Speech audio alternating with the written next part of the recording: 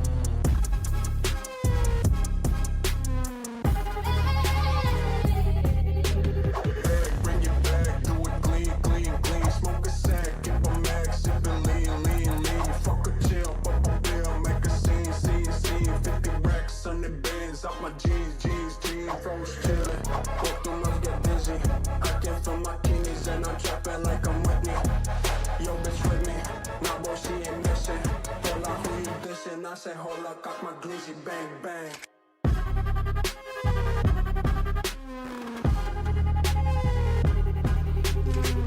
I say hold up, got my glizzy, bang bang.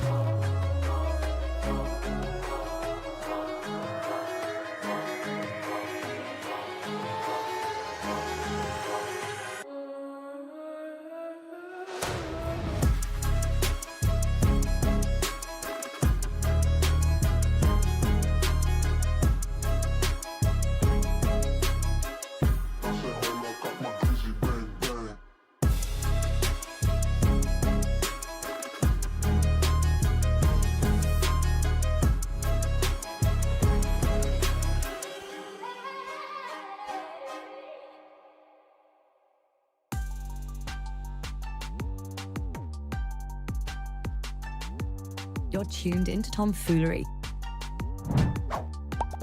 Make sure to hit the thumbs up button and subscribe. And consider donating with super chats, stickers, memberships, or you can even gift memberships to other chatters. Or use the tips link in the description to write a message for TTS that will be read on stream.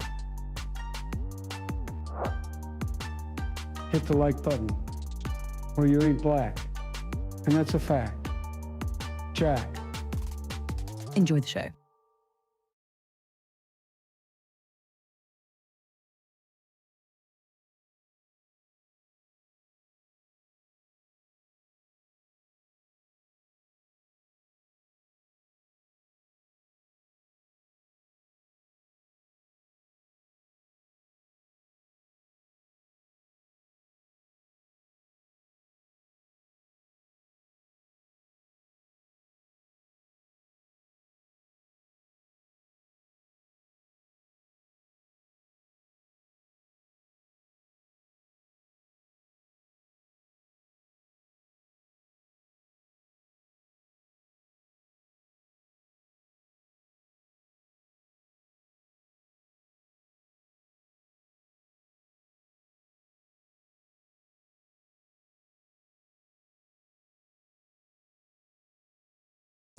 What's up, fools? Today is 1/7/2025. It is 10:57 p.m. Eastern Time.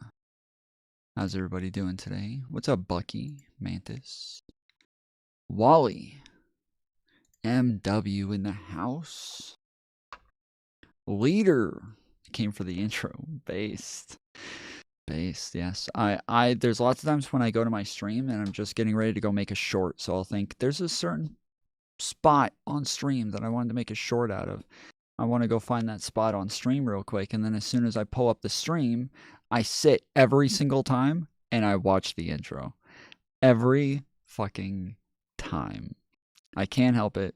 I enjoy that intro. It is a fun intro. And so every time I sit there and watch the entire thing from beginning to end.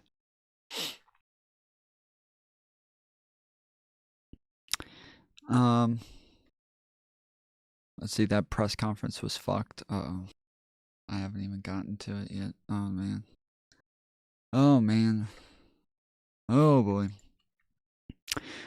So if you are in based chat, you are currently seeing text moving across the screen. Instead of doing the goals on YouTube, we are going to try to do them on tips today. So this is the goal. We are doing goals, just we'll do it on screen instead. And I will have to keep track of it here, but yes, we'll do it through tips.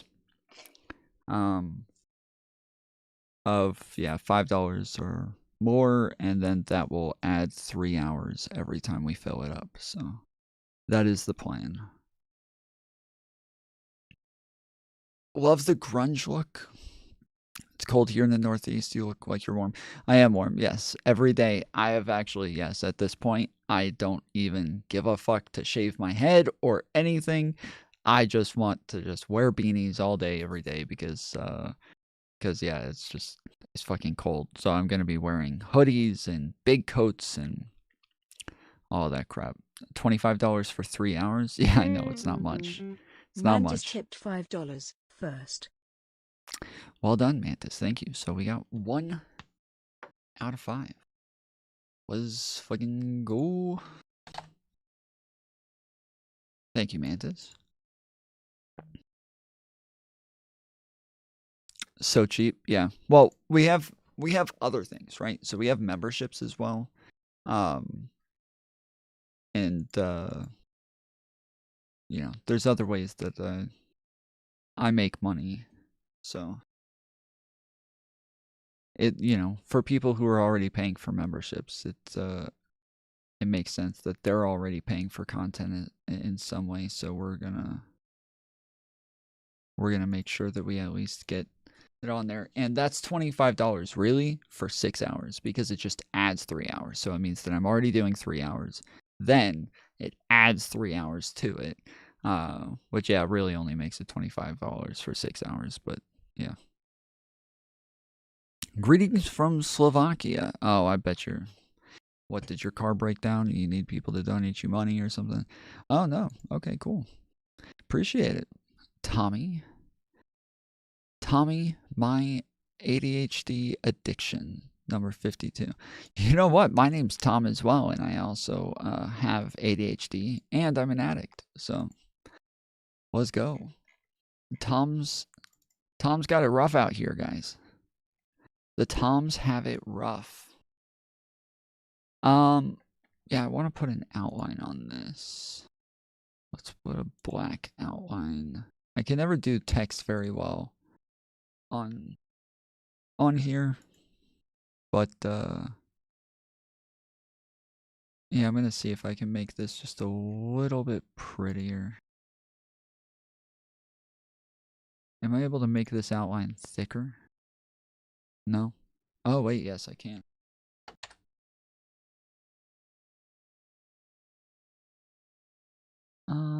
Let's do it a little bit thicker than that. Let's double that bitch up.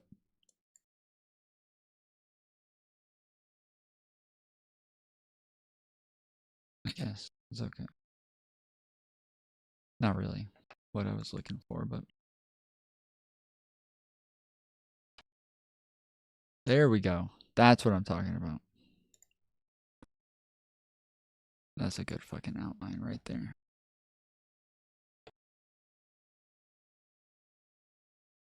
And then I need to put the feature in front of it so that we can... There we go. Nice. Base. How does glutamate interact with dopamine to cause psychosis? I'm so confused. Please help me. I don't know. I have no idea what you're talking about. Glutamate? When you were a kid is about when they started diagnosing most kids with ADHD. First off, they never diagnosed most kids with ADHD. First off. Second off, they That did happen, yes. When I was a kid, it was becoming a fairly like more normalized thing. But this is kind of like what everybody does, is when something goes from not existing to then being a norm, people normally look at it and they're like, oh wow, this is happening to everyone. So like even think about like trans people today. Like a lot of people see that trans people are like becoming more and more normalized. But the more normalized it becomes, the more people who are going to feel comfortable like being trans out in public and being open with it. And so that's kind of the point, is that, yeah, the more you normalize something, the more normalized it will continue to become. Pretty sure I'm ADD now. I'm just a dysfunctional adult. Yeah, I've talked about this a bunch. Like I took ADHD medicine throughout school, and then eventually I stopped because I thought that you're like supposed to grow out of it. Like that's what I was always told, is you're supposed to grow out of it. And so once I got older, I thought, yeah, I'm not supposed to take ADHD medication anymore because I probably don't even have it at this point. And then I got older and found other adults who were taking ADHD medication and really got a lot of benefits from it. And so I was like, oh shit, maybe I should go back to taking ADHD medication. And so I did. And now I am actually much better off because of it. And I wish that I had figured this out sooner. I wish I had started doing it way, way, way earlier. And yeah, it's kind of annoying to look back at like all the struggles that I had with different jobs and think, damn, I could have just taken ADHD medication and I would have been so much better off. But I was so dysfunctional because I just didn't know. I didn't think to go back on medication. So it is what it is. Kids are absolutely diagnosed with ADHD. Do you mean when you were a kid? Wait, what? Who are you talking to? What do you mean kids are diagnosed with ADHD? Who said kids aren't diagnosed with ADHD?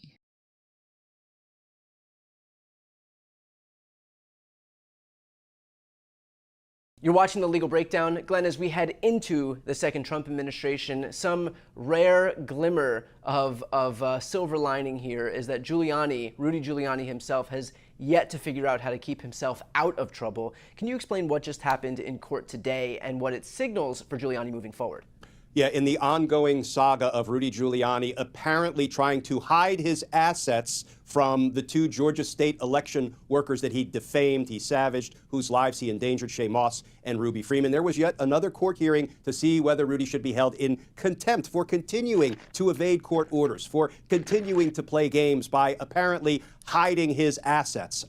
So today, Rudy Giuliani actually had the opportunity to testify, and I read as many accounts as I could, Brian. There wasn't a whole lot reported. I don't know how long he actually testified, but a couple of the more amusing bits of information that came out of today's contempt hearing, and by the way, the judge has not ruled on the contempt yet, were two things that caught my attention.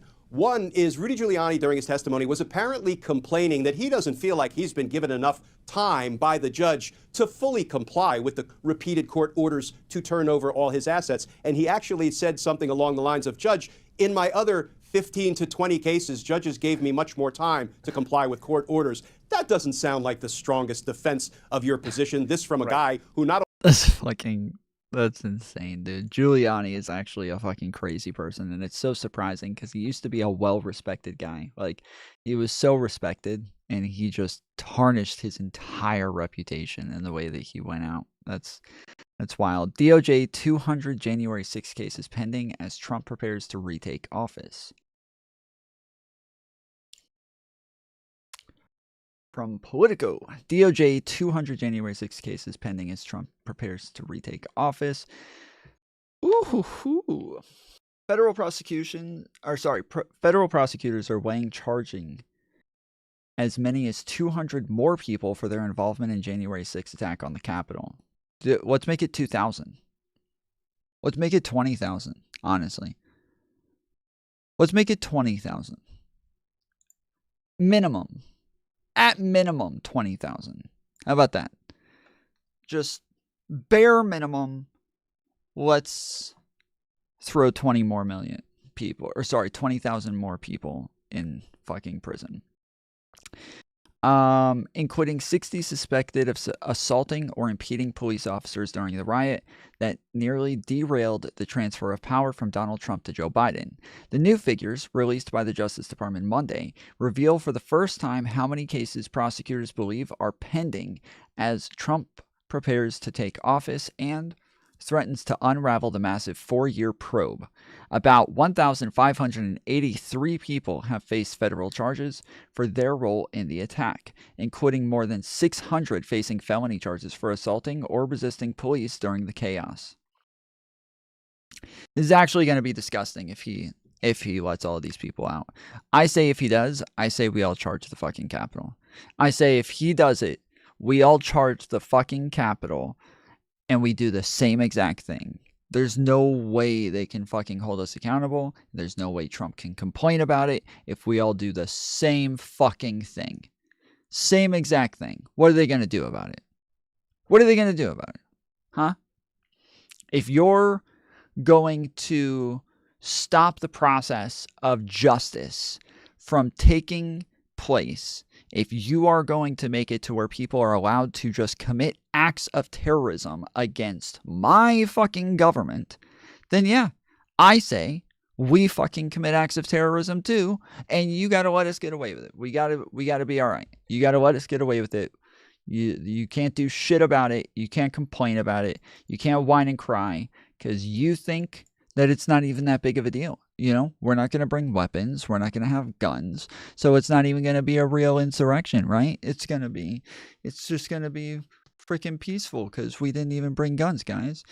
That's what I think. I think we go and fucking rush the Capitol if he fucking pardons all of these fucks. Just kidding. YouTube.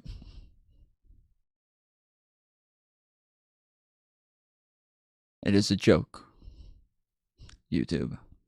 I am not leading a fucking insurrection. Look at me. Look at me. I'm not even leaving my mom's basement, let alone getting ready to go to a fucking another state. Okay? That is not happening. Yes, it is. We're gonna do it. Though the Justice Department has released monthly statistics on January 6 probe, the largest federal prosecution in its history, according to the DOJ leaders, Monday's figures are the first time prosecutors have established how many uncharged cases remain. It's a signal flare for Trump, who has indicated he expects to pardon many people involved in the attack, but has repeatedly mischaracterized the status of the cases. About 180 January 6 defendants have faced charges for carrying a dangerous weapon on Capitol grounds, and another 153 have faced charges for destruction of government property.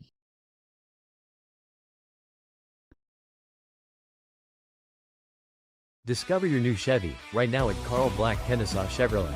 Come finance a 2025 Chevrolet.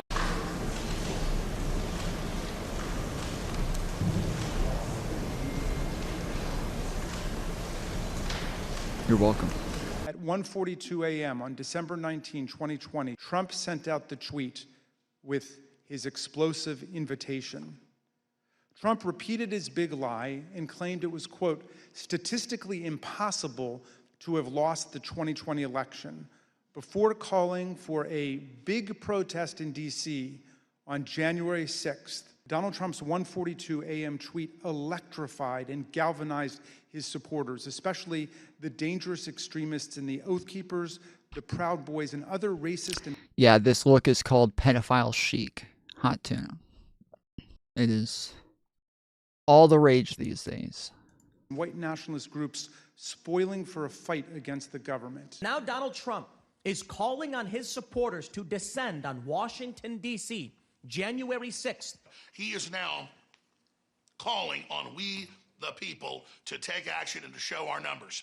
We're going to only be saved by millions of Americans moving to Washington. If necessary, storming right into the Capitol. After the president tweeted at me by name, calling me out the way that he did, the threats became much more specific, much more graphic, included members of my family by name, their ages, our address, pictures of our home. A lot of threats, wishing death upon me. I won't even introduce myself by my name anymore.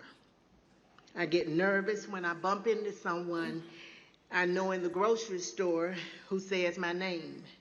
I'm worried about who's listening. Telling me that, you know, I'll be in jail with my... They're not violent, guys. They're not violent people. Only the left is violent. Only the left is violent, guys. Article of judges using virtual reality headsets in court. Now this video is going to be crazier than when I was 11 years old and looked up Amy from Sonic's Rule 34 pictures only to learn that Knuckles' fists weren't only for digging. That's right, I'm talking about baiting the YouTuber Penguin Zero into copying one of my videos. How do I plan on doing that? Well, I'll be posting 2 videos every single day with the goal of getting ahead of him to posting it, so then I can ultimately claim that he copied me. Now on a more serious note, Penguin Zero is my favorite YouTuber. He has been, I think, for the past 15 years. I remember watching like his Billy Mays voiceover cleaning videos and when he played like Pepsi. Okay, so I think he posts a bunch of different videos trying to like beat him to it. And tries to like make the same exact video as Charlie before Charlie can make it. And he made it on a fake account. He just like made a new account and uploaded his first video to it. And when he did, the very first comment on the video was somebody who spotted him. I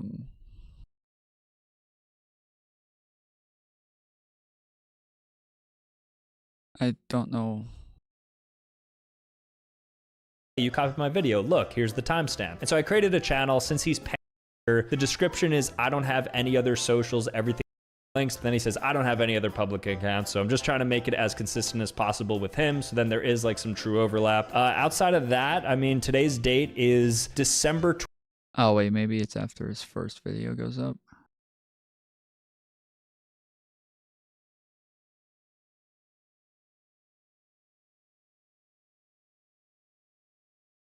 Yeah, there it is. Sambuca. So that's this guy's name. Is Sambuca. And he got 40 views on the first video. And of the 40 people, somebody knew who he was and said Sambuca. He just went and created a whole fake channel just to post these Charlie videos on it. And then the very first video that he posts, it got 40 views, and one of the 40 people was like recognized him. It was like, "Yo, Sambuca." Mattress. All right, so the other video is Facebook and Instagram to unleash AI-generated users no one asked for. So basically, it's just Facebook and Instagram are making bots that will now exist and make content and respond to comments and stuff. So it's just like dead internet theory in real life, which is pretty interesting. And I think for somebody who's like online, possibly chronically in the eyes of Charlie, like it makes a lot of sense to talk about this. Meta recently dropped a massive stinker in the toilet bowl. You see the Meta announcement about Stop at 2, but since I skipped actually yesterday it's and such only a did good one, I'm gonna do impression. a third one today, which I know it's like kind of just putting out a bunch of videos, but what are the odds it hits anyway? I think this one's gonna hit because this is actually absurd. So somebody sent me this Vice article of judges using virtual reality headsets in courtroom from a few days ago, and it's a pretty absurd premises. And the judge is from Florida, which is where Charlie is from. It's an absurd premises.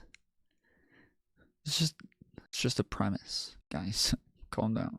So I think there's a chance he talks about this. The only issue with this is it's a little bit old. It's like 4 or 5 days old now, so I don't know if it's like dead news. But I haven't seen a ton on it outside of a couple articles. Again, there's Vice, and then I had some people send me some stuff. So this is gonna be fun. So I'll just make a quick video on this too. A judge in Florida has used a VR headset as evidence in court. That's right, the judge went full Ready Player One and put on the Oculus Quest 2 to admit the evidence from the defendant. And to eliminate the potential this case hinges purely on hearsay, he commissioned a 3D artist to render a simulation on the Oculus Quest 2. Now, this isn't the first time this lawyer pulled a Mark Zuckerberg and used technology to his advantage. In 1992, he did the same thing with computer animations. I'm sure this lawyer has more Steam hours spent on VR chat and Gorilla Tag than all of YouTube gaming combined. I wouldn't be surprised if the lawyer is a YouTuber himself. Might have Legal Eagle or Law by Mike on the stand. Guys, massive news. So he posted a video 57 minutes ago titled Dead Internet Theory is Real, and presumably from the thumbnail it's talking about how Meta confirms that they're adding AI generated users to Instagram and Facebook, which for me is effectively the same exact video as the one I made. Didn't have the same title, but I kind of want to see what he has to say. So hopefully he has like a somewhat pessimistic view of this, and then assuming so, I can stop this whole experiment and then I'll make a video basically calling him out for copying me. So let's check this out. We just need a little bit of confirmation.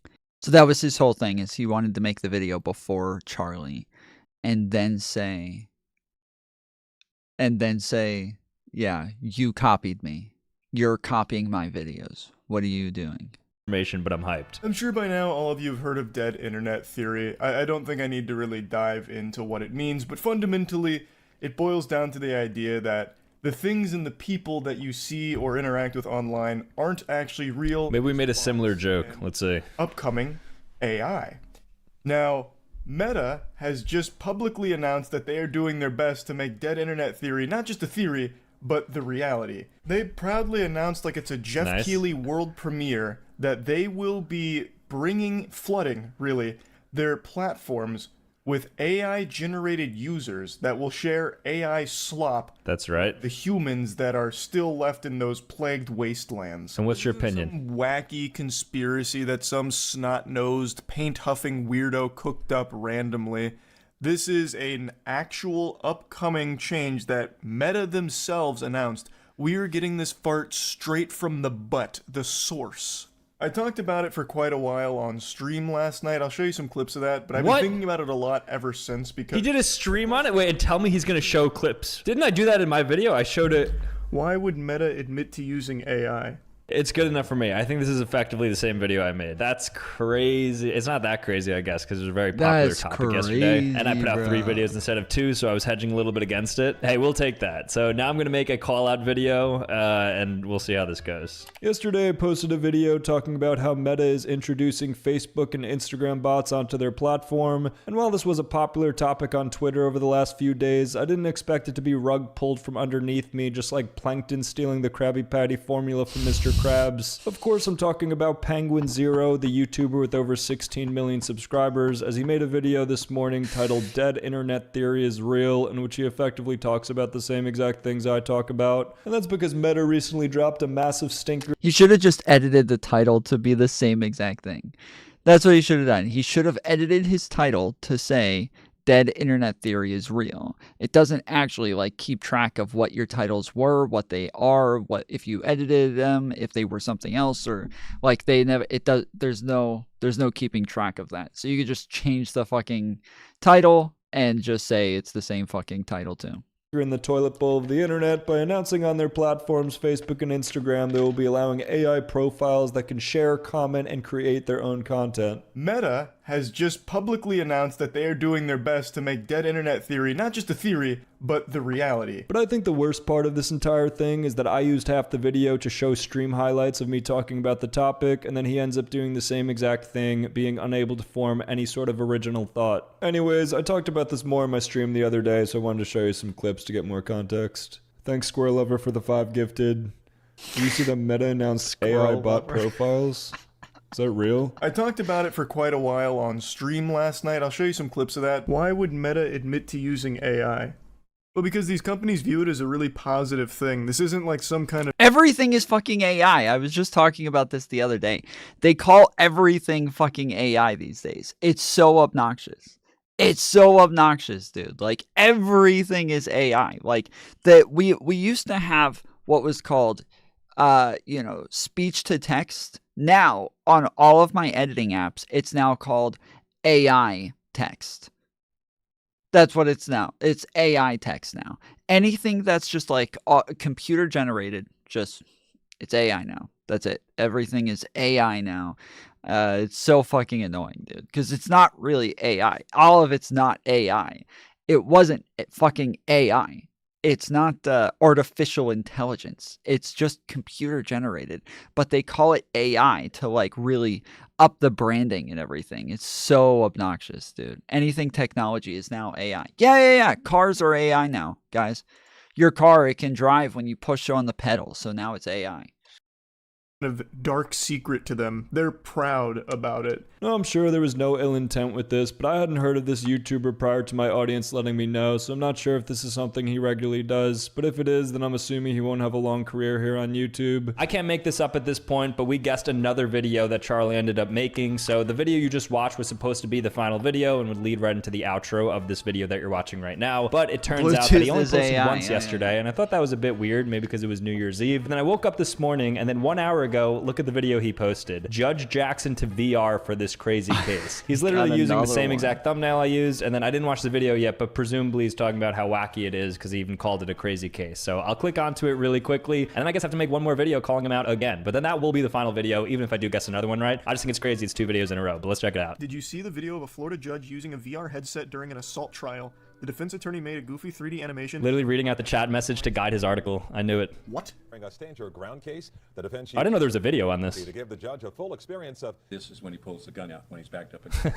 I didn't even see the actual video. That's amazing. Okay, so he reacted to it just like I reacted to it. So now I'm gonna make a reaction to my reaction of him reacting to the video that I initially reacted to, and then that'll be it. I also shaved, so you could tell that I actually expected this video to wrap up because I no longer have like facial hair like I did the last time I was filming, which was yesterday. So I really didn't anticipate him doing another video, but here we are. They say lightning never strikes twice, but Groundhog Day must have come early this year because a few days ago I talked about how the YouTuber Moist Critical copied a video in which I talked about Meta introducing AI bots to their platform, and then just a day later he goes around and makes a video on VR being used by a judge in a court case, which is coincidentally the same video I made a few days ago. Now I know I said I wasn't going to talk about this topic again because I didn't want to milk it like a massage parlor in Thailand, but I couldn't help but return to it. I'm like Tom Brady. It's the fucking analogies for me. Like, the voice is good, but the analogies are great too, because that's what Charlie does every time. It's always with the analogies. Like, I've done a couple of like Moist Critical impressions with the fucking wig on and everything, and I do the same thing where like I've got the voice down like this and talking very blandly the whole time,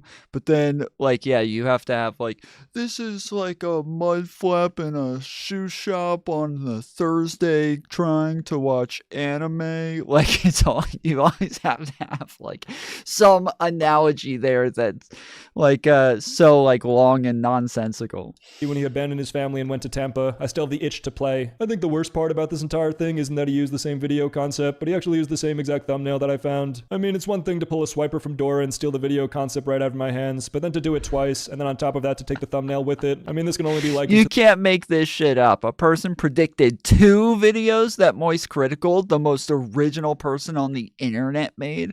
I can't believe it. Yeah, I know. It's like when you go into your grandma's house and you smell mothballs and you're like, wow, I'm surprised by that smell, when all old people smell that way. Anyways, let's get to the content. To the Mongolian Empire during Genghis Khan's reign, and just because you happen to look like him a little bit doesn't mean you could act like him too. Now I have to admit that the first time was actually pretty comical, but this one-off didn't need a sequel. That's like when they made American Psycho 2 with Mila Kunis. I guess the point I'm trying to make is that these small YouTubers shouldn't be taking from bigger YouTubers. It's not a good look in my eyes, and I know I don't serve as a representative of YouTube like an elector in a US election, but I still wanted to talk about how yucky this whole thing feels. Anyways, I just thought this whole thing was interesting, but that's about it. See ya. See ya. I'm sure Moist Critical is so embarrassed. So embarrassing. Fucking got him. Totally roasted. The Moisty. The Moistro. Got fucked. Why are you hanging out with him? He can't even walk. Yeah? Well, I can. And I'm walking away from you. Ooh. Actually, let's roll. Making fun of someone with a disability is retarded. Why are you hanging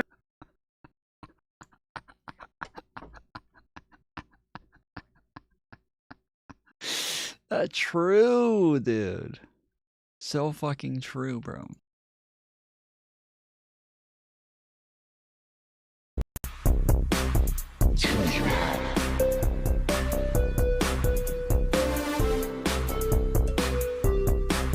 Jews rock! I love Jews!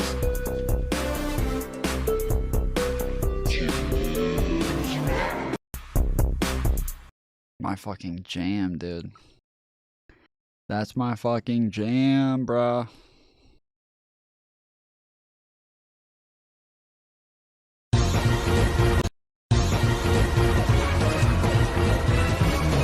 What? Does he have bullet holes all on him?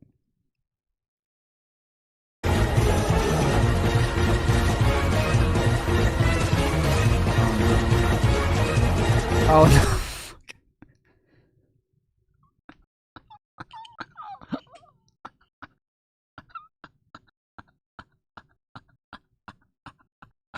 Oh no!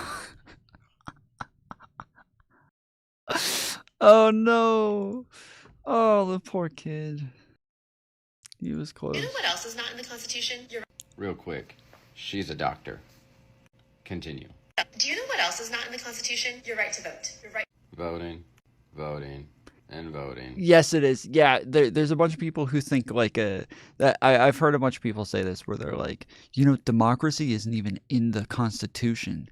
We're not a democracy. It's like, yes, it's in the fucking Constitution, you retard. I know that you heard Charlie Kirk say that one time, so now you all run around repeating it. But he's wrong. Charlie Kirk pretends that he knows what the fuck is in the Constitution. He rambles off a bunch of stats that are like wrong 90% of the time, and then everybody just hears him say it, so they run around repeating it because they think because he rambles off a bunch of stats that he knows what he's talking about when he's just making it up as he goes. They're like, yeah, this is a pretty consistent thing, is people just don't have any fucking idea what's in the Constitution. Remember, she's a doctor. Your right to marry. Marriage, marriage. Getting bigger /Reddit tipped $5. Let's go. Love the vibes and the consistency. The vibes and the consistency. Fucking based. Appreciate it. Getting bigger Reddit. Thank you for the $5 dono. We are doing the goals today, but we're doing it through tips. So if you guys want to send donos to extend stream 3 hours, we're doing $5 donos. We're doing 5 of them. So only $25 minimum. Honestly, I'm not going to stop you if you send more. Okay? You're able to send more. But yes, $5. $5 tips. The link is in the description if you want to send tips. So YouTube doesn't count? Yeah, YouTube doesn't count this time. The problem with YouTube is, like I said, it takes like 2 months to get the money, and so yeah, it's just a lot easier to do shit through tips.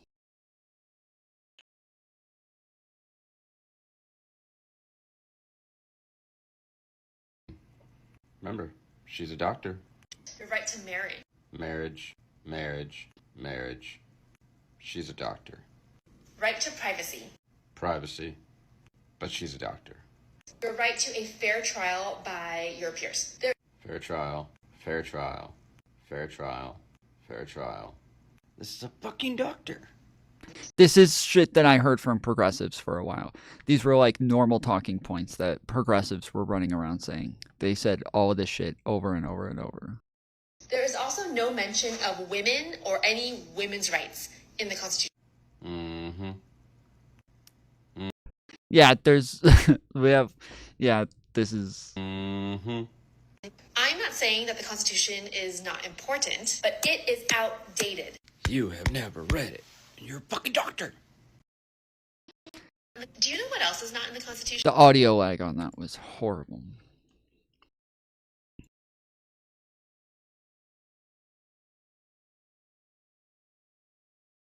This is my communal finish rag.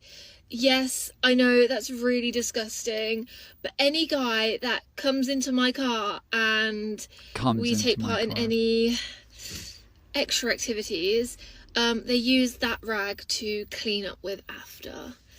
I'm pretty sure this is like some random guy's boxers that have just been left in my car, and over time it has just become the go-to rag to clean up the mess. The go-to. How many guys have you had sex with in your car to where you have a go-to rag? How many guys have you had sex with in your car to where that's the go-to rag? What the fuck? Mess. But it's been in my car for the last 3-4 years, and every guy has used it, and I've never cleaned it. What's the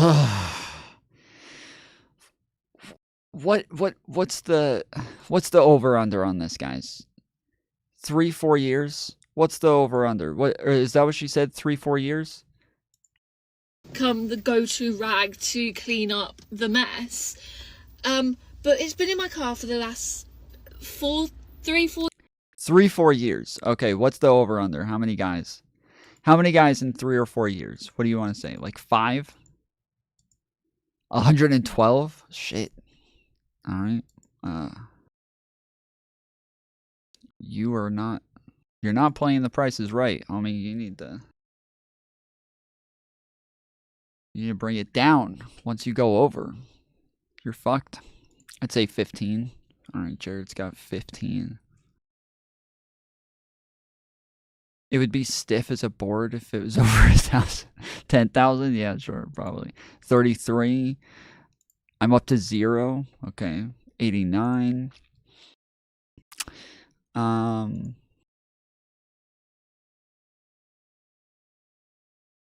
Maybe it's just head and she spits. I mean, she's got, I don't know, dude. 3-4 years? Like, I would say like 5. years, and every guy has used it, and I've never cleaned it. And I know it's really gross, but I feel like it's kind of like my little medal. I don't know. Like a trophy. Like a serial killer keeps fucking trophies. Yeah, I would imagine if a bunch of people have used it, it probably fucking hurts. It probably hurts to like wipe shit off with. Like, the head is very sensitive. To try to wipe shit off of the head with something that is like sandpaper? Hell no, dude. Hell no. You know, like they always say, like cereal have like a med. But banana bread at work? Hell yeah, dude. To show what they've done. This is mine. It's really crusty and gross, and it's probably really unhygienic to share cleanup rags. Yeah. Yeah. Are you testing all of these guys ahead of time, or are you just taking the chance that you're spreading fucking, I almost said HDMI. HIV from one person to another. No one's ever complained. So I will continue to use my communal rag. So if you ever find yourself in the back seats of my car, just know that this will come out at the end, and do not be shocked or alarmed. I'd say literally at least like 15 guys have used that rag. That's so gross.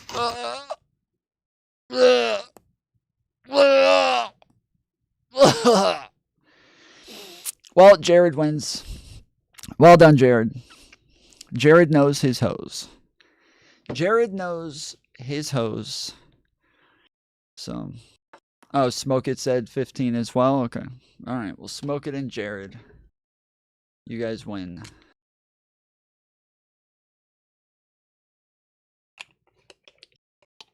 Fucking disgusting, dude. Ugh. Oh, did you guys see this?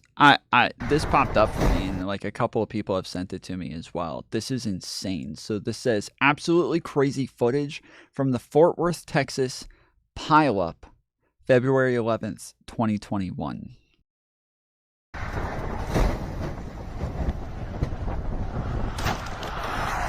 Whoa. Bro, that guy's standing right there. Like, I don't know how shit didn't just go flying into his face just now. He's standing right next to this as it just like, as they just smash into each other and everything goes flying all over the place. Like, this truck, this is probably his truck. Like, he's standing right next to it. And then it just, boom. And then there's 5, 6, 7, 8 more cars. I know.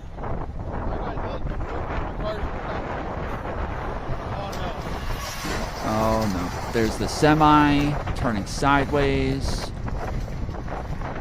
Oh! Oh! Oh no! Whew. Oh shit. Gee! Oh my gosh. Get in where you fit in, homies.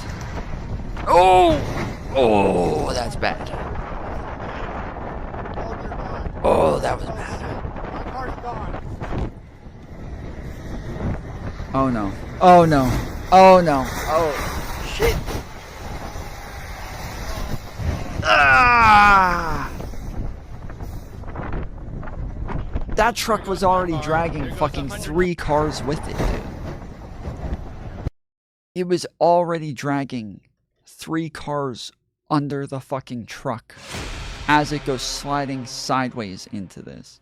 It says crazy footage from 134 vehicle pileup in Fort Worth, Texas.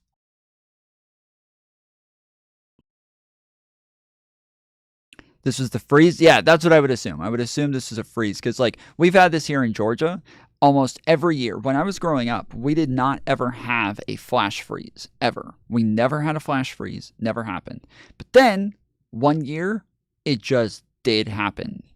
And I think it was in 2009 or 2011, somewhere around 2013, I think is when it was. I think it was 2013 was the first time we ever had a flash freeze. Because I remember everybody saying, flash freeze is coming. Get inside. Get off the road. Everybody go. And I remember calling people like, bro, my fucking car's broken down. I got to get home. I can't be stuck here for a whole fucking week or two while this is happening. I got to get out of here. I need somebody to come pick me up. And they're like, dude, I'm not getting stuck on the roads. And I was like, oh shit, dude. So I got my mom to come pick me up, and she took me home, and then she got stuck trying to get to her house, and I had to like walk out and go get her from her car and bring her to my house with me and my girlfriend, and she was not feeling well, and her car had to sit on the fucking interstate for, I think, 4 days, if I remember. And so I'd never seen a flash freeze before in my entire life. And then all of a sudden, that year, we had a flash freeze, and I feel like we've had one every year since. I feel like we've had one literally every year since. Did you know climate change is a hoax, though? Yeah, true. True. Didn't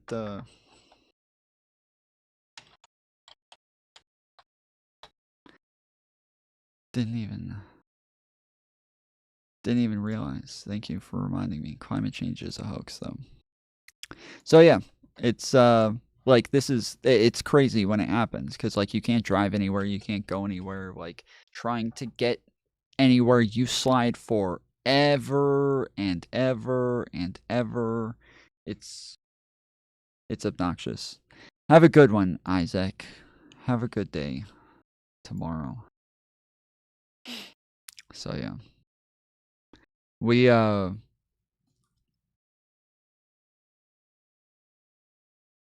have nah bitch, you lying. What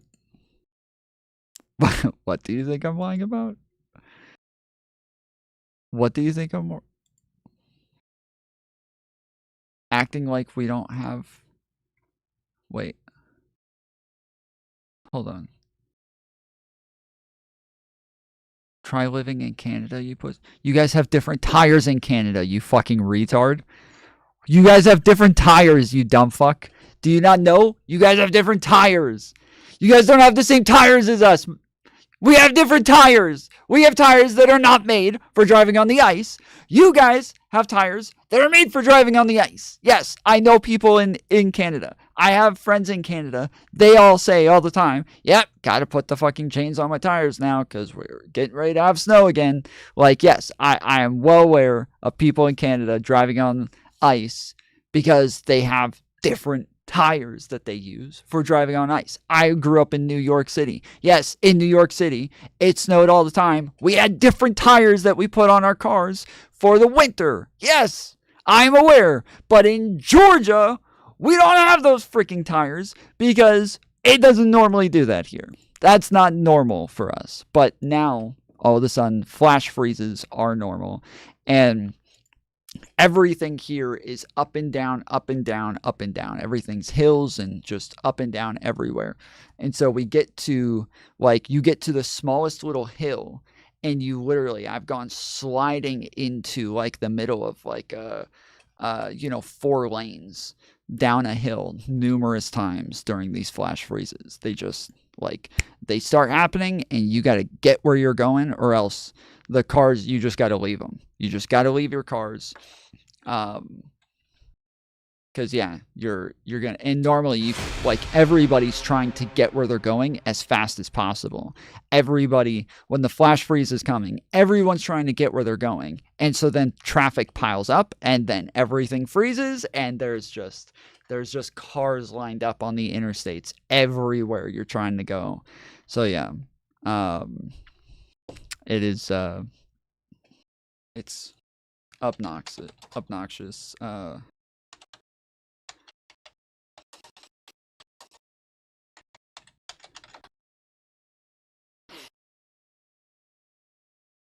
Let's see. This is St. Louis. This is from 2 years ago. We end up having this like every year now. Already in place across Georgia as millions get ready for the frigid winter storm this holiday weekend. And it's expected to last throughout the weekend. It frees up some resources that help keep you safe and make sure you're warm too. In just a few hours, GDOT's going to begin preparing the roads in the metro before this storm moves in. It comes as so many people are getting out on the roads for the holidays. Yeah. This is really intense, guys. We got to make sure that we're ready. So Brittany Klein-Peter joining us live this morning with what drivers can expect over the next few days. Brittany, good morning. Good morning. So GDOT says they started yesterday preparing those roads, thousands of roadways in northwest Georgia. And then, as you mentioned, Cheryl, beginning at 7 a.m. today, they're going to start treating local roadways in the metro Atlanta area. And we're told. Let's see.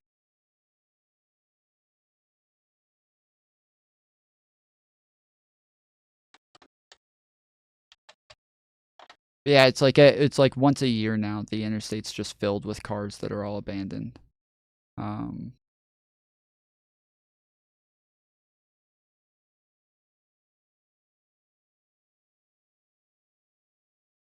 the fuck?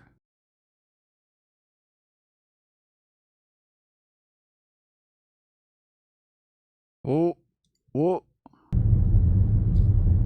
What? Oh, shit. Guys, cars work on ice, okay? They're not actually crashing. This is all fake. The other video that we watched of all those cars crashing too, those are fake too. It's all fake because cars work just fine on the ice, guys.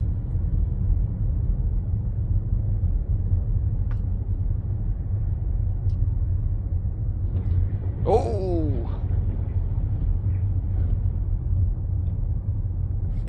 He did that on purpose. He did it for the gram.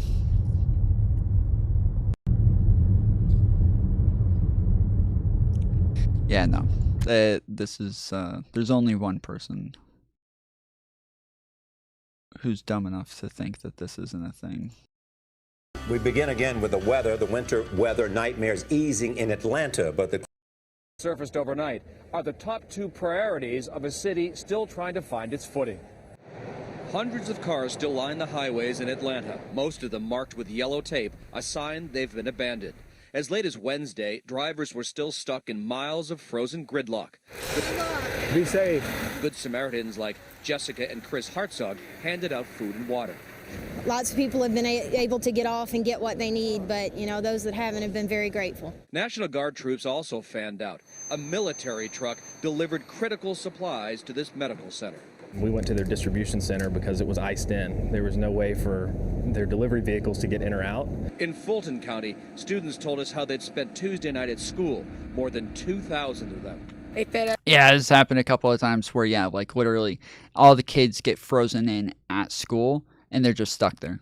That's it. They're just stuck there. They just have to sleep at school now. Like, it's so humid in Georgia to where, like, if shit gets cold, it, like, everything freezes. Like, there's ice just literally on everything because of the humidity here that, yes, like, it's just everything has ice all over your doors. Like, to your car, you go and like try to open them and you can't get it open because it's frozen, and you, like, as soon as you pull on the handle, like, ice falls off the handle, and then you're trying to yank on your fucking car door. And I've literally my dad had 3 handles break off of his car. 3 handles broke off of his car trying to get it open because it was frozen shut.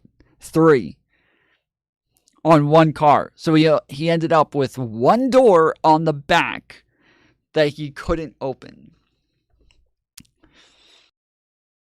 Like, he just couldn't even open it because it, like, or sorry, one door on the back that he could open. That was it. Just one door on the back that he could open, and he had to climb through the back door every day to get into his car until he finally got handles on the car because, yeah, he was... Mike, did the snow touch you somewhere? He said, yeah, Mike missed his therapy meeting this week and didn't get his prescription, so he's having a rough one. Give him a break. That's dinner, then breakfast, and then lunch today. High school sophomore Natalia Mayo, one of the last to leave, was finally... Well, I think he ripped one off, and then I ripped one off, and then I think my mom ripped the third one off. And so, yeah, like, all of us ripped handles off of his freaking car. Reunited with her dad on Wednesday. The disappointment was in the leadership of our state. We should have been able to shut the schools down. That's right. Everybody was pissed at the governor because they didn't stop the schools earlier to stop all the kids from getting stuck there. That's right. Everybody was furious, dude.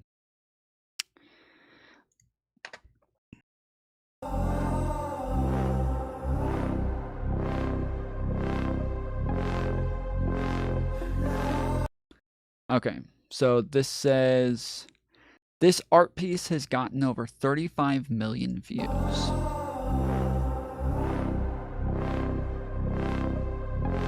As it ages, it gets slower and darker.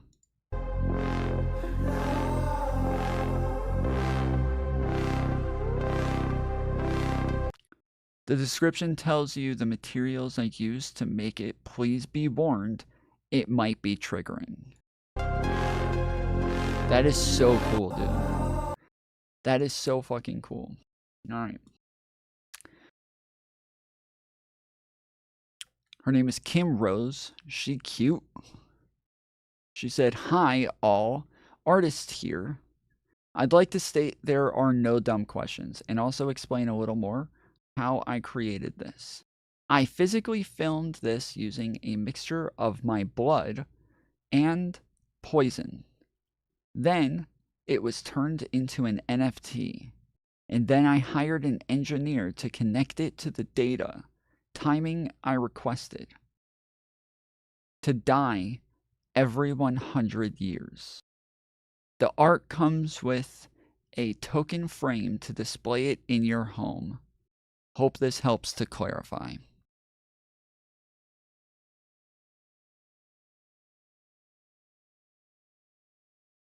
That is fucking sick, dude. That is actually amazing.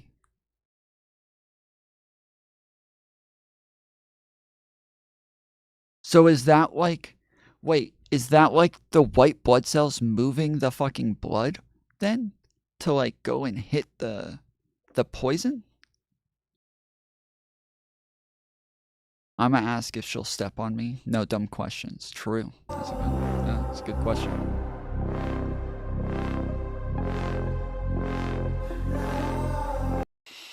You would love prison. We used to pass guys like you around and play real along with them. Well, I didn't love prison, but thank you. I've chosen not to go back, but if it sounds like you had a lot of fun there, so maybe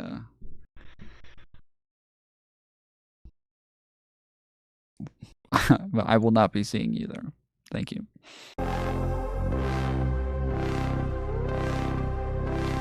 So, okay, yeah. So are these white blood cells? Because it is white. Like, is that what this is? And it's like attacking the poison?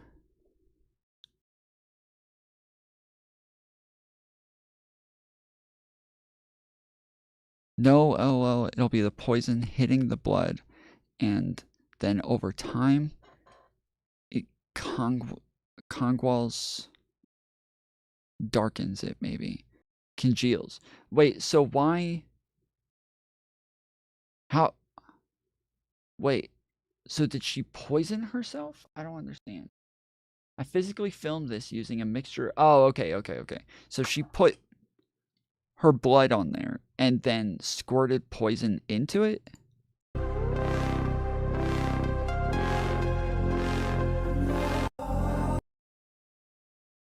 Hold on. Does she have more of this on her channel? Does she have like a full video on this?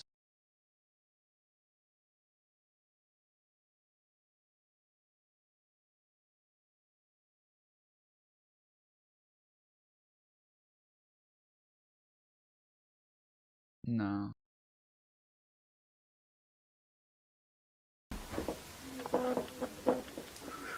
Those are the pictures that you...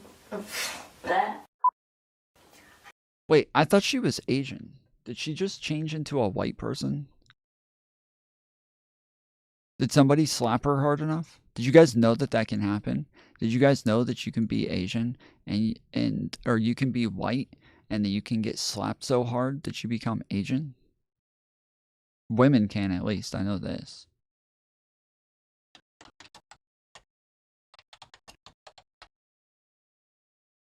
White women can get slapped hard enough. So you got an Asian woman here, and they're doing the slap boxing thing, right?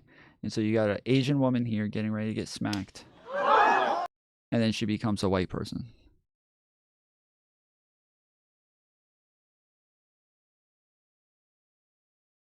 You can do this to any Asian woman. If you just smack her hard enough, she becomes a white woman. After a kiss. That's it. That's it. This is why people are always trying to stop us from hitting women, is because they know that we can just start choosing.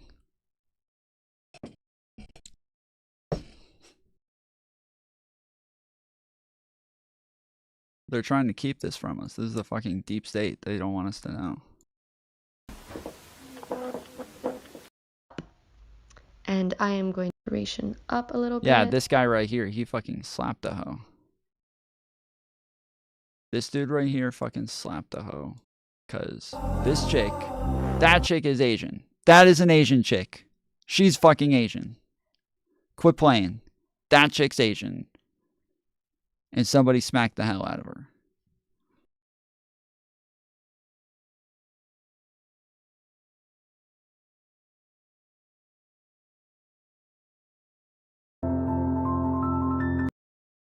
Is she Asian there too? I can't even tell. I feel like she's a bit less Asian here. But she's still Asian.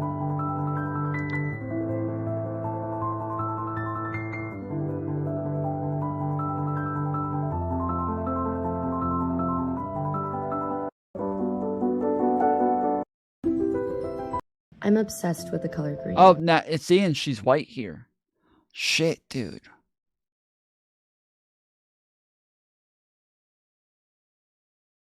It's real. I'm unbox a mini. She's white as fuck here. She's a plain, basic-ass white bitch.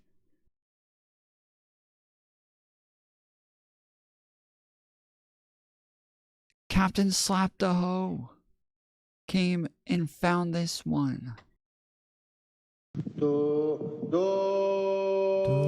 Have you guys seen this game where you have to sing in order to get the ball in?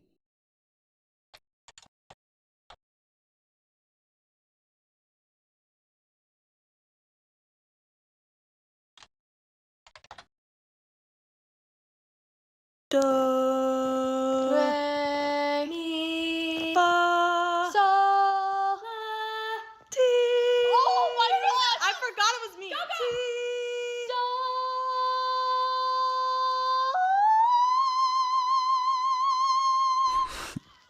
go. Do. That was fucking sick, dude. This is me proving I have perfect pitch. Do, mi, re, la, mi, do, ti, do. I can do that. I have perfect pitch too, actually. So anyways, this guy up here is playing the game.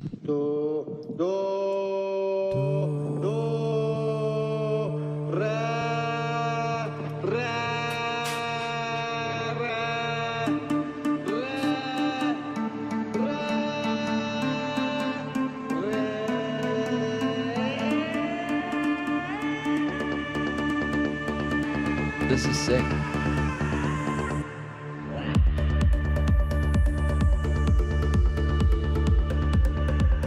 It's just going over everything.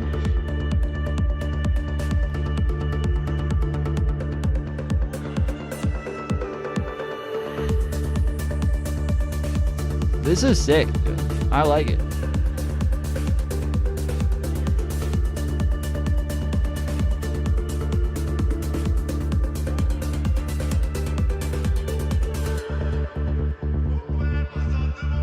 Did you see the sheep running around behind him? That was dope, dude. I gotta listen to this again.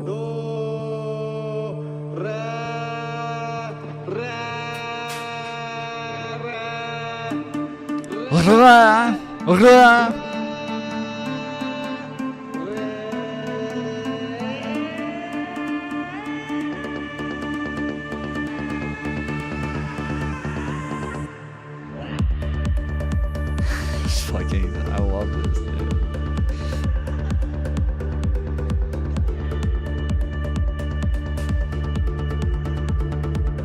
That is sick. I love that. That is so good.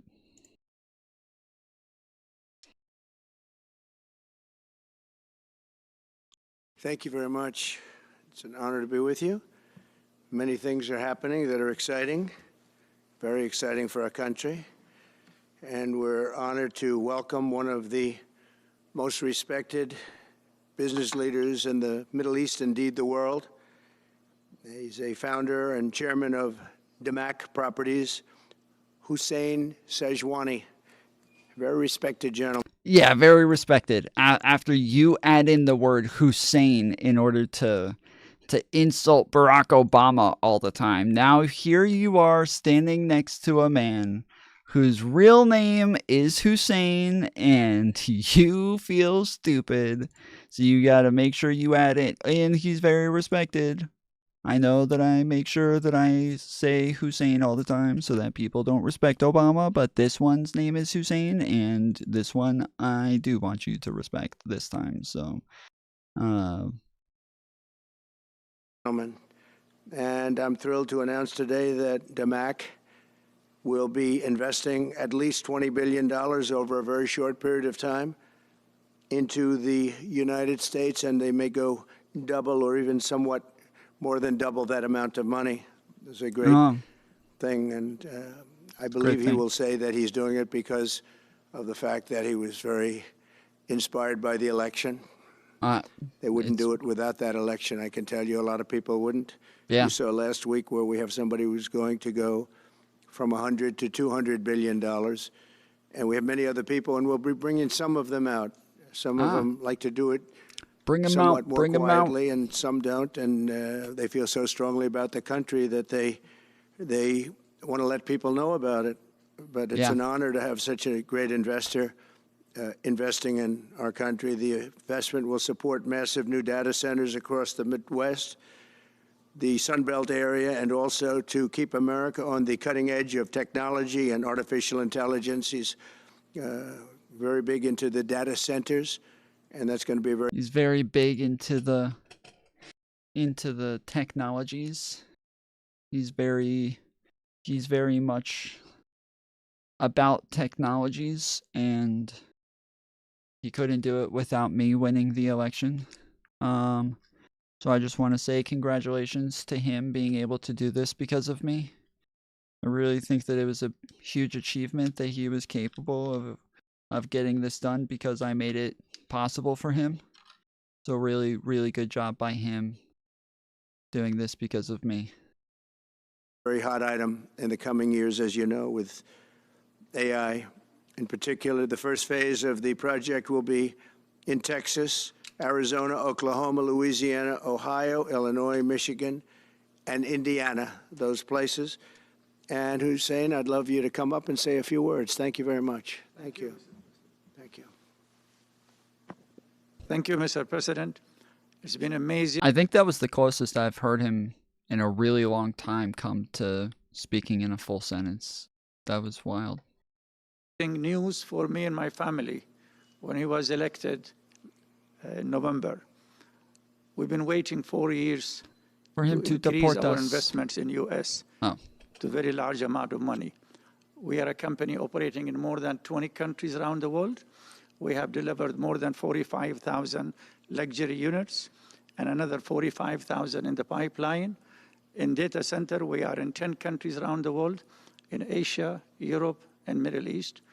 And we're very, very excited now with his leadership and his open strategy and policy to encourage businesses to come to U.S. For the last 4 years, we've been waiting for this moment. And we're planning to invest $20 billion and even more than that if the opportunity in the market allow us. But at the moment, we're planning $20 billion in data center, catering for the AI and cloud business for the hyperscalers. For the AI? Thank you, Mr. President. Thank you. We are doing the AI? And that man knows what he's doing. He knows. So, Hussein, we're going to work with you and make sure everything goes smoothly. We have powers that haven't really been used in terms of environmental. If you invest over $1 billion in the United States, we're going to give expedited reviews to everybody because everyone's afraid they're going to come in and get caught in the quagmire, which is very prevalent in the United States, unfortunately. Yeah, it's because of Family Guy. Family Guy making quagmire prevalent was really fucked up.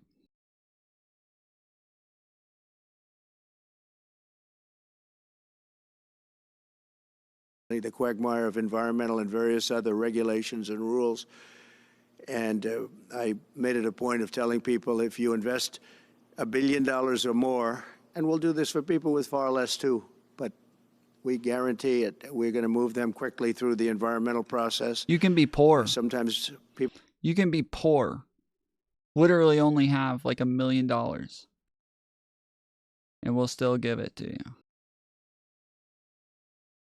People held up 12, 13, 14, 15 years. I saw it with plants in Louisiana where I got it approved in literally a week. They were through the review in 1 week after spending 14 and a half years trying to get it, and they were going nowhere. It was a terrible thing. So terrible. I've been a victim of that myself over the years, and I think I know You're all always the a games victim. and all the tricks that are played. He's a And victim much of of it is everything. just done to stop progress. So we're going to be helping you and everybody. He's a victim of everyone and everything except for himself. He is the only person on planet Earth who is not victimized. Donald Trump. It's It's because he's the only one who's honorable enough to not be willing to victimize himself. That's the only reason. Else that comes to the United States and wants to invest their money, that you don't get tied up for the rest of your life and you can't do anything. This commitment further underscores that many of the greatest business leaders on earth are. And I'd also just like to point out that I'm already in first place, and that I fucking rule at this game, so. Seeing a very bright economic future for America since the election. As you know, a lot of positive things have happened. We are inheriting a difficult situation Democrats from say I didn't, the outgoing administration, and they're trying everything they can to make it more difficult. Yeah. Inflation is continuing to rage. They're trying to inflate everything to kind of make things harder for him. That's what they're doing. They want to make his job as president as difficult as possible, and so they're trying to fuck up the economy because that way Donald Trump would be able to be a victim again. And so he's got to be a victim somehow. And so they had to do this to make sure that he was a victim again for another reason. Got to make sure he's a victim. And interest rates are far too high. And I've been disappointed to see the Biden administration's attempt to block the reforms of the American people and that they voted for. We had a landslide election. We won every swing state. We won the popular vote by millions and millions of people. Nobody even knows how many people, millions. And they're still counting. Nobody even knows how many people? What are you talking about? Why does he say things? Why does he say things? I don't understand. Why does he say things? Why does he even talk? Like, truly, he's just making shit up. In some areas. You know, they're still counting the vote in some areas. Can you believe this? Can you believe it? What a place. What a horrible place. One of the things we're going to do. Again, this is not outrageous. Like, it's fairly normal for votes to continue, but they are not still counting. After, I think it's like December 16th to December 20th, everybody has to have their votes finalized and put in. And so it's at least, well, I guess they have to have their electors put in. They may be allowed to continue counting ballots. Can somebody tell me, can anybody go look that up? Like, is anyone actually still counting? I know that they're like the AP counter says that there's like a bunch that are at 99%, but nothing was like below 99%. There was nothing that was like,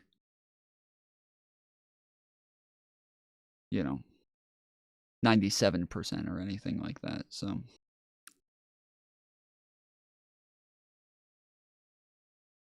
get fucked. We've got to fix the election so that we get honest counts and they get done by 10 o'clock in the evening or something thereabouts. Honest counts means like making sure whoever he wants to win is going to win. That's what an honest count means. They have places where they're still counting votes. Wow. President Biden's actions yesterday on offshore drilling, banning offshore drilling, will not stand. I will reverse it immediately. It'll be done immediately. And we will drill, baby, drill. And we're going to be drilling. I did it. Say it, Tom. January 6th, liberation. Thank you for the dono. January 6th, liberation. Let's go. We need liberation for January 6th, guys. 100%. This is not a free country if we have to live in fear of fucking terrorists all over the place. So we need to make sure that we liberate this country by locking up all the fucking terrorists that were part of the January 6th insurrection. Thank you for the dono. Did that actually happen too? I haven't heard anything about them banning offshore drilling. That would be insane That would actually be fucking retarded if Biden actually did that. There's no way, right? That didn't happen. They didn't ban offshore drilling. No way. Fuck.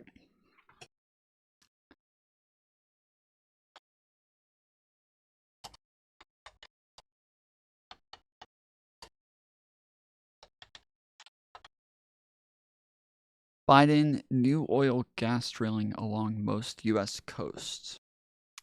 Trump says he will revoke Biden offshore drilling ban on first day in office. All right, let's see what this one is. I'm going to have it revoked on day one, Trump said at a news conference. Biden announced Monday that he would protect 625 million acres of ocean from offshore oil. Okay, so he didn't ban all offshore drilling. He just protected certain areas, probably based on the fact that there's going to be some sort of like a environmental crisis. 625 million acres of ocean from offshore oil and gas drilling along the east and west coasts, the eastern Gulf of Mexico, and Alaska's northern Bering Sea. President-elect Donald Trump said Tuesday that he will reverse President Joe Biden's ban on offshore drilling along most of the U.S. coastline as soon as he takes office. I'm going to have it revoked on day one, Trump said at the news conference, though he indicated that revising the ban might require litigation in court. Biden announced Monday that he would protect 625 million acres of ocean from offshore oil and gas drilling along the east and west coasts, the eastern Gulf of Mexico, and Alaska's northern Bering Sea. The president issued the ban through a provision of the 1953 Outer Continental Shelflands Act. An order by Trump attempting to reverse the ban will likely end up in court and could ultimately be struck down.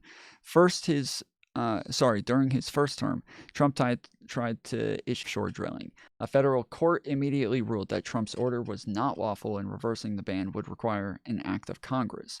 The Republican Party has a slim majority in both chambers of the new Congress. Yeah, it doesn't say why. It doesn't say why he banned it or what the act is for, but yeah, I would assume it's for some sort of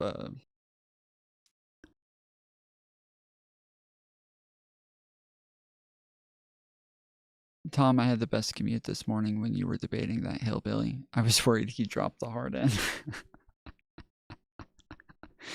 we got a good short out of it. We got a couple out of it, actually, just out of that conversation. Somebody was saying, like, this fucking stream's gonna have a lot of good shorts for it. And I was like, I've already gotten 3, and I haven't even gotten to the January 6th shit yet. Yeah, this is the first one we posted today. You don't have to have a government to succeed as a country. We do. That's the point. We do. Yes, we do. We 100% need a government. What do they do? What do they do? They tax you, take money from you, and make rules. So That's literally it. So one, they built all of the fucking roads that you drive on. 2, they go and check all of the food in all of the restaurants that you go to make sure that they actually have good food safety standards, that they're not poisoning you, that they don't have mold growing on everything.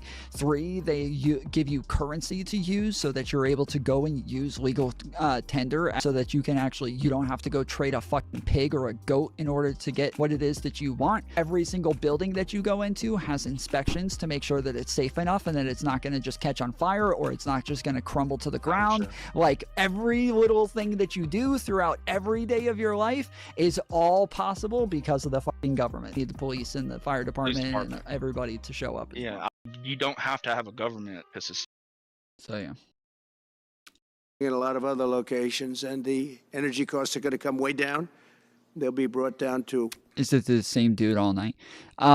From like, I think he was on for maybe like 2+ hours, maybe even 3 hours, but it was, we had like, I think 5 people on last night, and the last guy was on for a long period of time, and it was him, me, and Short Stack Goblin, and Short Stack Goblin came on, and he wanted to keep like baiting this guy into saying shit, so he kept saying stuff like, oh, I just care about policy, right? I voted for Trump just for policy. Who cares if he's like going to Pedo Island with Jeffrey Epstein, right? Like, I just care about policy. And the guy's like, yeah, man, that's all I'm saying. I'm just voting on policy. And Short Stack Goblin's like, yeah, dude, like people make a big deal about the fact that like, you know, he ran teenage pageants for girls and then walked into the fucking dressing rooms to look at them naked and crap. But like, truly, like, that's not policy.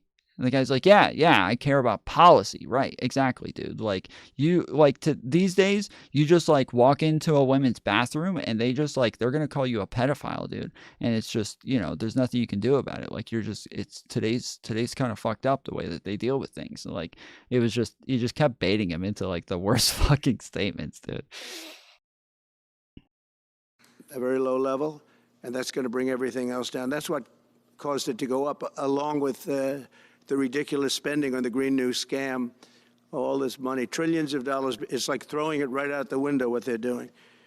And they're trying to spend so much now. They're just taking money and giving it to anybody that wants it for any project at all, if it's certified under the Green New scam. And they don't work, and it's too expensive. And, you know, they told me that we're going to do everything possible to make this transition to the new administration very smooth. It's not smooth because they're doing that. They're playing with the courts, as you know. They've been playing with the courts for 4 years, probably got me more votes because I got the highest number of votes ever. They have nothing to do with the fucking courts, you moron. Joe Biden has nothing to do with the courts, you fucking loser. It's not Joe Biden who's running the courts. Literally every other president, okay? If any of them had anything to do with like the DOJ or some shit like that, like everybody would have lost their fucking shit. But with Donald Trump, he acts like all presidents are just like totally meddling in the Justice Department. And it's just like a normal thing for everybody to just like tell their fucking AG who to prosecute and who not to prosecute, and to like intervene in your own fucking investigations and shit. Like, he thinks that this is just like a normal thing to do, that everybody does this shit. Nobody does this. This is like, he was the first person to do it with his Russia thing, and that's why they made such a big deal about it. And that was one of the reasons that the investigations got blown up, was because he was meddling in the fucking investigation that at the time wasn't like a full-fledged, like, it wasn't this big investigation yet for the Russia shit. It was just like this thing that they were looking into, just kind of looking around, just kind of checking on shit. And then he comes in and starts like playing hardball, where he's like, oh, you want to investigate me? Okay.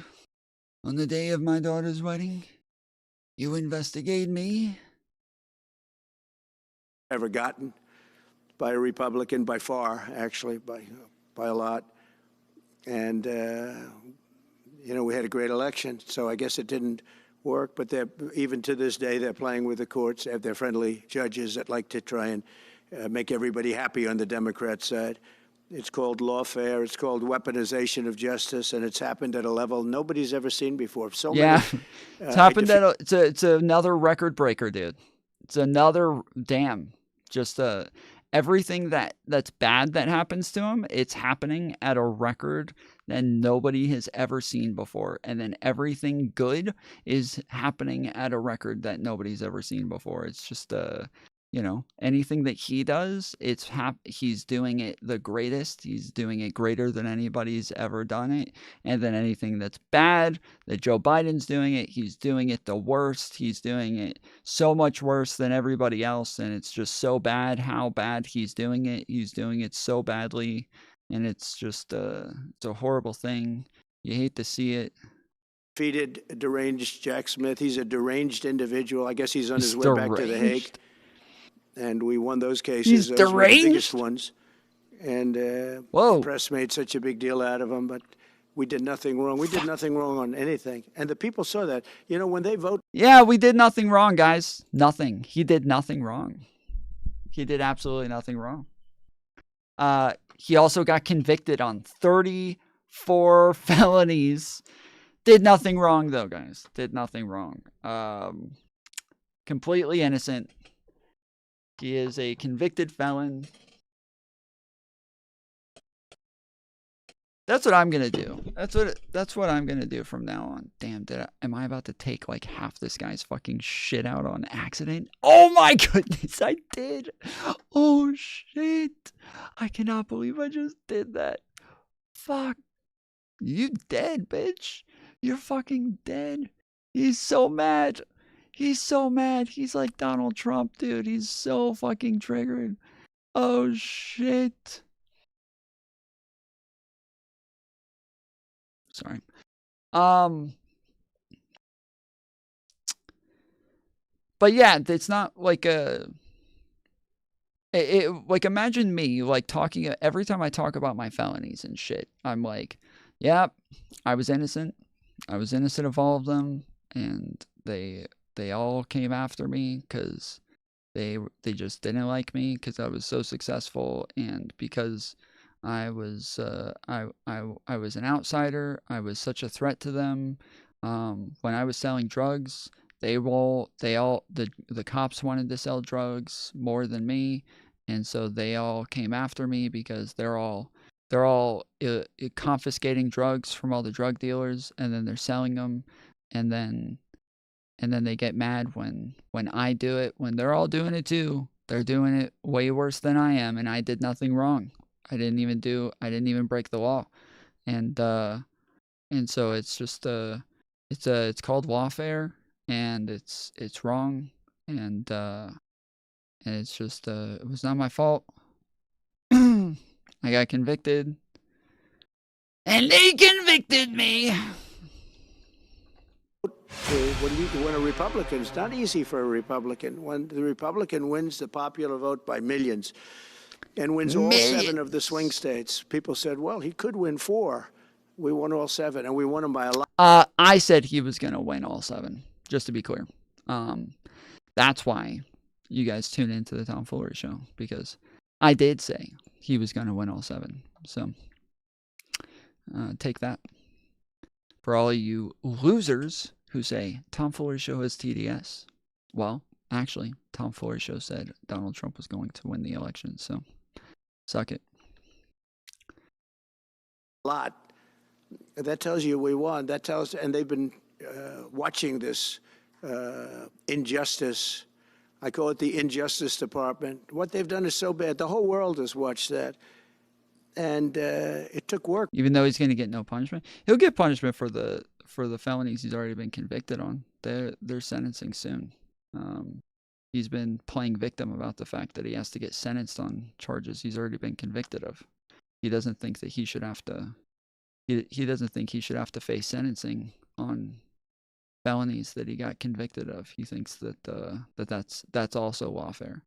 Is when you get tried by a jury of your peers and they find you guilty, that's also lawfare. That's he does not think that the criminal justice system is something that should apply to him, and he thinks that that once he is convicted, if you actually sentence the person for the conviction, then that's also lawfare. He thinks that, yeah, it's that if he thought that they were just gonna say you're convicted and then that was the end of it, and then now that they're like, oh, also you have to be sentenced for these crimes, he's like, wait, what? What? I have you're gonna sentence me too? This is ridiculous. This is getting out of hand now. Come on. You already convicted me. Is that not enough for you? Now you want to sentence me for it too?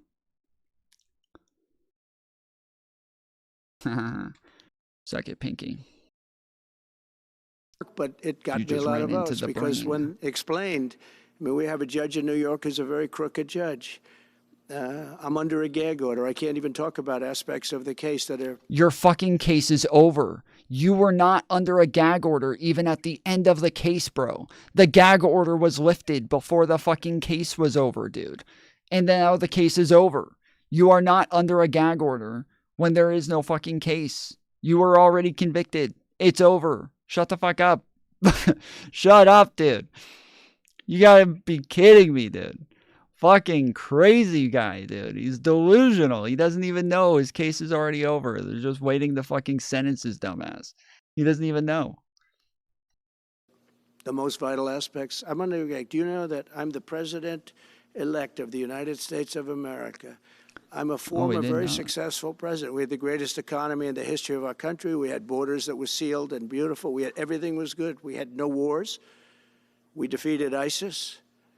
We had no wars. Now I'm going into a world that's burning with Russia and Ukraine, with Israel. You took a look at that attack on October 7th, the attack on Israel. Yeah, that was Joe Biden. Horrible, Joe Biden did that. Way they got out. Not the fact that they got out. I would have been out before them. But we would have been out of Afghanistan with dignity and strength, as opposed to looking like a bunch of fools with 13 dead and many, many badly, horrifically injured. Nobody ever talks about them. No arms, no legs. Nobody ever talks about them. The way they got out was outrageous, leaving billions of dollars of brand new military equipment that I bought in the hands of the Afghans. And is this the TDS channel? No. I predicted that Donald Trump was going to win the election, and I predicted that he was going to win all 7 states. So, sorry, but someone with TDS would not do that. Sorry. But, yeah, if you had TDS, you would not be willing to admit that the other person was going to win before it even happened. You would not predict they're going to win. You would be so biased, right? Like, it's a delusion, right? You're so biased that you're delusional.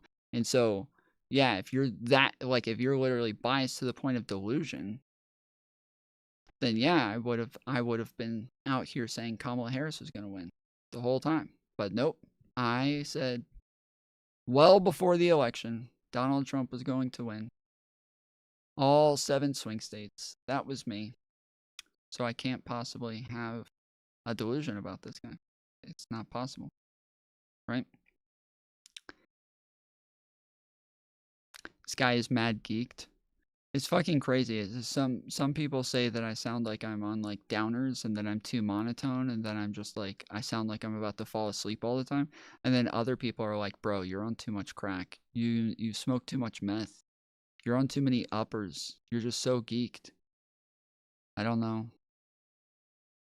which one's right. I believe that they are all haters, and in reality, I just have the best voice, some say. Some say I have the greatest voice and that I just talk better than anybody. People tell me that I'm the best at having a good voice, and I've talked better than anybody ever has. Very successful talker. Specifically to the Taliban. It's the group. And we were... Feel bad for your parents? You shouldn't. You should feel bad for your parents. Because I fucked your mom. And now your dad's mad. Doing very well. We would have been out. We would have been respected. I think it's one of the reasons it was so badly handled, that withdrawal, where people are jumping onto airplanes, falling off the sides of airplanes when they're 3,000 feet in the air. And nobody's ever seen anything like that, the worst. And because of that, I think Russia went and attacked Ukraine. When they saw that, they said, these guys are incompetent. They don't know what they're doing. But we know what we... Because of what we did in Afghanistan, Russia attacked Ukraine. You know, it's funny. Trumpers think that that Donald Trump is like anti-Ukraine. They think that like sending money to Ukraine is they think this is a Democrat thing. Like last night we were talking about this, where the guy was like, yeah, Democrats for some reason want to send money to Ukraine. Like, wait, Democrats? You realize Congress is sending that money. There's been Republicans voting for this shit too. Like, Republicans and Democrats have both been sending shit to Ukraine for a very long time. Donald Trump's first impeachment was over the fact that he was on the phone with Zelensky, and he was telling him that he was sending him aid that Congress voted for, but he was telling him that he was going to withhold it unless he gave him fucking blackmail on Joe Biden. That was his first impeachment. He was there sending aid to Zelensky as well. That was his first fucking impeachment. Like, you guys are so, like, short-sighted that you forget everything every fucking 5 minutes. Like, happened 5 minutes ago, so it doesn't matter anymore. Literally, last night, we had people coming on here saying that January 6th wasn't even violent. Like, that there was no violence on January 6th. Like, this is how, like, quickly people forget shit, is that they're just gonna forget something like that. That's wild. We're doing now, and that's going to all end. And they indicted me. I defeated ISIS, as you know. We're in no wars. I just finished a couple, and we got also our soldiers guarding Syria and Turkey. We're in the middle. We had 5,000 soldiers. They would have been gobbled up with two armies. We had one army, 300,000. We had another one, 500,000 or 600,000. Getting ready. We had 5,000 people in the middle. I said to a general, how do 5,000 people do in that case? And the general just looked at me and said, not well, sir, not well. Not well, And I took him out. And you know what happened? Nothing. I got criticized. I saved 5,000 lives, actually. Fucking and idiot, so dumb, we did a great job, and we're going to do... He fucking promises these people that he's going to save them and that he's going to be their fucking savior. He's so strong and he's so great, and that all he has to do is just send a couple of troops over there and they're going to be saved. He's going to fix it for them. And then he fucking pulls them all out. He's like, never mind. Never mind. And then they indicted me. Do an even better job, because now we have a tremendous amount of experience. We have people that I can rely on, but the 625 million acres, people can't realize, it's like the whole ocean. Think an acre, an acre, you have That's the whole ocean? What? He thinks that's the whole freaking ocean? That's not even like 15%, bro. That's not even like 15%. How many millions of miles? How many millions? Can somebody look this up for me, please?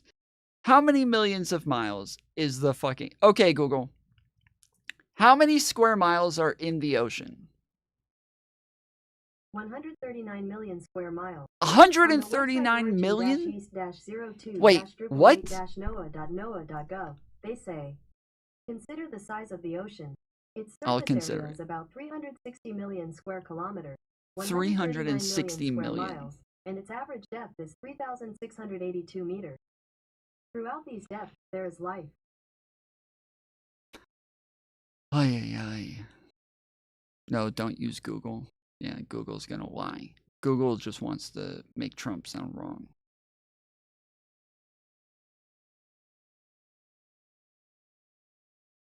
This is what derangement looks like. Yes, like, yeah, you think anybody who just doesn't like Trump is deranged, yet this is the fucking shit he says, and you think everybody else is deranged. You think people who call out a fucking retard for being retarded, those people are deranged.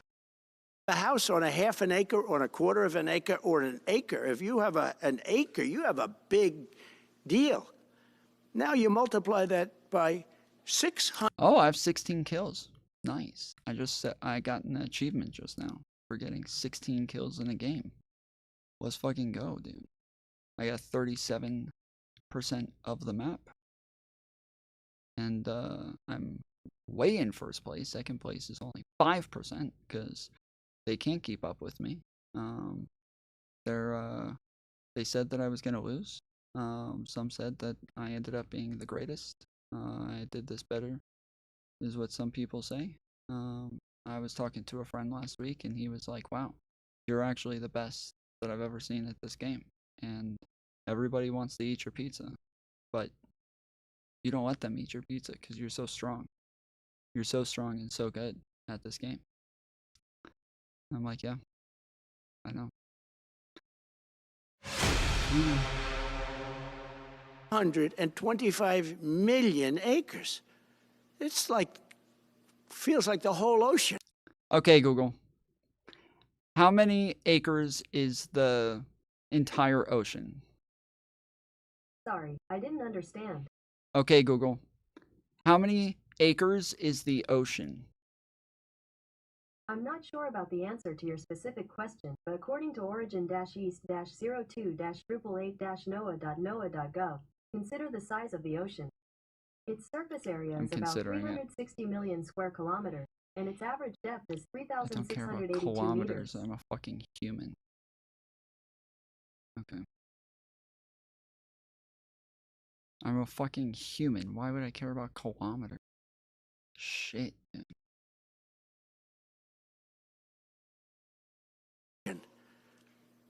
And that's our strength, you know?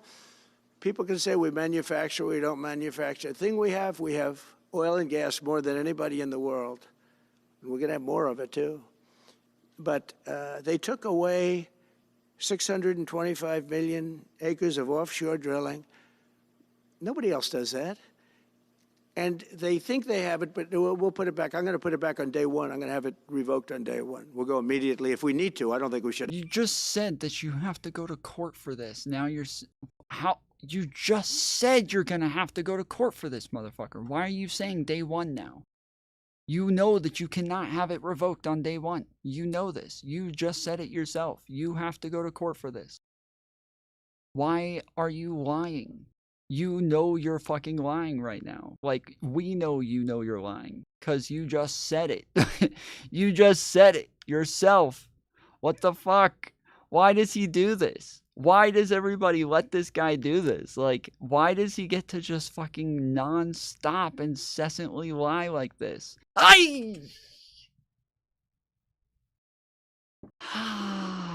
17 kills, 16 minutes, 37%. Fuck.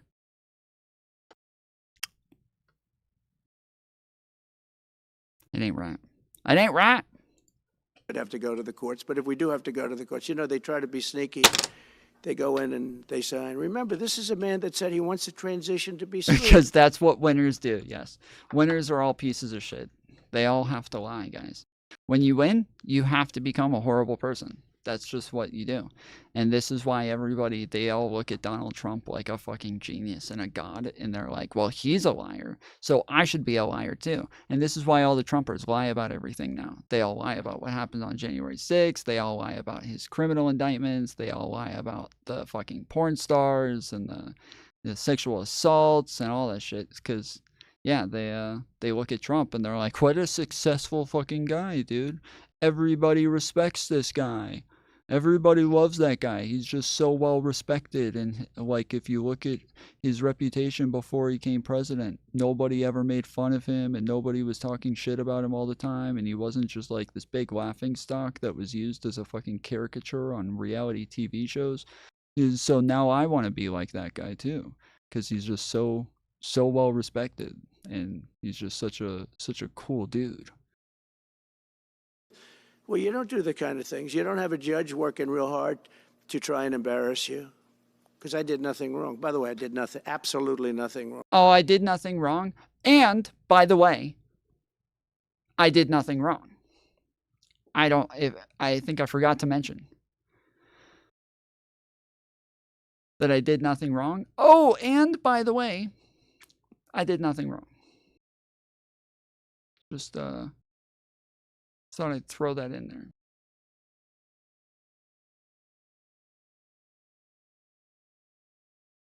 Wrong. If I did something wrong, I wouldn't be standing here right now because I... No, they all take it easy on you, bro.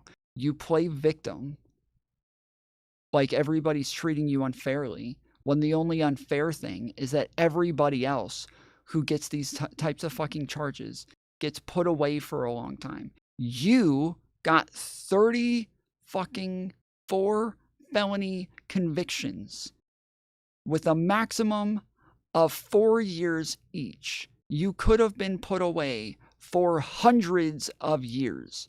You could have gotten 4 years per fucking conviction, which is 130 something years. Like, you could have been put away for so long. If they wanted to. They could have made it to where he couldn't have even run for president if they wanted to. But they didn't want to. They didn't want to. They all take it easy on him. We all have over 50,000 insurrectionists at the fucking Capitol. How many of them get charged? About 2,000. About 2,000.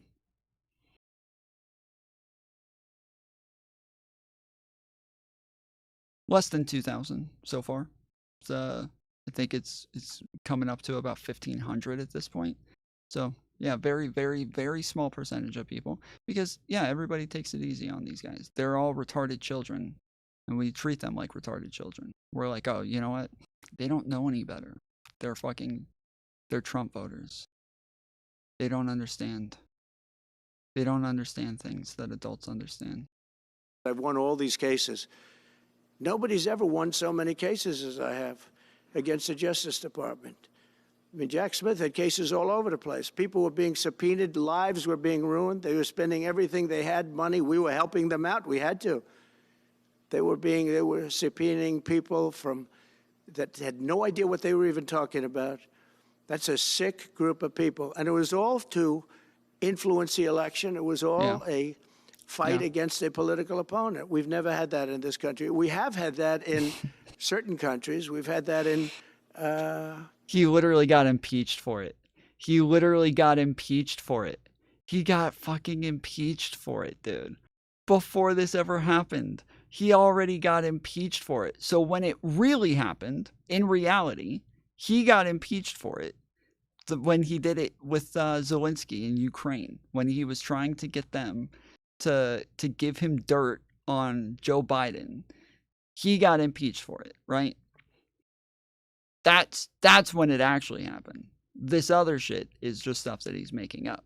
He has no evidence, literally zero evidence that anybody engaged in lawfare against him or that anybody did anything unfair. But we got a lot of evidence that other people who do similar things get treated way more harshly, and that, yeah, nothing. We also have evidence that, Hunter Biden, the first person to ever get charged for filling out a fucking gun form wrong by lying about whether or not he was doing drugs. Now that is not how these things normally go. That is not normal. But what Trump got charged for, it would be normal for him to go to jail and go to prison when you get 34 counts of this stuff. Felony charges, yeah, that would be pretty standard to get locked up for a while, but no, we gotta treat them like retarded children.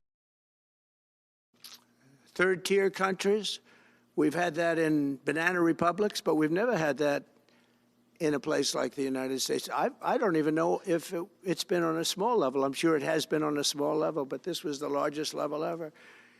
They brought this moron out of The Hague. He's a mean guy. He's a mean, nasty guy. His picture was perfect because you look at his picture, you say, that's a bad guy with his robe, his purple robe. And he executes people. He shouldn't be allowed to execute people because he'll execute everybody. He's a nut job. But we won all of those cases with him. And they didn't win any cases. He didn't win any cases. He won 0 cases. He won zero cases. He didn't win a single one. He got the one that he went through. He did one case and he got convicted. He got convicted on the one case that he actually went through. And then he also had the other civil cases that he also got hit with. Like, he lost those as well. He did not fucking win a single case. Some of them got, I guess you can consider it a win that, like, they got thrown out because he won the presidency, and so they were like, oh, he's gonna meddle in these fucking cases, so we just have to get rid of him. Like, we're just gonna go ahead and get rid of these cases before he does something illegal and catches more charges, because he's gonna play victim again when he goes and interferes with his fucking cases again, like he did the last time. And we don't want him to catch more charges. We want to help this guy out as much as possible. We already gave him, like, the most lenient sentences in the world. We already had, like, tons of charges on him that were serious charges. And instead of taking him to court on those, we let the little tiny charges go first. In New York, we let them go first and do their little tiny charges first, when we could have been doing the big, like, election meddling and election interference and racketeering and trying to steal an election.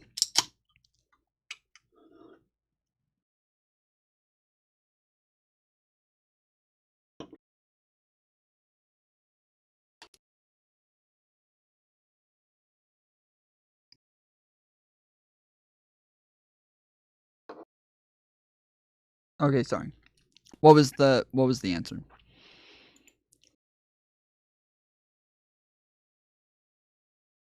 Name what he did do that was illegal. Wait, in what case? Like we would spend, if we wanted to go over everything, we would be here all day. We would literally be here all day. Like, I can't list everything. The biggest thing is him trying to steal the election. He had a bunch of people in 7 different states. The ocean is about 89 billion acres. Okay, so 89 billion acres. And what is this, 625? Okay, Google. What percentage is 625 million out of 85 billion? The answer is approximately 0.735294% of 85 billion. 0.73529%. He thinks that's the entire ocean. Less than 1%. 89. Okay, 89 billion. I didn't even say the right number, so it's even less than that. It's less than 1%. He thinks that's like the entire ocean. That's like the whole ocean, guys. That's like the whole ocean. He said it like 3 times. He said it like 3 times. Did he say Trump stole the election? No, not this election, motherfucker. He tried to steal the election in 2020. He, like, again, I know that you guys don't read this stuff, but if you go read any of the indictments, his lawyers have already admitted to doing this. Donald Trump has already admitted to doing this. Their argument isn't that they didn't do it. Their argument is that they think it's illegal. They think you're allowed to try to steal the election. Talking about less than 1%, fun fact, less than 1% of the abortions are rape and incest. It's not less than 1%, it's like 1.2%. So yeah, where people try to act like that's like an excuse for fucking rape and abortion. Where they think that that's like a good reason to legalize abortions when it's a small percentage of them. You just give the exceptions for those sorts of things and you should be fine.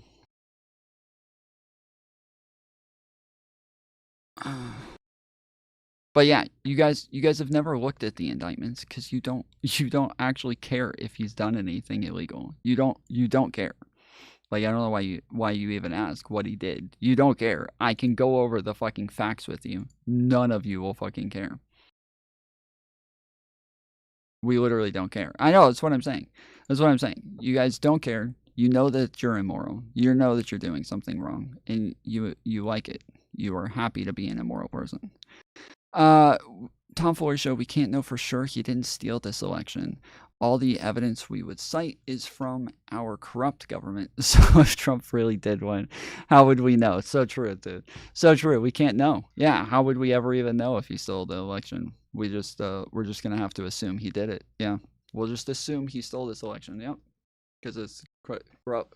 All the Democrats and the rhinos, they're all so corrupt that we can't believe them when they say that he didn't steal the election.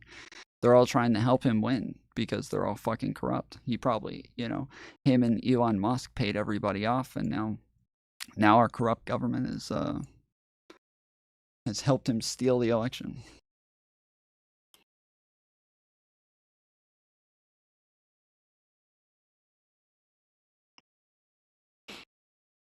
So what's your whole point? What's the point of you bitching today? What? Wait, I wasn't bitching. What topic are we on? For you to ask me what the point is, I would assume you at least know the topic. Because if you don't even know the topic yet, you're asking me what's my point. It'd be a bit remiss to try to explain to somebody who's so lost that they don't even know what the fucking topic is. So, can you tell me what the topic is? Aunt Fanny? Who won, Tom? Who I said would win. The person I said would win. Donald J. motherfucking Trump.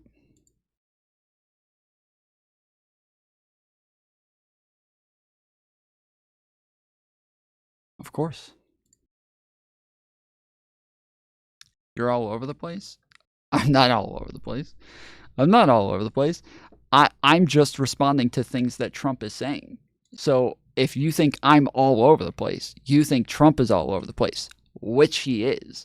You would be correct in that. He is all over the place. He has moved from talking about this tech billionaire to moving to the fact that he's being persecuted and everything's unfair, to talking about the war in Ukraine, to talking about the fact that that like Joe Biden took away 625 million acres of the ocean, and then he said that that's literally the whole ocean. And then which we just looked up, it's less than 1%. It's not even 1% of the fucking ocean. But he thinks that's the entire ocean. He thinks that's the whole ocean. He said it 3 times. That's the whole ocean. Go to bed? I just started work. I just got here. I mean, I don't know the judge in Florida, but we had a brilliant judge in Florida that saw right through it, and we won the case. Who cares? Yeah, so you don't know the topic. Aunt Fanny has absolutely no idea what we're even talking about. And is over here asking what my point is. It's like, well, you're probably lost on the point because you have no fucking idea what the topic is. Maybe if you paid attention. I honestly, I'm sorry. I don't know why I said that. I don't think if you were paying attention, you would understand. I don't know why the fuck I said that. She was a brilliant judge with great courage. You know, the left, as we call them, the radical left, they have a way, they play the ref, and they play it very hard. They play the ref. They go and say horrible things about judges and prosecutors. And some judges and prosecutors say, look, the only way I'm going to get these people off my back is to give victory to them. They're playing the ref. I think it's illegal what they do. It's almost like talking. It's worse than talking to a judge. But the judge in Florida, Judge Cannon, was brilliant and tough, and she didn't stand for it.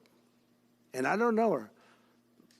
And never met her until the case, and I don't believe I said even one word to her. But she was very, very strong and very, very brilliant. And her opinion was so brilliant that they dropped their appeal. They couldn't beat the appeal. So that's what we're up against. So they say we're going to have a smooth transition. All they do is talk. It's all talk. Everything they do is talk. We're going to have a smooth transition. And then they take 625 million acres and they essentially landmark it so you can't ever drill there again. Well, we're going to be drilling soon. We're going to be open. I just can't wait till they see they have been wrong the entire time. The government gets worse, and all the people they would have elected legally will be gone, and most likely, it keeps cutting off your fucking chat, and I can't see it. Most likely it will be smeared and punished. I promise you that it won't do anything. Rage Pro, I guarantee you. I guarantee you. Like, these people's, Donald Trump could literally go and kill their entire families. They'll all be living on the streets, homeless, and they'll all still be sitting there in their fucking MAGA hats saying how much better off they are because of it. They will, they will never concede. Like, as they were just talking about, they're saying, like, yeah, we don't give a fuck what's true. They literally were all just admitting it. We don't care what's true. We don't care what happens. We're going to support him because we don't like Democrats. That's the end of it. They just want to own the libs. There is no principles. There's no morals. There's no right and wrong. There's no truth. There's no facts. There's nothing. They don't care about law and order. They don't care about legal immigrants or illegal immigrants. They don't care about any of it. They just want to they will say thank you after. Yes, they will lose their entire lives and their entire livelihood, their entire families, and then they will thank him for it. They will kiss his ass and suck his dick and say, please, daddy, come in my mouth. Opening up Anwar, we're going to be doing all sorts of things that nobody ever thought was even possible. But wait, I'm sorry. Alex, are you available? Can you just jump on real quick? I have no idea. I feel like you're talking about the Florida case. I'm assuming, but I'm not sure.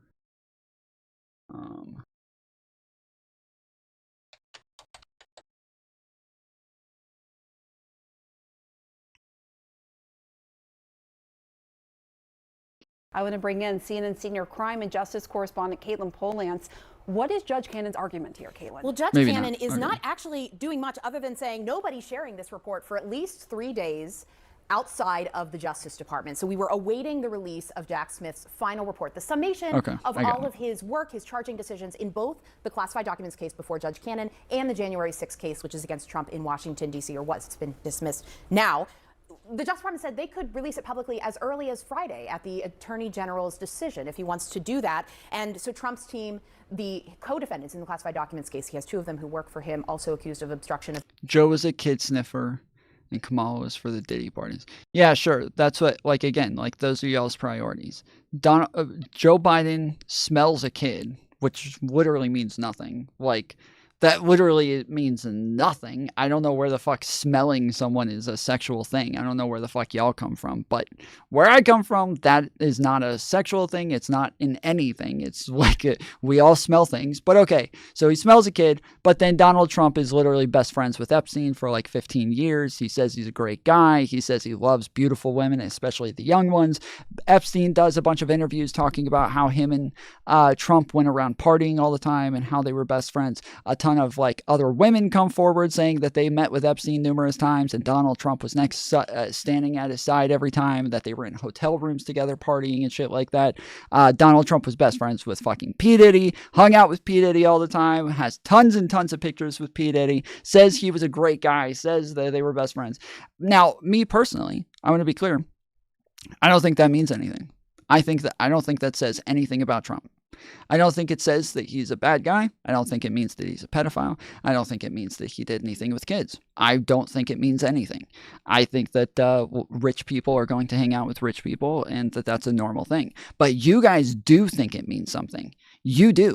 You do look at Bill Clinton and say Bill Clinton hung out with Epstein, therefore he's a fucking kid diddler.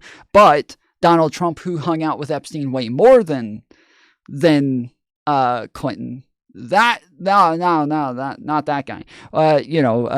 Kamala Harris hung out with people who were friends with P. Diddy. So now Kamala Harris is a bad person. But Donald Trump, who was actually friends with P. Diddy and actually very close with him and actually knew him like personally, no, nothing there. Like this is the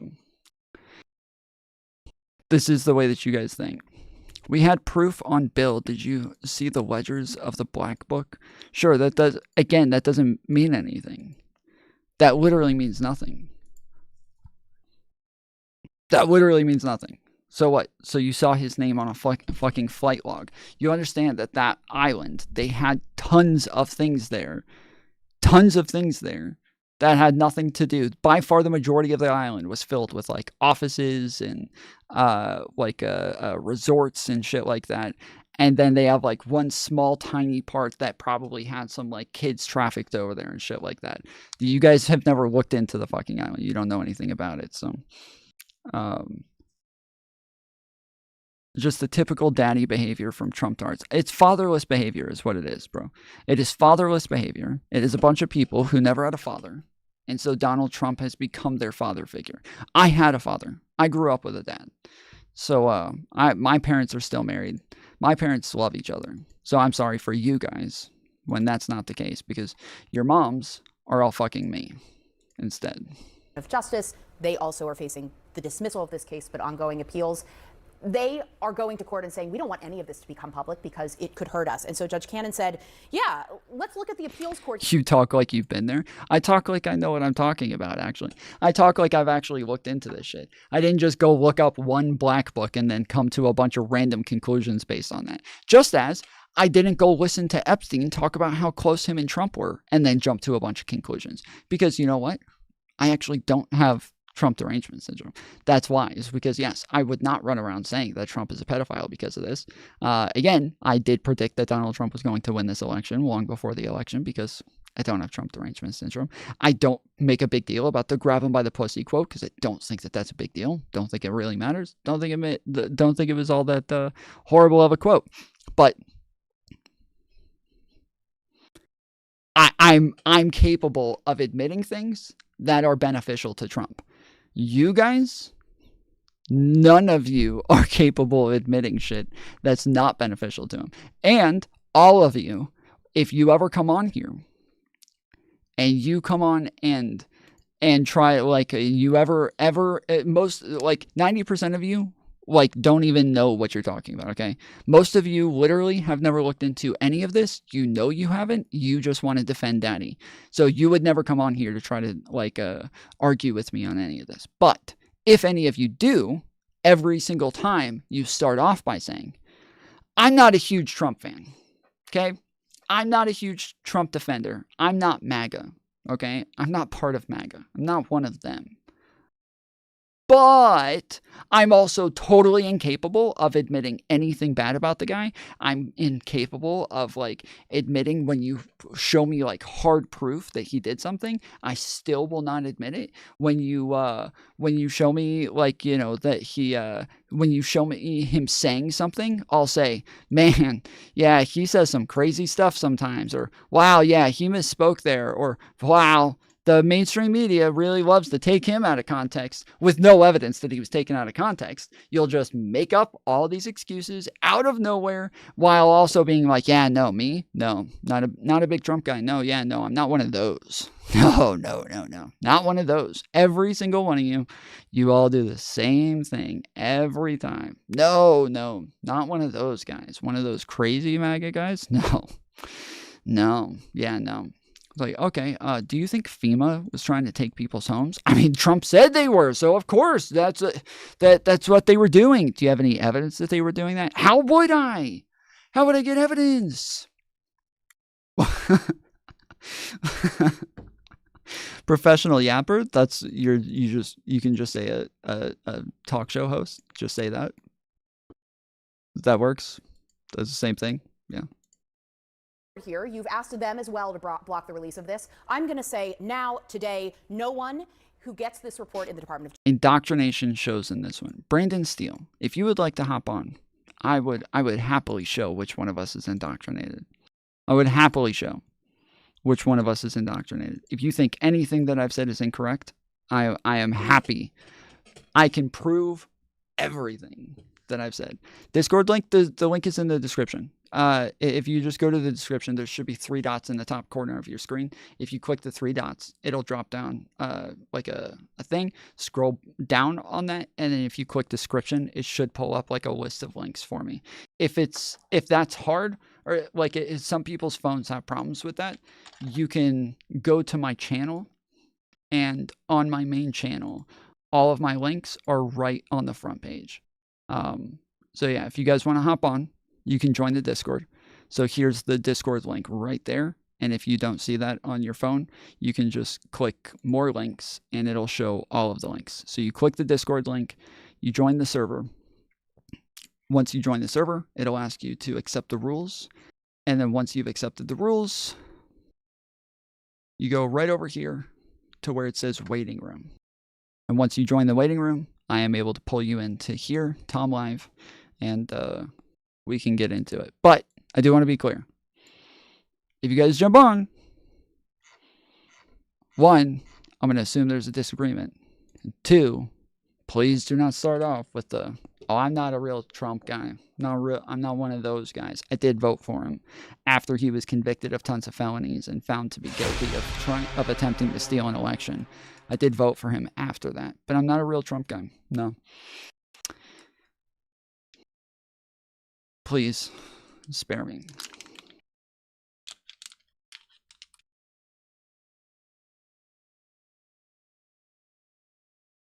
Everybody take a second, hit the thumbs up button. Appreciate you joining. If you're watching on the vertical stream, you can just double tap the screen and that'll give it a good old thumbs upsies for you. We are streaming on Kick and YouTube and Twitter, I believe, as well. If you want to watch this in landscape format, like a normal computer, if you click on my channel, there's a thumbnail that looks like this with Elon Musk, with Piers Morgan on it. If you just click on that thumbnail, it'll pull up a landscape version of this stream. Thumbnail, it'll pull up. You have the fucking ugliest voice of all time. I swear this guy, I hear his fucking voice for half a second and I just grit my teeth. It is like nails on a chalkboard. I don't know how anybody listens to this fuck. So anyway, so yeah, if you want to watch this in like a computer format or a landscape format, you're able to go to my channel and watch it like this. It has a more liberal chat as well over there, more centrist liberal chat. More of the community people are over there. People who have been around for a long time.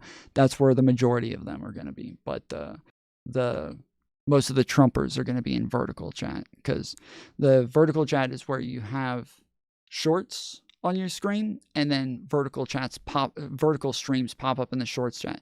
And Trump people don't have like attention spans to do research on any of the stuff that they're talking about, and which is why Donald Trump speaks in like broken sentences where he only says like, I'm the best, we're gonna do it the best, we'll do it the greatest, nobody will do it better than us. Like, it's all broken English and broken sentences, because the attention span is not long enough to even understand the sentence that I just went through, which is why they all start saying things like word salad, or he's not even making sense, or he's totally incoherent and shit like that. Is because when your sentences aren't like 5 words or less, they lose their attention spans. So if you're in the shorts chat, if you're in the vertical stream, you can see it's all Trump people in there because they don't have the attention span. So yeah, if you go to the other chat, you will see people who actually understand things. Yeah, then he does that stupid retard shit where he bounces from one topic to the next, not making any sense. Yep, that's what he's been doing this entire time. It's actually been fucking wild. It has been wild so far. We're having fun. We're having fun. Look, the one good thing about Donald Trump getting elected is that it is great for liberal content. It is. The last time Donald Trump got elected, it was the best for liberal content creators. And so at this point, I am just going to start identifying as a liberal so that I can grow like everybody else. I'm just going to start pretending to be a liberal just so I can grow with everybody else. Tom dropped the phone number. The leaks don't work in shorts. They work in the description, Aaron. They work in the description. That's why I'm telling people to go to the description or to go to my channel. But yeah, they don't work in the chat. So yeah, they're just like they can go to my channel. Excuse me. They can go to my channel and find all my links on my channel, or they can go to the description. But yes, they won't work in the chat. But like, yeah, every night people from Shorts chat join, just like right now. Fucking Matt, dude. Hey, what's up, my guy? Fucking Matt, bro. It's fucking Matt, bro. Fucking Matt, dude. Yeah, that's my name. Don't wear it out. How's it going? It is going. How was your night? It's just getting started. Nice. Are you East Coast, West Coast? Where are you from? East Coast, Atlanta. Atlanta? I'm in LA. Nice. Nice. So, what's your beef? Let's talk about the insurrection in quotation marks. My favorite. Before we get too deep into it, let me get can you give me like a brief elevator pitch overview of your view on January 6th, 2020, I guess? Yeah, I would say that it was definitely an insurrection. and that it was that I wouldn't say that Trump like planned it.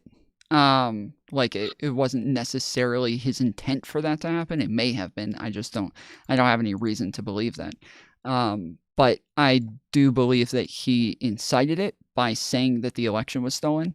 And so when we go and look at it, we see everybody chanting things like "Stop the Steal" or "Hang Mike Pence" or all of those sorts of things. We know that they are there to try to stop the certification or delay the certification of the election, which was happening at that moment. And the reason that was happening is because Donald Trump had done the fake elector scheme to try to steal the election. And so he started complaining about the fact that Mike Pence was not going along with his plan to steal the election and that other Republican senators weren't going along with it. So that's why he kept complaining about all of them and then kind of incited everybody to run inside. Okay. I can understand that. I feel that is it not what the majority wanted? Is it not what everybody was?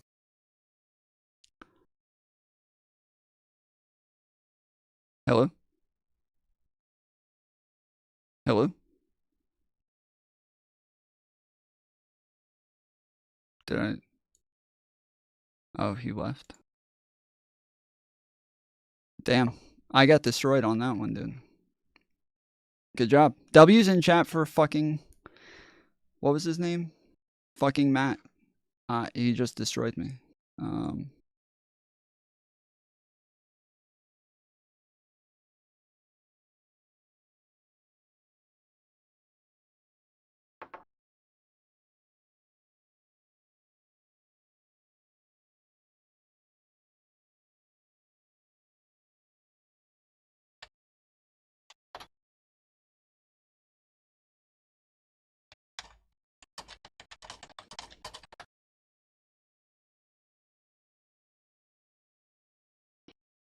W's in chat for Matt. That's a fucking OG way to do it.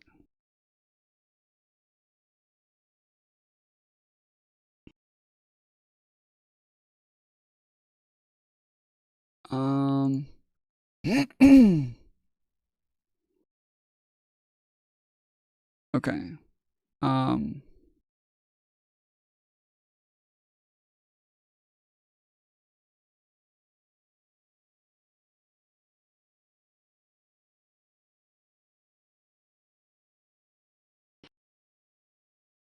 Like I want to move on, but if I move on, I'm going to start playing the game again. And if I start playing the game again, if he jumps back into the waiting room, I'm not going to see him.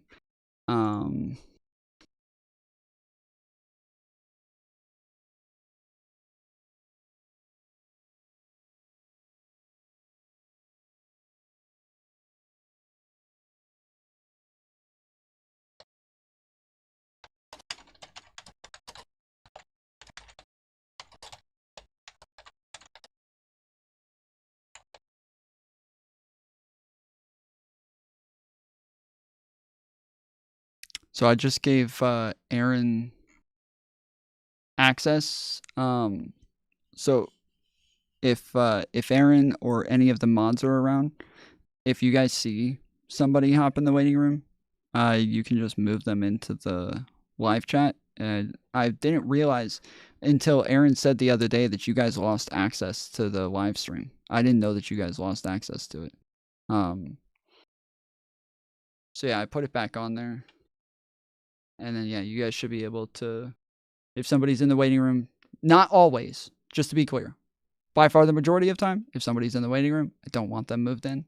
But yes, right now, currently, thank you, Ali. Yeah, right. But there was a Sass and I got into a bunch of fights a bunch of times where I was like purposefully ignoring people, and I'd already told them, you're not coming in, I'm not bringing you on the show, and I sent this to them in DMs, and then Sass just like moved them in to the call anyways. So yeah, in general, don't want people just moved in without me doing it, but yeah, right now, especially if it's Matt, because yeah, I feel bad that he it seems like he probably accidentally got cut off. So I want to make sure that he gets moved back in if he comes back. Awesome.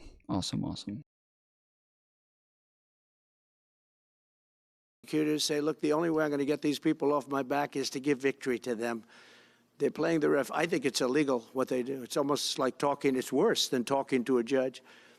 But the judge in Florida, Judge Cannon, was... I'm too ADHD. Hold on.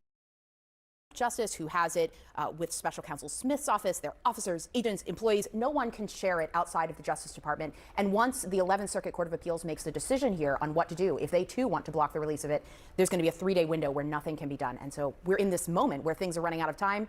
Here's what Trump said at the press conference when he was told that this... If it was supposed to be public information during the trial and the judge blocked it, that is election interference. Like, where people think that, like, you know, Twitter blocking one story from one outlet for 5 days is election interference. It's not. But if you think that's election interference, you 100% think that a judge blocking information coming out during a trial about a candidate, you 100% have to believe that that is election interference. You have to believe that that is election interference. And Donald Trump's legal team, in every single case, argued that they cannot allow information about the trials to be public because if they release the information, that would be election interference. They argued that allowing people to see the evidence of the case would be election interference. And then, yes, and then as I said, yes, then they respond, let's go Trump, because yes, they don't actually care. They don't have principles. They don't actually believe in anything. They don't actually have like any moral stances. They just want to own the libs. Liberals are how these people run their entire lives. Their whole livelihood is just wrapped around liberals. And that's why their whole identity is wrapped up in Donald Trump. That's why, like, you don't really see liberals making their whole life about, like, you know, who they vote for, whether it's Hillary, whether it's Obama, whether it's Biden, whether it's Kamala. You don't see liberals do this anywhere. But the fucking MAGA people, they 100% do this. They wrap up their entire identities in this. They will wrap up their whole fucking cars in MAGA shit. They will make it to where their front yard has tons of MAGA shit. They will make it to where their Twitter profiles say that they're MAGA. Their fucking Facebook profiles say that they're MAGA. Their profile pictures have them in a MAGA hat. They are like their whole life. Literally, half the people, when we're not even talking about politics, the first thing that they do when they come into chat is type Trump 2024. That's the first thing that they say every time, because it's like they're like a trans person who wants to let you know their fucking pronouns. They want you to know that they self-ID as a Trump fucking cuck. That's what they want you to know. They want you to know how hard they simp for this guy, and that their whole identity is wrapped up in this one dude. Which, yeah, not only would I never like care that much about a politician, I would never care that much about a fucking dude. Like, I'm not gonna put my own fucking girlfriend in my profile pictures and in all of my fucking, you know, bios and go into every chat. I'm married. Like, that would make more sense than like going into every chat saying MAGA 2024. Like, that would at least make more sense to say, like, you know, I'm married. Like, that would at least like be a fairly normal thing, because lots of people's identities, it would be more normal for your identity to be wrapped up in your family and in your marriage and with your significant other. But these people who lots of times are married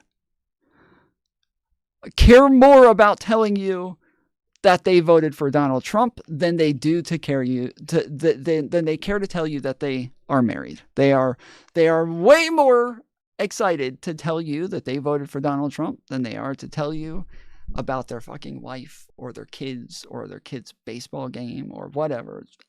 I voted for Trump. Trump 2024. Like, really, what precinct did you vote at? Precinct? What do you mean? Like, where did you go to vote? Oh, I didn't actually vote. Like literally, no. No, I didn't actually vote. But if I did.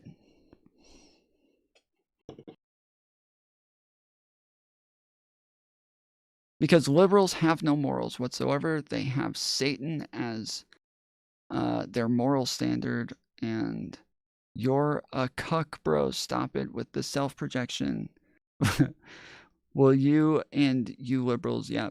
Wait, hold on. Okay, so what do I do that, if you're saying what I'm saying about you guys wrapping your identities up in in a politician, right? And I just gave like all that evidence, like all that reasoning, all that explanation. So give me an explanation for how this is projection. Because if it's projection, you're saying I'm actually the one whose my entire identity is wrapped up in who I vote for. That's what you're saying, right? You're saying it's actually my identity that's totally wrapped up in a politician. So tell me about what politician, how do you see me like always talking about this person? What is it that I do that always shows my support for them? What is it? Go ahead. Explain the projection, please. I'm happy to hear it. Or did you not know what projection meant before you said it, Lucas? Did you not know what projection meant? Or...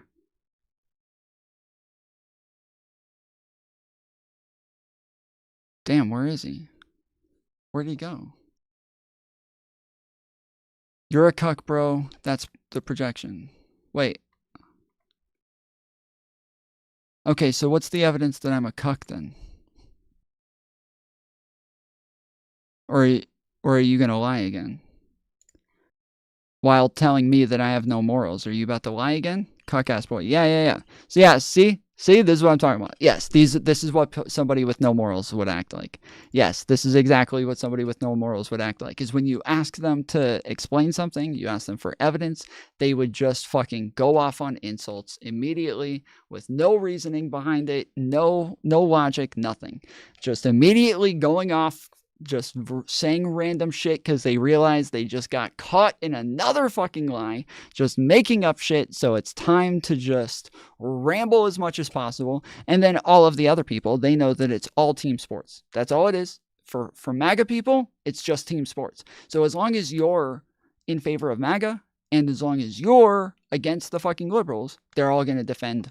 No matter what you do, they're going to defend you. That's it. So he knows he can lie. He knows that he can look like a fucking retard. He knows that he can just make shit up and make absolutely no sense. He knows he can do that because all the people on his team are going to cheer him on anyways. This had happened while he was speaking, that Judge Cannon put in this order. They're not allowed to issue the report. So if they're not allowed to issue the report, that's the way it should be. Because he was thrown off the case in disgrace. Why should he be allowed to write a fake report? It'll only be a fake report. That's great news. Good. Why should he be allowed to write a fake report? What do you mean? Why would you be allowed to stop him from writing a report? If he had a ton of evidence and the case didn't get to go forward because the judge, only this judge, he was able to do all of his other cases. Only this judge tried to stop him.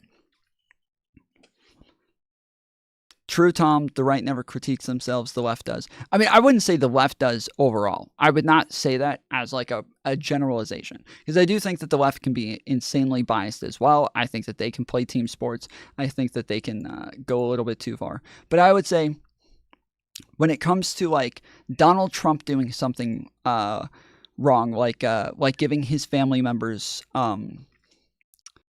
pardons, right? When Donald Trump is giving all of his friends and family members pardons, I saw 0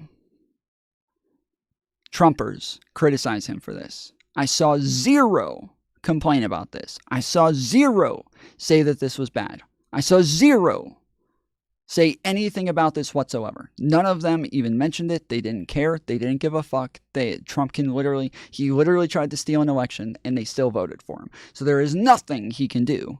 He said that he could go outside and shoot somebody and he wouldn't lose a single voter, and he's correct. Not only would he not lose a single voter, but more retards would start voting for him. He can go and kill one of his own voters, and it will get replaced by another 1,000 because people who want to be victims are all flocking over there. All of the SJWs from 2015, they are all flocking over to be MAGA heads now. All those people who are saying, yeah, I used to be on the left, but now I'm on Trump's side. Those are the SJWs. Those are the people who we all saw throughout 2015, 2016, playing victim about every little thing. And so, yeah, now, when we look at Biden, who gives a pardon to his son, yeah, there were tons of liberals across the board on CNN, on, Brian Tyler Cohen, me, all these liberals all over the place, all very critical of Biden, very, very willing to call him out, very willing to say this is wrong, this is not good, this sets a bad precedent, this is a bad norm. Yeah, like all that. I would say that, I wouldn't say that liberals in general are willing to do this, because there were a lot of liberals who were very like team sportsy and are still like very biased. But I would say there's way more liberals who are willing to condemn Biden and criticize Kamala than there are people on the right willing to criticize Trump, for sure. He mentioned Smith's role here. That's a main argument of what his team and his co-defendants are arguing, that Jack Smith just doesn't have the power to be the special prosecutor here, and thus also shouldn't be able to release a report like this. And it's just so interesting how Trump's two co-defendants played a role in this, right? Yeah, they're actually the ones who are still in court because the Justice Department says, okay, we're dropping the cases against Trump. He's going to be president. But there are appeals over whether Jack Smith has power going through the court system down and around Florida. Now, no. Yeah, I will say, okay. I will say. I would say that Cannon had a legitimate concerns as to whether or not Smith was capable of doing this case. 100%, I think she had legitimate concerns as to whether or not he was legally allowed to try the case. But there is no reason, absolutely no reason, to throw the case out just because he was not supposed to be the special prosecutor. So I respect her decision. Fine, you came to the conclusion that he's not allowed to be he's not allowed to be the special prosecutor. Fine, fair enough. Like I respect that decision. I understand none of the other judges came to this conclusion. They were all fine with him being the special prosecutor on the case. But in this case, Judge Cannon said that he wasn't legally allowed to be the special prosecutor. But that doesn't mean that they had to throw the case out. It didn't mean that they had to throw the case out. That they could have just handed it over to the others, to another person. See, okay, you guys see what I just did there? You guys see how something that was good for Trump, like calling out Jack Smith and taking him off the case. You guys see how I'm willing to actually look at the law and actually look at the Constitution, and then I'm saying, yeah, she actually has good criticisms there. You see how I'm able to do that, and I'm able to say things that are beneficial to Trump? You see that? Isn't that cool? Isn't that cool, guys? It's interesting, right? It's kind of crazy, huh? Did you guys find that interesting? How I'm able to say things that are actually beneficial to Trump over and over? Isn't that wild?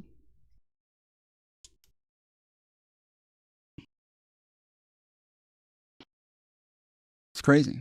I wasn't listening? Yeah, I already said you guys don't have the attention span to be capable of listening. I'm well aware. No one in D.C., where this other case against Trump exists, has ever said that. And so there's a split right now in the country of whether Jack Smith has power. That is what's before the appeals court. And that's where Walt Nauta and Carlos de Oliveira, they're getting this way into the case to go to that appeals court and say, we could have exposure here still. We could face more prosecution if this case gets... Where did fucking Matt go?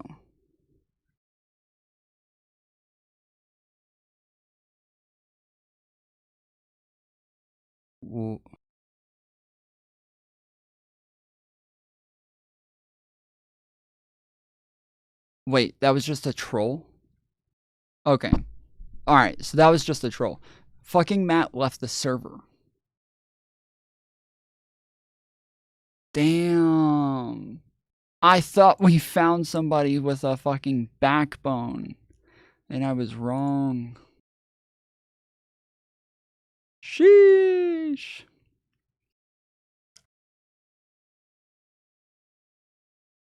You don't have to like him. He's the president. Well, so what? You guys realize you guys like whined and cried about every little thing that Biden did throughout his entire presidency? You guys know this, right? You guys keep doing this where you're like, oh my goodness, Trump won, dude. Get over it already. It's like, what do you mean?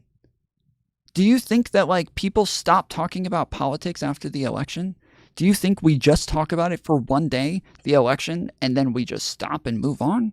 Like, do you guys think that all the conservatives didn't cry about the election for fucking 4 years?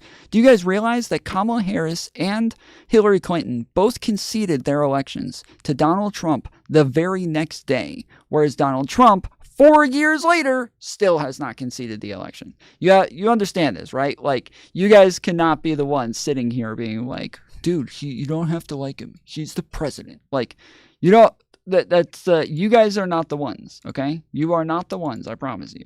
There's about anybody in the world could say these things. But you guys are the last ones who can say it.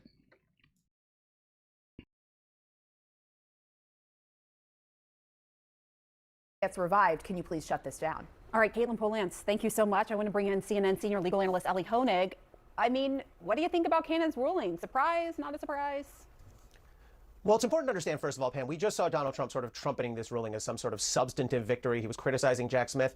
Judge Cannon's ruling has nothing to do with any sort of judgment about the case itself. All that she has said, as Caitlin Polance just pointed out, is everything's on hold until the Court of Appeals can rule on this. Now, it is a surprise that there's even a challenge to the issuance of this special counsel report because 4 years with Biden was awful. It was like the greatest presidency of all time. Most efficient, most effective presidency of all time. We got way more legislation passed. He was willing to work with both sides. He didn't.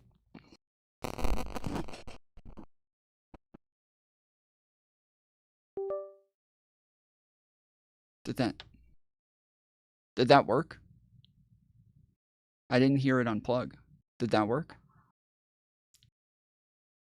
You're delusional if this isn't sarcasm. It's not delusional. It is a fact. We can go over the fucking numbers.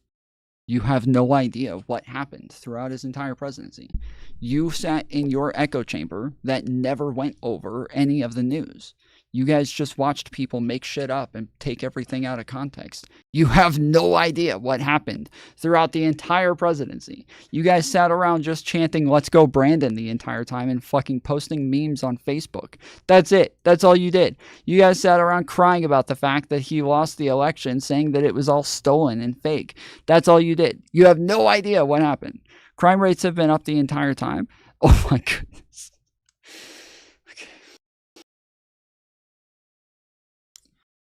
Brilliant and tough, and she didn't stand for it.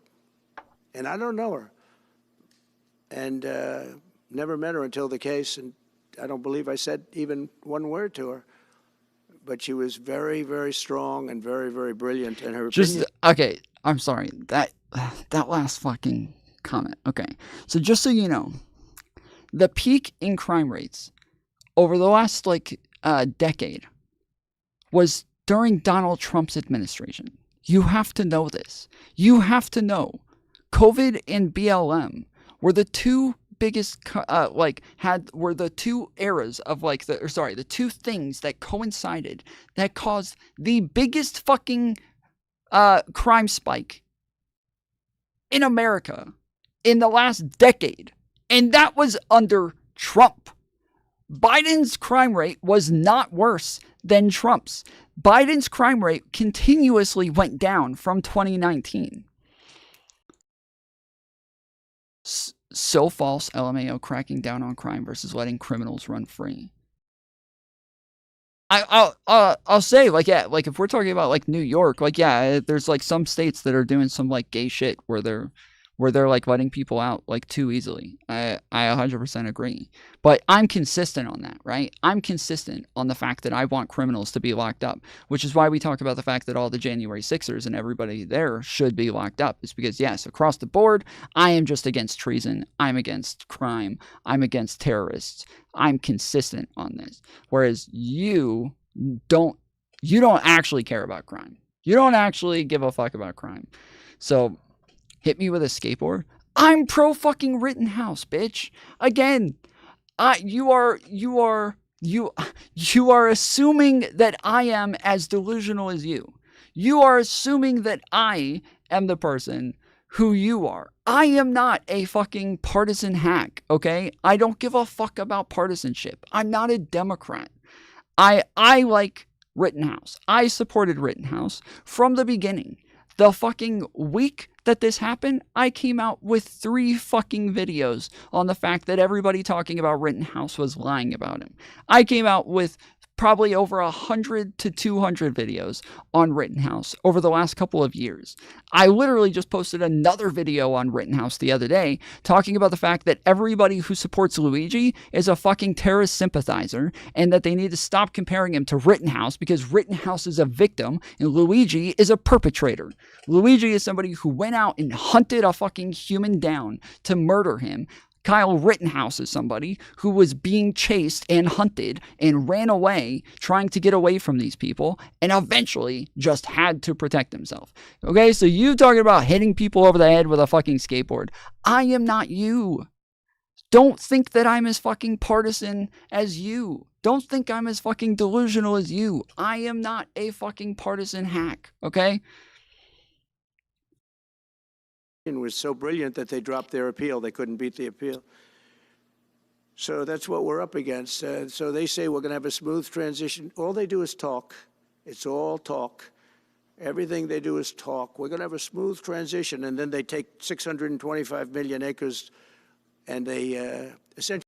Imagine thinking Biden was better than Trump. Again, we can go over the numbers. If you want to get into it, hop on. We'll go over the fucking numbers. We will go over the legislation. We'll go over the numbers. We'll go over the outcomes from their legislation. We'll go over the things that Trump put into place and how much money he spent and how much debt he put us in. And we'll go over the legislation that he put into place for economics, where he just didn't really do anything beneficial for economics, while there were some things that did benefit us in like economically while he was president. It just wasn't him. It just wasn't him. He didn't have anything to do with it. It was shit that he didn't like. It was shit that he didn't want. That's the shit that benefited us. That's the shit that we did well under.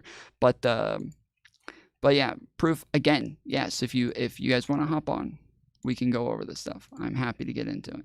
As I said, I don't want to keep repeating myself for the fucking retards who can't listen to a sentence that's literally like 3 fucking words long. But yes, I will do it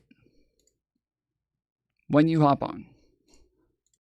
Essentially land markets, so you can't ever drill there again. Well, we're going to be drilling soon. We're going to be opening up Anwar. We're going to be doing all sorts of things that Jace, you can't spam. Nobody ever thought was even possible. Take a time out. But remember when and just to get off the subject, because I couldn't believe it when I heard it yesterday. I couldn't believe the size of it. I mean, you put... Wait, what the fuck? When you say you're against terrorism, can you condemn Hamas?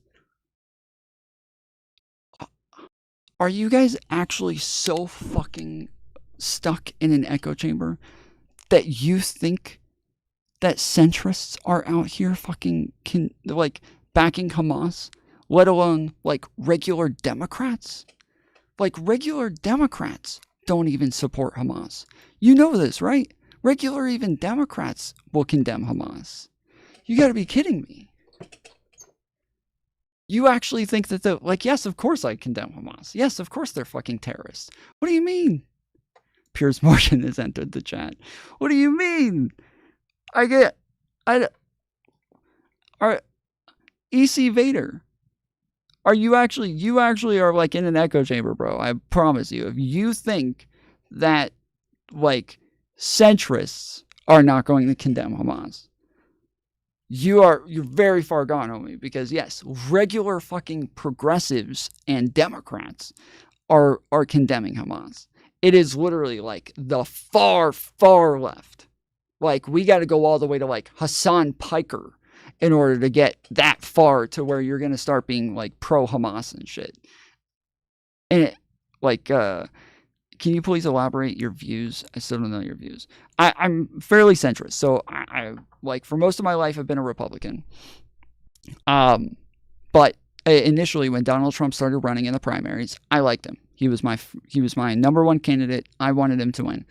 And then I saw him get into debates. And, like, I liked the idea initially of, like, a businessman running the country. That was a dumb thought. I don't know why I thought that. I know a lot more now. But I was pretty, I was pretty naive at the time. So, after a while, I know only a radical leftist. Okay, fair enough. But yeah, anyways, I supported Trump. But then, yes, the more and more I saw him debate, the more I realized he just literally didn't know what he was talking about. And I knew very little about politics at the time, but I still knew enough to know he did not know what he was talking about. Did Trump pardon his son? No, he pardoned a bunch of other family members. But anyways,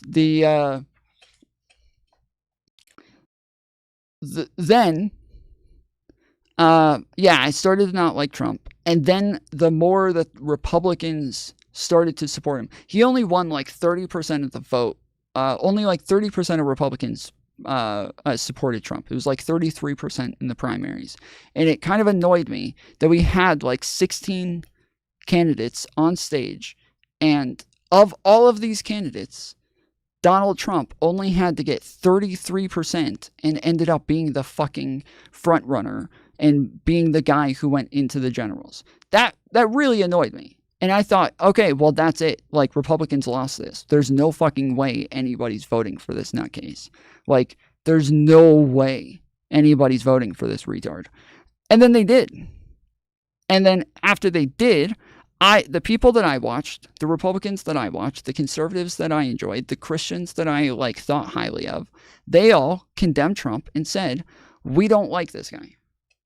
We don't like this guy. We are not in favor of him, and we don't want anything to do with him. And then they just started shifting. And they started, for all the reasons they didn't like him, they just started defending those same things. And I started to realize, wow, these guys have like no principles whatsoever. This is actually disgusting. These people have no principles, and they don't give a fuck about like their morals or their Christian values, nothing. They don't care about any of it. Donald Trump is literally doing the opposite of what he promised to do, and they're all defending it now. Like, these people have no morals. And I felt like I cared about these things. I cared about it deeply. I cared about it a lot. But I also knew that the more I saw that from them, the more I started to question the things that they would say. So people like Ben Shapiro, people like Candace Owens, people like Steven Crowder, people like Glenn Beck. I was a big fan of like Richard Spencer and Stephen Molyneux at the time as well. And so, yeah, I started to question a lot more of the things that they were saying because of this. And so I started looking into the stuff that they were saying and finding out that they were like misrepresenting like the majority of shit that they talked about. Thank you, Young Tracer, for the 99-cent sticker. Or wait, is that Young Stacer? I think that's what it says. Young Stacer. Thank you for the 99-cent sticker. Appreciate it. We do have, we have about 7 minutes to go, and we have 2 out of 5 $5 tips so far. So we may not make it to the full 6 hours. We may not even make it through this video. But yeah, after I got done, the more and more I realized that they were like lying about things or misrepresenting it or giving everything out of context, the more I started to feel like, okay, I want to see what the other side is saying about this shit. Like, what does the left have to say? But I couldn't find them. I looked them up on YouTube. I looked them up on Google. I could never find anything left-leaning. I could never find what they had to say about anything. And so I started trying to find debates because I thought, well, at least it'll probably show me right-wingers debating left-wingers. So I finally found like left-wingers. Most of it was by like Googling, like what are the top left-wing YouTube channels and shit like that. And I found like TYT, I found Majority Report, I found Vosh, and I think those are the main three things. I started watching those three things, and I thought they were all fucking idiots, but I was at least able to see the other side now. So then I started a podcast because I wanted to be able to talk to the other side and see, okay, well, if I want to hear from lefties, if I want to ask them to explain something, all I hear from everybody, like when I watch Ben Shapiro, he tells me that the left believes a bunch of shit that that I can't imagine them believing, like saying over and over they think men are women, or they believe that they enjoy murdering babies, or like there's just a lot of shit that I'm like, I don't know how the fuck they can actually believe anything like that. They want open borders. They're all socialists and communists. Like, how the fuck can they actually justify any of this? They're actually delusional. What the fuck is going on? So I need to talk to them. I needed to meet them. I need to actually have conversations with them. So I started a podcast so that I can have conversations with them. And I started bringing lefties on. And yeah, pretty quickly I realized that I was losing debates pretty quickly because I was only getting parts of the information from the people that I watched and the people that I respected, the people that I listened to. I was getting small parts of the information, and it was very out of context. Who's they? I mentioned them at the beginning. So again, like Ben Shapiro, Steven Crowder, Candace Owens, Stefan Molyneux, Richard Spencer, people like that. Those were like Glenn Beck. Like, these are the people that I watched a lot of.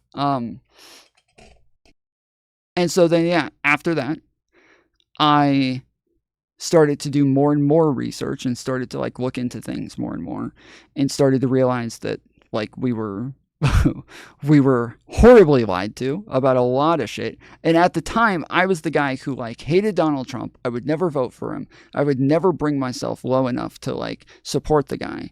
But I was still the guy who was kind of like in the Tim Pool area, where I was like, oh, I don't like Donald Trump. I can't stand him.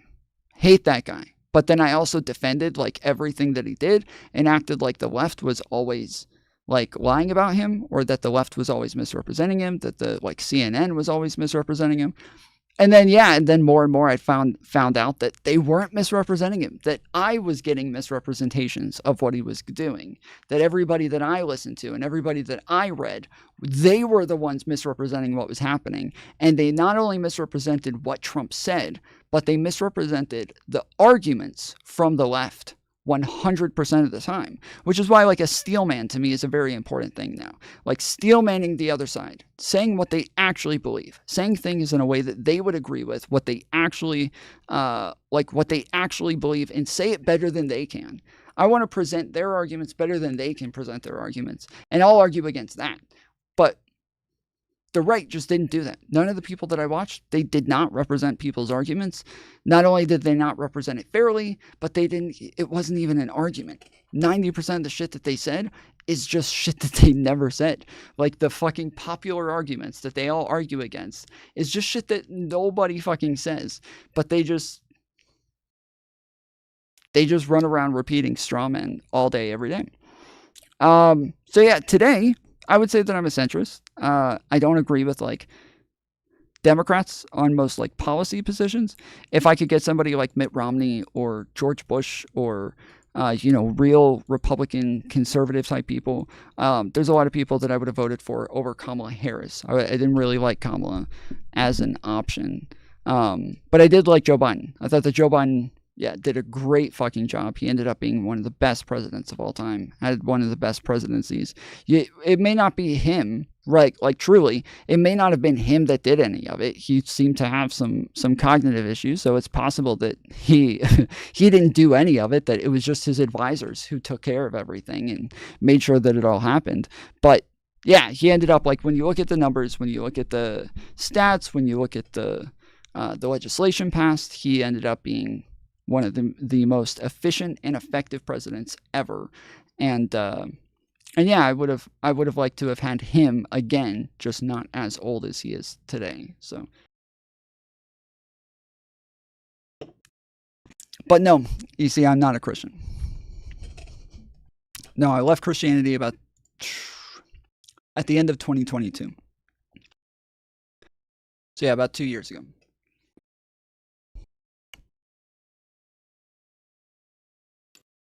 You put down a map and put this up, it's just massive. And remember that that's worth probably, I mean, I've had estimates, $40 to $50 trillion. That's more than our national debt. Essentially, he's thrown it away. He's thrown it away. He's taken $50 trillion. So if we owe $35 trillion, he's taken $50 trillion of value and thrown it right out the window. We can't do that. Nobody can do that. Yeah, mods, I think you guys... I think you guys may have heard me earlier, but I just wanted to make sure you guys heard. The guy who was supposed to come back on, the guy fucking Matt, who I thought like accidentally left, he just asked me what my thoughts were on the insurrection, and then he actually left the server. It doesn't look like he accidentally left. It looks like no, he just left the server. I guess my arguments were so amazing that as soon as he heard them, he was immediately trembling. And he realized that he was outmatched and decided that he had to get the fuck out of town. Oh, speaking of, this is another thing that bugged me, and one of the things that moved me is that when I first started doing my podcast and I was bringing on lefties to debate them, as I said, I was losing these debates. I knew that I was losing the debates. The problem that I had was that everybody who watched me all kept saying I destroyed them. They would all say I destroyed them every time. Bro, you're killing it. You fucking destroyed those fucking leftist socialists, dude. They're just, you got them on the fucking wall, man. They were all acting like the wall was gonna fucking kill everybody, dude. Like the wall's not gonna kill anybody. They think it's racist, dude. It's not even racist. Like, you fucking slaughtered them, dude. It was awesome. And I'm sitting there like, they didn't say any of that shit. I got fucking destroyed in this, but I didn't say that. I'm like, yeah, man, appreciate it. Yeah, I got you, bro. Yeah, thank you. But I knew I got fucking rickety wrecked in those fucking debates. But as long as I said the right words, I just had to virtue signal to these people. That's it. As long as I virtue signaled to them and just said the magic words, they were all going to say that I won. That's it. That's all I had to do. I just had to say the right words, and even though I was proven wrong over and over and over and over, they still afterwards would say that I destroyed that other person. And now, looking at all right-wing content today, we can watch people get utterly destroyed. Like the Tim Pool versus Luke recently. You guys all probably have seen tons of right-wing channels cutting up Tim Pool versus Luke Beasley. And if you actually watched the actual conversation, you would know Luke got fucking... Like, Luke totally destroyed Tim. Tim came out looking so stupid so many times that he had to admit he was wrong over and over. But they cut all of that out. They cut all of these channels cut out all the times he had to admit that he was wrong, and they just kept running around saying that he won. Latin boy, you can't spam. You gotta be able to act like an adult. So we're gonna time you out for 5 minutes. But I agree. Luke made a legit point after Tim's rant. That was just one of them. Like, Tim also kept lying about the terrorist map, but I'm assuming you're talking about the Enrique Torrio thing. Yes, the Enrique Torrio thing is like the main clip that everybody's sharing, and they're cutting out the part where Tim goes to Wikipedia for some reason to look it up. He looks it up on Wikipedia when the fucking indictment was like the first result on Google. And then went to fucking Wikipedia and instead of the indictment, and just looked fucking retarded, dude. It was, that was rough. But there's still tons of channels coming out with content now. I just watched another one today or yesterday where people are still coming out with content talking about how badly Luke Beasley got destroyed, and that this is like leftists finding out about their woke ideology. Leftists finds out in real time his woke ideology is lying to him and blah, blah, blah. And that's like, this is conservative like content today. It's just what it is. It's just like, take any clip from anything and then just clip it up to a point to where all you hear is the right winger making points, and you don't really hear the arguments from the other side, and then just sit there and just say they got destroyed. You don't give any analysis. You don't break it down. You do not give any like details. You don't give any more facts. You don't present any more information. You don't go through any sort of logical thought process. You just say, oh man, they got destroyed. And that's it. And that is like, that is the majority of it. But yes, this is the guy that I was talking about yesterday. This is the guy who went on with Destiny one day, and he put out a video that says like 6 hours with Destiny changed my entire life. And it was like a 6-hour conversation with Destiny where Destiny shows them all the proof that Donald Trump tried to steal the election. And everybody there who went into it supporting Donald Trump left there realizing that they were wrong and that Donald Trump did try to steal the election. He was one of them. But now here he is with this fucking video. Tim Pool destroys the left's new star whiz kid, Luke Beasley. So I'm trying to find out if I can get in touch with this guy somehow.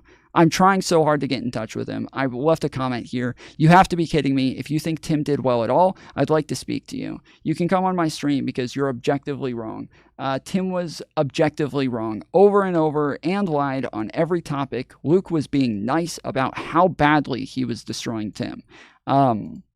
Yeah, there were at least, I think, 3 topics that we went over, and Luke just wrecked him on all 3. Luke Beasley just gets torpedoed by Tim Pool because he pretends to know what he's talking about, and he gets absolutely trapped. So yeah, and he doesn't even show them going over the Wikipedia. He doesn't even show them actually getting into the fucking facts. He just shows Tim rant about Luke being a fascist, and that's it. And then he cuts it off. Like, that's it. This is what conservative media is today. But yeah, anyways, if anybody can find this guy's shit, I cannot get in touch with him. I've been trying to find a way to get in touch with him. I went to his Twitter, and I can't DM him.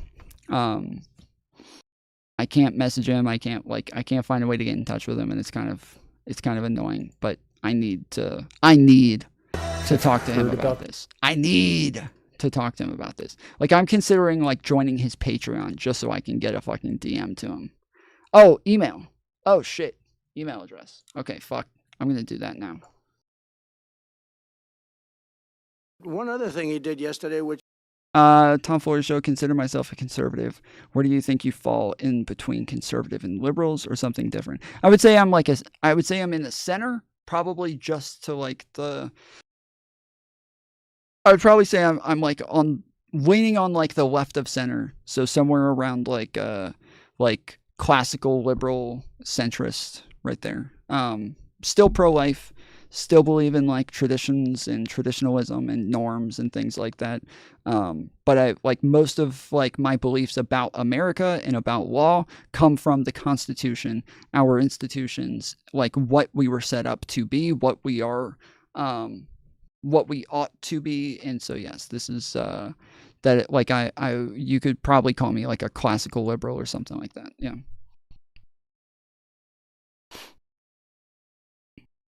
Every single swing state. Yeah, that's what I said.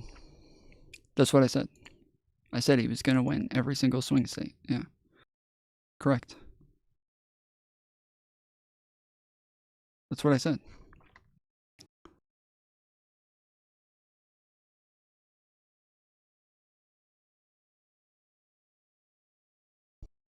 which was in many ways worse. It's hard to believe it can be worse. He wants all gas heaters out of your homes and apartments. He wants them to be replaced by essentially electric heaters. I don't know what it is with electric. This guy loves electric. We're going to be ending the electric car mandate quickly, by the way. This guy loves electric. And we don't have enough electricity. And then we have AI where we need more. And he wants everybody to have an electric heater instead of a gas heater. Gas heater is much less expensive. The heat is much better. It's a much better heat.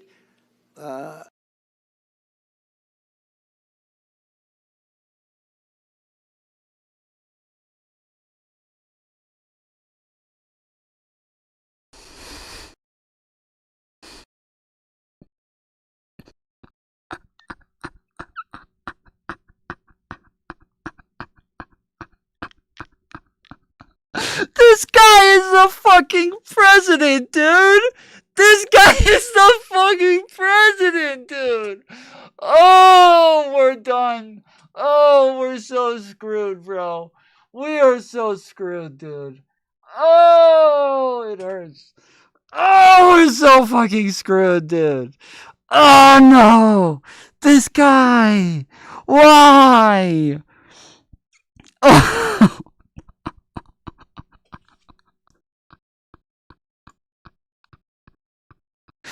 Thakman in the house. Radical Coder in the house. What it do, guys? How y'all doing? Good to see you. Good to fucking see you. Again, if anybody's watching and you guys are watching on the vertical format, you can watch where there are a bunch of other like liberals and centrists and the more of the community-based people. They all hang out in another chat on YouTube. So if you guys would like to watch in the normal landscape format, you can go to my channel, click on my channel real quick, and then go to this live stream. So if you're on a phone, you'll have to click on live and then just scroll to this video. So we have 2 live streams on YouTube. We're also streaming on Kick and Twitter, but you can go to this on YouTube and then, yeah, click on that, and then you will have my YouTube landscape format with a completely different group of people in chat. So if you guys look at this right here, you might see there's a bunch of people who keep commenting that you guys don't see in your chat. That's because, yes, they are in other chats talking. And so, yes, they are... we call this based chat. So the based chat is this chat. And then the vertical chat, since it's in the shorts feed, we call that short bus chat. So that is short bus chat. So if you ever hear us use these terms, we have Kick chat, Twitter chat, short bus chat, and based chat. And so this is based chat. They named it themselves, just to be clear, okay? They named themselves based chat. It's cringe, isn't it? It's fucking cringe, bro. They call themselves that. Short bus makes sense for this combo, yeah. Well, it's the chat that makes sense. The chat makes sense to be short bus chat. As the expression goes, you don't itch. Does anybody have a heater where you go and you're scratching? And that's what they want you to have. They don't want you to have gas where... What the fuck is he talking about, dude? Heat is heat. We measure heat on temperature. There is not quality of heat unless you're adding in like humidity or something like that. But gas heat does not change the humidity. So you do not get more, like you don't get better quality of heat by getting the wind is bullshit, Trump. Yeah, true. True. We got another dono. Thank you, formerly Rudy. So we're at 3 out of 5. We are over the time limit, though, guys. We are over the time limit. I do want to finish this video, so I will give you guys to the end of this video to fill that up. Otherwise, I got to get off. But yeah, there is not quality of heat. Where he's talking about like, oh, yeah, there's the gas heat's the better heat. Electric heat? I don't even like that heat. I'm still cold. The best heat. Twisted tipped $5. Let's go. Let's go. Oh, yeah, that's right. I did do that on tips when it was a super chat. Okay. Well, I'll include super chats, I guess. Why not? But preferably tips. Can you please play the clip? What clip? Oh, I don't know. I don't think I've heard that one. Is that a thing?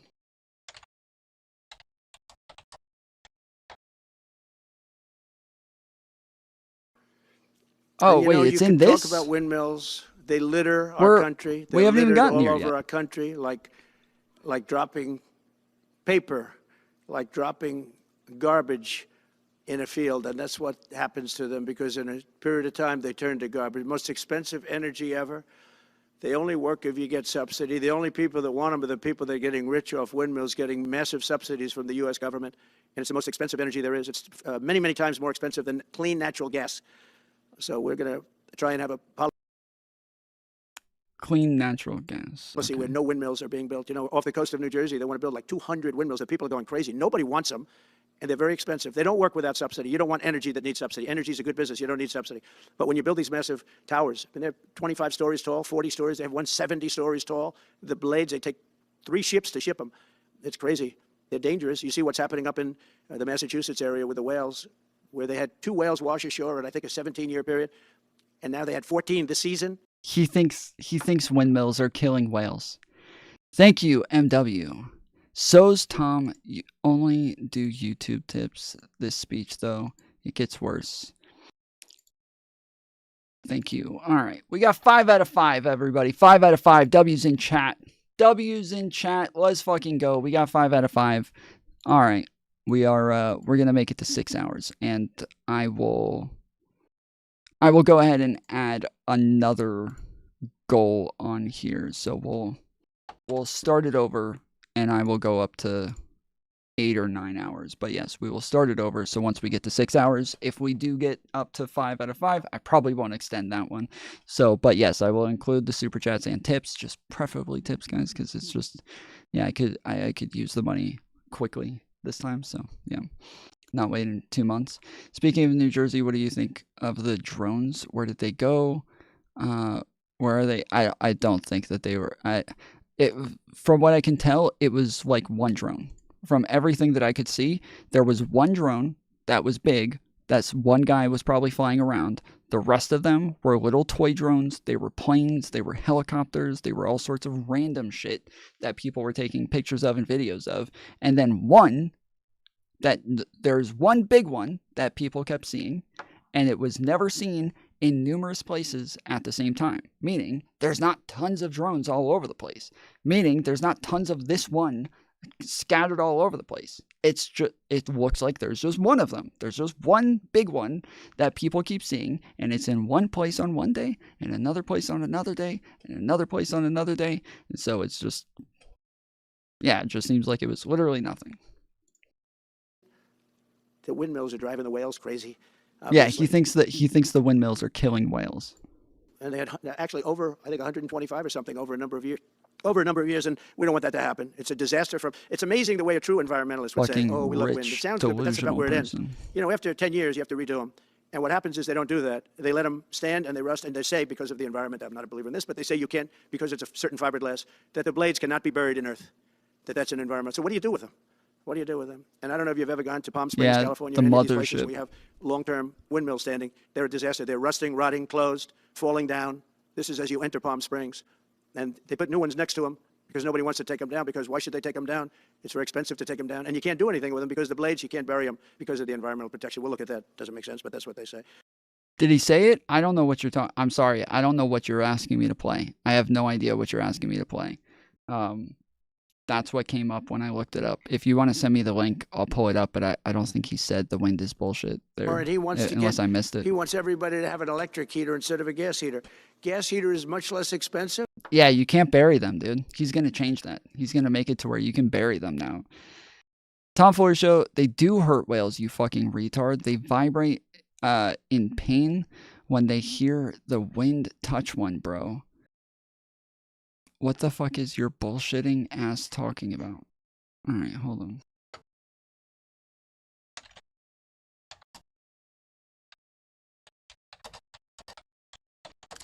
Last I saw, we have like very little evidence that actually says that this is the case. So, let's see. Local experts react to Donald Trump's claim that wind turbines are causing whale deaths in Massachusetts.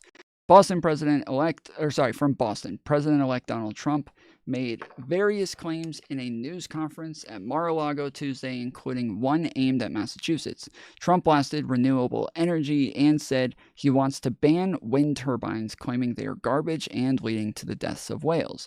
You see what's happening up in Massachusetts area, where they had 2 whales wash up in the 17-year period, Trump said. Now they had 14 this season. The windmills are driving the whales crazy, obviously. Okay, so this right here, just to be clear, okay? And I'm happy to look up other sources if you guys think that there's something else that's going to be like more. He's right, the windmills do hurt the whales, not kill them, but hurt them. Like, he's making the claim that they kill them. That's what he's saying. So if I could understand wind turbines actually like I could understand. I don't know if it hurts them. From my understanding is that it can change like where they go, because it's actually sending out a frequency that they hear and that can sound like another whale, and that they are like possibly going to change course based on what they hear from wind turbines, and that this is going to cause problems for them because they go off course from their navigation. It messes up their navigation and they end up beached. That's what, okay, yeah, so that's what I'm saying. I don't think they end up beached. I don't think there's any evidence that they end up beached. But I from what I understand, yes, they can like make noises that actually hurt their navigation, but I don't think they end up beached. $5 from Jared. Thank you, sir. Thank you. All right, we got 1 out of 5 for the next one, so we're well on our way. Let's go, guys. But yeah, if that's your claim, if you're saying no, they don't kill them, but they mess with the navigation, yeah, sure, I can understand that being a possibility. Do you think TikTok should and will get banned, its own non-US company?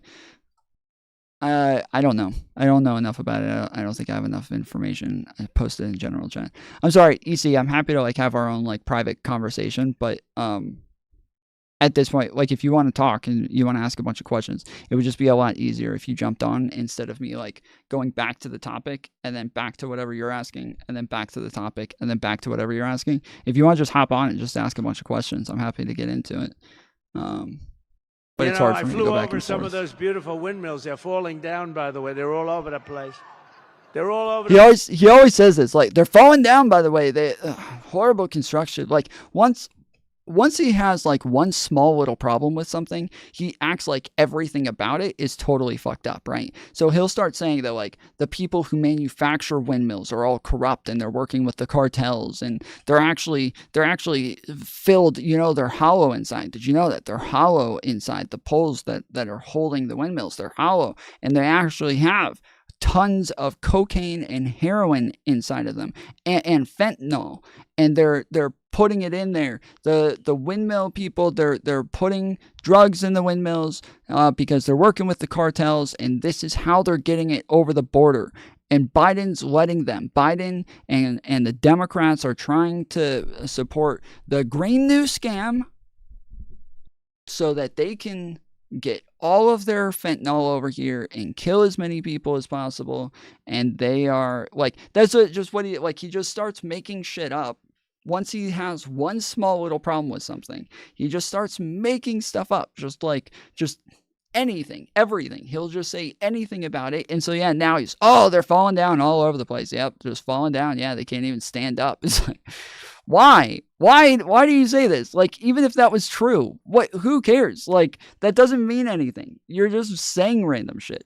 I flew over some of those beautiful windmills. They're falling down, by the way. They're all over the place. They're all over the place. That gorgeous, beautiful Pennsylvania countryside. They got these big, ugly suckers hanging down. They're rusting and rotting.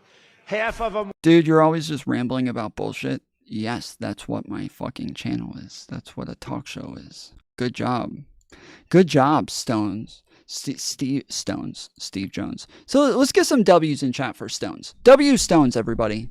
W Stones. Stones figured out what a talk show is today. That's, how old are you? What are you? 7? Probably 7 years old. I remember when I first found out what a talk show was. Yeah, W Stones, guys. Let's fucking go. Big win. Big win. The fucking best. Steve figured it out, dude. Steve's got this. He knows what a fucking talk show is now. Let's go, dude. You're welcome, Steve. You're welcome. We got you, homie. Your family. Weren't spinning, and the ones that were going so slow. They were going, it's not too windy, but, you know, they're going like slow. The other ones were just dead. But they're all rusting and disgusting looking. And then, you know, the environmentalists say that it's also, very importantly, the most expensive form of energy there is. You cannot get more expensive. The wind, it sounds so wonderful. The wind is bullshit. I'll tell you, it's horrible. So expensive. It's just too expensive. It doesn't work. The wind is bullshit, dude. The wind, it sounds so wonderful. The wind is bullshit. I'll tell you. What the fuck? We need that. I need to get like a bunch of clips like this. I need to get a bunch of clips like this for my fucking. I said that I was gonna make like a new BRB screen, and I need to get like a bunch of clips for it. Honestly, guys, I don't think we're gonna do the golden shirts this year. I'm sorry. I really don't have time. And the only way that we could do it is if I literally did it like on stream. This is the only time that I have to do stuff like that. So if on stream, I just like started stream and I was like, okay, now you guys tell me like what you want me to put in each channel and what you want me to put up and blah, blah, blah. Like, that's the only way I would be able to do it. And so, like, if you guys are down for that, we might just do that tomorrow. I'll just do a whole stream tomorrow where we just go over the last year and try to figure out, like, what clips we want and what, like, debates we want and who we want to nominate and all that crap. But yeah, outside of that, like, I'm just, I'm too busy off stream to do this stuff. So, boo, I'm trying to win most unhinged mod, damn it. I think you win, bro. You win. I don't think anybody's even challenging you on that one, bro. Tom, make a tab? What does that mean, make a tab?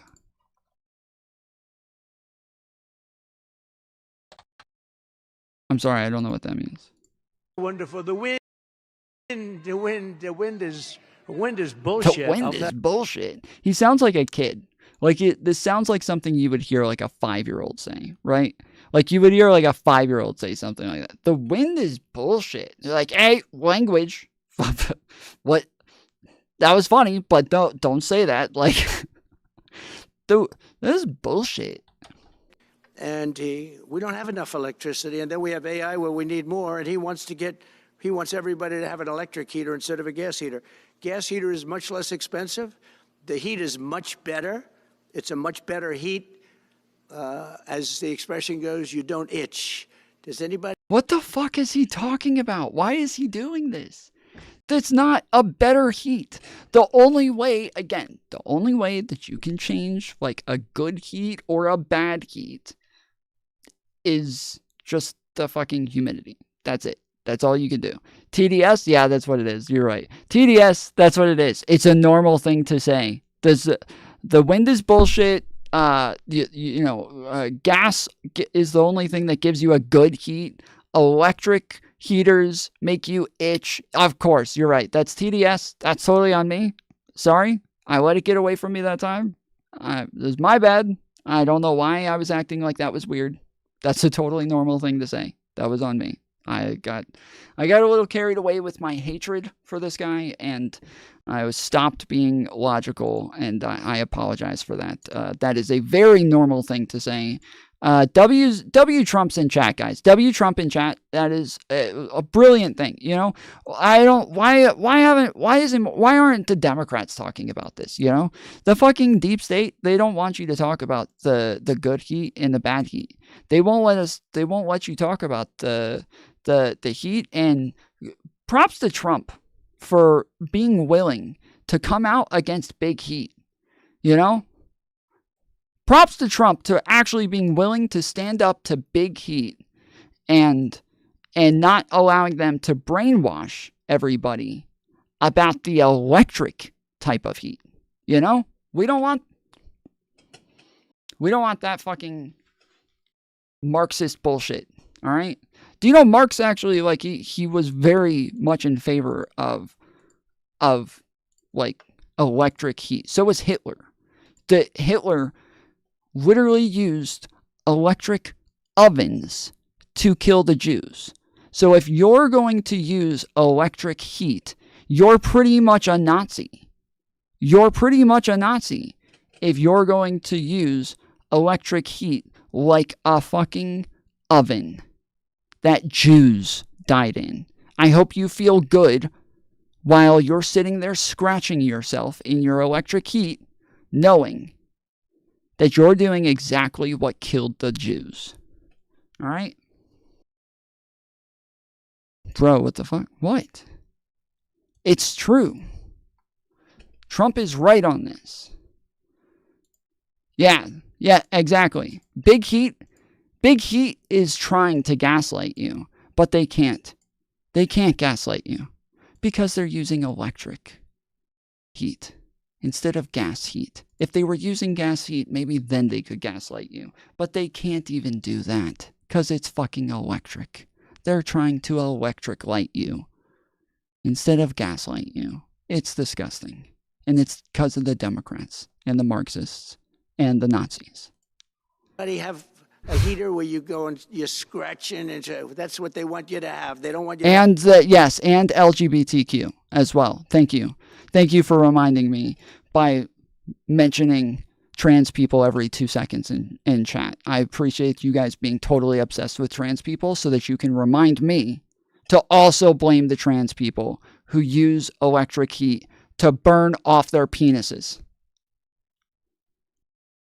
That's how they do it. With electric heaters. To children. Another electrifying speech where Trump blows away the Democrats' lies. Yes, correct. Correct. Is Tony Hinchcliffe wearing a fake stash? No, Tony Hinchcliffe is Tom Foolery show with wearing a fake mustache covering. have gas where you don't have the problems of the electric, and the source is plentiful. They're much cheaper to operate. They're much better. They work much better. They look much better.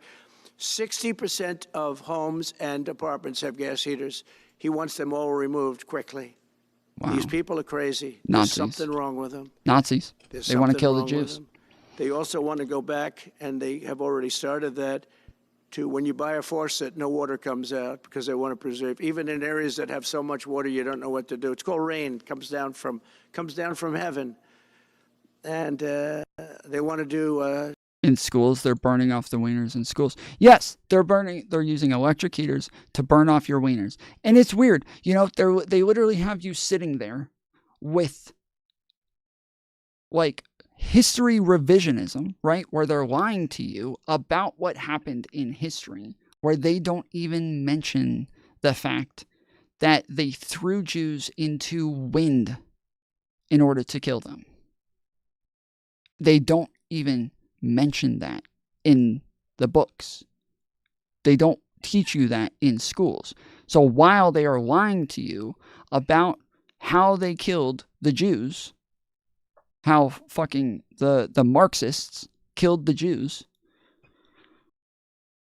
they are totally brainwashing you to believe that they did not kill them by throwing them into wind. No water comes out of the shower. It goes drip, drip, drip. So what happens? You're in the shower. Electric ovens are making the frogs gay. True, dude. They're also making the frogs gay, dude. This is why we have so many LGBT people today. This is exactly 10 it. times as long, you know. No water comes out of the faucet. You want to wash your hands. They want to go back to even stronger than what they have right now. As you know, I ended that policy. You can have all the water you want. Makes no difference. It comes weird, especially in certain areas. We have so much water, we don't know what to do with it. But these are all things. They want very, very little water to go into your dishwasher, almost none. And you know what people do? They just keep pressing, keep it going. They end up using more water. Likewise, washing machines. They want in your washing machine to have very little water To have coming out wind. of the washing machine. So Or when you heat. wash your clothing, you have to wash it 4 times instead of once. Yeah. You end up using more water. And yeah, and they don't even use gas heat in dryers anymore. Back in the good old days, we used gas heat in dryers to dry your clothes. They don't even do that anymore. We're a party of common sense, and things that I'm telling you now is really all about common sense. On Yes, they do, dumbass. Let's see. What is the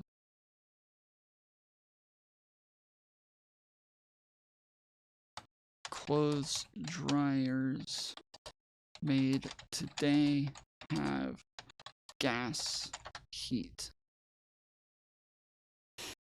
Many major brands offer gas dryers, including GE offers both gas and electric dryers. LG, Maytag, Samsung, Whirlpool. Well, okay. You know what? I should have actually, that is my fault. I should have realized because Trump got elected, they probably all started making those again. It is because because they know that Trump is going to come for them and he's going to tariff them if they don't do gas dryers. That's why they all now that they know that Trump got elected, now they're doing it. You're right. That was my fault. I was wrong on that.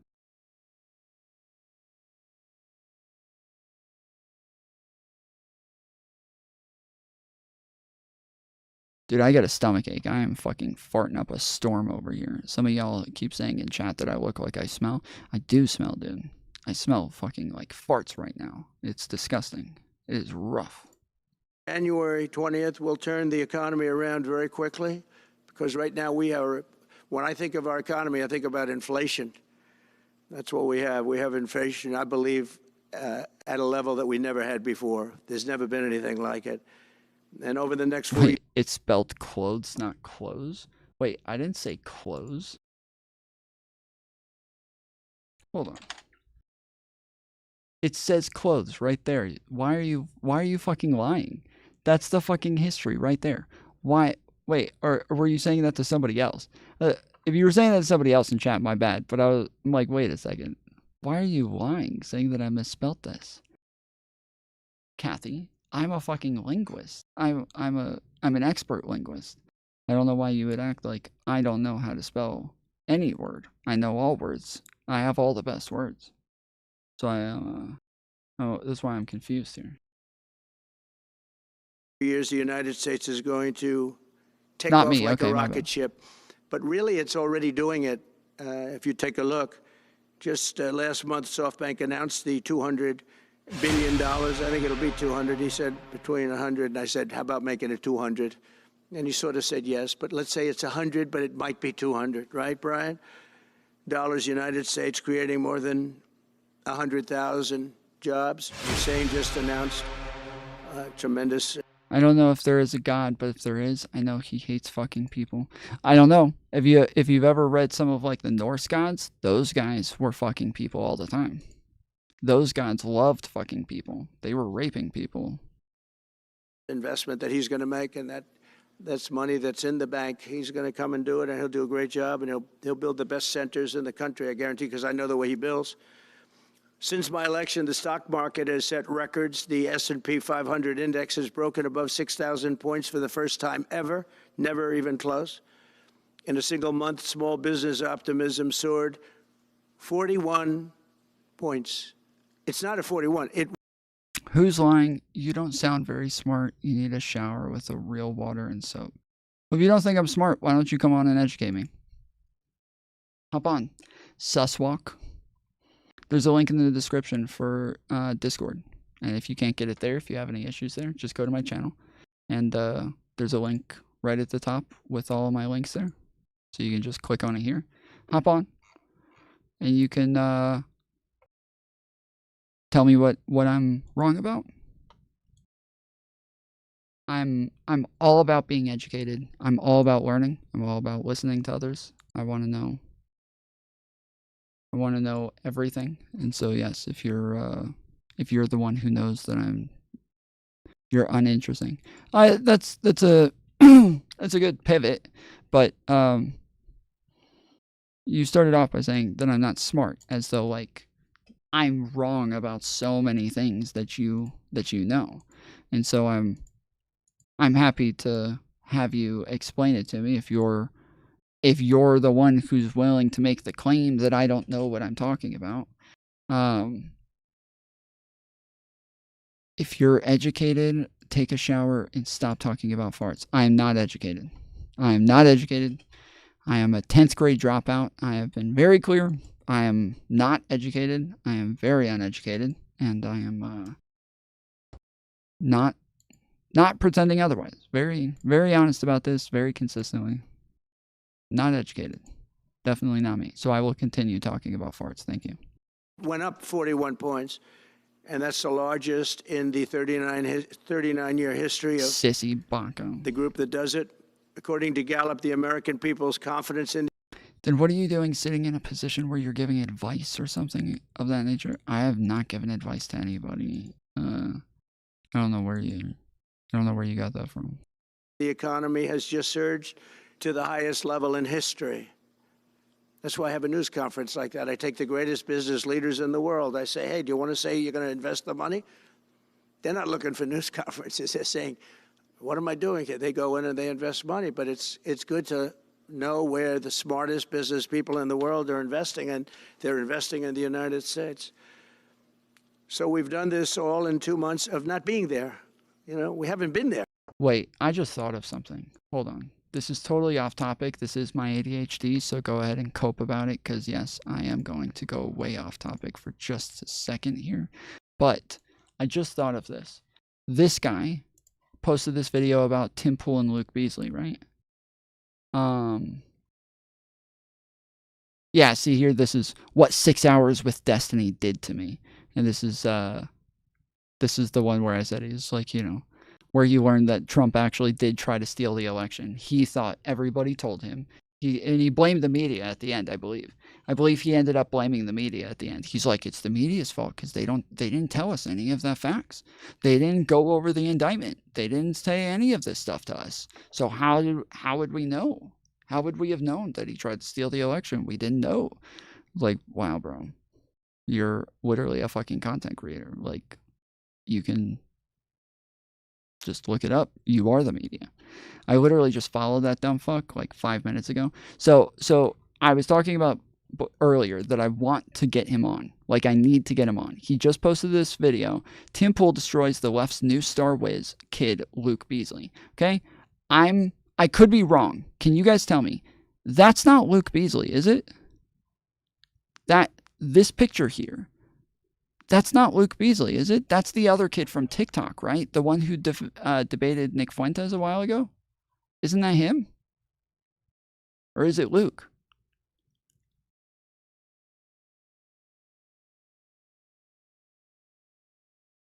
Chat keeps freezing. Damn. I'm just waiting for you to say something brainy. Don't hold your breath. It's not going to happen.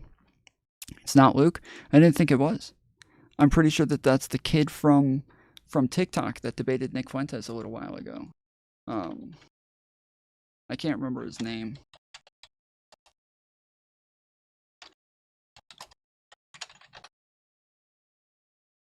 Let's see, on Aiden Ross's stream.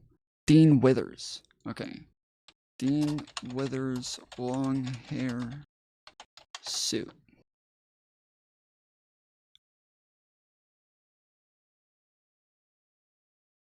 This is who I thought it was, but I could be wrong, because, yeah, he doesn't really have curly hair.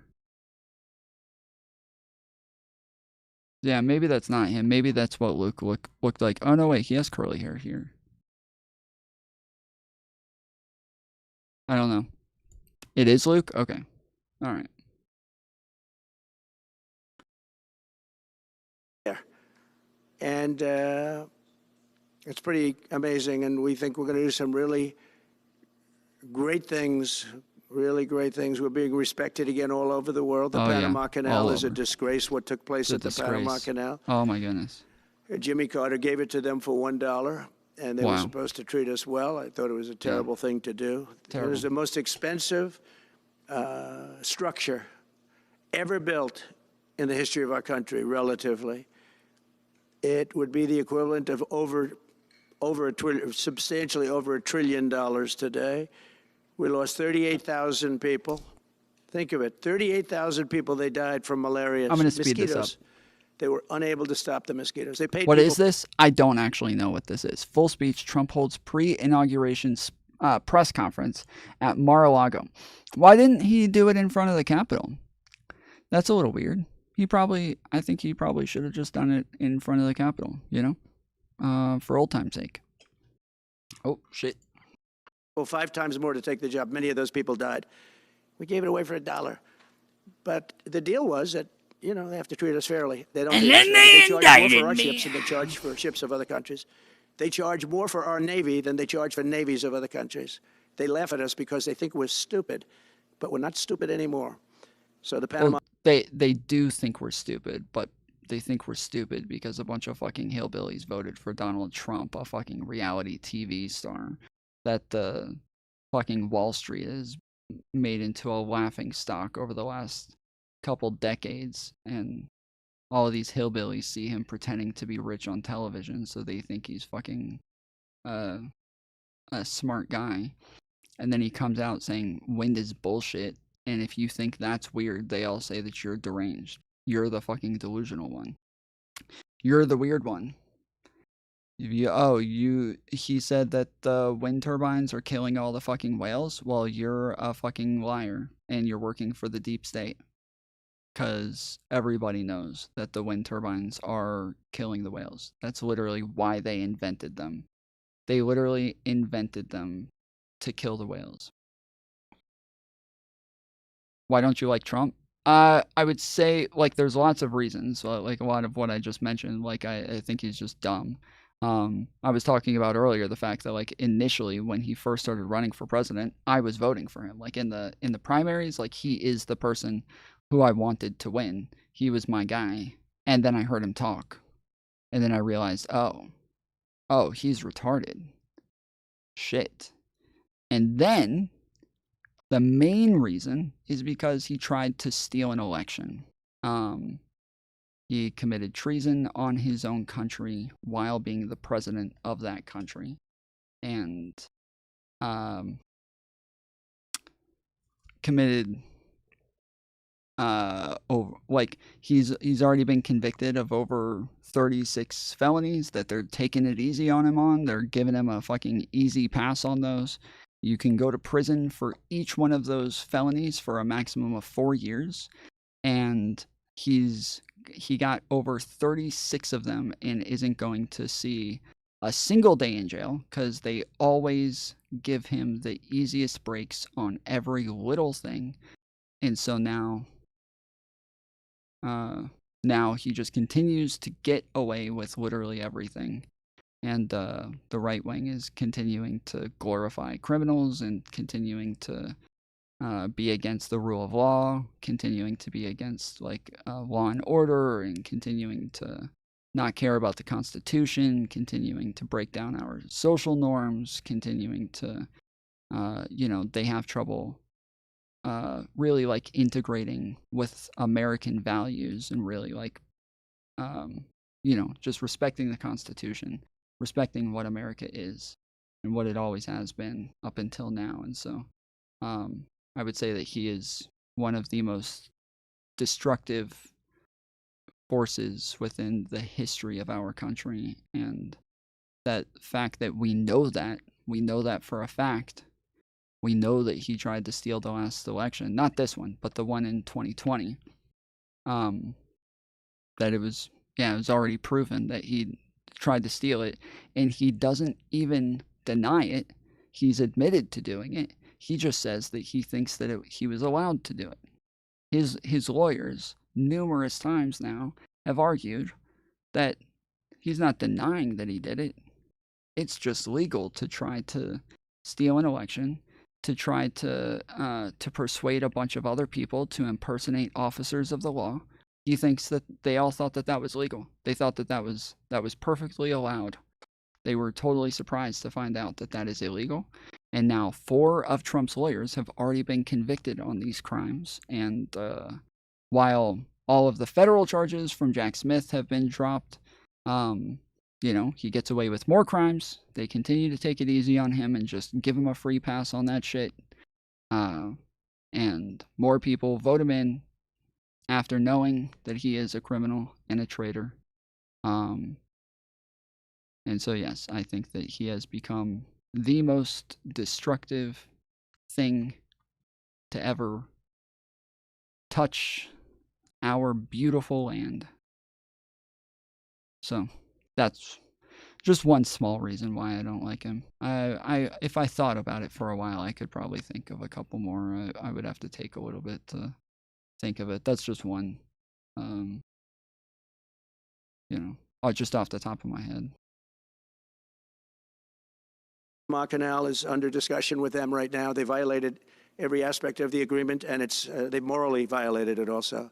I love him. Yeah, that's what I'm talking about. That's why I'm saying that, like, yes, this is why it's destructive. It's like, yes, if he's going to, like, incite a bunch of, like, terrorists and, like, people who hate the country and who hate the Constitution to, like, continue bragging about how destructive they are to our country, and the fact that, like, yes, if somebody tries to steal an election, they're going to support that person afterwards and brag about supporting that person, even put their fucking signs in their yards. Like, I would probably respect somebody more for putting, like, an Osama bin Laden sign in their yard than a Trump sign, because at least Osama bin Laden had, like, a connection to, like, religion. I right? may say this. Doesn't matter who's in office, our society has crumbled to a point of no return. Thank you for the $5 dono from Kazuki. Said, I'm gonna say this, doesn't matter who's in office, our society has crumbled to a point of no return. I don't agree, Kazuki. I don't think that our society has crumbled to a point of no return. I think that we have the biggest economy in the world. We are the only superpower. We are still the society that runs, like, norms in the rest of the world. I have, like, a bunch of girlfriends in just about every country around the world, and they all tell me that every day they're sitting around listening to American music, that they are all watching American movies, that they're all watching American TV shows, that they're all watching American politics, that they're all speaking English because America speaks English. Like, we are the front runner for a society. We are the society in the world, and everybody else is trying to be like us. They're trying to create constitutions like us. But even, like, the things that make us great, the reason we have a great society, it's not because of people like Trump, right? Like Trump is just, like, one person, right? Even Biden. Like, Biden had one of the greatest presidencies of all time, but Joe Biden isn't somebody who's actually able to, like, do something insanely huge, right? The reason that we are the greatest country in the world is because of our Constitution, because of our checks and balances that are supposed to, like, keep us from tyranny, to keep us from people like Trump that have kept somebody like Trump in check, and because of our rule of law. Like, our institutions are the things that make us great. That, like, I keep saying this, and I'm going to keep saying it. We listened to Sam, what was the guy's name again? The alt-right guy that we listened to the other day, that was complaining about the Indian people coming into the country. Entertainment versus successful intentions. We are lacking in insightful technologies compared to Asian countries. I don't think that's true. You understand that Apple designed the iPhone, and Apple is an American country, or an American, Sam Hyde, thank you. Apple is an American business. They're an American company. We are the ones who are funding all of the biggest research in like modern warfare technologies, and most of that is coming from Israel, because we are the ones giving them not just the money and the funding for it, but the technology and the security. Like we are not, this is one of the things that makes like our country so great across the board. Like not just our country, liberalism in general, is that Depress Express. Give me just 1 second. I'm on a rant. But yes, not just like our country, but the here, I'm gonna move him back to the waiting room till I finish. I'll pull him back in just a second. But yes, not just our country, but liberalism, right? Liberalism is like what has made our country so great. Our Constitution is built off of liberalism. The values, that is the thing that is like that has made us so great. And so modern warfare technology, so you're saying we're actively bringing about the downfall of other societies? No, you understand that the Kazuki. Obviously we have in the past, like Japan, right? Obviously we did drop a nuke on Japan, but bro, you make no sense. I don't expect to make sense to people who are too illiterate to understand. Like, I'm literally dumbing everything down as much as possible for you guys to understand it. I'm purposefully avoiding using big words, but not even big words. I'm purposefully avoiding using medium-sized words. But anyways, the like liberalism is the thing that has made our country so great. Liberalism is the reason that like Hitler went off and did what he did. Liberalism is the reason that Mussolini went off and did what he did. Liberalism is the reason that fucking Marx did what he did. Liberalism is the reason that Mao did what he did. Like, it's not fucking liberalism. It is. It is literally all of these people did what they did because of liberalism. Again, I want you guys to understand something. Liberalism does not mean liberals as in Democrats, okay? So if you don't watch like politics much, you may not know this. This is like a common way that people use the language, but that's not what it is. Like liberalism does not mean like a Democrat. Liberalism is why America hasn't had that BS happen. Yeah, well, exactly. That's why we haven't had all of those, like, we haven't had a Mao, we haven't had a Hitler, we haven't had a Mussolini, because of liberalism. Liberalism is not Democrats. Liberalism is, like, freedom of speech, freedom from government, freedom, to have, your own money, like freedom to have private property, capitalism, like, all of those things, that's liberalism. And so it comes from what we would call the Enlightenment period. And liberalism is trash. Are you saying that from the left or the right? You're either a fascist or a communist. So which one is it, Benjamin?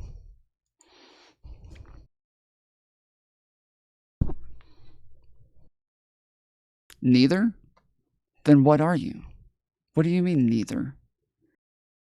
What kind of authoritarian are you if you're not a fucking communist authoritarian nor a fascist authoritarian? What kind of authoritarian are you?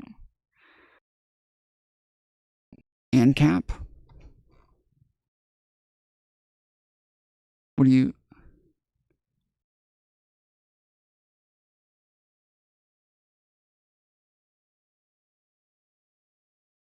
Okay, he didn't think I was going to read his chat. He doesn't know what liberalism is. Okay, I'm going to add a little bit to the debate. I believe that having multiple political sides, such as an independent, liberal, Democratic, and Republican, keeps our society from crumbling. Just so you understand, there can't be an independent, party. If you're a party, you're no longer independent. Independent means that you are not associated with a party. So I'm an independent. I'm not a Democrat. I'm not a Republican. I don't vote based on, based on parties. USA was founded as a constitutional republic, nothing to do with liberalism.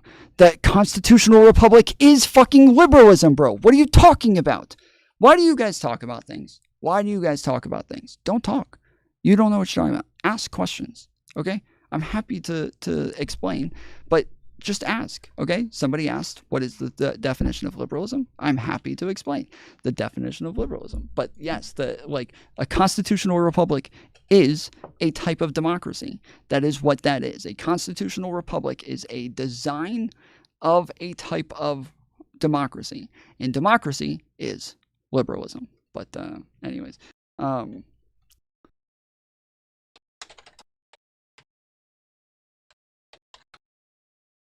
yeah, liberalism, the willingness to respect or accept behavior or other different from openness in new ideas, a political and social philosophy that promotes individual rights, civil liberties, democracy, and free enterprise. So that's what liberalism is, right? It is, yes, individual rights, civil liberties, democracy, and free enterprise. That's liberalism. So in if you guys ever talk to a communist, I know none of you know what a communist is. You guys think Kamala Harris is a communist. But in reality, if you talk to a real communist or a real socialist or a real Marxist ever, they will call you a liberal. Not because they think you're going to vote for a Democrat. No, it's because Marx and Marxists are anti-liberalism. They are anti-liberalism because liberalism, they believe, is bad. They believe that individual rights and civil liberties isn't real, or sorry, civil liberties is good, but individual rights is not beneficial. And so, they believe that if you have individual rights, that this leads to things like free enterprise and private property, and that sort of thing is what causes capitalism. And capitalism is the worst fucking thing in the world to them. They believe that it is the cause of all that is evil. And so, yes, they are I know that you guys think that, yes, Marx is a fucking liberal, but if you ever read Marx, he is hardcore anti-liberalism. Again, not liberal as in a Democrat, liberalism. Democrats believe they are liberals and self-identify themselves as such. Sure, but conservatives also believe that they believe in liberalism. Again, if you believe in the Constitution, you believe in liberalism. Our Constitution is built on liberalism. That's being a liberal is not the same as liberalism, but they they try to be. I think that Democrats try to be the people who are pushing forward liberalism, but it's just not the same thing. Just the same as if you're a conservative in the United States, you're very different from conservatives in the UK or in Canada or things like that because of the Constitution. But Democrats want to silence people and go against the Constitution. Maybe I don't know of any liberals that are trying to get people arrested for their speech. Again, that the far left does want that. Again, but those are Marxist, socialist, communists, not liberals. Liberals, I don't know of any liberals that want people arrested for their speech. Can you name one? Can you name somebody can you point me towards someone who wants someone locked up? Gavin Newsom? Okay, what did Gavin Newsom say where he tried to get somebody locked up for their speech? And do not bring up the fucking Kamala Harris thing because he did not say that. Don't say the Kamala Harris thing. Don't do it. Do not fucking do it. Don't do it. He did not ever say that Elon Musk should be fucking locked up for the Kamala Harris thing. He never said it.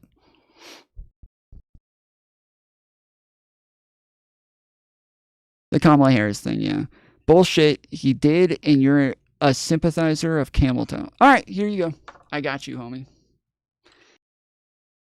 I got you, homie. Don't you worry. I got you.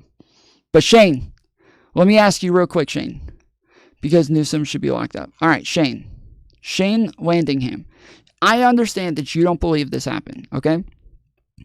Just man to man, just real quick. Fuck politics, okay? Just on pussy, go ahead. Okay, I'm trying to. Man to man, fuck politics, fuck everything else, all right? If I proved you wrong, you would admit it, yes? I just asking. I'm not saying that I have proven you wrong. I'm not saying I'm going to. I'm asking, if one did prove you wrong, you're capable of admitting that you're wrong in times that you are wrong, yes?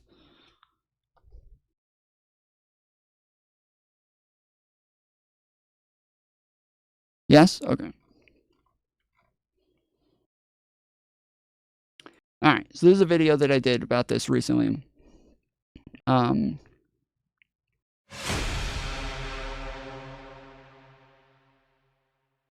kind of went off on a long rant about this, unfortunately. Where I also talked about like what a Marxist is, what socialism means, what communism means. So if you guys like, if these words are different to you, or you're like wondering what the fuck I'm talking about, go watch this video where I talk about like all of these different things in here. Though I did get some things wrong in here. So if you do watch this video, please make sure that you read this comment here. I pinned it to the top. I got some things wrong in here. And so I want you to make sure, please, like, do not, there's like one main thing that I said that I got wrong, and I do not want people to walk away thinking that that's true. So please make sure, if you do watch this video, it's called Insane MAGA Radio Show Host Rage Quits on Tom and Lies About Him. Make sure you read this if you do. But yes, it goes over like what Marxism is, what all of these things are. So here we go. I own my own businesses and the social media platform formerly knows it.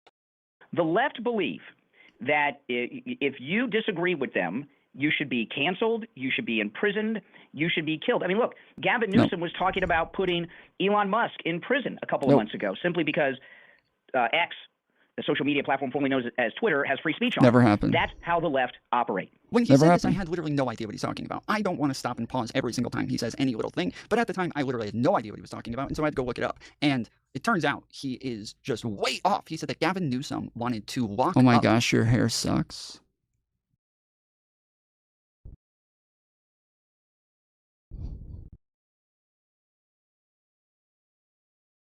My hair sucks?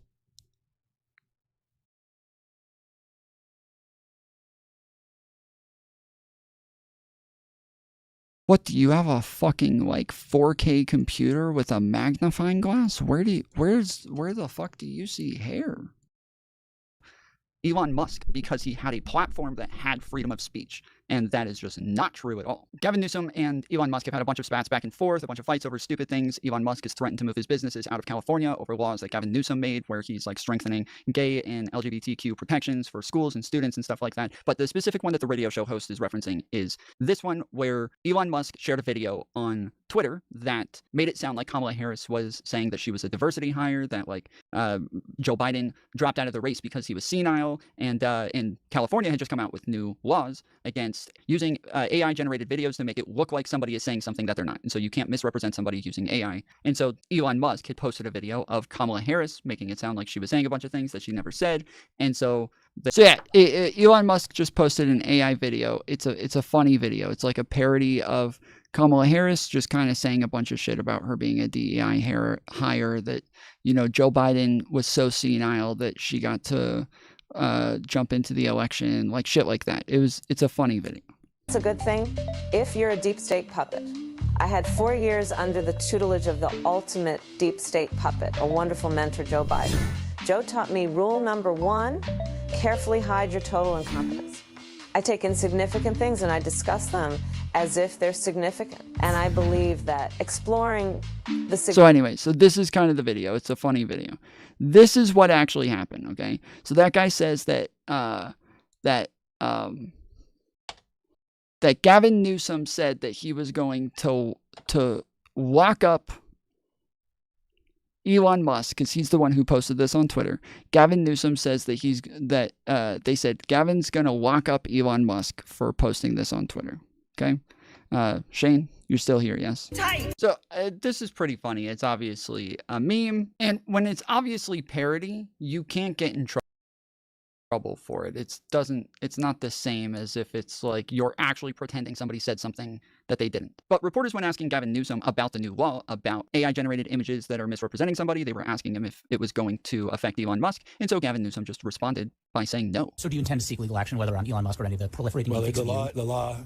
The law asserts that many can seek injunction relief, and I just signed the law. I just signed 32 other bills on housing, and I haven't had a chance to review the specific lawsuit around a conservative blogger that seems offended by our law, but not the Alabama law or the Florida law. And so they're asking Gavin Newsom if he's going to sue Elon Musk over this, and he's saying, well, it doesn't have to be me. It can be anybody. I haven't really looked into it, so I don't know. But it's weird that Elon Musk makes such a big deal about the law that we just passed, where we're stopping people from misrepresenting others with AI-generated images, but he never made a big deal about any of the other states that are Republican states and conservative states. He never said anything about their laws where they have the same thing, so I think it's a little weird. And he calls him a conservative blogger, which is kind of... That's it. That's all he said. They asked him, are you going to use this law against Elon Musk? And he says, well, it doesn't have to be me. Anybody can sue somebody for misrepresenting them. But no, I haven't even looked into it. I don't know anything about it. And then he just says, yeah, but I think it's weird that Elon Musk is making such a big deal about my new law when tons of conservative states have the same exact law, and he's never said anything about them. That's it. That's all he said about it. He didn't say anything else. And so if you have evidence of him saying something else, I have not seen it, okay? So if you want to send it to me and show me that I'm wrong, Shane, I'm sure you're still here. I don't see you saying anything. I haven't seen you say anything since I showed that video. But I'm sure you're here, and I'm sure when you said that you were willing to admit that you were wrong, that you're actually getting ready to do that right now, and it's just taking you a really long time to type it. But I'm sure, I trust that you are actually still here, and that you're getting ready to do exactly what you said you would do.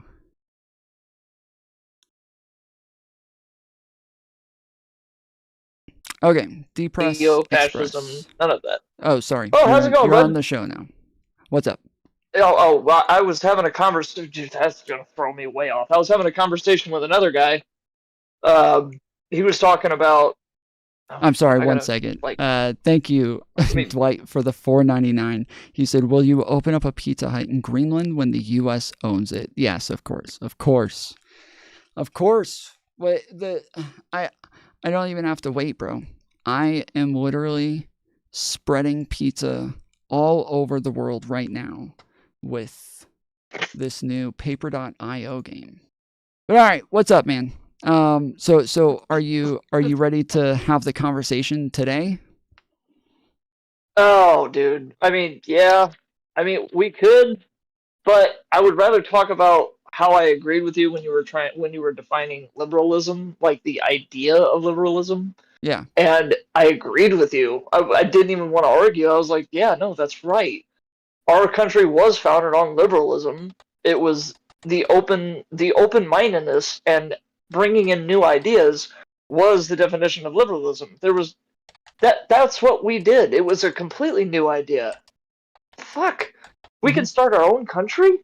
What do you mean we can start our own country? Yeah, we got to rebel against this country, but we can start our own country. Okay, yeah. Like-minded people got together. They were open-minded about it. They were like, well, what do we do now? And then we just kept running with it for years and years and years. And then now you get to post-liberalism, modern liberalism. It's not liberalism anymore. It's when somebody says they're a liberal, I look at them and I go, oh, so you mean a fascist? You don't want to agree with me on anything unless it's your way or no way. I was just going to expand upon that. I mean, obviously, like, yeah, I guess the main thing I think that people misunderstand is obviously that, yes, we use the word liberal here as like kind of like somebody who votes for a Democrat. But technically, like, being a conservative just means that you want to conserve like traditions and traditional values, but you want to do that within liberalism. You want, like, even conservatives within our country, they are liberals on like a global scale. And that's why I was saying earlier that like the leftists will call conservatives liberals because if they believe in the Constitution, if they believe in capitalism, they are technically on a global scale, they are liberals. But outside of that, the far right past the conservatives is going to like once you like you have like liberalism as like centrism on like world world ideologies. Liberalism is centrism. Then fascism is the far right, and like Marxism, socialism, communism is going to be the far left, and that's like the way that like a global scale kind of looks. Yeah. No, in all honesty, I'm not. I don't argue against that. There's a lot of conservatives. Hard to say. Conservatives out there that have a very liberal ideology. Like they want to progress, but when it comes to people saying that they're liberal, they become very conservative. That they don't want to progress. They want to regress. Like whenever somebody's like, "Oh yeah, I'm a liberal. I believe in all of these rights for individuals," and I'm like, "Okay, what rights?" And then they bring up two, and it's always the same two. It's abortion and trans rights, and I'm like, well, that's not progressive thinking. That's regressive thinking. Like you're not. Wait, what is? You're not trying to advance anything. You're bringing it back. Wait, what is? Did I cut out? No, sorry, I was looking at something. What is? Oh, sorry. The one right that they always bring up is abortion. I that's one thing that I can't get on board with that. I'm not pro-choice. I'm not pro-life. I'm pro-option. I am pro-life, but I wouldn't say that that's like regressive. Most of like the things that we believe in are based on some sort of like I'm not pro-murdering. Well, hold on.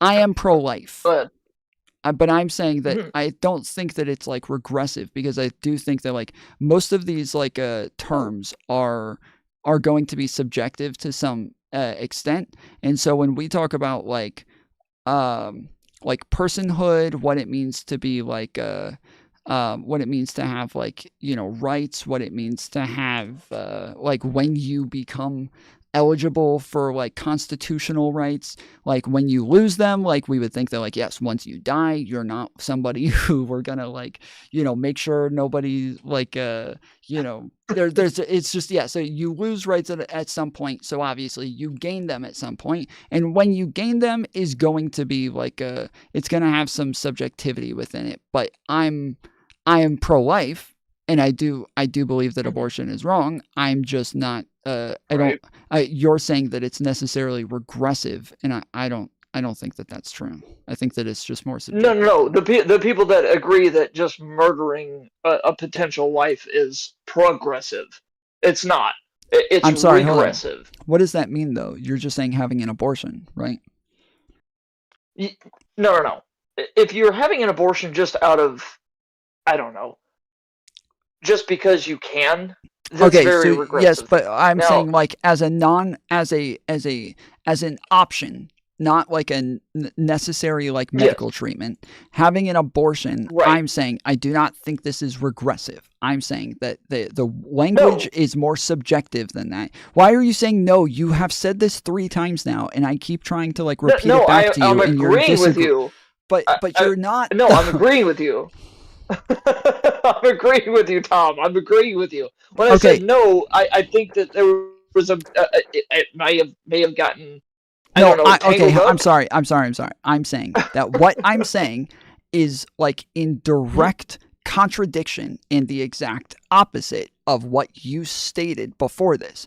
And then after I said it the first time, you said, oh, no, I agree with that. But then I asked you to state it again. And when you stated it again, you still said the opposite of what I said. So I repeated myself and again said the exact opposite of what you said. And again, you said you agreed with it. So it is a contradiction if you agree with this because they are exact opposites of one another. You cannot both believe that it is regressive and not regressive at all at the same time. Okay, well, let me be clear here then. Let me very fucking clear. Should you be able to have an abortion just because you want to? No. I think that's morally corrupt and morally wrong. If it is medically necessary, if your life is in danger, okay, yeah, that's an option. I don't. Where are we getting this tangled web of things? That is not relevant to the comment right now. So I'm saying that I am pro-life, but I do not think that it is regressive to be pro-choice, and that people who believe that life starts after you're born and that personhood comes after you're born and that you ought to have the right to have an abortion, I disagree with them. But I disagree with them knowing that my stance has a lot of subjectivity within it and that there are different, very different routes that we're taking to get to completely different answers. And so I'm saying that no, I do not think it is regressive at all. I just come to a different conclusion. Okay, thank you for clarifying that. I believe that it is a regressive thought that somebody who has the ability to have life, liberty, and the pursuit of happiness has it robbed away from them before they're even born. Yes, but that's where the disagreement is. That is the disagreement. Okay, yes. I'm saying that they don't believe that they actually have the right to life, liberty, and the pursuit of happiness.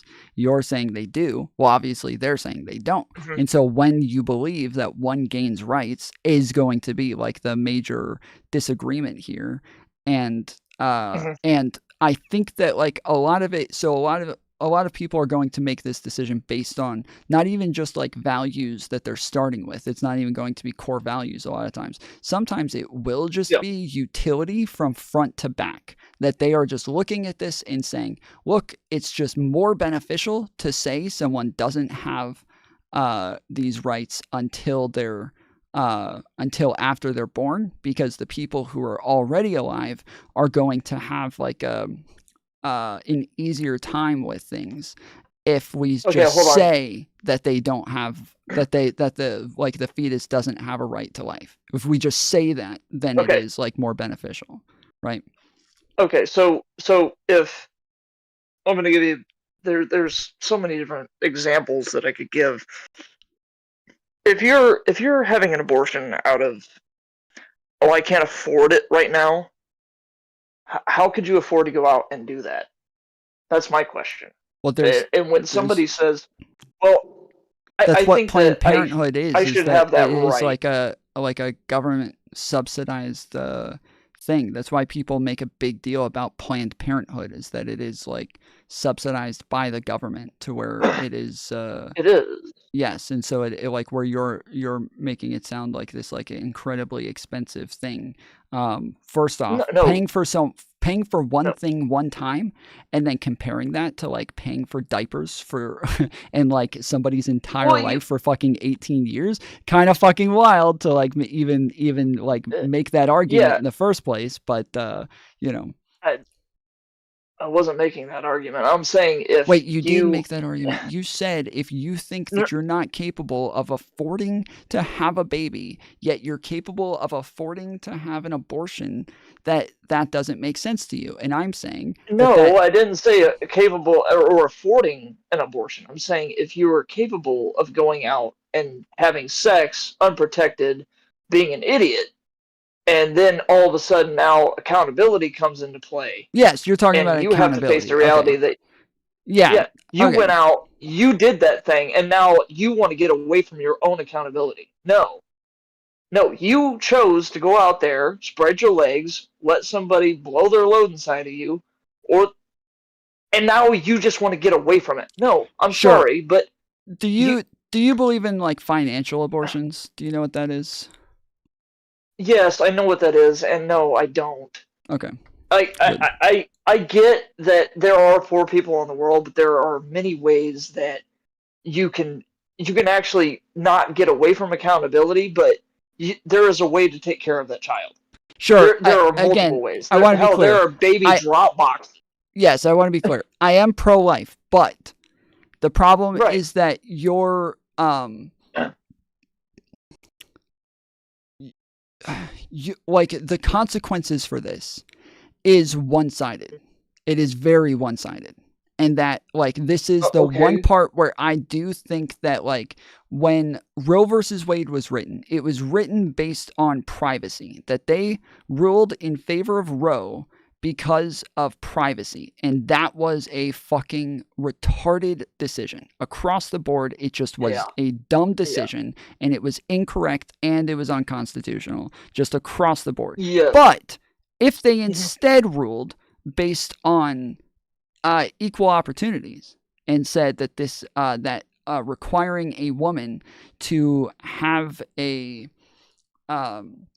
to go through with a pregnancy, that this would be like some sort of governmental discrimination, because they will never like expect men to have go through with a pregnancy, and men will never have any sort of like legal consequences for not going through with a pregnancy or for having an abortion or anything like that, that this would be some sort of like legal discrimination against women. And so in this case, I think if they had ruled that way for Roe versus Wade, that would have been a very different situation, and it would probably still exist today. But because they did privacy instead, that ended up getting overturned because it just was a bad decision. But I'm saying that, yes, your argument is very one-sided. It is something that, like, while you're saying, yes, like, they have, like, they did what they know is going to, like, cause a human life, and then once the human life is there, they don't want to have to deal with the human life, even though they're the ones that created it. It's not really they in the end. It ends up being she has to deal with the consequences. She has to deal with the life, and then maybe he is going to be part of it as well.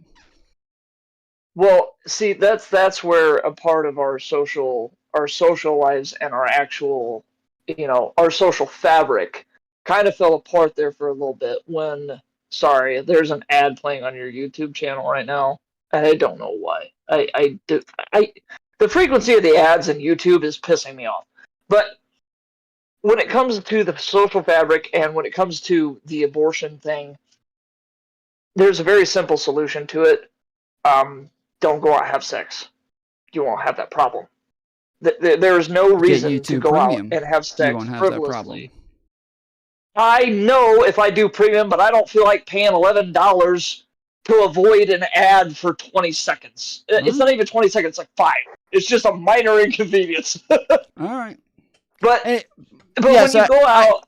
I agree with you. I'm just saying that, these are okay. The real question comes down to it, because I understand what you're saying, and I agree with the logic there. They're like, generally, yes, if you make a decision to go have sex, that you know what the consequences of you having sex are. Even if you take birth control, even if you use condoms, none of these things are 100%, and that there's always a possibility that you can have a child, and that once that life is created, I would say, that the possibility is there now. I think that morally, we almost always take into account what somebody just brought it up. So what about rape? Moscow just brought it up. So what about rape? Moscow? I would say that it doesn't matter. Don't say the fucking percentage. You sound like somebody who's going to force someone who had who got raped to go through with the fucking pregnancy. So then don't say it. It doesn't matter. I would never. It doesn't matter. No, then don't say it. Just say yes. No, hold on. That's why I'm saying. Then don't say that. Just say. I am capable. I am allowing. Yeah. No, yes, exactly. Just say that. Just say that. Do not mention the fucking less than 2%. It doesn't matter that it's less than 2%. If in the end you end up saying they should have the ability to have the abortion, that's all that fucking matters. But anyways, okay. This, what you're saying, I agree with the logic. I'm not pro-choice, pro-life. I'm pro-option. Okay, the logic that you're using, I agree with. They're like, yes, if somebody's going to make the decision to have sex, they know what the consequences are of their actions. Okay, but that isn't really the question here, because there's all sorts of things that we do that doesn't necessarily have consequences. And so the question is, when does one gain rights? When do they have rights? When do they become someone who is protected by the Constitution? That is the question. So That the is conception the argument. real. Yes, and the problem is that this is totally subjective. Like, as much as I don't like it, and as much as I would like it to just be like an objective thing, it just is subjective. And so it's not. It is not a. Yeah, it's not like an objective thing as to when you have rights or when you have become one who is protected by the Constitution or not protected or whatever. You know, it's just not. That is not an objective so thing. when does somebody gain rights? When? Well, when they're born or when they're conceived? That's the point, is that we don't really have, like, there's not even an answer to it, because technically you always gain rights on a sliding scale. So even once you're born, well, you don't have the right to, like, buy cigarettes. You don't have the right to have sex. You don't have the right to sign a contract or get a bank account. You don't have the right to go to a bar. You don't have the right to go to a strip club. You don't have, like, there's tons of rights that you do not have. You don't have the right to join the military. You don't have, like, once you're born, you do not all of a sudden have all rights once you're born, right? All rights are always on a sliding scale. Even once you turn 18, you still cannot do, like, you still can't buy alcohol. You still, like, can't go into lots of bars or lots of clubs. Like, there's still lots of rights that you do not have once you are a full-on major. Unless you identify as a cat, then you can do whatever you want. Okay, whatever. Anyways, the point is that, yes, we don't have the point is we don't have an answer to that. The point is that there is not an answer to when one gains rights. And so now the argument is just over. Okay, when does that, like, sliding scale start? And when do you think that it should start? When do you think that it should start? When should somebody have rights? So I would say that, because I think that, like, technically, like, morally, I would say that I think abortion is always wrong. I think that it's just always wrong, one way or the other, because I do think that like the potentiality of the being is, like, the thing. That is what we're talking about. There is a potential being there. It has already started the process of growing. It has already started the process of, like, being a human. And to me, like, who has rights? Like, generally, like, you are protected by the Constitution if you are a human life. That's when you're protected by the Constitution. Is when you are a human life. Okay, so when do we say that you're no longer a human life? When does one stop being a human life? When you're dead. Yes, when you're dead. And when do we consider you dead? When you die. When do we consider you dead? I'm going to say the same thing. I'm sorry. Okay, if you don't have, like, heartbeat and brain function, we would say that you're dead.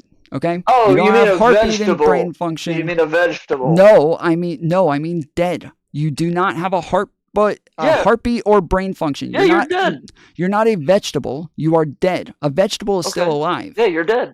Okay. So I'm saying that, yes. Right. So I'm saying that now you no longer have personhood once you're dead. Okay. So now if we're saying, okay, well, you lose these rights, you lose personhood once you lose heartbeat and brain function, I would say, okay, well, then it makes sense to say that one has rights around the time that they have heartbeat and brain function, which is generally around, like, 15 weeks, like, end of first trimester, beginning of second trimester.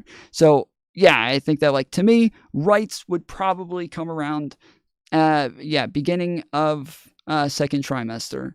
And that's, like, legally where I think it makes sense to draw a line and say that one could have an abortion, even if I think it's immoral. I think that one could have an abortion up until. So can I go more pro-life than you are, real fast? Okay. What about the right to life? What is that? What does that the even right mean? to life. The right to life. Yes. What does that mean? That's even more pro-life. I mean, the moment that you are conceived, you have a right to life. Well, you have a right to live. You're just repeating yourself over and over. Like, when I ask you what it means to die, you just keep like saying when you're dead. Like, I'm wanting you to, like, define terms. I'm wanting you to, like, make sense of what it is that you're saying. When I no longer cease to exist, when I pass along, my old soul decides It's time to saunter off to better and Hold newer on, hold on. pastures. I'm asking you, even what does a worse right to pastures. life mean? Okay, a right to life. It's written in our Constitution. The right to life, liberty, pursuit of happiness. The right to life. The ability to live. The ability to have a chance to live. If you die, you still exist. Yes, I understand that. You still exist, but you're bones. Yes, You can't say anything. like just saying one exists, like fucking squirrels exist. And it's like, the same, but they don't right. get to like. They don't have.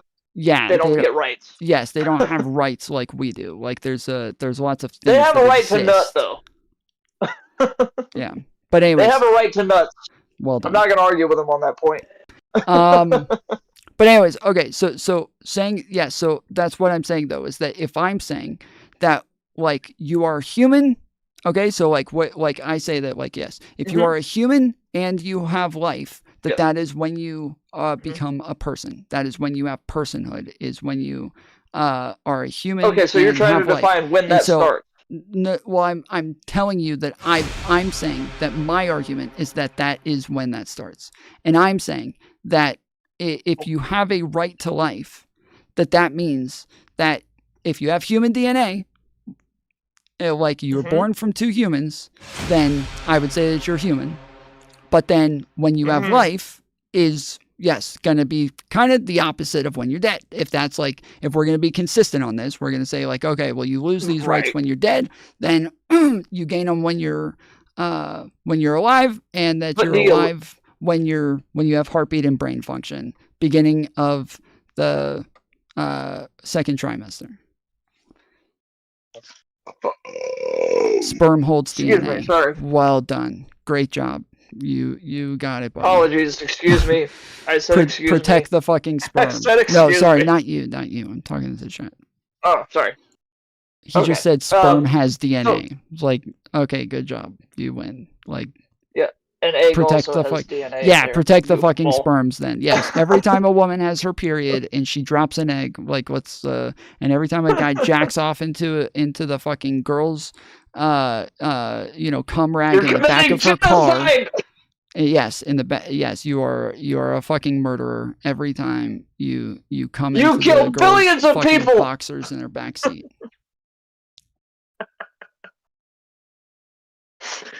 You kill billions. Every time you jerk off, you kill billions of people. So yes, that's what I'm every saying. Time. I'm saying that to me, that is like the earliest that I think we could like make sense of a pro-life argument legally. Morally, you can feel however you want, but like legally, I think that is the earliest that we can make sense of a pro-life argument is there. Yeah, morally, it would be at conception. Morally would be at conception. That's where the life begins. Legally, it's 15 weeks. I would agree with you on that. 15 weeks. You've got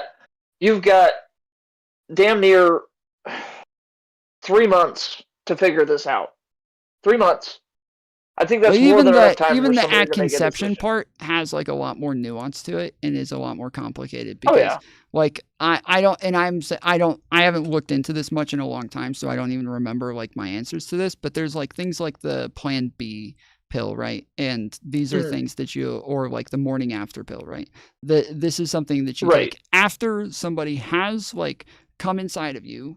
Some sort of process has started, but I don't think it's actually like there's something that hasn't started within the process. Yes, but there is some part of the process that actually hasn't, like I forget what it is, but it's like the egg hasn't like dropped into the fucking. I know what you're talking about. I know what you're talking about. But anyways, my point is that yes, like a lot of people will say like, yeah, like the Plan B is fine because of like this part of the process hasn't started, therefore like it's not like really in full swing, but it's hard to like define when a process has or hasn't started, especially something like this. It is hard to say like when even conception has begun. And so yeah, it's when a sperm fertilizes an egg, there is an actual medical term, and I know what you're talking about. I'm not. Okay. I can't remember what the hell it's called, and I'm looking it up right now, and I'm not doing myself any Yes. favors. Okay. So I'm explaining why these things would not be regressive. Actually, these would be like right in line with like our laws currently, with liberalism, with the Constitution, with like the way that we think about these things. Zygo. That like Zygo. all of these things. Somebody in the chat got it. All of these things would be in line with that, and therefore would not be regressive at all. No, I wasn't talking about abortion and pro-life or pro-choice. I wasn't talking about that being regressive. I was talking about social norms being regressive rather than progressive. Like, for instance, you said you were bringing up Donald. You said the right to murder a baby, that is regressive. And these people call themselves progressives, but this is anti-constitution because it goes against your right to life. That is what you said. You were talking about abortion. I don't think I said anti-constitution. Though. Well, you literally said that you have the right to life. Yeah, the right to life. We were talking about moral and legal. You said it's in the Constitution. No. Okay. All right. The right to life. Yes. Okay. All right. Go ahead. No, the right to life. Yes. I'm not saying I didn't say that. The right to life. Yes, you have the right to life. And then we started talking about when does the right to life begin. It's okay. So okay, back to the regression. What is what is your clarification? Okay, back to the regression. When liberals say that they're liberals, they don't actually believe in liberalism. They don't believe in open-mindedness. They don't believe in having conversations that go against what they agree with. Like you see this all the time with people who say trans rights are human rights, and you go, well, what are trans rights? Well, you must be a bigot because you're even questioning me. Oh, come on. I just want to know what you're talking about. Hold on. When it comes down to political ideology, I like Trump. Why do you like Trump? Or why do you hate Trump? Well, he's a bigot. He's a fascist. He has 36 felonies. He's tried to ensure an insurrection. Okay, well, explain that to me. And the moment I start questioning these people that I talk to, the moment I start questioning them, they start getting mad at me. And I'm like, I just want to understand where you're coming from. It is hard. And every time I try to ask the question, that people don't know these things. It really is. It is hard to believe that people don't know these things a lot of times. And lots of times there are people who, like, you'll see people literally every single day come into my chat, and one of the first things they do is ask me what a woman is, because apparently they didn't have a dad to teach them. And so they're going into random streamers chats to ask them what a fucking woman is, because they never learned somehow. But they're not asking a genuine question. They're asking something as a gotcha, and they want you to either answer what they want or they're just gonna like start making fun of you, right? It is a gotcha. It's all it is. Right. They are not trying to understand. They're not trying to learn. And so when people are like looking at you like, oh, okay, yeah, fuck you, like, because yes, this is the way that like people engage within politics on the right a lot of times, to where it's like it's kind of hard to believe that somebody would ask these questions genuinely. Okay, so if I were to ask you, or rather, if I were to make a statement, if I said that a trans woman is just a man mansplaining what a woman is, would you agree with me or disagree with me? It is all semantics. It is what I was talking about earlier, where like when we're talking about like what personhood is, these are like semantical like differences, and that like each side is refusing to like acknowledge the semantics that are happening because for certain reasons. They're refusing to do it for political reasons. They want like their definition to be the definition.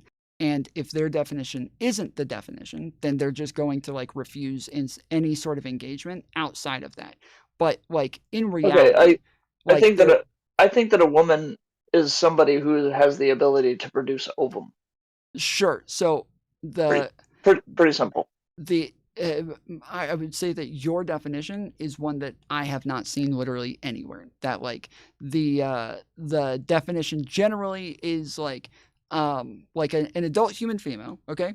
But then Well, okay, well, what is a female? So female is like the scientific term, but like a woman is going to be like the more social term that we'll use, just assuming that somebody is a female. But we're not like actually like checking fucking, ovum or chromosomes or anything like that.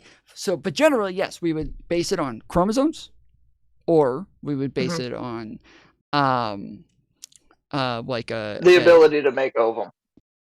Again, no. Like no. Why? Because let me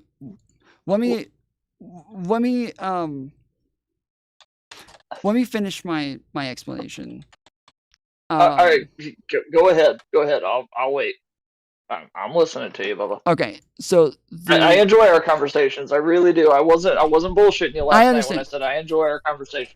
Okay, so one is, yes, like having like a what is it, XY chromosomes, or having the larger gamete, or having those are the two that most people would use for like a single basis, is or having a vagina. Like one of those three would be like their scientific like version, right? Whereas like if I said, well, what if somebody, so if we have like somebody who has somebody who has a vagina, XY chromosomes, the larger gamete, but they do not produce ovum, you're saying they are no longer a woman. You would say, no, I'm saying they are still a woman, meaning that there is something else that you are defining it on, not the ovum. The ovum is not the thing that you're defining it on. And so now it is going to go to one of these things. In science, we define females based on a group of characteristics that trend in one direction or the other. So this is both for male and female. So it'll be things like primary sex characteristics, like a vagina, something like that. Then it'll be chromosomes, and then gametes. So having the larger gamete, the smaller gamete, the XY chromosome, XX chromosome, these sorts of things. Then we have like other variations of these things where people have like some of the traits but not the others. And so that's why we say it's going to be a group of characteristics that are trending in one direction or the other direction. That's why we say it that way. That like how science defines female is based on a group of characteristics that trend in one direction or the other. That is how science defines it. Okay. So when I said the capability to produce ovum or sperm. Yes, but you have to understand that if somebody doesn't produce it, it means they don't have the capability. And then you're going to say, but they have other things that generally would give them the capability. And then I'm going to say, yes, so you're defining it on those other things. Okay. I walk into your room. I have a vagina and I have a beard. Am I a man or a woman? Just straight up assumption. Holy shit! What the hell just walked in here? Yeah, I have no idea. I have no fucking idea. I would imagine I would be a woman. Well, I was gonna say I would lean towards a woman. Well, I was gonna say I would lean towards a woman. But yes, if you have enough testosterone to go through a male period to actually grow a full beard, then there is something else going on in there that we can't see is going to have to do with, yes, your chromosomal makeup. And so this is why, again, we are going to say that it is a group of characteristics that trend in one direction or the other. So when we say they trend in one direction or the other, we're saying you have more of these and less of those. And so we group them in a binary. Male, female, there's only two.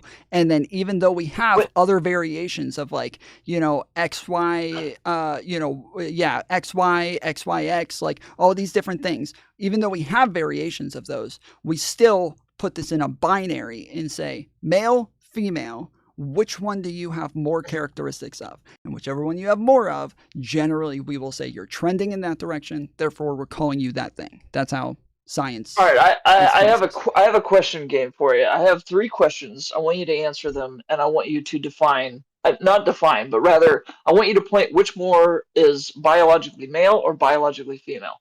Well, I wanted to move in a reaction totally different direction than this, actually. Okay, well, because this is just to get that. But okay, go ahead. Okay. So 3 questions. I have very quick reaction times. I have stronger muscle fibers, and I am more violent. Which one am I, male or female? Most likely male. Okay, correct. I have broad shoulders, skinny fingers, and I also have a beard. Am I a man or a woman? Say that again. I have broad shoulders, skinny fingers, and a beard. Which one am I? Most male likely or female? male. Okay, most likely a male. Okay, correct. You've been correct on everything. I have thin hips, I have skinny fingers, and I have long hair. Just picture it in your mind. Which one am I? Which one am I more likely to be? Male. I got the skinny Male, fingers. female. You said a beard? Yes, a beard. I must have cut out. I'm sorry, my fucking earbuds must be dying out. The other one was small hips. Sounds like more likely to be a male. Okay. So, you basically just proved to me that just by looking at something, you can kind of tell what it is. Well, right? You can kind of get the perception. Hold on, So, nobody's disagreeing with that though. That's why I'm saying that we need to move in a completely different direction, because this is why the conversation is complicated. Is because one, yes, the sex and gender. What? Yeah. I'm sorry. I'm reading the comments. So this is where we're moving. Okay. So just give me a second. So when we ask what is a woman, and I say, okay, well, woman is like, yes, the more like socially defined, like understanding, and then female is this like scientific thing. Like we're very sure science like says like, yes, this is based on a group of characteristics that we put into a binary. Either it's male or it's female. And then whichever one of these characteristics you have more of, then we will call you that, that sex. Ooh. Whereas gender is a different thing, right? So gender is, because like you heard about like the boxer who was like in the Olympics, right? And a bunch of people kept saying that they were a male. Yes, it was not a male. They're like, I know that like conservative media just kept lying about this, but there's like no evidence that this person was a male, like none.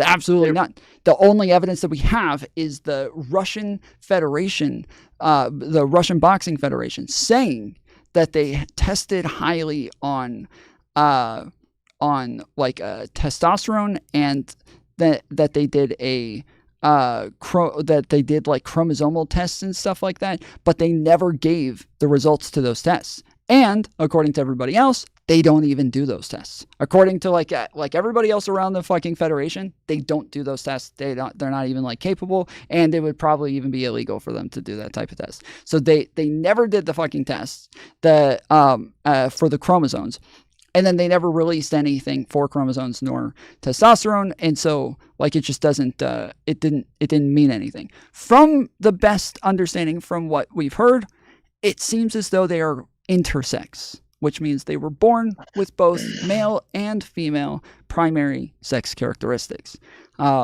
This person. Hold on, can I read an article to you? Yeah, go for ahead. the boxer. This was a male boxer who was previously barred from the World Championships for failing a simple sex eligibility requirement test. Hello, monkeys. Which the only requirement was to have 2 X chromosomes. He failed. Okay. So you're talking about the hold on. Failed with what organization? That was like the first article I pulled up. Well, it is the Russian. It is the Russian one where they showed absolutely no evidence of this, and that is where this information is coming from. That's a political head op. That's MSN. That's Marca. That's New York Post. Well, let's go with New York Post. Let's see. Fuck it. Might as well. It's New York Post. I'm saying according to what I didn't mean like what news article are you reading? I didn't mean like the source of the article. I'm asking for their source. They are sourcing the Russian Federation or President IBA President Umar Kremlov. Yes, and exactly. Kremlov. Yes, and Jeez, the Olympics came out and said that they got rid of the Russian Federation, who was working out of, I think it was Switzerland, because they were just like a very unethical in the way that they did stuff, that they kept like faking information and putting out false information. They were literally like working on behalf of the Kremlin to put out propaganda, and so the Olympics got rid of them as like a body who can say anything, and they like literally people who win within that Russian Federation cannot even like be cannot even like move on to the Olympics because they are no longer an Olympic certified organization. So them putting out this information, but then never providing any evidence of this whatsoever, and every fucking paper asked them for it. They all asked them, they said, can you just provide this? They never provided anything, yet made the claim anyways. And then others were saying, well, no, we've had them for a long time. There's no way that that's true. There's other people who said they don't even do these tests, so we don't know what the fuck they're talking about. There was tons of like stuff to show that either they're right and just not willing to show the evidence, or they're literally just lying. But it's like there's so much other information out there to make us question whether or not they are telling the truth. They're not a credible organization. That does not look like a woman. Okay, the Adam's apple is a dead giveaway. Yes, but you heard, what did I say? What did I say their sex was? What did I say? I didn't hear you because I was too busy looking up different articles. I'm sorry. I said that they were intersex, meaning that they are born with like... That's a man. You shouldn't be allowed to compete against women. Hold on. You should have your own... What is intersex? What do you think intersex is? It's not a trans person. XX, XXY, XXXY, XXYY, XXYYY, whatever. Exactly. I understand. Hermaphroditism. I get it. Yes. But you shouldn't be competing against a woman when you have testosterone that would make most men look like women. Well, that would depend on the scenario. Like lots of people who are hermaphrodites are not producing, or what you guys would call hermaphrodites, are not producing like high testosterone levels to where they could ever compete with men. Like lots of them are not like producing testosterone like a fucking male is. The point is that they're likely intersex. They said that they were trans and that they were a male, but they're not really a male. They were at birth, they were given female as the assignment, and that's what's on their passport. That's what's on all their information. Were they born with? Was Imani Khalif born with testicles? Yes or no? We don't know. I'm saying that the best information that we have leads us to believe that they are most likely intersex. That's what we're saying. We don't know. They were born with testicles. That's a man. It's a man. They were also born with a vagina. Okay, which one works? If they assign them female, it sounds like the fucking vagina. It's like most of them are going to only leave the hospital with one, right? Most of them are going to leave the hospital with one of those. Yes, but all of them. All of them. No, not all of them. They figure out which one. No, not all of them. Which one most will. Okay, listen. Okay, let me define transgenderism really fast. Okay, gender, that whole thing. Hold on, we're not talking about. I know. I'm going to regress for just a second, and I'm going to bring it back. Okay. So I'm going to regress for just a second. Let me pull my Donald Trump out of my ass real fast. I'm going to regress for just a second, but then I'm going to bring it back. I'm going to do a weave. So what I'm going to do is I'm going to say transgenderism. I love how a man can be a woman can be a man. Great, awesome, fantastic, wonderful. Again, why is it that that whenever is you a transition, massive oversimplification, but just go ahead. I know it's a massive I'm trying to be very, very okay. Go ahead. small here. I'm not trying to make a big point. The big point I'll get to later. So I love how women is a woman is a woman if they feel like a woman, even if they're in a man's body. A man is a man if they're in a woman's body, if they feel like a man. Cool, great, awesome, whatever, dude. So if there's sex and gender are two different things.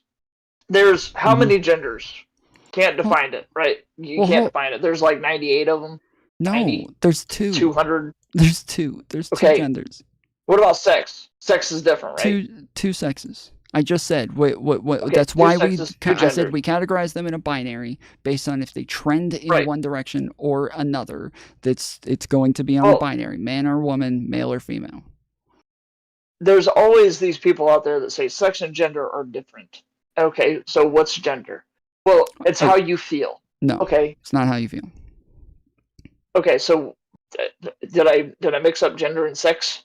No, it's that you're using the like straw man versions of this shit that people think is the idea, but isn't really the idea. Like these are not like there's a again, this is why I'm like I started off with the intersex person just to kind of like throw some like complication in there to show that like everybody says like no. Oh, if it's I did, just I one or wasn't the meaning to. Hold on. I'm saying I know, but this is my point is that like it's actually a very like nuanced, philosophical, complicated conversation, but everybody acts like it is very obvious. Everybody knows. Everybody gets it, dude. Everybody understands. But the people who say that literally don't even know what the conversation is about.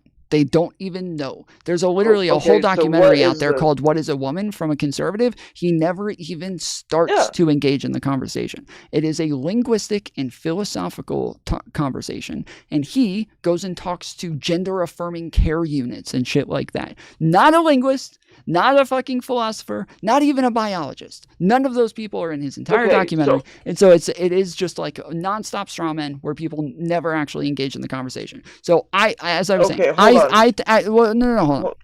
I asked you about the fucking intersex person in the Olympics just to kind of like throw something in there to like make it clear that like there is more complication in there than people want to like acknowledge when it comes to the binary. That like we categorize it based on a binary, but I don't think that they should be competing in female sports. It doesn't matter. I don't give a fuck. That's my only I don't give a issue. fuck about the sports. Okay, you win the sports argument. I don't care about the sports.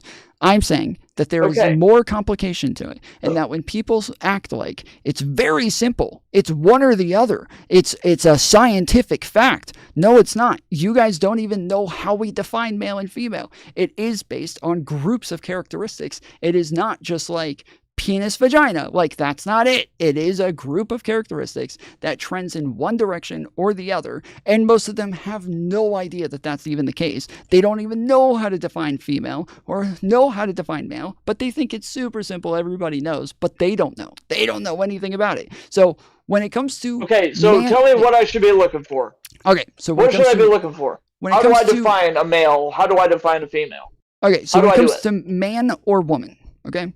As I said, these are more like socially defined terms. So, if language...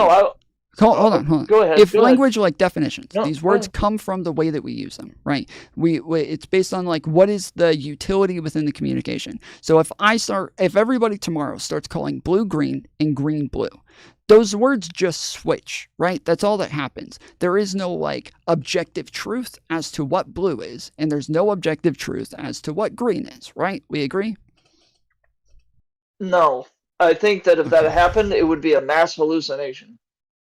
Okay, so if all of a sudden I look up at the sky and it's green, and I go, hey man, what color is the sky? And they say blue, I'm not going to immediately argue with them and go, hey, no, it's fucking green. I'm seeing green. That's not what I'm saying. That's not what I said. No, I'm going to look at them and go, hold on, there might be something wrong with me. That's not what I said. I didn't say the sky changed colors. I said we're using, so all words are labels to communicate something. That's it. We're using a label on something to communicate something. I'm saying that if tomorrow, all of a sudden, we all start switching what we call blue and what we call green, and we just switch them. And everybody, all at the same time, now is calling green blue and blue green. Okay? All of us. Everybody. Not what that one guy. Now you're confused. 100% of people. No, tomorrow, I'm not confused. I'm just wondering how the hell we got here. Oh my goodness. I don't think we're gonna be able to have this conversation. I didn't even say you were confused. No, we're having the conversation. I'm just asking questions. I'm sorry that I'm asking questions. No. You're not asking questions. I'm saying I didn't even say that you were confused, and now you're trying to argue over whether or not you're confused. No. You're saying hypothetically. You're saying hypothetically, if one day we woke up and suddenly the sky was green. No. And everyone agreed that it was green. Okay. No. We're talking about labels, okay? All right. Just words, not what it communicates. Okay, just labels. Talking about just words, okay? Okay. So, if tomorrow, I'm with you. Let's say the word car, okay? Just the word, not the thing. The word car. Yep. When I say car, the word car, you think of the thing that is a vehicle with wheels and all that, right? When I say the word tree, you think of a plant that's like grows up into the sky, green leaves, all that crap, right? Okay, well now, all of a sudden we say tree actually is the vehicle with wheels on it, and car is the we thing. have a forest. We have a forest of cars. Yes, we have a forest of cars. Yes, but we didn't. We're not objectively wrong on this, right? There is no objective truth to what the words mean or what they communicate. All that matters is the utility of the words. So when I say something, as long as you understand what that means, that's the end of it. Like there is no objective truth to this. Okay? So like with words like cool, like when our great-great-grandparents were kids, cool just meant that it was cold. Now today we use cool to say I like that, right? We just totally changed it. And we said we're using the word cool, yes, to say I like that. Cool. That's a good thing. Yeah. Yes. Does it? We just why? Because we decided. That's it. We just decided. You look we're sweet. Using this word. You look awesome. Yes. So got it. It's just based on the utility. Whatever it is that we're trying to describe, as long as the other person understands it and like that the thing that we're trying to describe is communicated, that's what's important. Okay? So no cap. Got it. When someone is walking around, okay, they have long hair, they got a dress on, they got high heels on, they got makeup on, they got nails, they got a purse, they got tights, they got they look like they have boobs maybe, they got like this is somebody that most of us would look at and we say, that looks like a woman, okay? So now, that person standing on the other side of the road, and I turn to you and I say, hey, you see that woman over there? And you turn and say, I don't know if any of the people over there are men or women. I'm going to have to go check their chromosomes real quick. I'm going to go have to see if they produce ovo. I'm going to have to check their testosterone levels to see if I can call them a man or a woman. What? Hold on. I'm trying to get to a point. Go ahead. So what it is that we're communicating is the general presentation that is what we call gender. Gender is like the way that we present ourselves socially that aligns with our sex. So when we go to Target, we go to Walmart, we go to the store, buy clothes, there is a male section, there's a men's section for men's clothes, there's a women's section for women's clothes. Those are separated, but they're separated based on sex, but there's nothing biological about the clothes. Like we don't biologically, women aren't biologically made to carry a purse. They're not biologically made to wear makeup, but they do it because socially we have decided that that's just what females do and that males do other things like watch sports, burp, and drink beer. Like that's, we do other things socially. They do these things socially. The social constructs and the social expectations that we put around these things based on the sex, that is what we call gender. That's what that is. Got it. Okay. That's what gender is. Okay. Now what's sex? The biological part. No, the biological part. Okay. So end of the analogy, right? Yeah. So when you say, what is a woman? We would say an adult human female is generally the thing, but that's referencing like the sex, right? Whereas like when we actually use the word woman, generally what we're actually pointing out is what we call femininity. And femininity is, again, like what we... A biological thing, yeah. Well, it can be. Some things are biological, but we would say makeup is feminine, right? Yeah. Makeup is a feminine thing, but it's not biological. So we would say that, like... It doesn't matter. I don't care. That has nothing to do with whether or not it's biological. So we're saying that it's not biological, but it is a thing that females do. So females wear makeup, therefore it's feminine. So most of the time when we say man or woman, we are referencing like femininity or masculinity. And then if we say male or female, we're referencing like biology for the most part. Men can wear makeup. I didn't say I don't see a problem with that. That's not relevant. I didn't say that you did. Okay. Well, let's not I was diverge going to onto an ask you a irrelevant simple topic. question in your analogy. I was going to ask you a question in your analogy. And you look over and you go, that looks like a girl. You ever played a game called Who's Hot, Who's Scott? No. You ever played a game like that? No. Okay, so what you do is you go to a mall and you play a game called Who's Hot, Who's Scott. And you look for women and you play the game. Who's hot and who's Scott? The woman who's hot will never be wearing a turtleneck sweater. Ever. Because the person who's Scott is always going to be wearing a turtleneck sweater. Because they have an Adam's apple. There are identifying characteristics when it comes to gender. And when you say gender, if you want to wear high heels, a skirt, thigh highs, whatever the hell you want to wear, crop top, and a little beanie to make yourself feel good about who you are. And I'm not talking about your beanie because I actually do like your beanie. I have the exact same one at my house. I wear that fucker all the time. It's warm, it's comfortable, good on you. Well, this one has a light on it. When it has a light on it? Wait, it has a light? Like, no, I don't believe you. Turn the light on. I want to see it. Turn the light on. It's on? Come on, dude. I'm watching you right now. Turn the light on. I already turned it on. You're way behind. Dude, I might be. Hold on. Yeah, I'm way behind. Fucking hell yeah, dude. That's awesome. That's fucking dope.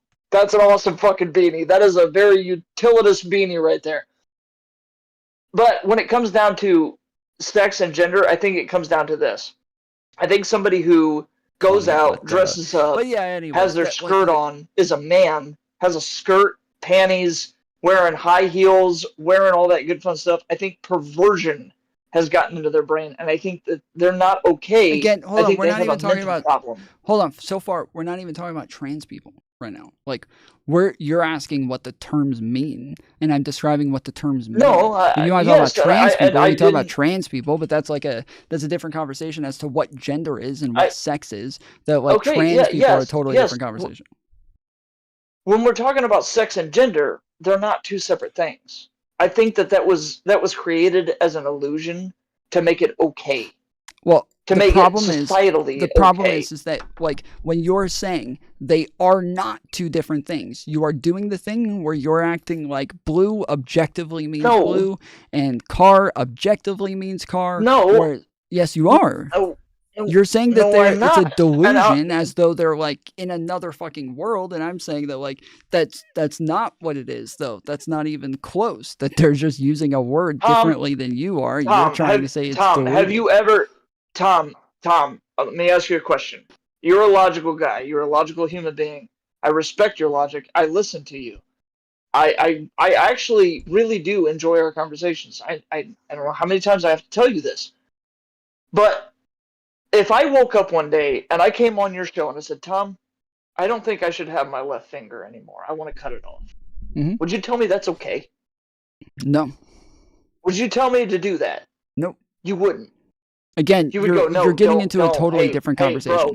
bro, You're getting into a totally no, different conversation. If you want to move to trans people instead of no. gender and sex, we can do Okay, that. look, But you are getting into okay. an insanely different conversation right now as to whether or not, like, what gender is How is and it what the different? words mean. Because they're totally different things. I'm describing what a woman is. Not all women are fucking trans. Not all men are trans. No. I don't know if you know this, but we're talking No. about what a woman is and what a man is. That was your question. What is a woman? And we're talking about what is a woman. And then now you're asking about trans people all of a sudden. What? Yes, you did. You asked.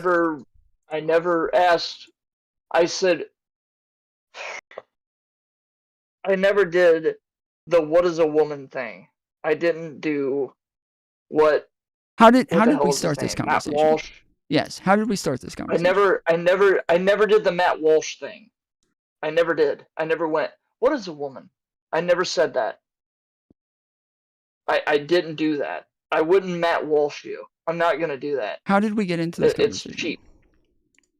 We got into the conversation because we were talking about abortion, we were talking about liberalism, we were talking about Yes, how but initially you did ask. You liberalism said, has wait, gotten so what away- is your definition of a woman? And I said, well, I mean, generally I it's going did. to be like an adult human female, but now like what is a female? And now like biologically, and that's how we got into the conversation. You saying, how do you define woman is the same as what is a woman? These are the same things. It's like No. Yes. No. Yes. When you ask somebody what is a woman, you're baiting.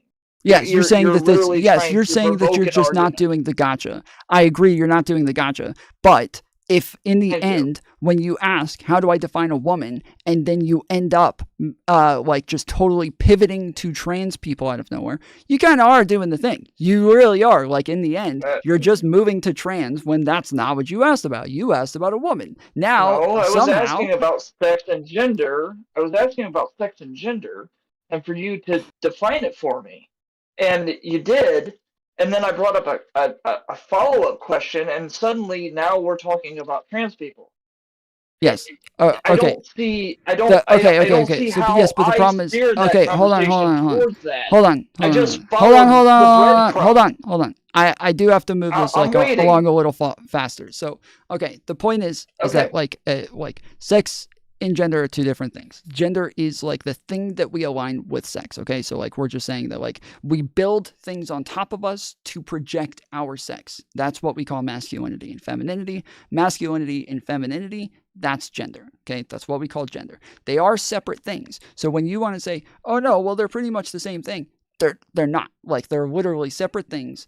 Masculinity and femininity are not sex. They're just not. They are separate things. But 99% of the time, sex and gender align. Almost all the time, everybody's sex is going to align with their gender. They're going to be the same things. When someone has gender dysphoria, okay? Gender dysphoria is not a delusion. Somebody who has gender dysphoria is somebody, let's say it's a male who is born with a penis. That person, here one second, I got it done. Big alphas who stick to their own and just go ahead. whine about what others are You had one doing earlier to affect too. them at all. Sorry. LMAO.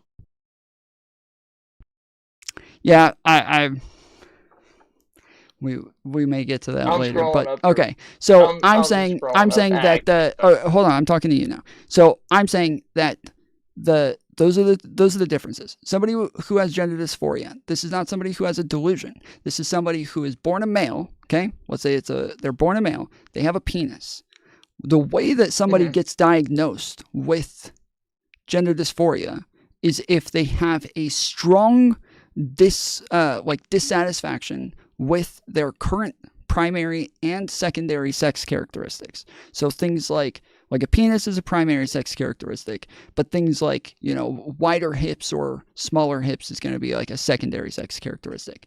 I would say that having a penis is a gender and sex. I think that's fine. I'm going to use your 99% argument against you here. Well, that doesn't. I'm saying that if gender is referencing masculinity and femininity, like you're making this about trans people. It's not about trans people. Gender is about. I'm not making it about trans people. Okay, I was I'm trying to describe something here. So I'm saying that it's not about trans people. Gender just has to do with something that is separate from sex, but that almost always aligns. So everybody thinks of them as the same thing because, yes, almost all males are going to have more masculine traits than feminine traits, and all females are going to have more feminine traits than masculine traits. And so, yes, they just almost always align with each other. Men are going to be masculine. Males are going to be masculine. Females are going to be feminine.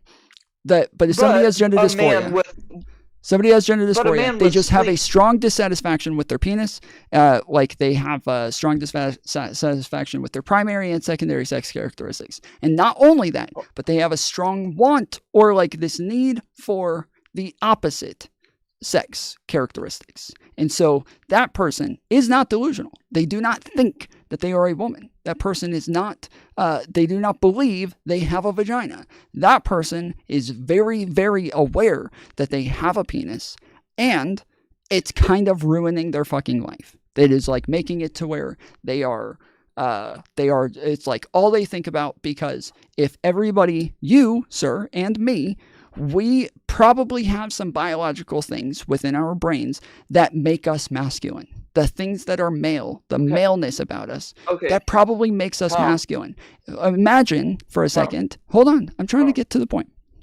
As I said, I said I have to like speed this up, so because we just took way too long to even get this far. So that we probably have some things in our brains that make us this way. If we had something just like twisted in there that just kind of, when we're, at some point it made it to where we're male, but the things that would make you masculine weren't doing it. Instead, you were like having a trend towards the feminine things and the female body parts. That is someone who has a mental disorder. That is someone who has a mental illness. And when somebody has a sickness, when they have an illness, what we always do is we go through a bunch of different diagnoses to try to see which ones alleviate the problem. The problem in this case is that they want a vagina, they want breasts, they want to be looked at as a female and a woman, but they aren't that. And so when we go through these tests, we tried tons and tons of therapy over the course of hundreds of years. Never worked. We tried praying. Didn't work. We tried shock therapy. Didn't work. Then we tried just giving them plastic surgery to get the thing that they are desiring, and that did work. That did alleviate the the stress, the dysphoria, not fully, but it alleviated it. It didn't go away. They're not healed. They're not cured, but it goes down. And so suicide rates go down. The chance of them being able to hold a job goes up. The chance of them being able to go to school goes up. The chance of them being able to have friends goes up. Going to social gatherings goes up. Hold on, Tom. I have to stop you. Okay. So what you just defined to me was a false belief or perception. I did not. No, I did not. They believe that they are a woman. I didn't say that. I did not say that. I didn't. Never at any point did I say that. Then why did you just say that I described that? That's not what I said. You implied it. I did not. You implied it. I did not. This is the straw man that you are fucking attached to. You are stuck on that straw man. You said somebody who goes in and is talking to somebody, saying that they're not the person that they are. That's not what I said. That is not what I said. That is not what I said. I said I will repeat what I said, and I can pull up the diagnostic criteria for you if you'd like to see it. It is someone who has a penis. They have whatever primary and secondary sex characteristics that they have. They have a strong dissatisfaction with those, and they have a strong desire for the opposite. That is what I said. They are very aware that they have those characteristics, and they are very unhappy with them, and they would like to have the others, but they don't think they have the others. They don't think that they have the other things. They are very aware that they don't have the other things. I never said that they did, but they want to be the other thing. Yes, they want to be the other thing. Yes, that is not a delusion, but they want to be that, yes. Okay, so I didn't misunderstand you. That's not what you said, but okay, just whatever. Go ahead. I understand that. I may not have clarified it very well, but what I was getting at was somebody who goes in knowing that they have these problems, knowing that, hey, I don't feel like I belong in this body. I think what you're describing to me is gender dysphoria. Yeah. That is what you're describing to me. Okay. Somebody with that, do you think that somebody with schizophrenia who goes into an office and says, hey, I hear these voices and they're telling me that I should kill somebody. Mm-hmm. Would you tell that person to listen to those voices? Would you tell that person, hey, you know what? Those voices are right. You should kill somebody. No. No. The fact that you so when bring somebody this up comes is to you and they have like a, hold on. Like it's you just went insane that you even think that that's going to make any sort of point here. Like I'm actually blown away. I'm okay. Yes. Okay. I'm gonna prove myself to be insane. Okay. Thank you. Let me get through my point. My point is, if I were a psychiatrist and somebody came into my office and said, hey doc, I know that I'm a man, but I feel like I am a woman inside, and I want to be a woman. Mm-hmm. The best advice that I could give them, do something feminine. Nothing wrong with that. Nothing wrong with a man being in touch with his feminine side. But for me to sit there and say, you know what? You're right. You're in the wrong body. You should be a woman. Stop. See, you're doing it again, dude. You're doing it again. You're doing it again. You're doing it again. Doing what again? You are arguing against the straw man. I didn't say you're in the wrong body. I didn't say any of those things. I said that they have a strong dissatisfaction with their primary and secondary. I said they have a strong dissatisfaction with their primary and secondary sex characteristics, and that they have a strong want for the opposite. What do you tell them, Tom? What do you tell them? Well, they're so in it your depends. office right now. How do we? Yeah. So it depends. Like, generally in science, how do we go about this? Well, we generally, if we have the problem, we list the problems. Like, so generally in this case, it's going to be the side effects and the strong need, the strong want, and then all of the problems that come with this. So like the fact that they're not able to go to social gatherings. Hold on. I understand. I see it. I see it. They want to go to social gatherings. They want to go to work. They want to be able to live a normal life, but they're just not able to. They'll have like all sorts of like stress and like depression and stuff like that, right? So alleviating that, right, making it to where that is not the case anymore, that is what science is going to look for. So if I have ADHD and they're saying, oh, there's this new thing called ADHD and we're trying to figure out like how to fix this. Well, what are the problems? Well, the problems are that they're not able to pay attention, that they're like attracted to like every random thing that they see, and they'll just like lose focus. They're going to have like trouble like staying clean or like being organized and like all these things, right? We'll list off all the side effects. Now we want to figure out, how do we stop that from being the side effects? How do we stop those things from being the side effects? Oh, well, we found this medication. We give them the medication, and all of a sudden, those things go away. And all of a sudden, they're able to do all those things. They can pay attention. They stop like losing focus all of a sudden.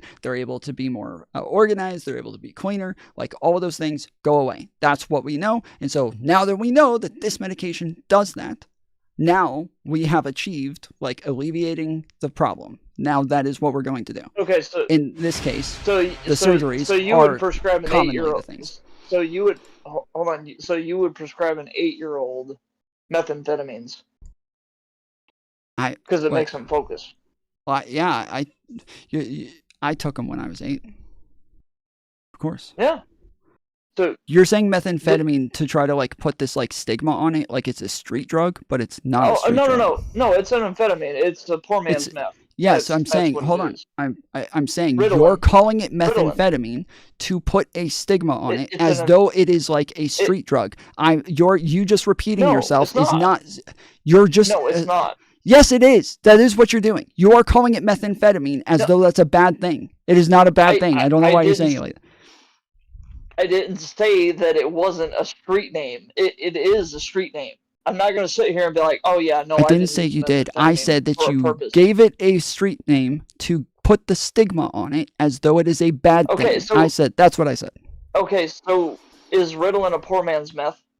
It is a. See, you're doing it again. It is amphetamine. I am, but it is you know I'm amphetamine. right. No, because it doesn't matter. You're doing the like word game where you think because you call it the street name that makes it bad. You're doing the word game, Tom. You're No, I'm doing not. the word game. Blue is Okay, green, what green makes is it blue. bad? What Car makes it is a bad? tree. Okay, what makes it bad then? What makes a drug bad? Tell me. It's What? fucking meth. No, what makes a drug You bad? don't give No, meth to don't a repeat the kid. word. Don't repeat the word. What makes it bad? What makes it bad? Yes. What makes it bad? Yes. What makes meth bad? Yes, I'm asking you. What makes it bad? Is meth bad? I'm asking. Does it have Answer the any question. benefits? What makes it bad? Answer the question, please. Don't play another game. Answer the I question. don't know. What makes you it take bad? away a child's. You take away a child's imagination. In general, you I rob don't. them I'm of asking any- for anybody, adults, children. What makes meth bad? What makes okay? I don't know. Poor decision making, homelessness. That's a stigma. That's another bad thing. Yeah, no, those are all true. Those are true. Like, if we give a kid Ritalin, do you think he's more likely to go homeless and have poor decision making, or do we have Yes. the opposite, where he actually ends up having better decision making and is less likely to go homeless because he's more likely to be able to do schoolwork, more likely to go to keep a job. Okay, I'm gonna be like straight up biased here because I was prescribed Ritalin, and it turned me into a fucking zombie. My mom took me off of it because it turned me into a fucking zombie. You understand that that's non-productive member of society. You understand that that's Anecdotal. not everybody's experience, though. I also had a problem with Ritalin. understand that. I had a problem with Ritalin as well. I was much better on Adderall. Adderall was a much better medication for me. No, Ritalin Adderall did sucked much for me. worse for me. Ritalin was Ritalin sucked for me. Adderall was great for me. Risperdal, like all these different That's how I things. started dealing pills. That's how I started dealing pills because Adderall had no effect on me. It turned me into a fucking zombie. You understand But that every most other people who person- take Ritalin and Adderall, yeah, they don't end up dealing pills. You know that, right? Yeah, I'm not saying that 99% of them do. I'm saying 99% of them don't, but the 1% does. Okay, sure. I sold those motherfuckers at $20 a pop. I made a fucking killing in high school. Okay, the point is that like Fucking killing. what makes it bad? So like the heroin, the word heroin comes from Bayer. Bayer is who makes aspirin today. Bayer created a pill called heroin, and heroin was a bottle of medication that was there for pain, and they made heroin and gave people pills, or even powder as well, and they literally it was the same as Tylenol. You could go buy it anywhere. It literally sat on the fucking counter. They gave it to kids. It was on the bar stool. Like it was all over the place. Hold on. Hold on. Just 2 seconds. We have switched I know. I'm trying to bring it back right now. I know. I'm trying to bring it back right now. This is a big ass weave, dog. I'm trying to bring it back. I'm trying to bring it back. So we take heroin. Bring it back because like I've been drinking. Please. I know. I'm getting to the point where I cannot follow the conversation anymore. I understand. I was about to say I have to end it here. I am admitting weakness here, bub. I'm admitting weakness. I don't understand why yesterday you couldn't do it because you were too drunk. Why would you come back again when you're too drunk? You were supposed to come back again when you were sober so that we could actually have the conversation. I started sober. I started sober. It just dragged on. We've been on the phone for like how long? Okay, when you're going to ask about complicated topics, almost all of them are going to take like an hour and a half minimum. Like when we're talking about complicated topics, almost all of them are going to be minimum like an hour and a half. But hold on, hold on. Let me finish it. No. Hold on. No. I was waiting for you. No. Hold on. I know. Okay. I gotta. So I was waiting for you. Okay. All right.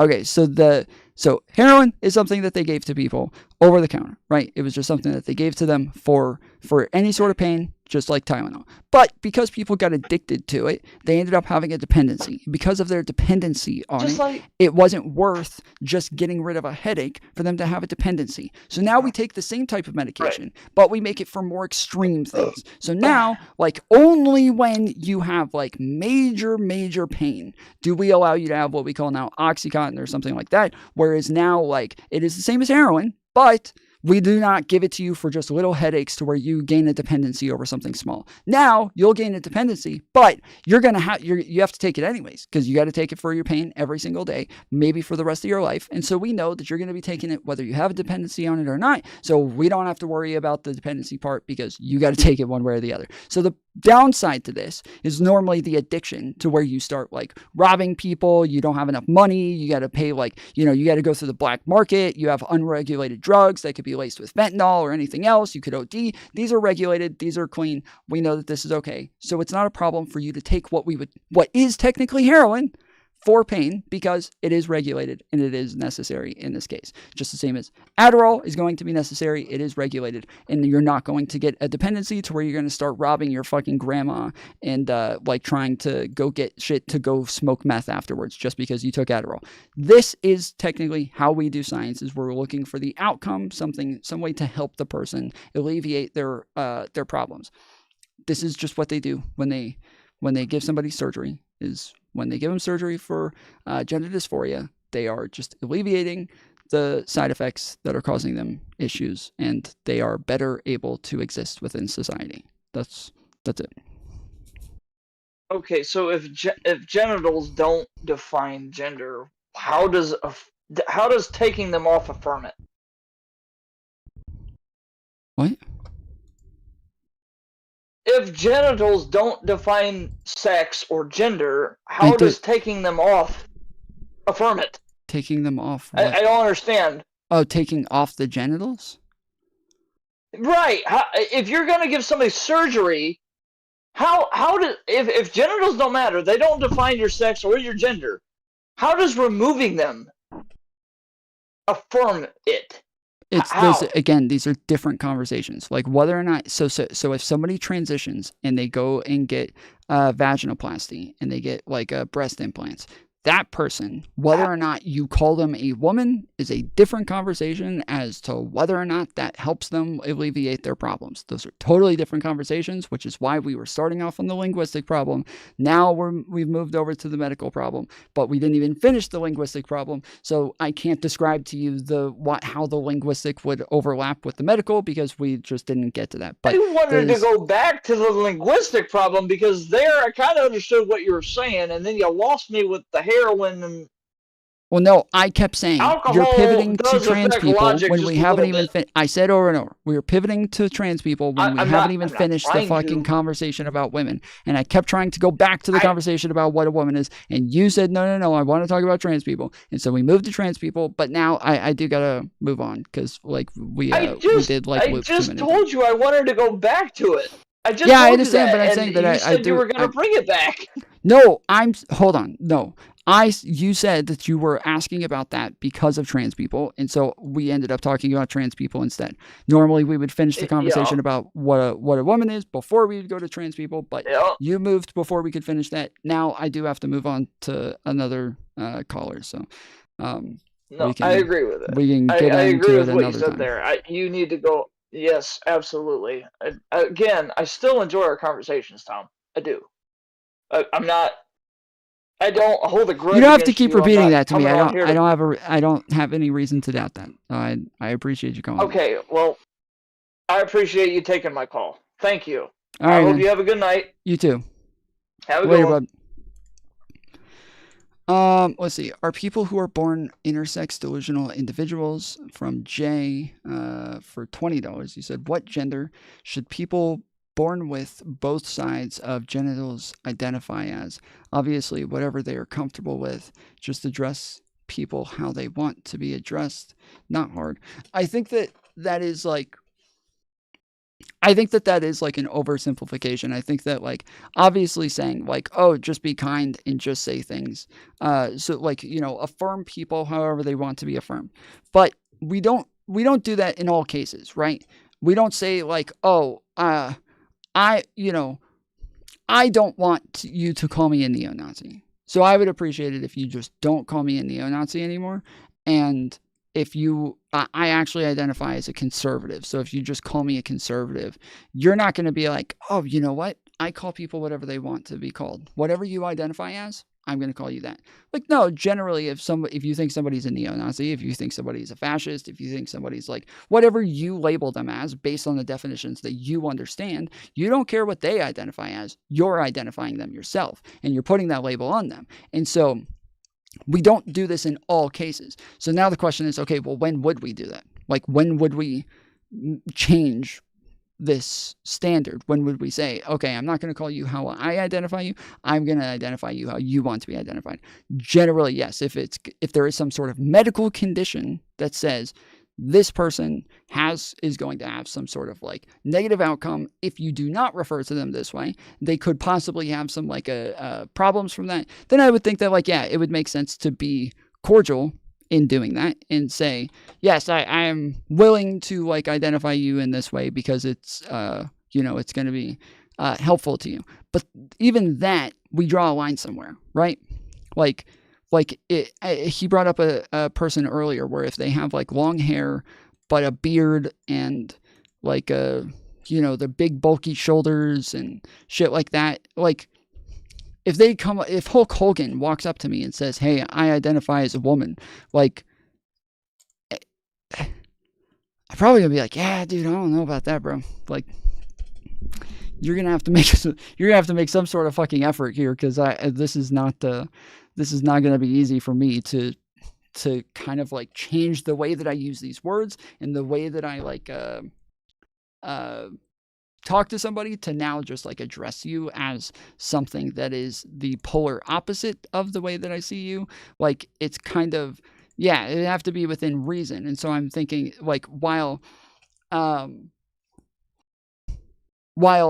like I understand people kind of saying initially, oh, just refer to people however they want to be referred to. That isn't that easy. Like, words conceptualize something. So when I tell somebody, we could use the word car to talk about a tree, that like they end up having some like cognitive dissonance there where they're like, sure, I guess we could, but like nobody conceptualizes the word that way. So that would be so fucking wild. Like, yeah, it would be. It would be weird as fuck. It's hard to like take the way that you conceptualize something and literally use the polar opposite to refer to them that way. So if somebody you view as a woman says, I want you to call me a man, that is like a very like, what are you talking about? Yeah, it's not that simple. I think that a lot of people overly simplify the way that we actually conceptualize this stuff. Nomad, you're on the Tom Foolery Show. Howdy, how's it going? How's it going? What can I do for you? So I was watching your show just a few moments ago, when you were before the gender discussion, and you were talking about liberalism, communism, fascism, and I wanted to kind of I felt like there were some political misconceptions, and I think it'd be beneficial to everybody if we kind of discussed those, went through it. Okay. So for context, I've had about 8 years in studying politics and about 4 in socioeconomics. Okay. I align as a communist, so that is my political background or where I come from. And I just wanted to provide some clarification, hopefully get some discussion. Honestly, you didn't even have to say you identify as a communist. I think that really 90% of the time, the only people who want to clarify these terms are going to be the communists. Gonna be honest. They are the ones who want to clarify the terms. But yeah, go ahead. Yeah. So earlier you said that liberalism was a sort of centralist or central ideology when it comes to politics. Yeah, like on a political spectrum. Yeah. I would say that liberalism, calling it centrist, is a reductionist sort of perspective. It's reducing to clarify, I know where you're going with this, but like we're going to base these off of some sort of Overton window, and if you're not basing it on like a pragmatic Overton window that currently exists, then you're basing it on like a more utopian Overton window, one that you think makes more sense based on like all of the values put into one place. But if in reality, like almost nobody has those values, when we look at what values people do have, liberalism is going to be the centrist ideology within the world. Yeah. Yeah, so I get what you mean there. Like, there's people who are too left to know what's right. But what I'm saying more is like the two-dimensional graph of you got authoritarian, libertarian, left and right, is a bit reductive. Yeah, of What course. we typically use as communists is considering what is called historical and dialectical materialism.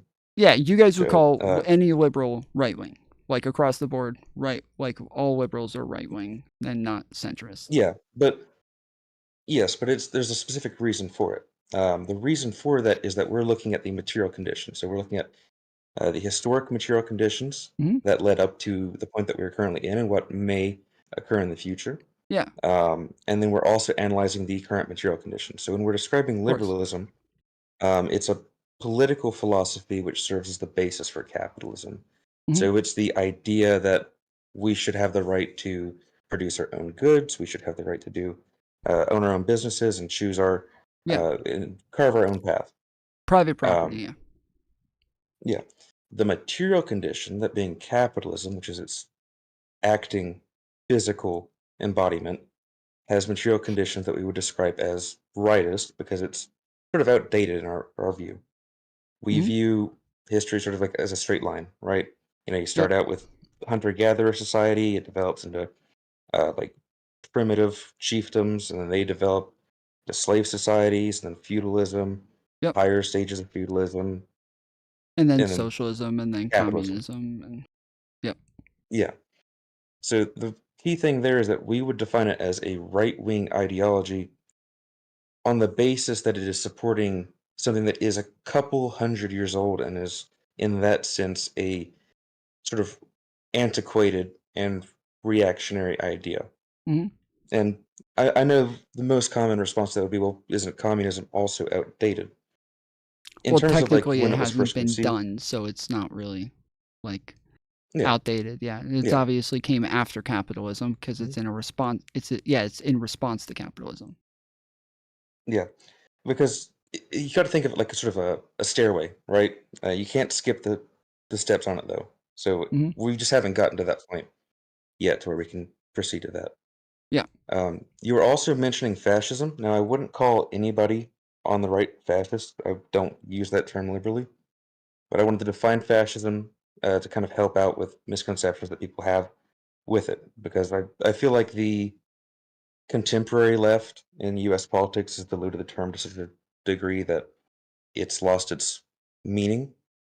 Well, it depends. Like, because again, so this is like part of what the issue that I'm having with like when you guys talk about like what's right and what's left is that like, yes, you guys are using a totally different like term, and it seems like a lot of times you're kind of playing like the semantic game that like Matt Walsh is playing when he says what is a woman. Like you're saying like, oh, I get that you're using like a totally different definition, but I'm going to pretend that you're using the same definition and then kind of act like you're like you don't understand when you don't use the same definition as me. You are not on the same semantic page as me. Like all words are going to get their meaning from how we use them pragmatically. And if everybody's looking at right versus left based on the spectrum that currently exists, then that is going to be like the definitions that we use based on this Overton window. Just the same as with fascism, even if Mussolini writes his version of fascism and he starts this and says this is the idea of fascism, well, if over time we use that word to refer to more and more things that are actually encapsulating this idea of like right-wing nationalism that's authoritarian and like that's going to have it's got a bunch of different characteristics to it. We are categorizing it with the word fascism. I wouldn't say that we're getting this wrong, but over time words do change and they do start to like evolve to communicate like broader concepts. Yeah. And fascism is also a very difficult term to kind of define strictly, right? So like with communism, it's the abolishment of private property and the classless, stateless, moneyless world. Fascism is more difficult to define. When it comes to how we're defining things, I know it can seem like semantics, but it's not intended to be that. when we're describing different political groups, they typically fall in one of two categories. And each organization or historical movement falls into one of these categories at some point. You have the progressive movement, which is advancing society.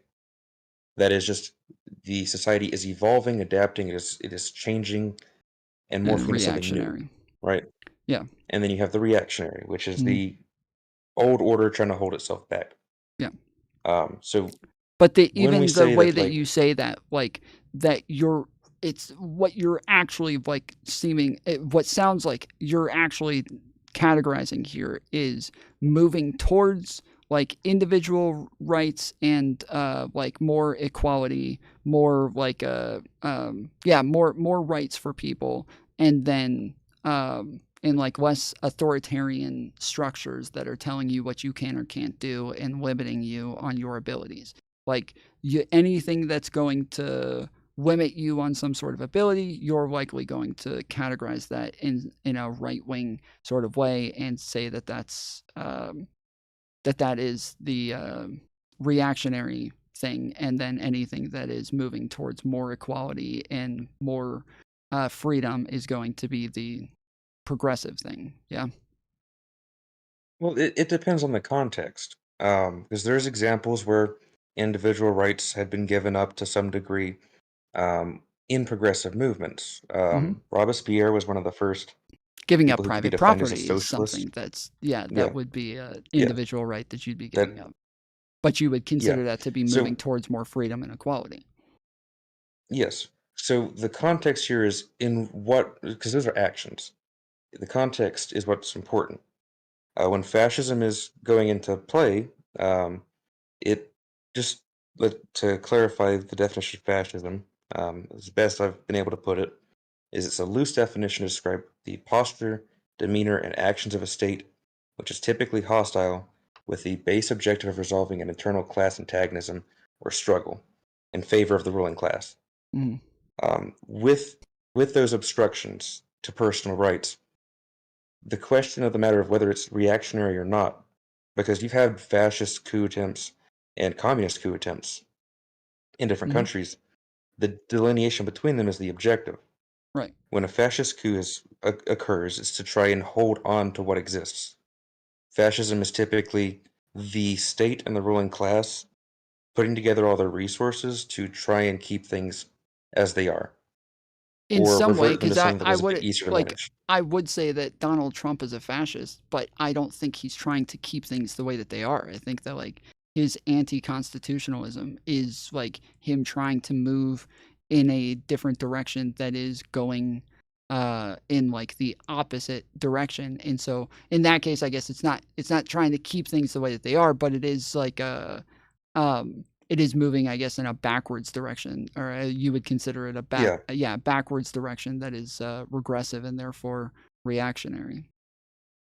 Yeah, so if you look at like the 2024 U.S. election, right? Mhm. The Democratic Party was really acting as the status quo, right? They were like, we want to keep everything exactly the same. Yeah. Now the Republicans were wanting change, but they were wanting to reverse it, right? It's the idea that yesterday was a lot better than today. Yep. That if we just went back to 1776 America, everything would be perfect. And the problem with that idea is that if society is developing scientifically, right? We as Marx described how it develops, you're just going to end up back there, right? If everything stays exactly the same, the material conditions are exactly how they were just for 100 chat years ago. I know that they're gonna misunderstand this. When we say reactionary, this does not mean you are reacting to something. Reactionary is the opposite of what we would call progressive. So if you are like yes, if you are like technically the most basic definition of reactionary is anti-progress. Like you are just anti-progress, and so obviously, yes, anything that is like moving backwards, more more traditional, more conservative, or more status quo, these things would all be considered in some sense reactionary. Yeah. A good example for that would be like the Russian aristocracy. That's sort of like easiest to identify and characterize the form of reactionary groups with early 20th century feudal lords and nobles. But yeah, that's how we define the basic like political chart of whether you're left or right. It's whether you're advancing society into the future or you're trying to hold it back. But that's again, that's that the is key. the future is like defined based on like a Marxist idea of what ought to be in the future, like his predictions on what comes Yeah. after capitalism. That is the like it is based on like moving towards his idea of the future in order for it to be advancing or progress. Yeah. So what Marx concludes as a general trend of society is that society develops, or the social organization of society develops over time when class antagonisms are resolved, right?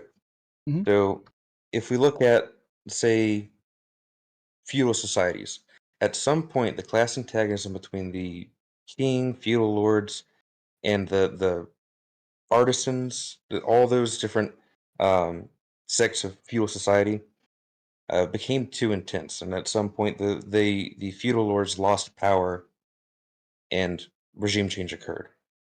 So, and that goes with everything. Slave societies, like slave states, would have the slaves rebel, and then systems not there anymore. And there's other cases like the U.S. where it was more political and different things happened, but it's a general trend. So when we're looking at the development into socialism, we're looking at the material conditions today, and specifically in the day of Marx, when he was writing everything, and concluding, and we're analyzing that and concluding what is the most likely course of action in the future.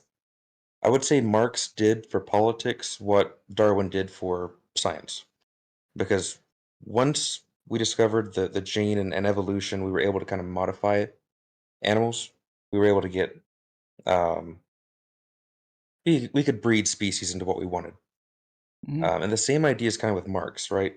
Once we begin to understand all the socioeconomic and political things that move our society, we can control those and move society in the direction we want.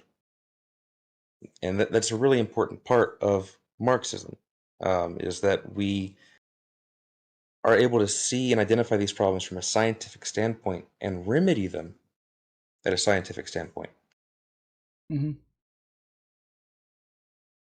Yeah, I mean, I understand like a Marxism pretty well, and like I have those conversations with Marxists fairly often, and I'm definitely not a Marxist, but yeah, I understand like that is where you're saying like it's not meant to be semantic, it just ends up being that, because yes, your goal and what it is that you're looking towards is going to be like what defines every other word from there on out. And so anybody else who's coming from like a liberal lens is obviously going to use a very different definition for these sorts of things. And then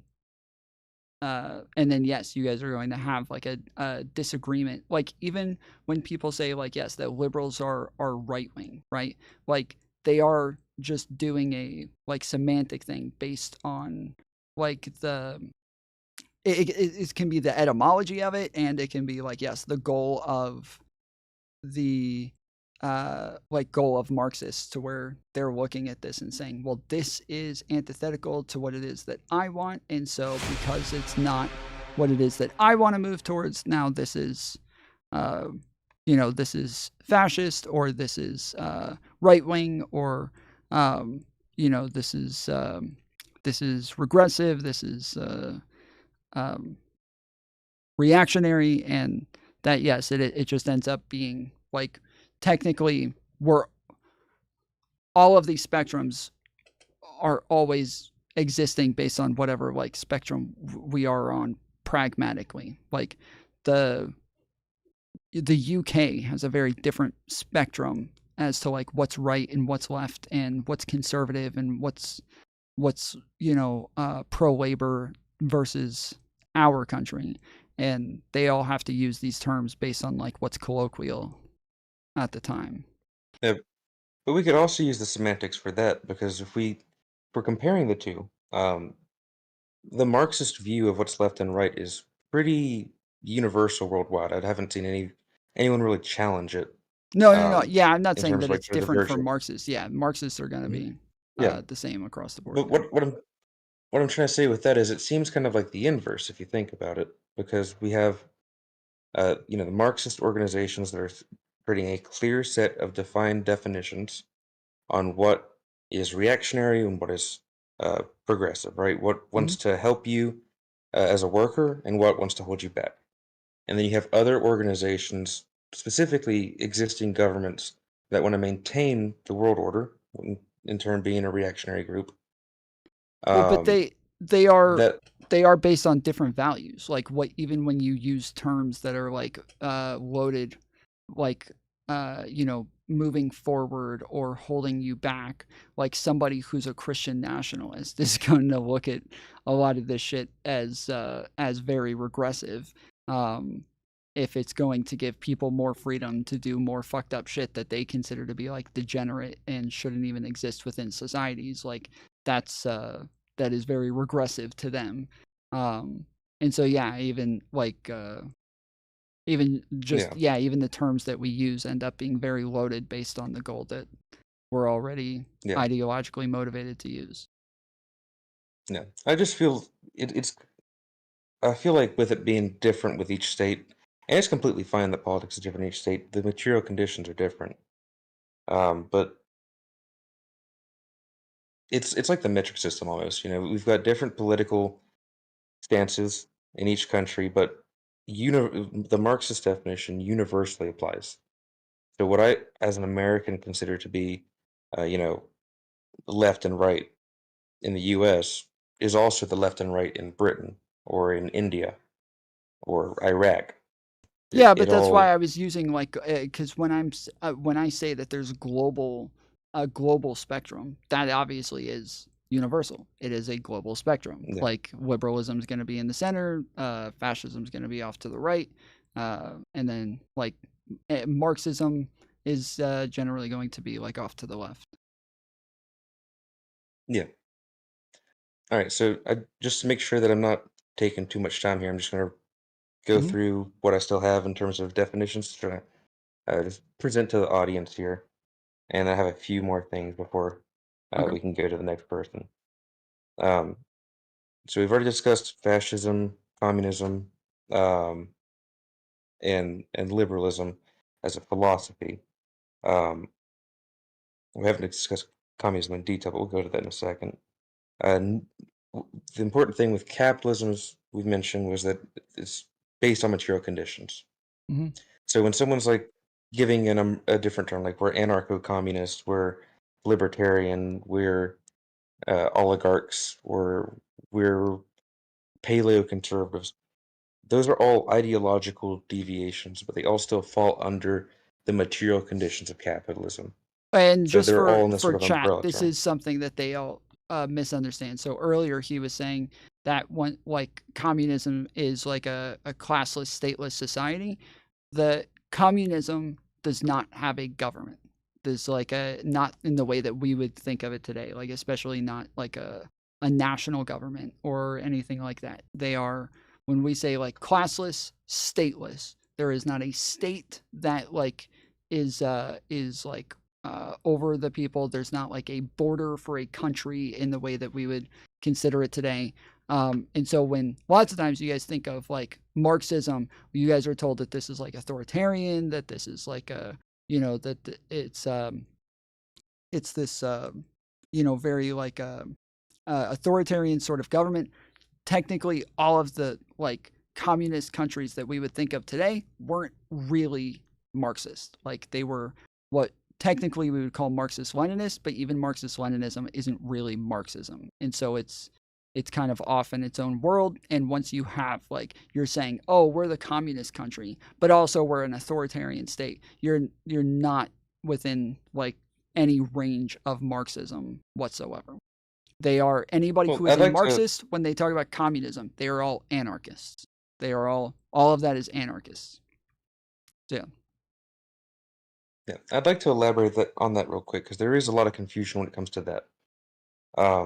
So when it comes to communism or the achieving of communism, that's multiple steps ahead in terms of social development when it comes to how things function.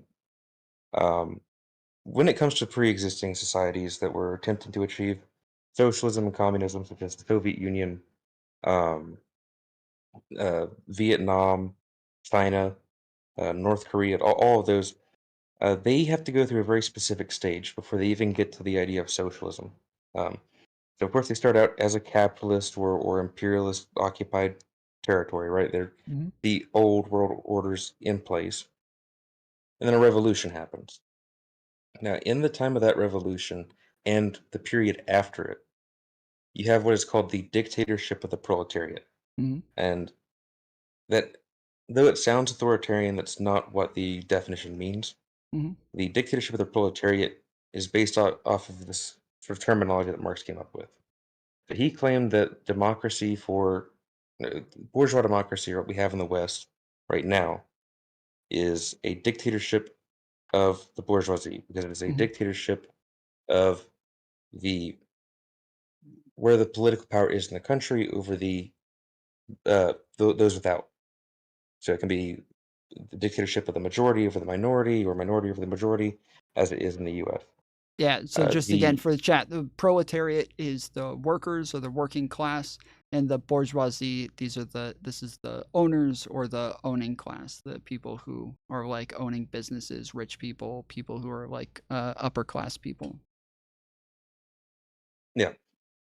So the dictatorship of the proletariat inverses that. So it takes all the political power from the top and hits on the bottom. So instead of the rich oppressing the poor, it's the poor oppressing the rich. This is the only step that we've gotten to in history so far. The Soviet Union was a dictatorship of the proletariat because it still had classes for a large period of time. They claimed they had abolished classes, but I'd say that they did it a little too early, claiming that. Who did? Because you still had like the party. Who? You still like the party and different people. What country? Sorry, say that again. What country are you talking about? The Soviet Union. Soviet Union, okay. Yeah. So the Soviet Union declared, and I believe was 1935. 1935, I believe, they declared the end of all classes, right? It was written in the Constitution, all that. But they were still a little bit too early on that because there were other sorts of classes that formed, right? So, like the party, for example, you had individuals who had offices or positions made available to them that kind of gave them a leg up. Of course, these classes were a bit different from like what we have in the West. They were arguably a bit better, but there were still classes. We never got to the point where we were abolishing classes, the state or money. Yeah. After we would achieve the dictatorship of the proletariat, after that's complete, the objective would be socialism, which is what the Soviet Union attempted to achieve, and the majority of other communist countries attempted to achieve. Socialism is defined by Marxists and communists across the board as a society that has money and has borders. It's a country and has money, but there's no classes. Everyone in the country has been brought to an equal level of prosperity, so everything is now egalitarian within the society.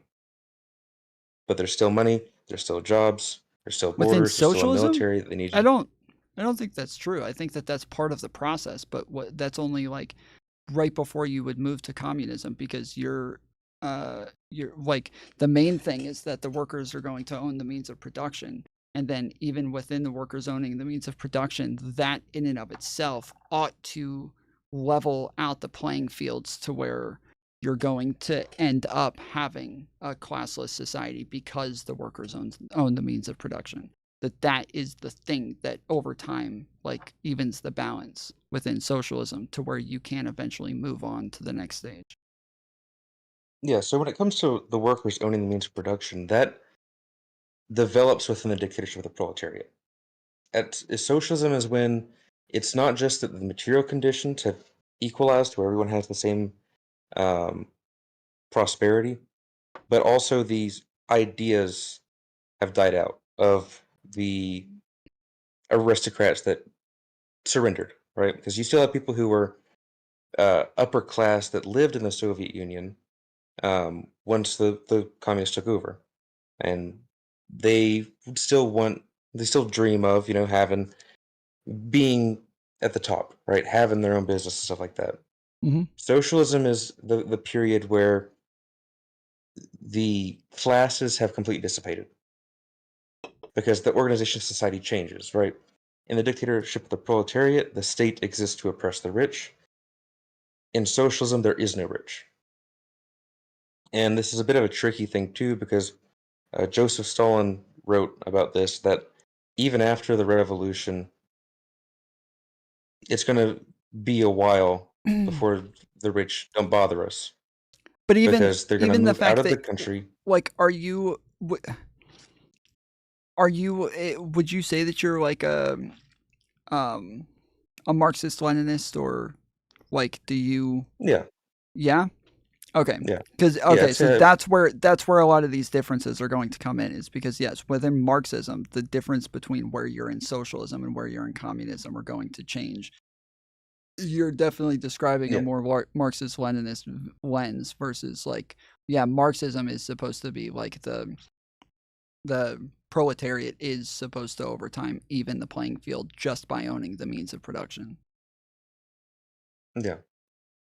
And then after that, technology develops as well as the revolution globally. So, of course, theoretically, if the conditions in a socialist country are improving dramatically for the workers, and this is more of a Marxist view, like the traditional view, because it's kind of changed in terms of when Lenin got into the picture. But if the conditions are improving in the socialist country, the countries around it, their workers will want to have a similar system. And this is kind of bases its origin in Napoleon, because when Napoleon swept across Europe, he brought with him the different socialist ideas and nationalist ideas that were in his policies. And that's where you get the beginning. That's the divergence politically, is the French Revolution, and them sweeping across with this idea of a republic and egalite, fraternity, and all that. Mm-hmm. But once the external threats have fallen and become their own worker states, and the material conditions in terms of like production or the mode of production have improved to such a degree, you'll end up seeing the abolishment of the state and money. So the state will be abolished once the external threats are gone, right? Once the imperialist powers no longer pose a threat or no longer exist. Yeah, but the only way to actually do that in reality is for like pretty much the whole world to move at the same time. Like they would all of these processes would have to be done in tandem across the world. And the major like delusion to me for Marxists is that like that when lots of countries haven't even made it to being first world countries yet, they don't even have the ability to move on to the next part of the process, and then to actually have a worldwide like revolution where all of these things happen, to where you're even capable of no longer having imperialist powers that you have to worry about from the outside coming in. Like that is just that just seems like literally impossible. Like maybe one day, but like right now, like it just seems like an insane thing to even like consider or talk about. Yeah. So with that, you said that you believe that it would all have to happen at once, right? There has to be a big cascade domino effect, right? Mm-hmm. Just want to clarify. Okay. So that's typically not what we as Marxist Leninists believe when it comes to this. I understand.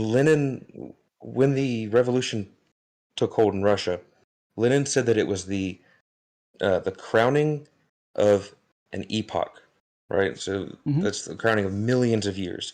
And what he basically means by that is the epoch of revolution. That is millions of years, which is the literal definition. I assume that it would be more like a couple thousand years.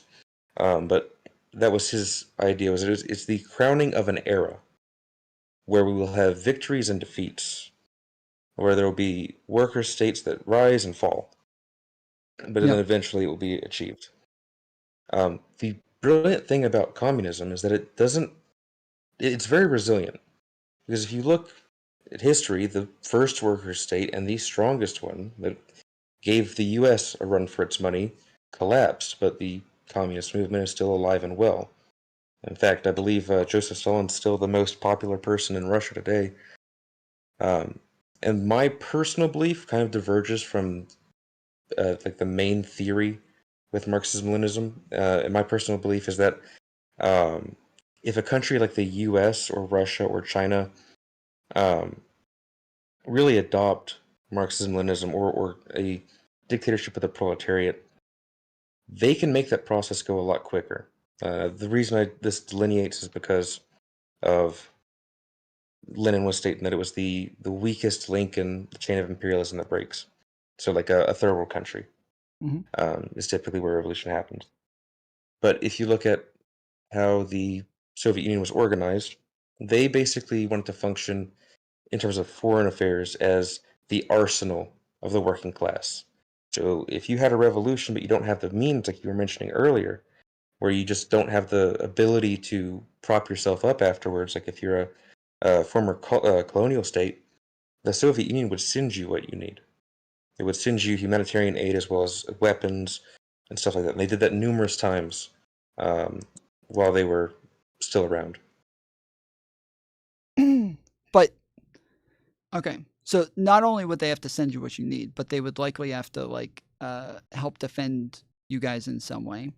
And any other country that has resources that you guys need, it's going to be very hard to trade with them when they're still working under capitalism. So you have to pay them for the resources that you need, and yes, if you can't trade with them, then now somebody has to give it to you for free, and they're likely not going to be socialist because they're also going to have trouble getting resources, because they also don't have money to pay the other countries. And so this is where it like comes into play, where literally everybody would just have to move in this direction all at once. Otherwise, there's just no trade, and no like country can really exist without other countries giving them some resources, because nobody has all the resources on their land. Yeah.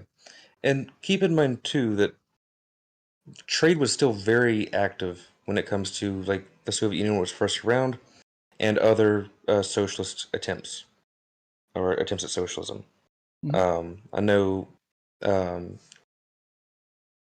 is it called Sri Lanka? I think no, it's not Sri Lanka.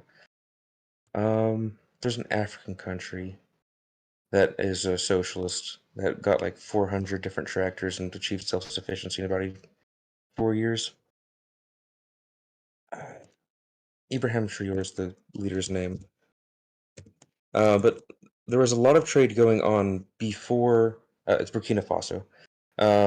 There's a lot of trade that was going on before the Cold War, in terms of like grain and everything else. Because not only is every country needing materials from someone else, right? So like the U.S. needs computer chips from Taiwan, and so forth and so forth. They'll also need materials from the country that became socialist, typically. Like the Soviet Union had Ukraine, which was a huge exporter of grain, and they had oil, steel, different stuff like that. The key thing here is not that. So the main thing to point out here is that is a genuine danger if it's left too long, right? The main difference was like the price it changes. With the Soviet Union, that caused some stress because the Soviet Union had fixed prices for food and certain goods that were deemed essential. But if they were importing it, they were trading at a loss. But it's still a doable process. It's just like China, for example, is I'd say better at that. Well, but you're over time. You can't care if you're trading at a loss. Like that's kind of the point. Is that like the losses and the gains over time can't matter. You have to just give them. Everything has to be given, and it has to be like when we're talking about like from each according to his ability, for each according to his need. Like we're having to like talk about countries all over the world where, like you said, like computer chips being made in like Africa where nobody else has access to the raw materials. Like they have to do all of that work for the entire world to be able to get those things. And all of these communities now are, if they don't have anything of value that these other people need, then it literally just has to be gifted to them nonstop. And because they happen to live somewhere where these resources just happen to be within their territories, now they just have to do all this extra work for everybody else to have the resources that they're working for. And it doesn't that does not seem like it doesn't seem like that can last. Yeah.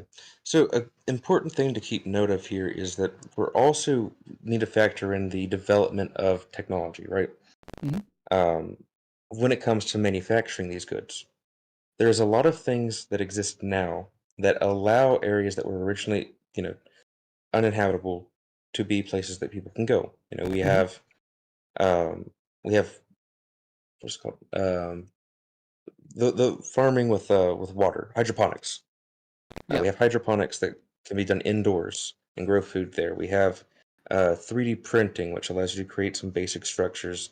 And some people are using that technology to build houses. Clothing is one of the categories of stuff that we have now that is artificially scarce. There's more clothes on Earth than there are people right now, which means technically we've ended scarcity when it comes to that. And that's an old statistic. That's a couple years old, so we're higher than that now. There's enough clothes for everybody on the planet, but it's still something that we have to purchase for no reason. Furniture is another thing like that. I'm sure you've driven somewhere and seen a free couch or bed out in the middle of nowhere. Just because they didn't need it. It was easier to...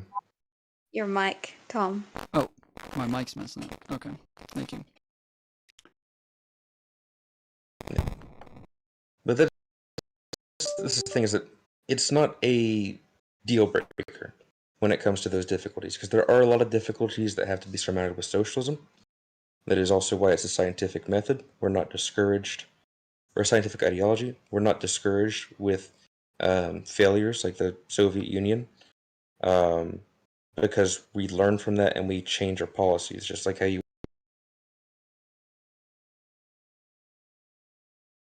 Wait, can you hear me? Hello?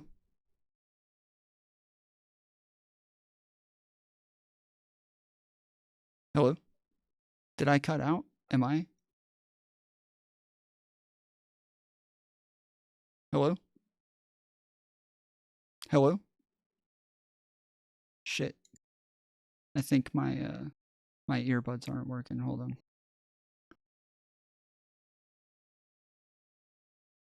Nowhere in here did he threaten to lock...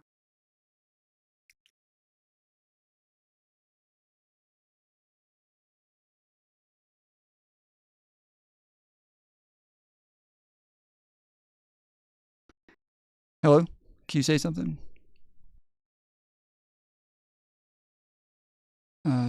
Still not working. Hey, okay, one more time. How's it going? Oh, there we go. Okay, got it now. You can hear me now? Yep. Awesome.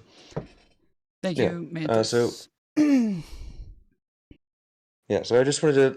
And there's a lot of different subject stuff that can elaborate on that. There's a bunch of different opportunities with that, but I don't want to hold up the people anymore here. Just had one last thing on the last topic where you were speaking with the other gentleman. I actually used to study like ancient English, like Anglo-Saxon. Mm-hmm. And woman as a term is derived from two words. I know what it is. I know what it was before that as well. Just woe means feminine and man means person. Yeah. Well, so the woe comes from with, and with was like the name for woman before, or like female. It was with even before that, and so woe was woman because it was derived from with, just like where is what a man was at the time, which is why we have the term werewolf, is because it's a man wolf. And so we said with as a woman and where as a man. And so then man at the time didn't mean like male, it just meant person, as you said. It's like just a human. And so saying with man was just to say like a female human. And then now it's just woman. Yeah. But yeah, I hope what I was elaborating on was a good discussion and was entertaining. If anyone's interested on looking into this stuff more and kind of learning more about the history of socialism, Marxist.org is a really good place, as a bunch of documents like the Constitution, stuff like that. It's freely available. But yeah, just want to say Nice. thank you for letting me on your show, and thank you for letting me to speak with you for a little bit. Yeah, I I appreciate you it. coming on. Thank you. All right. See ya. See ya. Crap. I fucked this up. Is there any way that there's a mod that can just move somebody in real quick? I know there's like 2 or 3 other people in the waiting room, and Hello. Hello. Long time listener, first time caller. Based. Appreciate you calling in. So what's your beef? I just wanted to start by saying you're very well spoken. Thank you. And not a pseudo-intellectual faggot. Nigger, nigger, nigger, nigger, nigger, nigger, nigger, nigger, nigger, nigger, nigger, nigger. Appreciate it.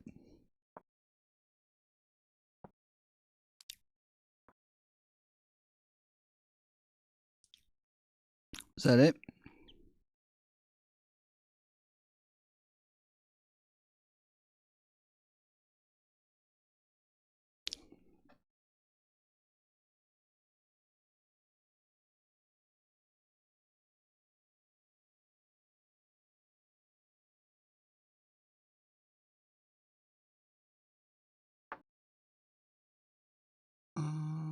Let's see. Hello? Okay, I promise not to do what the last guy did. Okay. Thank you. What's up? Okay, I've seen you a couple times scrolling through my shorts, but that guy just befuddled me a little bit. No problem. Take your time.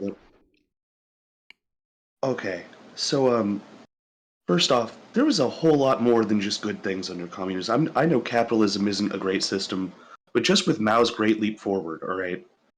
Just under Mao Zedong, over 60 million were intentionally killed and executed because they either didn't follow his political belief, wouldn't support his regime, or he refused to feed them because he didn't like their beliefs.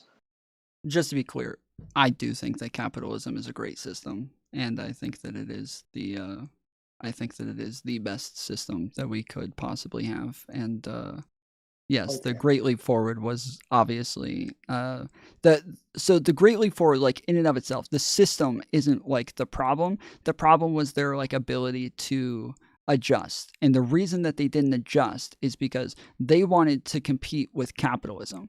They had no like they had been like growing a lot and had been like doing really well, them in Russia, but they weren't ever able to like get any sort of output anywhere close to a fucking capitalist nation like America.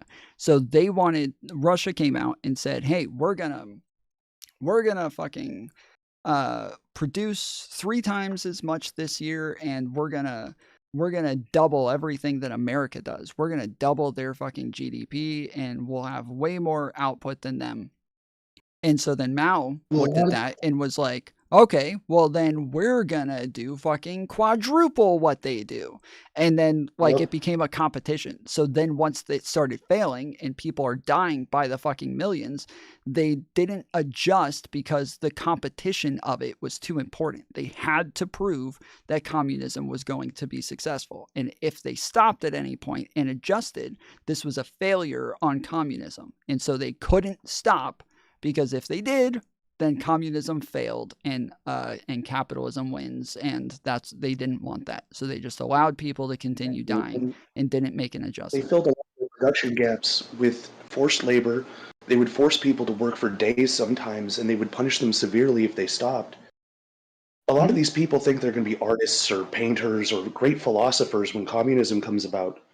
But in all reality, most of the time the government deems these people as worthless, as, I hate to put it as they put it, but the bourgeois snobs that they see are the people who can allow themselves to have such time as to do these luxury ideas like philosophy. You have time to just sit there and think, when you could be in the coal mine bringing coal to the nation. Mm-hmm. You could be an inventor, but instead of working in a workshop, you're sitting here wasting your time painting.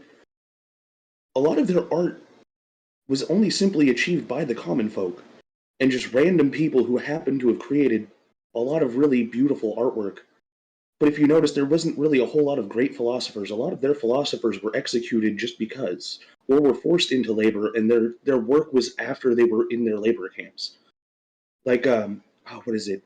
There's a book where a guy went to every gulag camp in Russia during Stalin's reign, and he wrote one of the biggest anti-communist... Sorry, I'm really tired. It's like 3 in the morning for me, but it blew my mind, because these people, they think communism is such a great thing, and I see it as horrifying. So the problem is that like giving examples of communism doesn't like disprove communism, right?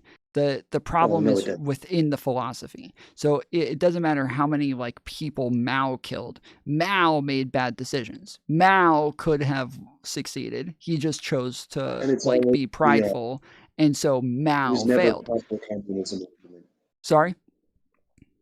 It's always the it was never properly implemented argument I've come to notice. Yes, it wasn't real communism. Yes, it's not real communism. It's not real Marxism. It's not real Marxist-Leninism, or they like, and which is true to an extent. Like obviously he made bad decisions. It seemed to be working pretty well. They continued upping their production. They continued upping their output for a long time until the Great Leap Forward, and that is when he screwed up pretty royally. The problem is that, like, yeah, I do think that, like, it just is within the philosophy. I do think that the philosophy is the problem here, and that it is the, like, it is the thing that is going to, like, continuously hold this back, is that, like, it's just, I think that with the fact that I do believe, as I said, I do believe the whole world has to kind of be on board all at once, going in this one direction.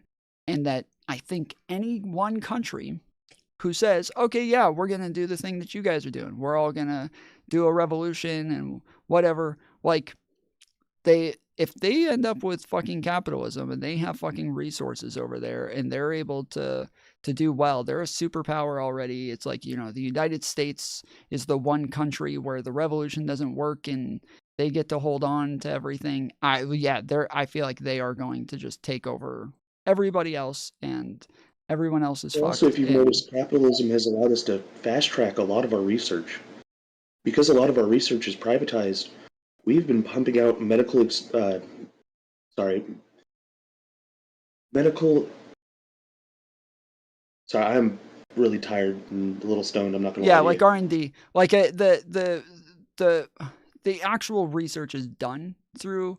Like most of our medical research is done through like colleges, and most of that funding comes from the government. So while they're like doing the hands-on R&D and shit like that, and in a lot of like a lot of it comes from I can choose personally to fund a study or to fund different research. Like if I wanted to fund prosthetic arm research, my funding isn't tied behind my hands by the government. Yeah, but that is part of their problem, though, is that if there is research that just is more important and that is like more essential, yet everybody's like putting money into like how to get faster graphics cards, like instead of life-saving medical treatment or some shit like that. Like to them, that is the problem with capitalism, is that like the life-saving medicine may not actually make a lot of money, but the graphics cards will. And so now we're gonna just let people continue to die because like the capital is the thing that is pushing us, not like what's actually necessary, not what's going to have like better what do they call it again? Greater good? Oh no, it's the term that they use for like the something conditions. It's pretty like it's pretty much like about the like the utility, the outcome of your overall quality of life. It's the something of conditions. I can't think of the word either. I'm tired as well. But yeah. So before we get too into the weeds, did you hear about the whole Zuckerberg thing? Material conditions. Yes, that's what it is. No, I have not gotten into the Zuckerberg thing yet. He is reversing censorship. He is pulling a full 180. Yeah. I really recommend looking into that. They're banning fact checkers. They're going to a community notes style system like with what Twitter has. One of the things they're doing is they're taking off the invisible restrictions on different topics like gender. One of the things that pissed me off with Facebook, I got banned for bringing up the fact that feminists petition for you to be able to say kill all men. You can say kill all men on any platform and you will not get banned. You can call for killing all men, and this is not any kind of issue. It's the moment you flip it. The moment you put kill all anything else, it's a problem. And they're starting to take off these restrictions, and they're trying to avoid Zuckerberg getting jailed for life because Trump threatened to put him in prison for violating the First Amendment. Now he's trying to say the government made me do it. But man, you had an option. Yeah, you could have had to take penalty from the Trump government. can't put him in prison for he didn't actually violate the First Amendment. I don't think he's actually afraid of that in any way. Like, because in reality, I don't think he actually legitimately will go to prison for life, but he was threatening it, and so it kind of like spooked him a little bit. I understand, but I'm saying that like if Zuckerberg has like half a brain, which I know he does because he's he owned the fucking platform, so that like Trump acting like people have a right as citizens to his private property is like, that is just a fucking communist idea. Like it just is. Like it's his private property. It is his rights to do with the platform what he wants within reason. Like there's some things that like obviously we have regulations on all companies, but yeah, if companies want to say like, oh, I just want to be a fucking liberal utopia and I just want to have like a bunch of fucking leftist ideologies on my platform and I don't want right-wing ideologies and shit like that, they're allowed to do that. Like they can do that all they want. And that's kind of like what Elon Musk said though, is when you become the digital town square, where you become the marketplace of ideas, if you're an American company, I feel like that does kind of apply to you. If that's where everyone shares their ideas, their speech shouldn't be restricted too much. Yeah, but now you're saying that just because we've decided that we're going to share our ideas there because they've created a platform that has become so valuable to us that we like so much that like we're going to now kind of like commandeer this from them. I don't think that's right. And I think that like normally the reason that we've found these platforms to be so valuable and the reason that we do like them so much and that they did become the town squares is because of the types of TOS that they have, that like they create a type of TOS that is supposed to be like as inclusive as possible and keep as many people around as possible. And that is what makes it the town square. There's tons of social media platforms. Not all of them are platforms like Facebook and Twitter that we would call a town square or anything similar because they're just not. They're not similar in size. These guys became so fucking big because their TOS was the thing that like made everybody like obviously there's technological advances as well that that like made them better than other platforms as well. But like their TOS is something that made it like an inclusive place that made it to where lots of people felt comfortable there and were capable of sharing their ideas there. And that's why it became the fucking town square. That makes sense. Also, I just want to clarify, I'm not a smart guy. I'm what someone would classify as a Walmart American. I am also not a smart guy, so fair enough. I am a 10th grade dropout. That is the top of my education. So yeah, I just wanted to throw that out there. I'm not educated in any kind of good way. I barely got a GED. I'm what you would call the Walmart American, just your average. You see him wandering the halls, and oh, there's one. Base. Alrighty, well, I'm gonna let you go. Let you get back to it. All right, man. Appreciate it. Have a good one. Yep. I have 18 kills right now. And I'm at 32%. I believe my record, 19 kills right now. I believe my record is, it says 40%. Yeah, it says my best is 40% right now. So we may be working our way up to another record setting.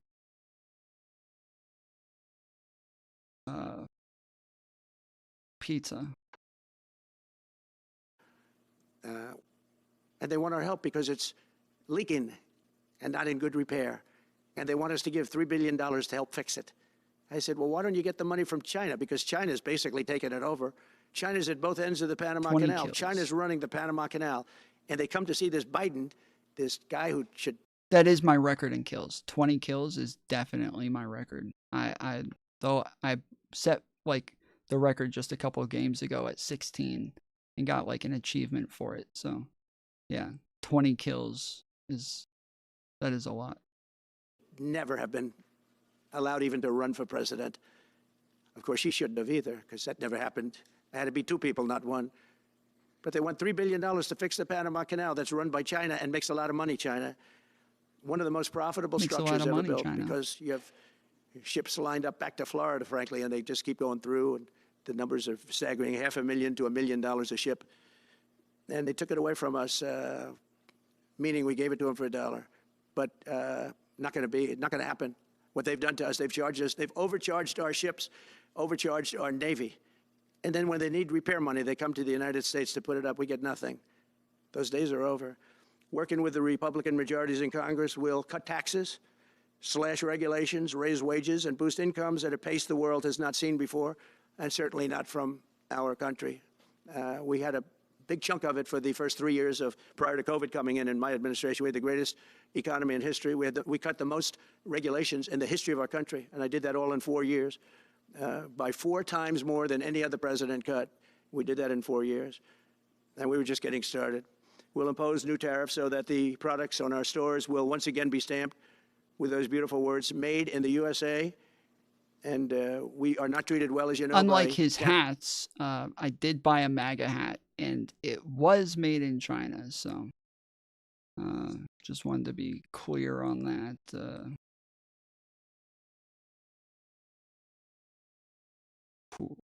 That was close. Canada is subsidized to the tune of about $200 billion a year, plus other things. They don't essentially have a military. They have a very small military. They rely on our military. It's all fine, but you know they got to pay for that. It's very unfair. I have so many great friends. One of them is the great one, Wayne Gretzky. I said, "Run for prime minister. You'll win it'll take 2 seconds." But he said, "Well, am I going to run for prime minister or governor? You tell me." I said, I don't know. Let's make it governor. I like it better. But no, something's going to have to be done. Same thing with Mexico. We have a massive deficit with Mexico, and we help Mexico a lot. They're essentially run by the cartels, and can't let that happen. Mexico's really in trouble, a lot of trouble. Very dangerous place. And we're going to be announcing it. Freddie. Yo, I wasn't meant to be in the way. I was waiting for the dude who's just going to change from his phone to his PC, mate. Oh, are you moving people in? I was going to move him in when he comes back off his PC, mate. You fucking rock, dude. Thank you. No Okay. worries, bro. I'll go hang in the waiting room and see if he comes back. Okay, appreciate it, man. Yep. Based. W. Freddy. Let's fucking go.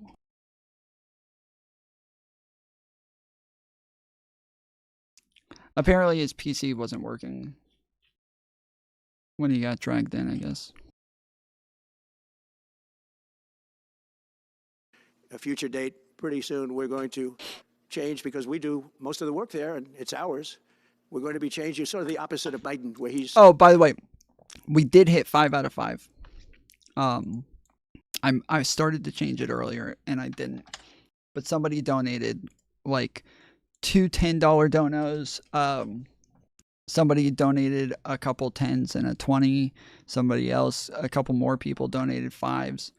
And I meant to respond to those. So let me see if I can find those real quick. Okay, yeah. Jay Hosh said they worship all these alphas who stick to their own and just do, but they whine about what others are doing who don't affect them at all. LMAO. Yeah, I think that tends to be the case, but let's see. Sex means what one is born with. Gender acknowledges that one can mentally and physically define as the other sex. Science has continued to evolve. What does this have to do with anyone else who isn't? Yeah, I do think that like the self-ID like idea is part of the problem. I think that like a lot of people just saying like, oh, what you can identify as whatever. Like identity definitely has a lot to do with, but it has a lot to do with like your gender. But I think that it's not just an identification, and I don't think anything is. And this is like nothing can be an identification, and only an identification. Literally nothing can be. It's impossible for something to only be an identification. Because if you say, I identify as a woman, and I say, okay, what are you identifying with? If they just say a woman, okay, well, you're not actually identifying as anything. You're just saying the word woman. Like, that's it. So if I say, I identify as a Falcons fan, but then you walk into my house and I have a bunch of like New Orleans posters saying like, you know, Drew Brees is the fucking GOAT and, you know, let's go Saints and shit like that. You're going to be like, bro, you're not really a fucking Saints fan. Like, you're just not a Saints fan. Or sorry, you're not a Falcons fan. Like, you said that you were a Falcons fan, but all of your stuff says otherwise. I can't just say, well, no, I just identify as a Saints fan. Like, when we identify as something, we are saying that we identify with something.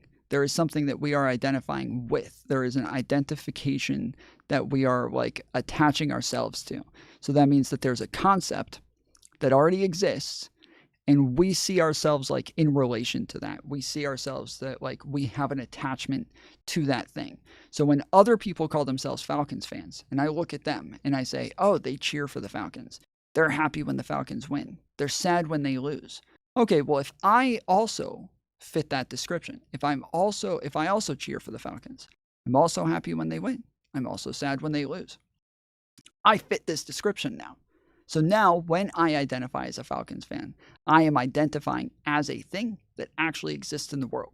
So when one identifies as a woman, you're identifying as something. There is something that you are identifying as. There is something that you feel that you are in like close association with. And you can't just say, well, it's just a woman. I am just identifying as a woman. You aren't identifying as anything then. You're not identifying as anything. And then if you tell me, oh, it's really important that you respect this person's identity, but also their identity is nothing. And it's really important to them. That nothing is so important to them. I don't buy that. That doesn't make sense. Oh, it's just It's just their identity, man. They're just identifying as this thing. Like, no, it's not. It's that they're identifying as something. There's a thing that they identify with. So to call it an identity and say it's just an identity. It's not just an identity. Like, gender cannot just be an identity. It doesn't make sense. Closing everything up, essentially getting rid of 50 to 60 trillion. Hey, yo. Just to continue on what you just said there, part of it is to say we identify to try and communicate something. So in the example you gave, if someone said they were a fan of something, and then you find out that they have so if I said I was a Seahawks fan, it turns out the person goes, "Oh, you like sports?" They go, "No, never seen sports in my life." Exactly. You like the Oh, did you cut out? Hello? Oh, I'm being dragged around. Oh, okay. You good? Yeah, I'm good. Yes, yeah. So that is what I'm saying. That's exactly what I'm saying. Is that yes, when you say I identify as a woman, you are communicating something that you feel you are in close association with. That you are something that fits the concept. That when you see the description of that thing, you say that fits me too. That's what it means to identify with something or as something. Is you're saying that also describes me. But then to say, oh no, that's not what they're doing. They're actually just telling you that they identify as a woman, but they're not actually that doesn't mean anything. It's just an identity. Literally nothing is just an identity. There is not a single thing in the world that is just an identity, because that would end up being circular logic to say oh, I identify as a woman. And what is a woman? My identity. And what is your identity? A woman. And you're just going to end up, it's a meaningless statement now. You're just going in circles. It's just defining it based on the thing that you are already stating. Nothing can work that way. It feels like they're trying to they don't want to say what they actually mean because they're trying to avoid it. Because I feel like you'd have to know that that's nonsensical. It's just say I'm identifying as something, and that thing is the thing that I'm identifying as. Mm-hmm. With no additional information to be added to it whatsoever. There's nothing you can pull from it in any way, shape, or form. At which point he goes, well, I think you mentioned it. Then why would you care? Then why does it matter? If it means nothing, then it shouldn't matter to you. Yes. Now, some people will say, oh, well, it's like a name. Okay? It's like a name. Now, if it's like a name, and now somebody calls me Tom. Tom does not communicate an idea. It does not communicate an idea. Google does not communicate an idea. These are just labels that we put on something to identify it as. And now it is just an ID. Now it is just an ID. It's just a label that we use to identify you. But it's not an identity. It is an identification, a way for us to identify you, but it's not the same as an identity. Yes. And so I don't identify as Tom. My identity is not Tom, but I do identify as Tom. I use this so that you can identify me, but yes, there is no idea that is Tom. You are an individual, and names are how we differentiate individuals. Mm-hmm. Yeah, no, I completely agree. There's also because I'd seen earlier that you were also discussing the whole reviewing and stuff for January 6th. Mm-hmm. Because do you mind if I ask you, because I think I'm not 100% exactly on what your views on it are, or what you would want to discuss with it? Because I'm not certain how much you watch Destiny. I've argued with him and Pisco a few times about it. I have also had a couple of debates with them. The last one turned into a fucking screaming match. But the reason it turned into a screaming, Destiny very quickly was strawmanning the fuck out of me, and he kept acting like I was this Trump supporter, and he kept saying. So he had a debate with Andrew Wilson. I reviewed that debate. Thought Andrew Wilson was just sounded like a crazy person. Literally didn't make sense even just a little bit. Just made absolutely no sense. I just went to ask Destiny some questions about it. But every time I asked him a question, he thought that I was making a statement and would start calling me this Andrew's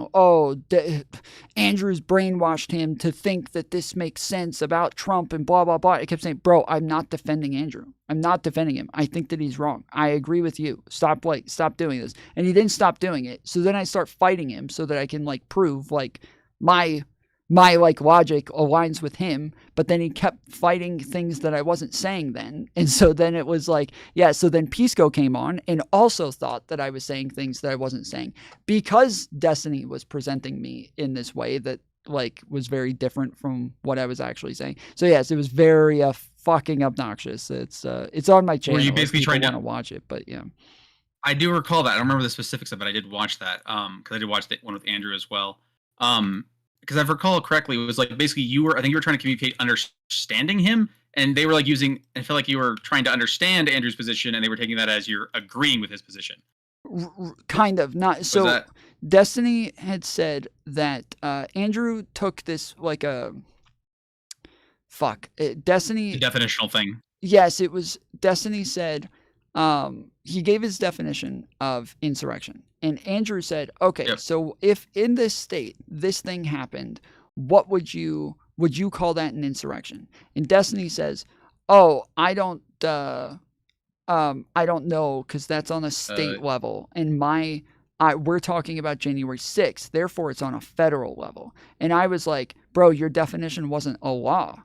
So it doesn't matter. Jurisdiction does not come into play unless you're talking about the law. That is the only time jurisdiction matters. You did not get, your definition was not the federal law. While you did use federal precedent in order to come to your definition, it was not, you did not just go and read the federal, law of the United States for your definition. You did not do that. And so therefore, jurisdiction does not matter in this case. And you can totally engage with any hypothetical on like whether it's in Alabama, Tennessee, it can be in Nigeria, it can be on fucking Mars. Your definition now still has to be consistent regardless because it's not a law. So it does not have to, like, jurisdiction does not come into play here. And that was the, like, issue, is that he didn't seem to understand that because his definition isn't a law, he cannot, like, refuse to engage with hypotheticals, because I felt like it was kind of a weaselly way to, like, get out of some sort of challenge to his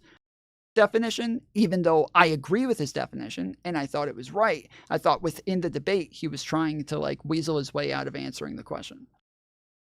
Yeah, because the thing is, if it was only federal, that means if it's not a federalist system, does that mean you can't insurrect a non-federalist system?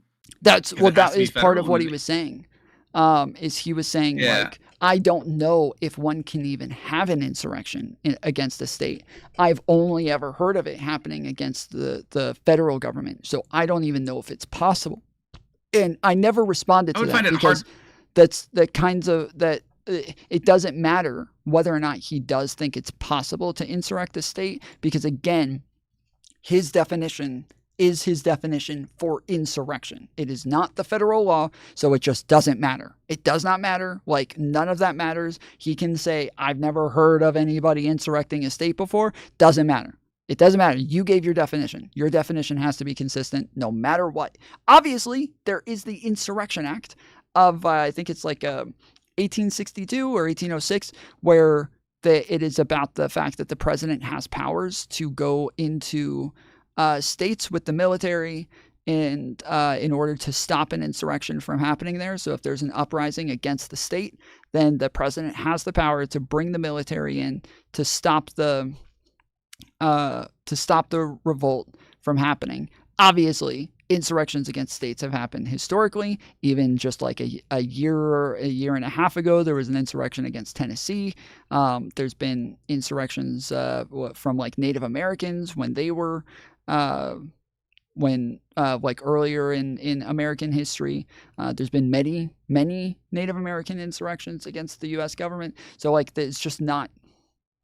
It just doesn't matter whether or not he knows that there were insurrections against states and shit like that. It's just not relevant. Yeah.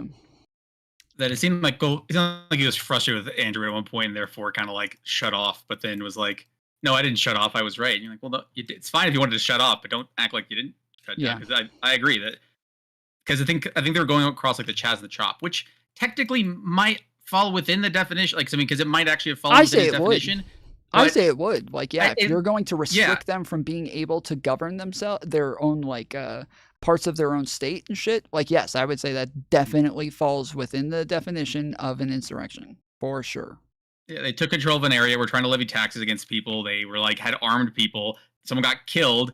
They wouldn't let police in, and then someone ended up dying because the ambulance would not go into the area without the police going in, and they wouldn't let the police secure the area. So yeah, and I've even found like articles in like newspapers calling it an insurrection at the time, Chaz Chop, and so like it just is an insurrection. Seems like everybody called it an insurrection, and so it was. The problem is you don't want to like. It's not a fun thing to admit to because the reality is that no one was charged with that, and also you wouldn't even probably consider that. Nobody was charged with insurrection on January 6th either, though, so it doesn't matter. No, but I'm saying that no one's actions also felt like it goes. We kind of treated it as like a protest, and they just kind of like let them kind of do their thing until they were eventually like, "All right, guys, you're done."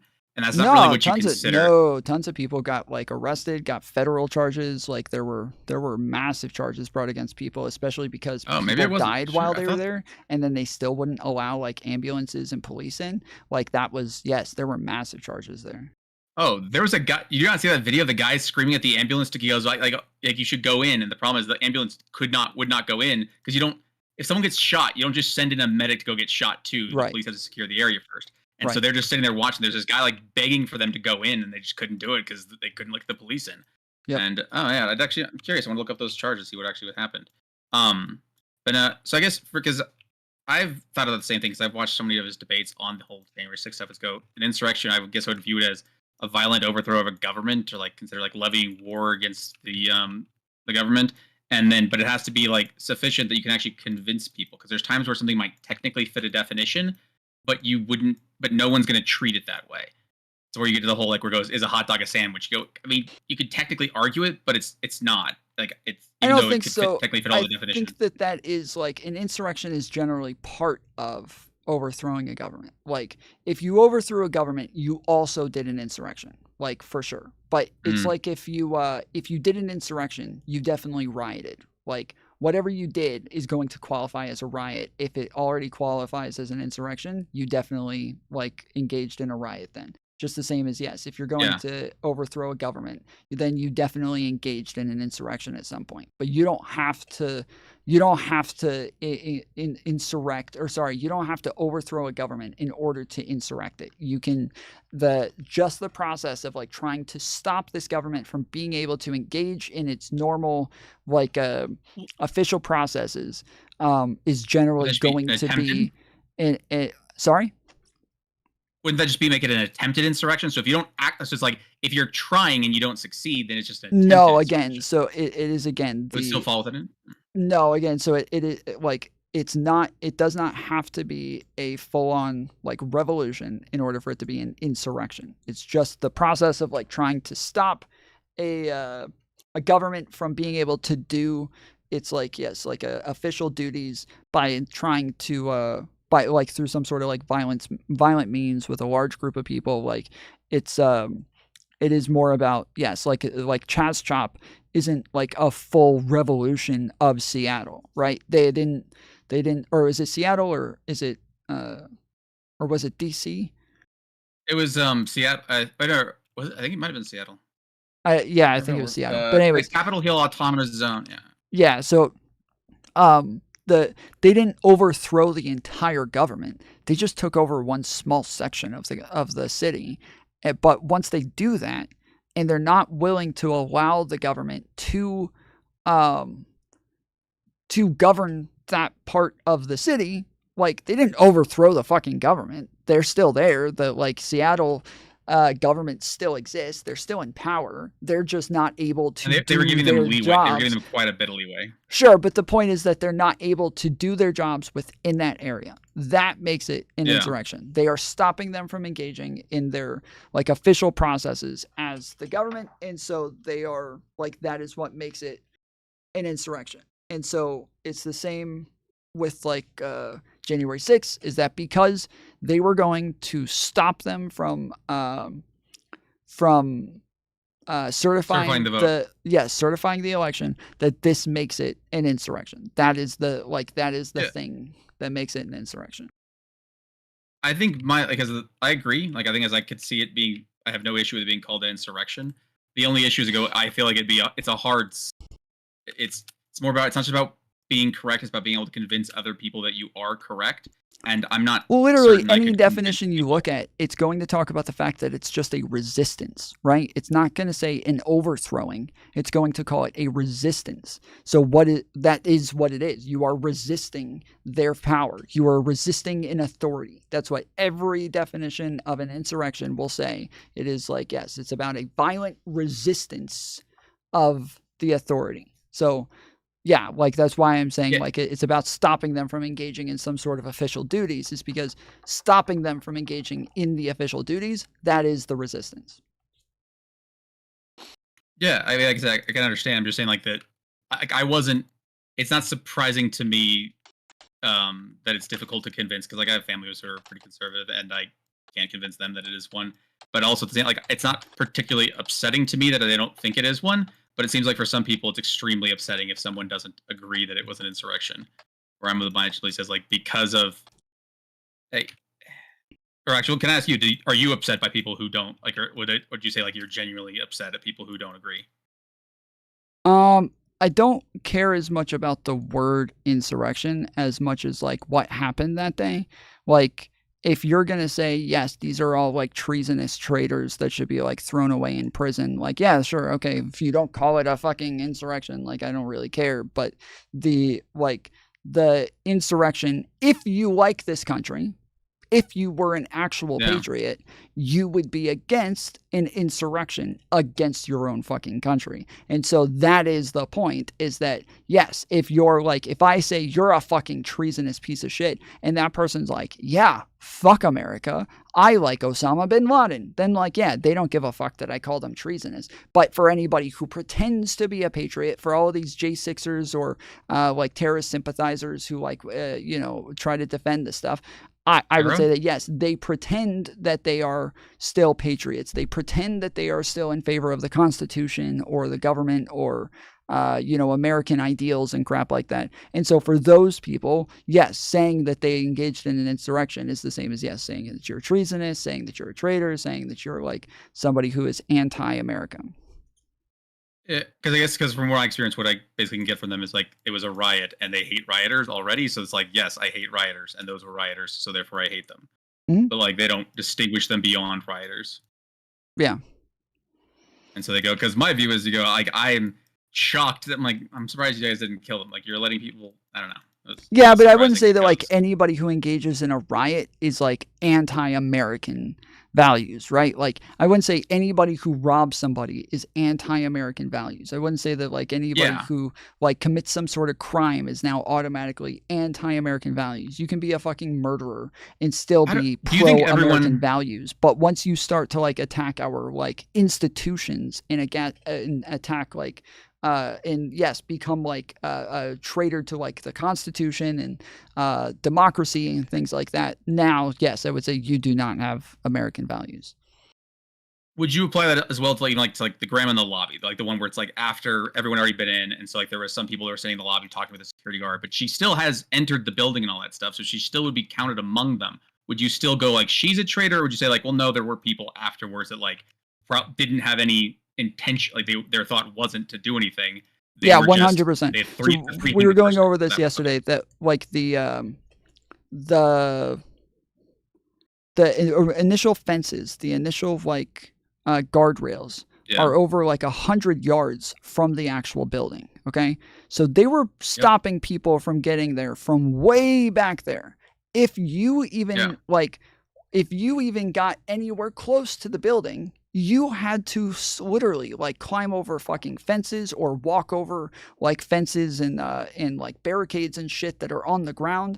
Like, I'm sorry, like even if you came after they already beat the shit out of all the cops and after they already fucking broke through the windows and broke down doors, when you're stepping over broken down doors, climbing through broken windows, stepping over broken down like fences and shit like that, like you are well aware what's going on here and that you're not supposed to be there, and that this is a government building, and that like these people are there to try to stop the certification of the election. And so you just going and being part of that group, that is the thing that makes it so dangerous, is like it is It is a problem, not because they all have machine guns or tanks or rocket launchers or anything like that. It's dangerous because it's 50,000 people. So if you're one of those 50,000 people, you are part of the intimidation factor that gives them the ability to go inside the Capitol. So just that in and of itself, yeah, I would say you just being one of those people, you are one of the tools used to commit the insurrection.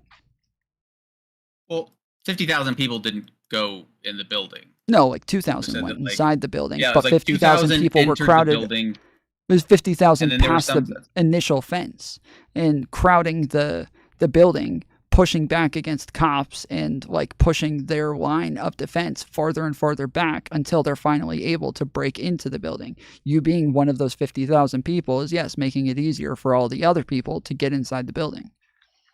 Yeah, no, the people I was referring to were more like the ones that, because like I said, the only one I can think of is off the top of my head is the grandma on the lot, where it's like I doubt she climbed through over windows and walls. I didn't look. Like, no, there's doors that are like I said, the doors are open at this point. Like but I'm saying that literally just walking past the fence, like at that point, yes, I would say that like you are somebody who is complicit 100%. Complicit, yeah, I agree. I just say like the problem is it's hard to like like I said, it's gonna be difficult. I'm thinking in terms of like convincing someone that says if someone doesn't want to believe it, if you're trying to go like, yeah, that grandma's talking to the security guard who seems to have no issues whatsoever with her being there. She needs to be like hanged for treason. It's gonna be hard to sell that to them. Well, I don't think any of them have been hanged for treason, but I think. Well, sorry, I don't mean like specifically the punishment, but just saying like that they are this person, like the level of monstrousness that you just expressed. It's gonna be hard. It's gonna be a hard sell to someone. Yeah, unless we have some sort of argument for why these people have no idea what they're doing and they are just totally without agency. They're totally without any cognitive understanding of where they are, and they just happen to just wander out there somehow. Then sure, like for that person, like sure, I would think of it differently. But yeah, for anybody who is like, yes, just part of a crowd that is being used to be an intimidation factor, like, yes, it's just being part of that crowd in and of itself. I don't believe there are any like humans who are old enough and or who are adults who are so dumb that they don't know what they're doing there. I don't believe those people. Yeah, none of really anyone who's extreme enough to be there. Yeah, no, absolutely. I think I agree completely because like I'm saying that. Yeah, most people didn't fucking show up there. So the idea goes that you showed up there. The person goes, "Well, I didn't know what was going on. Why are you here?" Because what are you doing here then, huh, buddy? Yep. You're just here for like what's like I was just in the area and you just thought you'd go. Well, check no, out the Capitol. and there's hundreds of thousands of people that are there, and most of them do not go past the barricades. Most of them are being like peaceful, and yes, and this is like a line that's used by them all the time now. They're like, it was mostly peaceful protest, bro. Like, they're correct. Yeah, mostly peaceful. Most of the people there were not violent, and you know, stayed away. And this is how we know that the rest of you are idiots, because all of those people were smart enough to stay away. Can I ask you if you have any thoughts on the actual, like, do you remember the Colorado case for trying to remove him from the ballot? Do you have like her? The insurrection case? Yeah, so the one where Colorado tried to remove him from the ballot under Section 3. Yeah, to some extent. Do you have any actual feeling? Like, were you? I don't think that they should have been able to remove him from the ballot, if that's what you're asking. Yeah, I would agree, because I'm just saying, like, because I mean, all 9 of them were there. That was one point I think I did argue about Peace, Code, and Destiny, where the thought was they should be able to, but I'm like, well, you can't. Like, the requirements, it doesn't make any sense for Colorado to be somehow determining can and can't be, like, who falls in this category. And that when you look through, like, the history, because even, like, the other requirements for things like, because they compare it to things like the other 35 years old, natural-born citizen. The thing is, there's no case of anyone actually disputing, like, the concept of linear time to suddenly, like, bring up those situations. Like, even, like, Cenk Uygur tried to, like, bring up a case to try and say that, like, they can't take him off the ballot because they can't determine that he's not a natural-born citizen, but he doesn't dispute that he's not a natural-born citizen. So, like, if there was actually a genuine dispute over those things, I suspect we wouldn't just have 50 states choosing their own thing. We'd also, if it was true each state could do it, then we would have history of just all 50 states, like, removing people on their own whims on what they think someone should is or isn't. Yeah, we would have just a like, yeah, this is a Republican state. They don't like Democrats, so they're just going to take all the Democrats off the ballot, or like some shit like that. Like you're just Just say like they're not 35. Why? Because I fucking say so. Yeah. And like we can do that. You're like you can't. And the issue is we just don't. Like there's just never been a controversy on these issues. There never really would be one. Because also like anyone who would try, like you like swear under penalty of perjury that like if you're 20 years old, you swear under penalty of perjury that you're 40. Well, I'm pretty sure it like literally states that like Congress has to say like deem them an insurrectionist in order for it to make them invalid of being on a ballot. And so even the fact that they thought that they could do it was just kind of dumb because like they are not the Congress. I don't think that was actually their intention. So if you actually read their order and during the oral arguments, their goal was not to actually say we will determine on our own. They were trying to create a controversy for the Supreme Court to actually rule on whether he was or was not an insurrectionist. They were asked. That's why in their original order they suspended the order. Like so that normally, like, but they still wanted to remove him from the ballot, though. Like they still ended up wanting to remove him from the ballot just because their Supreme Court, their state Supreme Court, decided this, and there's no way that like that's just kind of a dumb thing to think.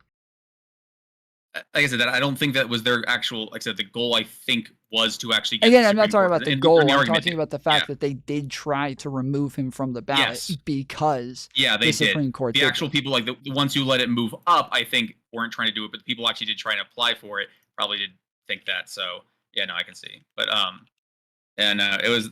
There's been a few of those cases where just like, there's times where I worry that it just says like. There's limits to what you can do, and it feels like you can't break all the rules just because you don't like Trump. Like, and there's concerns. So, there's part of my issue though is that like I do think that he just kind of gets away with everything. Like he's always treated like a retarded child. He's treated like somebody who just doesn't actually have like any autonomy, like, and then all these people act like they like all the crimes against him that he's now getting away with, and now he's not even being most of them he's not being charged with anymore. Like the fact that the ones that he did get convicted of, he got convicted of fucking 34 felonies that had a maximum time of 4 years each, and 4 times the 36 counts of this, he could have been locked up forever, and they could have locked him up they convicted him well before the general election, so they could have actually like had him locked up ahead of time, and they didn't, and then even now afterwards, yes, they're just being overly the charges would have been very bizarre guy. to do that. Like that is not because no, I think no, hold on. The amount of counts that you have makes a massive difference. Matter. It does. Well, it 100%. If they had broken it down by letter, it could have been thousands of counts. If you broke it because they broke it down by each individual payment, you could break it down by like each word in it, and it would get. I don't think the number of counts actually makes like the counts would matter if you said like you murdered 34 people, but if I said like I count each cell as a different thing. I wouldn't go, okay, that doesn't really make it worse. No. They have an actual standard for what counts as a count. Like, I have over 15 felony counts on my record. So it's not like they just choose what they feel like making a count. I'm saying the fact that they have, you get different, like, amounts of charges in your, like, that how severe your punishment is changes based on more counts. And so your... you think morally? I mean, not legal, but more. I'm asking for morally. Do you think that it was different that it was 34 counts versus if it was 1? Well, in this case, especially yes, because it was like it's a FEC regulated issue that they're breaking. Well, he didn't violate the FEC. There was no FEC violation. It was an FEC violation. He wasn't charged on an FEC violation or under the FEC, but it is an FEC because violation. They're not the FEC. Right, but I'm saying that it is an FEC violation. I guess if your position is that's fine, but I'm saying the FEC doesn't view it that way. Okay. Well, he wasn't because but it's more just saying because New York was saying that because they were saying that it was the intention to commit one. So they were saying that he made the false records with intention to violate that thing. It doesn't actually have to even be a violation. If you think you're like, so like, it's like where it's like, what is the case on? It's the kind of thing where it goes, if you put like baking soda in someone's food because you think it's toxic, You've attempted to murder them. The fact that it isn't, it can't murder someone, but I can still, like, it doesn't make you yeah, well, the thing I did wasn't actually a violation. That's what they're saying. They go like, it wasn't a violation, because to say it like, oh, you were supposed to report that, would be to say that you're supposed to pay off your mistress, like people hush money to porn stars you fucked. That's an appropriate use of campaign funds. It's like, it's not. That's why, like, you would. Well, anyways, the point is that generally, yes, more counts does make it a greater offense, and that this one was technically like one payment that was broken down into a bunch of different. So, like, would you think he was a better person if he did a lump sum payment?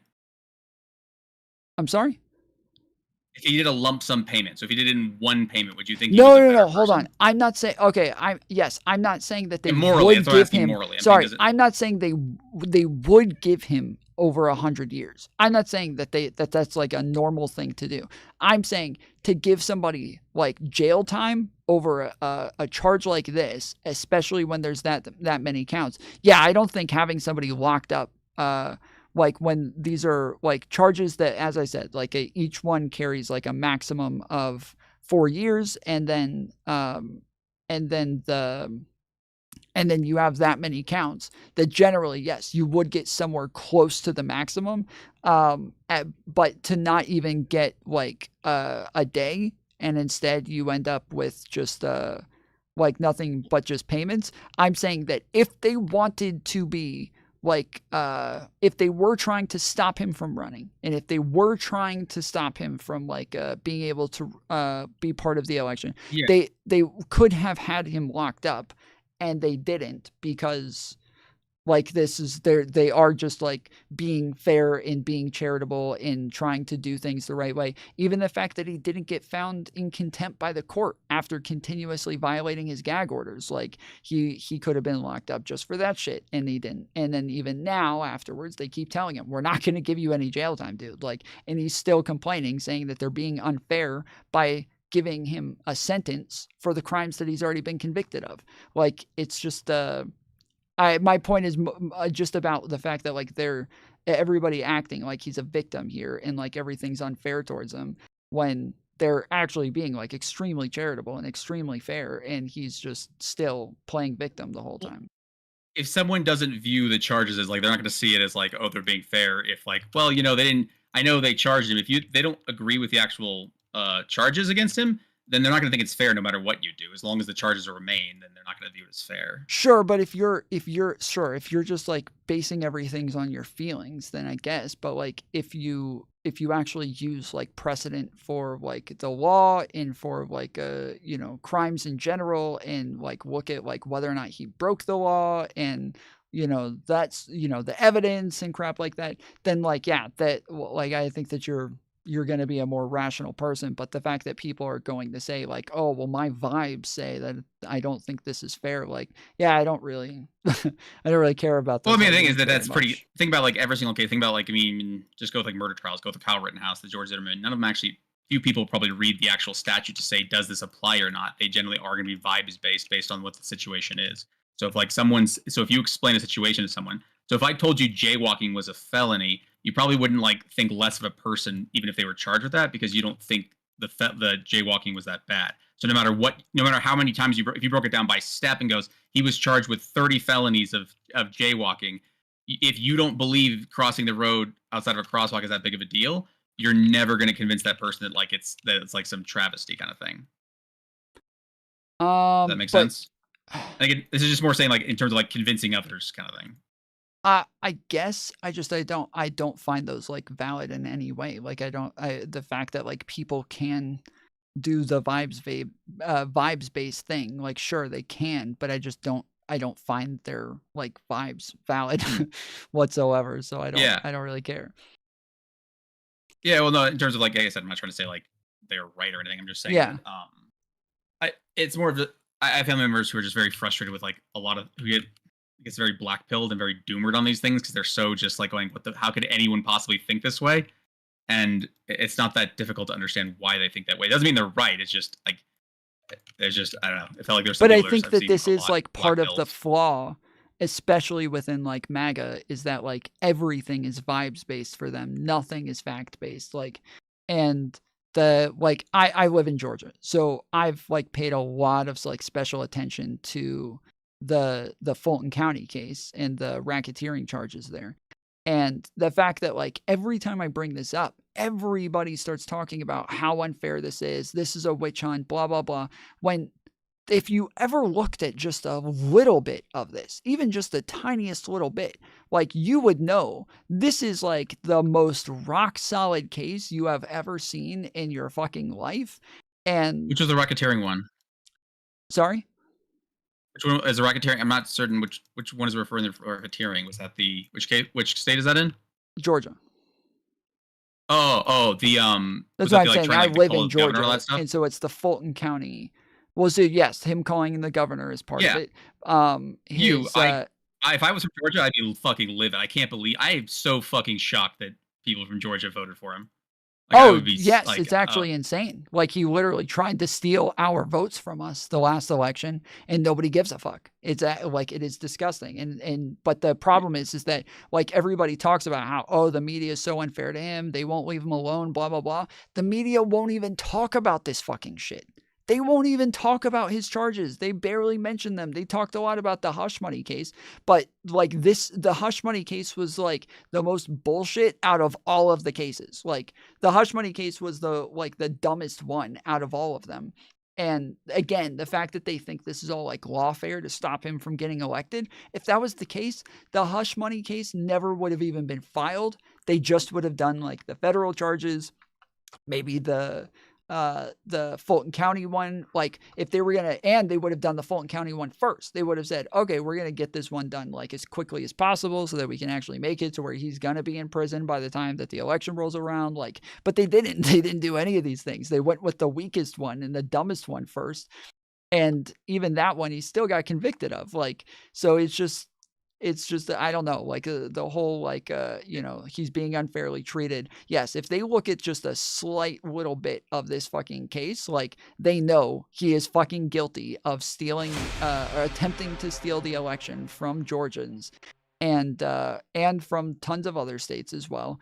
And even the fact that he's already got like 4 of his lawyers have already been convicted and agreed to testify against him and like all this crap, like it's just, there's mountains and mountains of evidence there, and they don't ever look at that. Every time they say, this is unfair, this is lawfare, I ask why, and they say because Fannie Willis slept with the investigator. Like that's like it's never an argument that actually has to do with the evidence. Yes, it has nothing to do with the evidence, has nothing to do with the indictment, has nothing to do with the case. It's just their vibes. Their vibes are off because Fannie Willis slept with a fucking investigator or some shit like that. Like it's just not they have no idea what the case is about. They have no idea what the evidence is. And I think their opinion on this is just invalid to me. If it's just their vibes, it's just invalid. Did you see that WIC panel thing where the guy was arguing about like maglocks and like whether or not some guy was like specific dude was on the committee for the January 6th report and stuff like that, and that's why he thinks like it wasn't taken seriously or something? Did you hear that? Did you see that panel? No. Was this the one that was like after the WIC panel where Destiny and Artemis a Fowl, bunch of other people like, jumped on? Oh, Artemis Fowl. Yeah. Okay. Yeah, that was a weird it was. I don't. It's almost like actually it almost is kind of blackmailing where you go like if someone's saying stuff like that where they go like, the reason people didn't take a report seriously is because someone specific wasn't on the committee. Like what percentage of people do you think even read the January 6th report? Yeah. Like, and do you think they would have read the report? Like the thing that stopped them from reading the report was like random Sean Johnson. I don't even know the guy's Jordan name. That guy, Jim Jordan. Jim Jordan. And you're like, yeah. If he was on it, then everyone totally would have read it. Motherfucker. No one even read the pleadings for even like the people are saying like, the challenges, like, or even just anyone trying to say like, the election was fraudulent in any way. They don't even understand how those elections work, yet they're so confident without any information that it was stolen. Yep. And that they're just like, I saw a YouTube video and that's enough for me. And I'm like, it really shouldn't be. Yep. And any attempt, like I think is at one point I just didn't, because I didn't read a lot of it because I just go, I'm not from Georgia. It's like my view was it's your election. You guys can choose whatever you want. If they're like, it's nobody's business, but it's none of my fucking business. If even if I say I, to my absolute certainty, think Georgia's election was fraudulent, who cares? I'm not from Georgia. It's none of my goddamn business. The only people who have any say are Georgians in their own election. And it was like fucking disgusting to see Republicans who supposedly are supposed to care about state saying sovereignty that so states much, could yet suddenly sue states and shit like that. like they have it's any right to insane. someone else's vote. That goes like, do none of you understand how just I think it was so Yes, I literally unbelievably, had an entire argument with somebody last week who was trying to tell me that Texas should have standing to sue Georgia and Pennsylvania and shit like that. I was like, are you That was kidding me? You ridiculous. don't give a fuck That was about one of the- like states' rights at all? Like you're just all of that goes in the garbage. Like they just can't run their own elections and decide what the fuck they want to do. Like that's insane.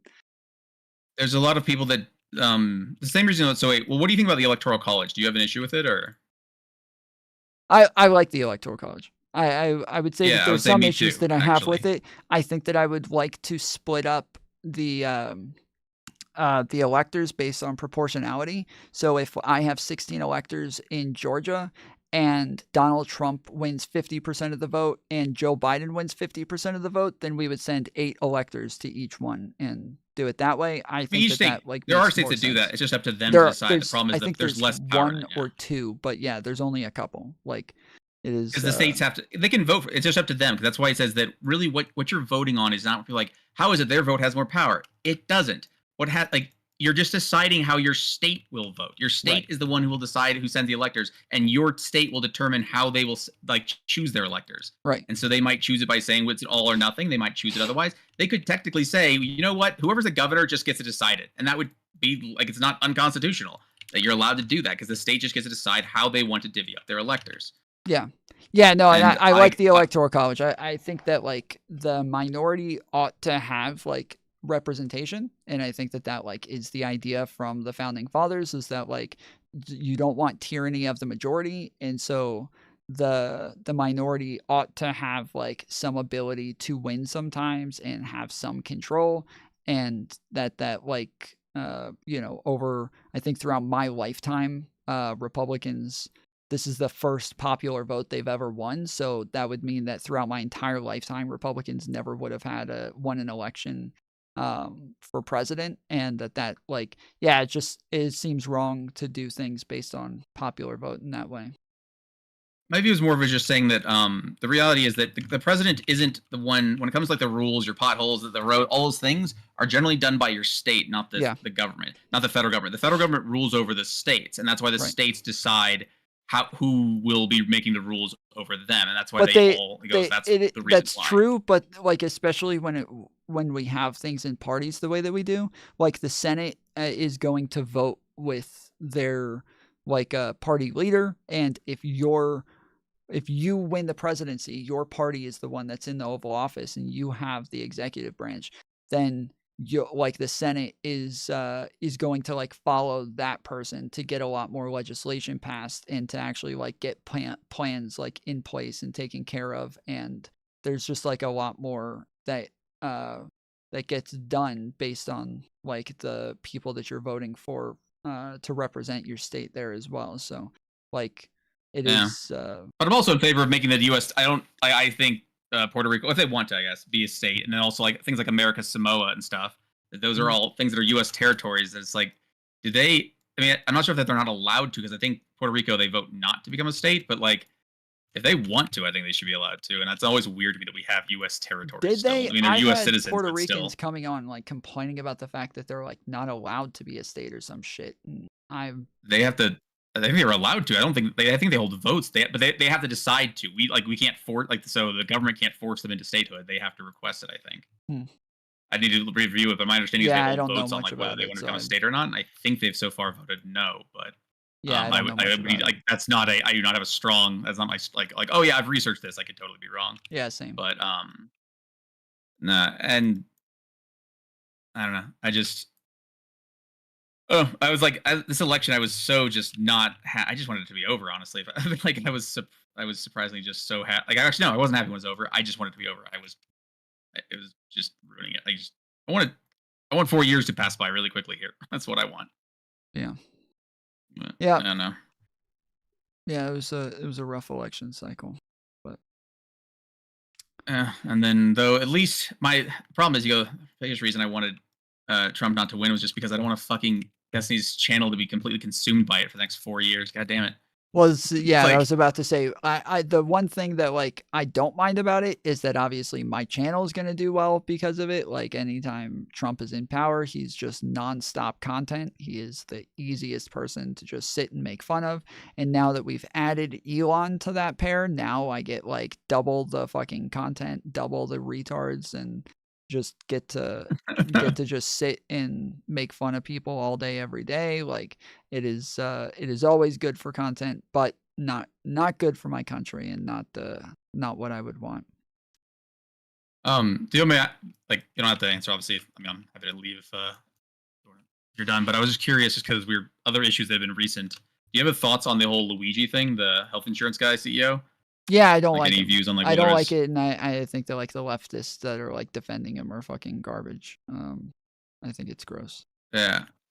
And like I've had I put out a couple videos like just kind of pissed off at especially them comparing him to Rittenhouse. Like that is so fucking gross, and it's like it's very much victim blaming. Like you're taking like somebody who was hunted down as a human, like that just like they hunted him down like a fucking animal and killed him, and then you compare him to, you say, oh, I thought you guys liked fucking I thought you liked well no, they say I thought you like vigilantes. I thought everybody who defended Rittenhouse loved vigilantes. Rittenhouse wasn't a fucking vigilante. He was engaging in self-defense. The guy was being attacked by other people and like just decided to fucking save himself.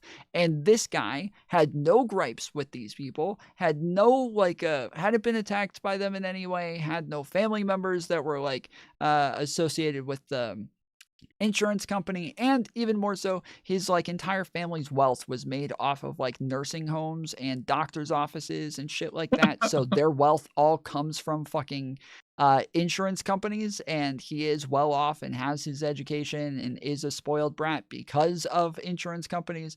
And that yes, like he's for him to just go and murder somebody like this, it is disgusting. And then to compare him to Rittenhouse is even more disgusting. Like it's just it's fucked up. Yeah, the people, I mean, to some extent, like, again, not saying that people justify that people go like, I don't care because they're angry about health insurance. There's a degree of like embracing the darkness is the only way I can think to describe it, where people are, they're not going to show some, like, they're not going to go, oh, I'm so boo-hoo. They might say like, yeah, it's wrong, but I'm not going to sit here and bitch and moan about it. Yeah, sure. That's a totally different thing. But like, when they're literally like calling him a hero, they're saying that like he's that he's that stuff's creepy. Yeah, it's gross as fuck. It's like it's disgusting. Yeah, it's and it's especially if you ever talk to them, they talk about health insurance. It's surprising how little people even understand about how health insurance works or how their issues work. Yep. Or even just like what they blame on people that like, and they go like, oh yeah, they just blame the health insurance company regardless of whether it was even their fault or not. Or even the people who say like, well, they've wrongfully denied claims. And you're like, well, do we have that? And the answer is, well, they denied 40,000. I'm like, that doesn't tell me if it's 40,000 wrongfully denied. It just tells me they were denied. Plenty of people get their shit denied. I worked in I worked in personal injury litigation for a long time, and so the amount of things people have claimed, I think like the craziest one I've ever had was someone who wanted $300,000 for prayer and tea for getting in a 5 mile per hour rear end car accident, and was like very angry that she wasn't getting the 300,000, like that we wouldn't like accept that as medical treatment, that no one would like. It's like, oh, sorry, that I can totally understand people's like frustrations with insurance companies and shit. 100%. I just real quick, there's people in chat saying somebody said assassination, sure, but not terrorism. So to me, the only thing that you could possibly think doesn't fit terrorism about this is that the fear factor or the intimidation factor. This guy literally was like super. He like put on a show with the whole thing. He was being very performative with the fucking Monopoly money, writing the shit on the fucking bullet casings. He did like apparently where he was caught has to do with like the Monopoly board, and he was like waiting there for them at the like train station, and that like this is like where Boardwalk is, where and this is the same town that like started the Monopoly game, and because McDonald's is a monopoly, like there was just so much like performativity in the whole thing, and the whole like deny whatever it was, Defend, like thing, this is all very performative to be intimidating, to say like you're next, like we're coming for you guys too, like that's what all of this is about. And so yes, it is terrorism. It just is. What I don't get is why do people because he's been charged with like murder and terrorism. It's not like, oh well, we should like they're okay with what first degree murder, but not the terrorism charge. It's not like because it has to do with whether or not he was trying to create some sort of like intimidate people into making some sort of change. And it's also seems contradictory because there are some people that are saying like because of this now like that company changed their policies, so it's hard for them to say that like it's his actions made real differences and changed things. Right. But also he totally wasn't trying to change anything, therefore it's not terror. Like if he was trying to, then that's when it fits under. But I just don't really. I mean, the WIC debate, they were saying that it's just the possibility that things could change. So they're saying like, we're having a conversation about it now. Nobody's talked about like, Destiny, how many conversations have you had about health insurance? He's like, I don't know, like 2 or 3. They're like, yes, I looked it up, and over the last 2 years, you've had 2 videos about health insurance. Yet now that this has happened, you've put out 3 just over the last week. So now he actually has made it to where we're having conversations about this. And it's like, okay, but like what actually like comes from that? Like, and he's like, we don't know. But the fact that we're having a conversation means there's more of a possibility for change. And it's like, okay, that's not like, there is no like utility there whatsoever. Yeah, like there's no utility. You're just fucking talking shit. No, but yeah, I've never understood the whole thing where people are upset about the actual terrorism charge, because it's like they all carry the same sentence, why does it matter if he's either going to get the death penalty or spend life in prison? I don't really feel like the problem is that they think that like terrorism, at least I don't want to speak for that person, but I know lots of people who really, especially after like the whole Hamas argument, they don't like the word terrorism. They think that it is like too subjective, and that it's going to be based on like whether or not you are like a friend of the liberals. And then if you are not a friend of the liberals, then it's terrorism. And if you are a friend of the liberals, then it's murder. And that like, or, of the capitalists or whatever, like, in that this is all like very subjective. Whereas like, if you kill somebody for like Allah in, the Middle East, like they're not going to call you a fucking terrorist. Like that's just the norm. But here we would say like, oh, well, no, you're doing it for like a political ideology. And so that like totally changes it. And so there's so much like subjectivity within the term terrorism and when it becomes terrorism versus just being a murder. And again, it's going to have to go through a jury. They're going to have to, like, there are criteria that have to be met. And if they can convince a jury that he meets those, then like, that's it. If they're really certain, they're like, goes, no, it's definitely not. Well, then they can find him not guilty on that charge. Like, then we're still fine. Yeah. I don't know. I just don't. But the level of celebration, I think, is weird. The level of like, I can absolutely understand apathy that goes like with how many people are dying. You want me to spend my day crying about a healthcare CEO? No, that's like, I get that. Like in the same sense where someone goes like a criminal dies. I'm sure the amount of people who go, yeah, I don't really care. Doesn't mean it's good, but also I don't give a shit. It's not that surprising. Yeah. I use actually an argument that Sargon of Akkad gave me, where he was arguing with ContraPoints, where because Richard Spencer was punched in the face, he kept saying, if somebody says punch a Nazi, and then they run out and they punch Richard Spencer in the face, I'll laugh at it, and I think it's funny, and I don't feel bad for the guy. But I also still think it's bad to say punch a Nazi, and I think it's bad to just run up and punch him in the face. So while I think it's immoral, and I think it's wrong, and I will condemn it, I don't feel bad for the guy. I don't give a fuck. And so I think that like this is that I think that's generally the way that like most people will feel. I do. Obviously, this isn't like the greater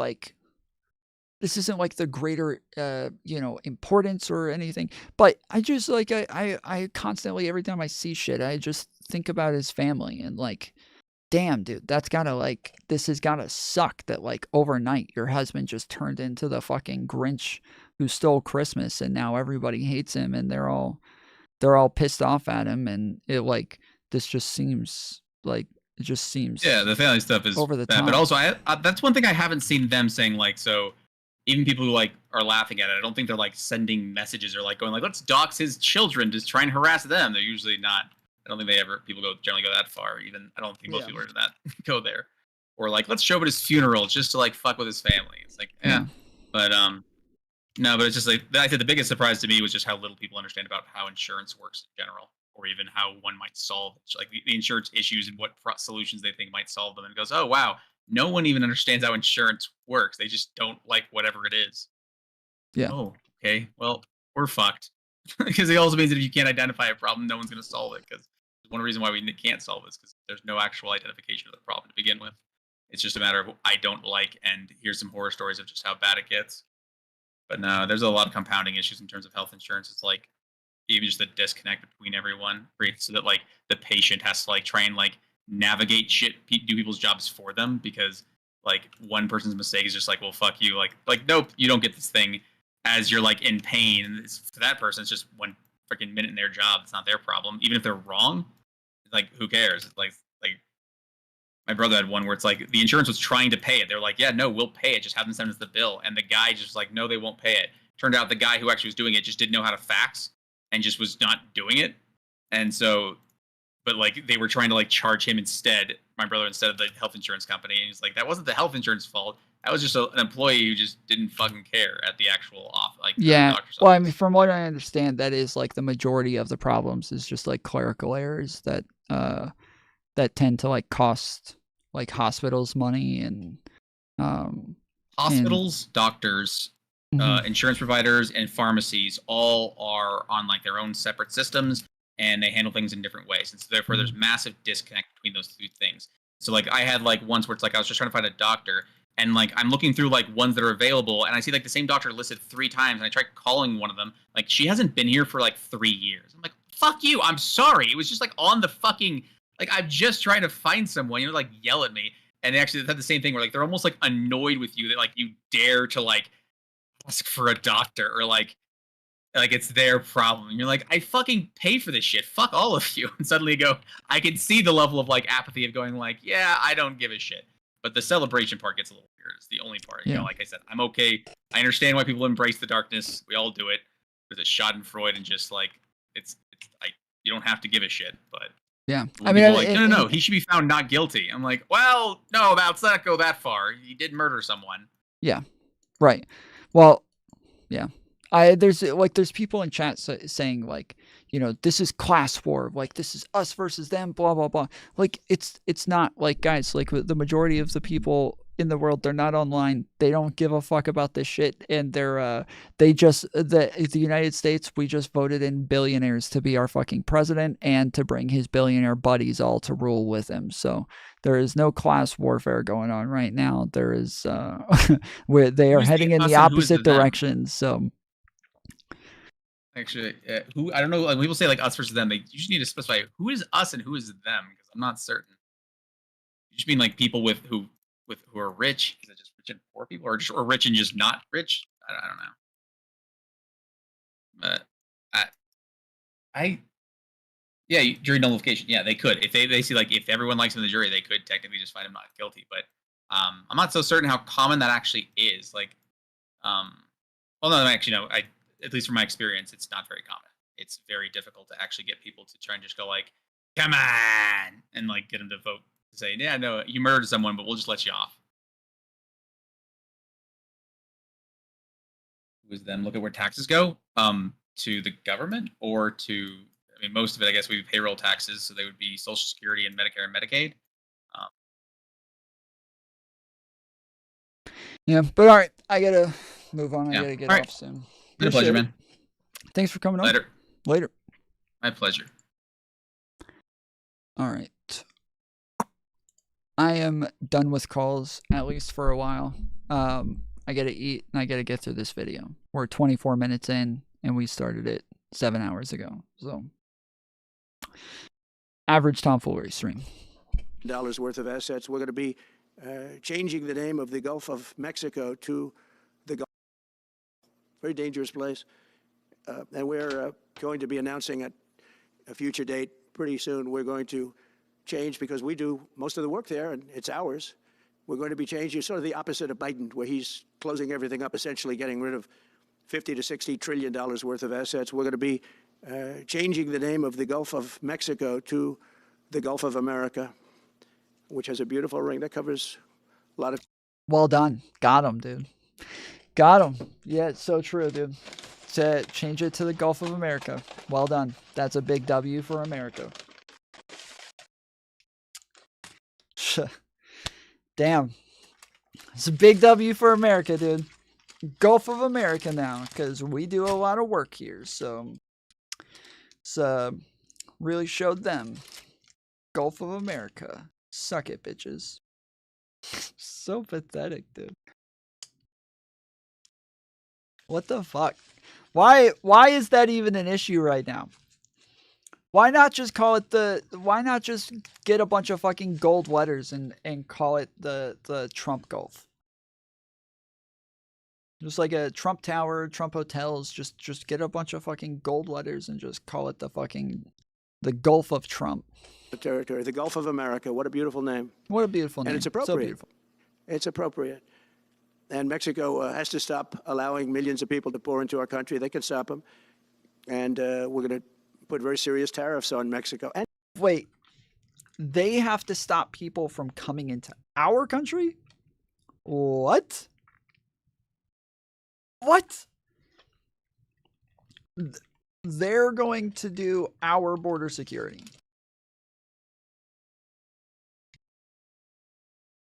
The shit that this guy thinks, dude. The shit that this guy thinks, like, I don't know if he ever actually believes the dumb shit that comes out of his mouth. Or if he is just rambling. Because, like, half the time he'll say something retarded like this, right? So then I'll stand here and be like, what the fuck, dude? This guy is retarded. But then all of the Trumpers come around and they're like, dude, stop taking him so literally, bro. He just, you know, he doesn't mean it. Stop. Just stop taking him so literally, dude. He just, like, he's just saying things, okay? Like, he just says stuff. Like, you know that. Yeah, just like Mexico paid for the wall, exactly, yes. It's just, you know, bro. You guys are always taking him out of context and taking him totally literally. You guys always take him at his word and out of context. It's not fair.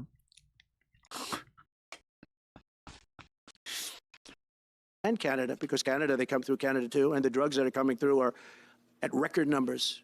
Record numbers. So we're going to make up for that by putting tariffs on Mexico and Canada. Substantial tariffs. Yeah, substantial. And we want to get along with everybody, but you know, they have to, it takes two to tango. We're approaching. That's, damn, it's really going to hurt Mexico when we all have to pay more for our fucking shit. Damn, Mexico's really going to be mad when Americans all have to have way more expensive products. They're going to be really upset about that. All of the citizens got to pay more for their shit. Pah, gotcha, Mexico. And we renamed the fucking Gulf. Got him. The dawn of America's golden age. It's going to be a golden age for America. We have things that nobody else has. We have more natural resources. We have, number one, nobody knew that until I came along. I made us number one. We were number three. I made us number one in a very short period of time in drilling. And you know, you can talk about windmills. They litter our country. They're littered all over our country, like dropping paper, like dropping garbage in a field, and that's what happens to them because in a period of time they turn to garbage. Most expensive energy ever. They only work if you get subsidy. The only people that want them are the people that are getting rich off windmills, getting massive subsidies from the U.S. government, and it's the most expensive energy there is. It's many, many times more expensive than clean natural gas. So we're going to try and have a policy where no windmills are being built. You know, off the coast of New Jersey, they want to build like 200 windmills. The people are going crazy. Nobody wants them. And they're very expensive. They don't work without subsidy. You don't want energy that needs subsidy. Energy is a good business. You don't need subsidy. But when you build these massive towers, and they're 25 stories tall, 40 stories, they have 170 stories tall. The blades, they take 3 ships to ship them. It's crazy. They're dangerous. You see what's happening up in the Massachusetts area with the whales, where they had 2 whales wash ashore in, I think, a 17-year period, and now they had 14 this season. The windmills are driving the whales crazy, obviously. And they had actually over, I think, 125 or something over a number of years. And we don't want that to happen. It's a disaster it's amazing the way a true environmentalist would say, oh, we love wind. It sounds good, but that's about where it ends. You know, after 10 years, you have to redo them. And what happens is they don't do that. They let them stand and they rust, and they say, because of the environment, I'm not a believer in this, but they say you can't, because it's a certain fiberglass, that the blades cannot be buried in earth, that's an environment. So what do you do with them? What do you do with them? And I don't know if you've ever gone to Palm Springs, California, or any of these places where you have long-term windmills. That's right. The windmills were killing the birds. I forgot about that. I totally forgot about that. Damn. The windmills were killing the birds. Now they're killing the whales. That's right. Standing. They're a disaster. They're rusting, rotting, closed, falling down. This is as you enter Palm Springs. And they put new ones next to them because nobody wants to take them down, because why should they take them down? It's very expensive to take them down. And you can't do anything with them because the blades, you can't bury them because of the environmental protection. We'll look at that. Doesn't make sense, but that's what they say. So we are at the beginning of a great, beautiful golden age of business. And I think we're also at a golden age of common sense, because everything I'm saying to you, from a simple water faucet that doesn't allow water to come out appropriately, to all of the other elements of what we do and what we're going to do, to take $50 to $60 trillion off our country's balance sheet because some man that has no idea what he's doing, he has no idea. You know it, I know it, the Democrats know it. What they did is a crime by allowing that to happen.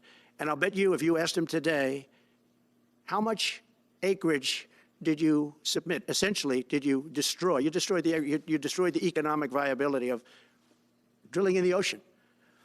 And with AI coming along and all, you know, a lot of people don't realize that AI is going to be a big thing, but you'll need double the electricity at. For those of you who just got here, he thinks that Biden banned drilling for the entire ocean. He said this a couple of times. He thinks that Biden banned drilling on the entire ocean.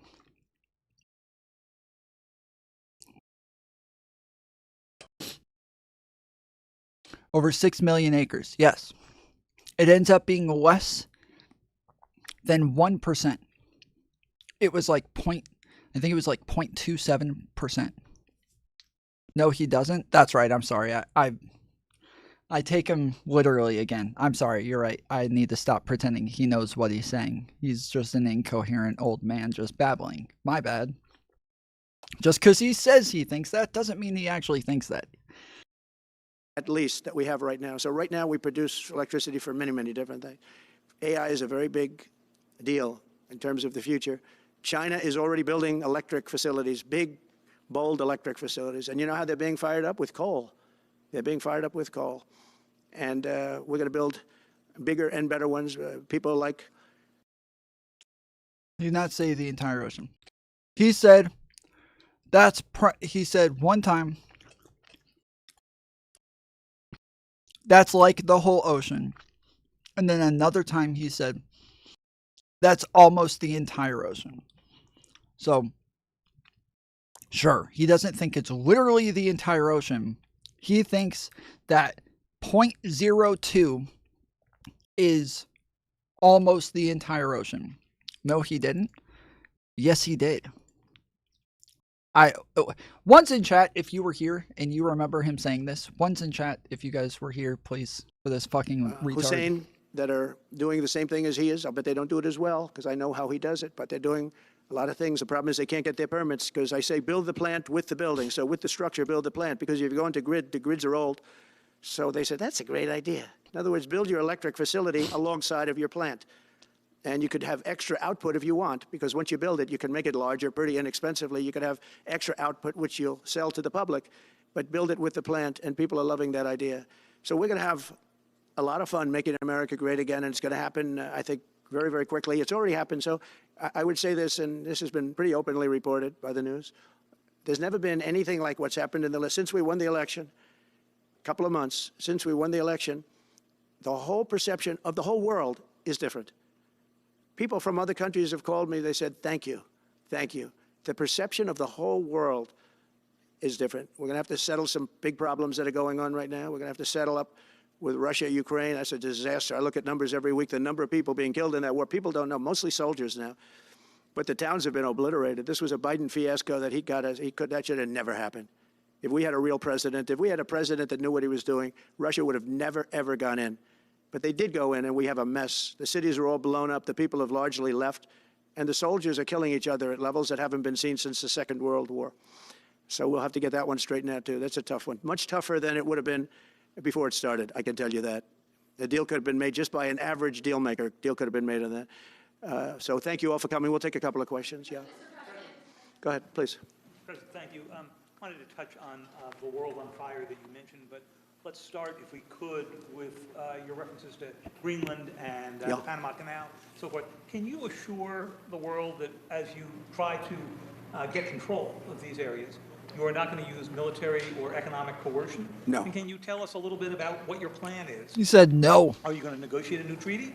Are you going to ask the Canadians to hold a vote? What is the strategy? Yeah, I can't assure you. You're talking about Panama and Greenland. No, I can't assure you on either of those two. But I can say this. We need them for economic security. The Panama Canal was built for our military. I'm not going to commit to that now. It might be that you'll have to do something. Look, the Panama Canal is vital to our country. It's being operated by China. China. And we gave the Panama Canal to Panama. We didn't give it to China.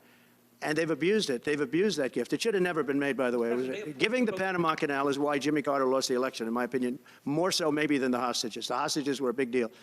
But if you remember, and nobody wants to talk about the Panama Canal now because, it's inappropriate, I guess, but because it's a bad part of the Carter legacy. But he was a good man. Look, he was a good man. I knew him a little bit, and he was a very fine person, but that was a big mistake. Giving the Panama Canal to Panama was a very big mistake. We lost 38,000 people. It cost us the equivalent of $1 trillion, maybe more than that. Probably the most expensive, they say it was the most expensive structure, if we call it a structure, which I guess you can, ever built. And giving that away was a horrible thing. And I believe that's why Jimmy Carter lost the election, even more so than the hostages. Those two things. If I just follow up on Ukraine and Iran, the two negotiations you'll be heading into. On Ukraine, you said just before it's a lot more complicated now. Much more complicated. Do you believe... Because it would have never started. Right, but it has started. Well, not only started, the cities are largely knocked down. So you've got what you've got. At this point, to hold on to leverage in dealing with President Putin, would you make a commitment to the Ukrainians that you will keep supporting them during the negotiations? Well, I wouldn't tell you if that were the case. Would you make a commitment to provide a security guarantee if they do enter into an armistice or a ceasefire along the lines that the French and the Germans? So, a big part of the problem was Russia for many, many years, long before Putin said you could never have NATO involved with Ukraine. Now, they've said that. That's been written in stone. And somewhere along the line, Biden said, no, they should be able to join NATO. Well, then Russia has somebody right on their doorstep, and I could understand their feeling about that. But there were a lot of mistakes made in that negotiation. And when I heard the way that Biden was negotiating, I said, you're going to end up in a war. And it turned out to be a very bad war. And it could escalate. That war could escalate to be much worse than it is right now. They can never join NATO. Well, my view is that it was always understood. In fact, I believe that they had a deal, and then Biden broke it. They had a deal, which would have been a satisfactory deal to Ukraine and everybody else, but that Biden said, no, you have to be able to join NATO. And that's always been, and nobody knows more about NATO than I. Years ago, when I first started this, I didn't know too much about NATO, but I got it right anyway. I said, they're taking advantage. I'm the one that got, and the Secretary General was here, as you know, 2 weeks ago, saying that if it weren't for me, NATO wouldn't even exist right now, because I raised from countries that weren't paying their bills. At that time, 28 countries, 20 of them were not paying their bills, 21 to be exact. They weren't paying, or they were paying a very small portion. And I raised over $680 billion. That was the fact that he's even willing to say that he didn't know what he was talking about and he just happened to get it right. He didn't get it right. We had a very long conversation about this at the end of my stream last night. So if you don't know much about this, if you don't know much about geopolitics and the way that we use soft power versus hard power, Yeah, you can go watch the calls at the end of stream last night, even just the last like 20 minutes of stream from yesterday. Yeah, he has no idea what he's talking about. He is a fucking bull in a china shop. The number he gave by saying, if you don't pay, we're not going to protect you. And as soon as I said that, the money came pouring in. But Obama could have said it. Other people could have said it. Bush could have said it. Nobody said it but me. I took a lot of heat. They said, oh, that's a threatening statement. Well, they weren't paying their bills. I said, we're not going to protect you if you're not paying the bills. So in a true sense, I saved NATO, but NATO's taken advantage of us. And one of the problems that I have, and I've said it openly, I said it to President Zelensky. How? How did you save NATO? How?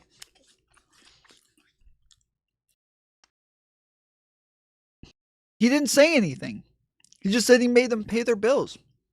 That didn't save NATO. If they didn't pay, they weren't going to go anywhere. So what? You didn't save anything. What are you talking about? Europe is in for a tiny fraction of the money that we're in. Now, whether you like that situation or not, Europe is much more affected than the United States. We have a thing called the ocean in between us, right? Yes, he was the only thing threatening them. Yes, by not ruining it. Yes. That's it. He was the only thing threatening NATO. That's it. Saying that he saved NATO is fucking retarded. Like, this is like, if I go, if I'm like a Putin and I tell Ukraine, I'm like, you know what, guys, I'm tired of this. I'm going to drop a fucking nuke on you.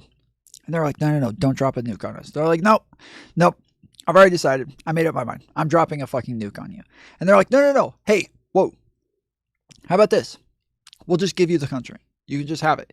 You have Ukraine. Do whatever the fuck you want with it. We'll leave.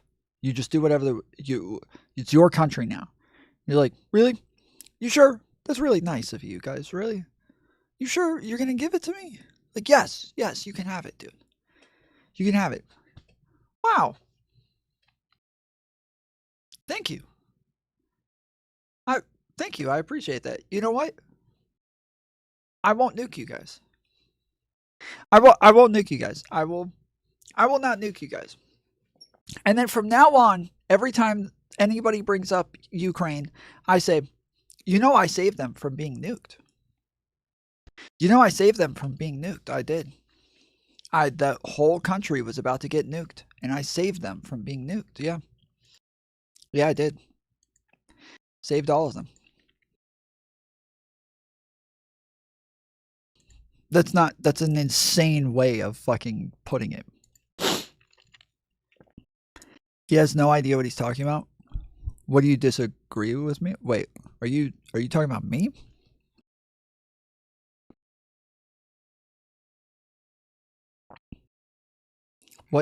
What did I say that you disagree with?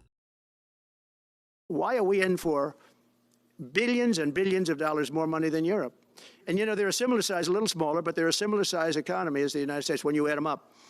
And yet Europe is in for a small fraction of the number the United States is in. Now, Biden could have called them up during the term. That's what I did.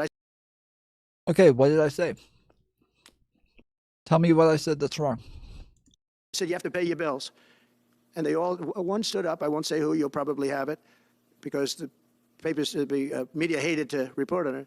But a prime minister stood up from a country, a famous meeting of 28 nations with no press, no anybody in the room. He stood up. He says, does that mean if we don't pay our bill? And at that point, it was all countries should contribute. Yeah, what did I say that was wrong, though? What did you disagree with me on? If I don't know what I'm talking about, what did I say that you disagree with?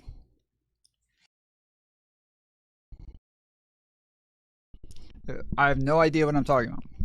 What the fuck did I say that you disagree with? Exactly everything, bro. Everything you say. Right. Like, name one thing. Name one. If there's so many things, it should be really easy for you to just name a bunch real quick. I'm only asking for one. Just one. Everyone should pay their fair share. You already said that. What did I say that you disagree with? What did I say? Yeah, I didn't say anything about. I didn't say. anything about NATO it's not that they should have to pay their fair share. I didn't say anything about that. I never said they shouldn't have to pay their fair share. I never said that. So I don't know, what did I say that you disagree with? Is this just Tom derangement syndrome, where you just act like you disagree when you don't even disagree? Is this where you literally agree with everything I'm saying, but you just act like you disagree anyways? Is that what this is?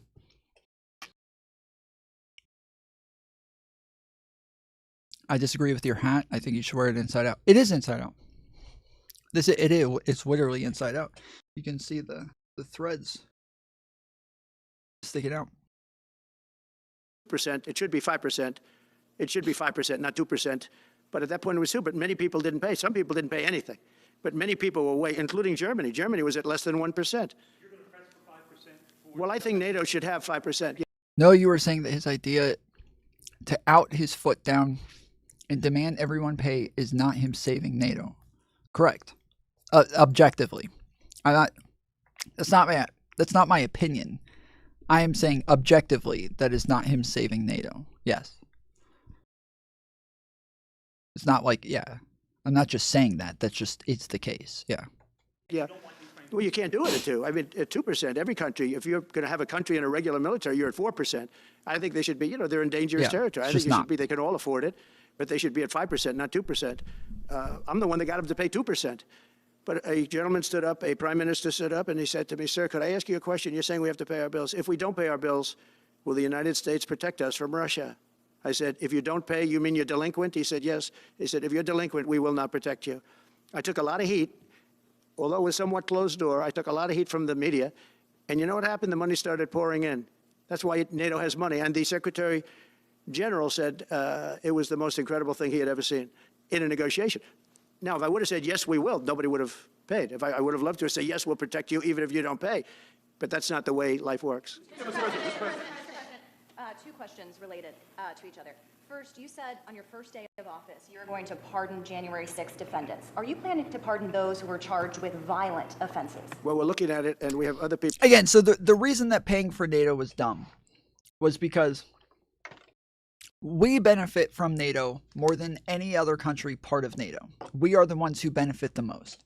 So we did kind of foot the bill more than other countries. Now, if he wants to get them to pay, I don't have a problem with that. I don't have a problem with him, getting them to pay. Because that's not it's never an issue to get countries to pay more or to do their part. It's never a bad thing. It's just that, threatening to remove us from NATO unless we... Okay, so now you agree with Trump. As I said over and over, I never said that they shouldn't pay. I said this maybe 5 times. You're the fucking schizo who just kept arguing against something I never said. Because you have Tom derangement syndrome. It's a fucking problem. You got to get checked out.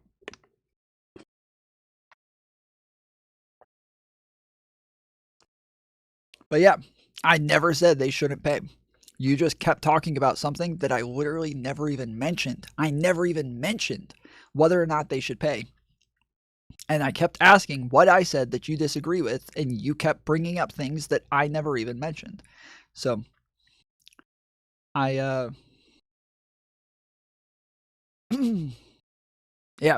I as I said, but we benefit from NATO more than any other country. So us footing the bill was a good idea. It was kind of necessary. But if he had actually pulled us out, that would have been yes, that would have been disastrous. That would have been fucking disastrous for us. And so, yeah, like I said, getting them to foot the bill, I don't have a problem with them actually paying for their shit. While they're part of it. Even if you don't think they should have to, I don't give a fuck. It saves us money. Cool. No problemo. Just actually pulling us out over something like that, that would have been one of the most retarded things of all time. people in there, and as you see, I guess 24 or 28 people came now from the FBI. That came out very quietly. Nobody reported it. But yes, I said that he didn't save them. Like, he didn't save NATO. That's what I said. And he didn't. He did not save NATO.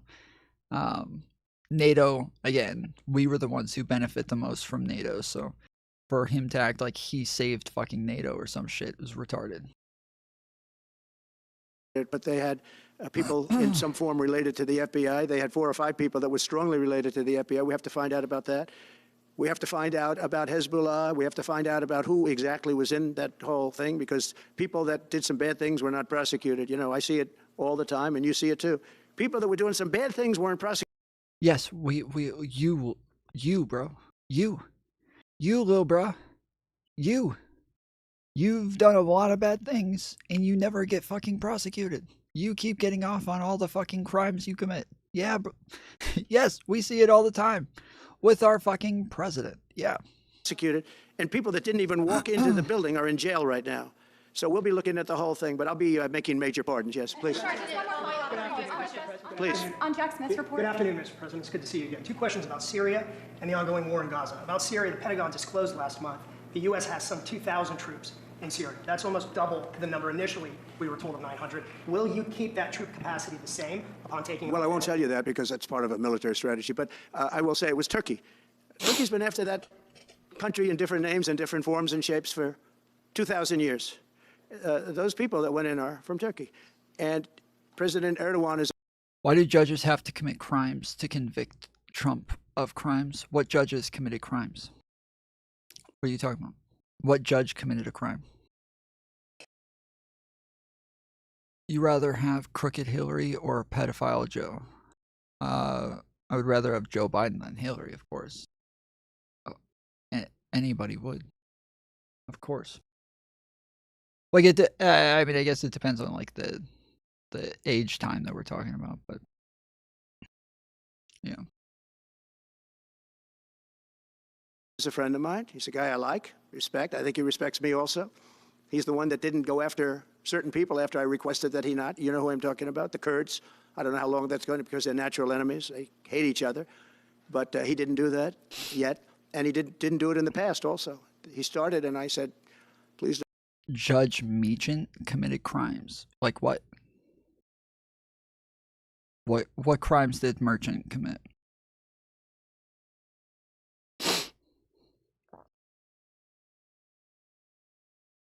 Huh?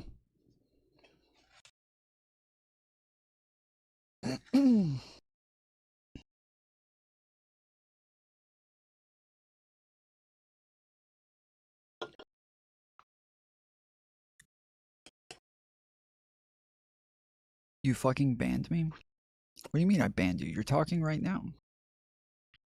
You mean like on another account or something? Tell your mods not to mute me then. My mods didn't mute you. He violated higher court rulings. Again, stop saying random shit. Say what he did. Stop. I don't know why you keep saying things. Say what he did. Please, for the love of fucking God. None of my mods muted you. The bot muted you. When the bot mutes you, it literally ats you and says, stop typing in all caps. It literally says it to you. So the bot literally added you and said, please stop typing in all caps. It's pretty clear that it is a bot doing it, not mods.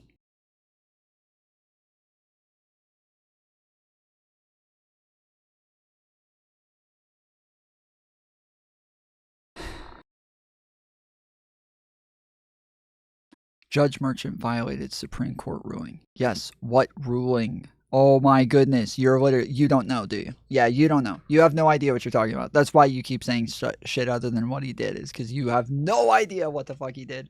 You're just making shit up. That's what I thought. Don't do that, and he didn't do it. So, but if you look at what happened with Syria, Russia was weakened, Iran was weakened, and he's a very smart guy. And he sent his people in there through different forms and different names, and they went in and they took over, and that's the way it is. I'm sorry, I don't mean to interrupt you. Do you have concerns about HTS taking control? By the way, I have the envoy here. Is that in the back? It is. Standing with my son. Eric is Steve Witkoff, who's just got back from the Middle East, and he's done a fantastic job. He's a great deal maker. I said, what we need there is a deal maker, because nobody makes a deal. We have people that understand where the rivers are and where the meets and bounds are, but they can't talk. They can't make deals. Steve's done a great job. I just want to thank you, Steve.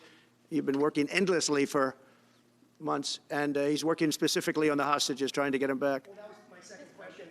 Steve, come up for a second. Maybe you might want to say a couple of words. Yeah, come on, Steve. Quit being a bitch. I didn't know Steve was going to be here, actually.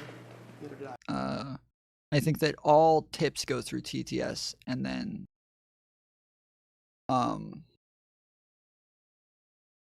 I think that only like $5 and up allow links. I can't. YouTube makes it to where all links don't go through. I don't decide. F. Wait, is it back? It doesn't say I'm down.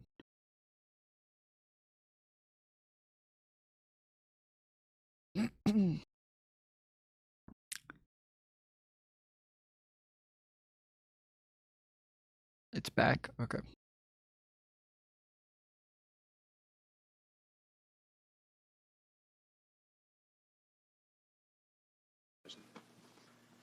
Wow.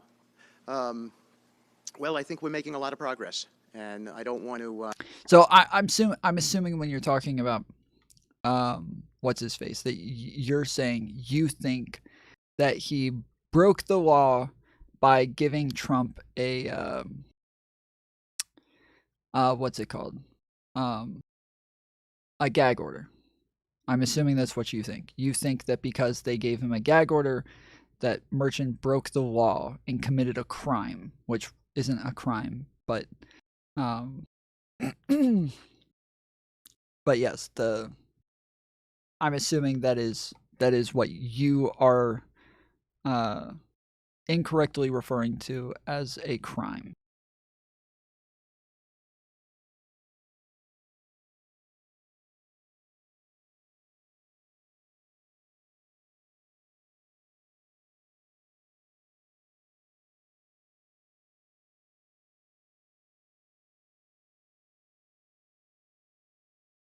Don't ask for citations and then block links. Again, I don't know if you're hard of listening. I cannot block links. YouTube blocks links. YouTube does that. I cannot change anything. YouTube does not allow links in chat. It is not me. I didn't block anything. And I didn't ask for a link. I asked you to just tell me. And then I asked you a yes or no question. But I did not ask for a link. So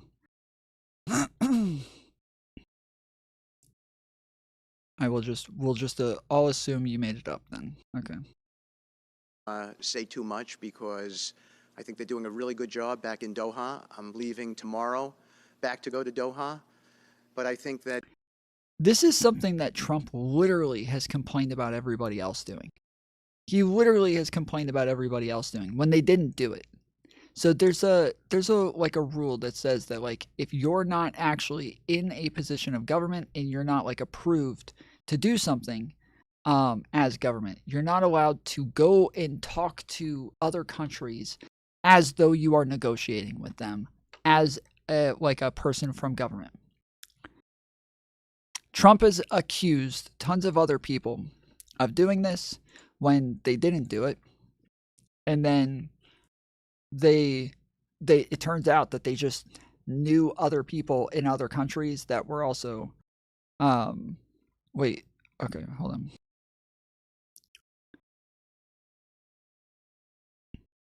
How have you gotten other NATO countries to pay their fair share? Other presidents couldn't get it done. I don't think I would have even tried. Like, I don't think I would have cared enough to even try. I wouldn't have tried to get them to pay.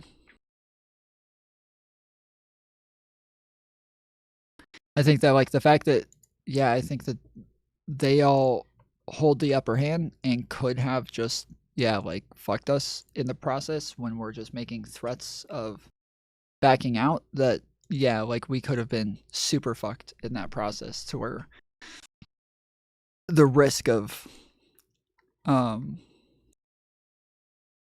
you'd given them a free ride.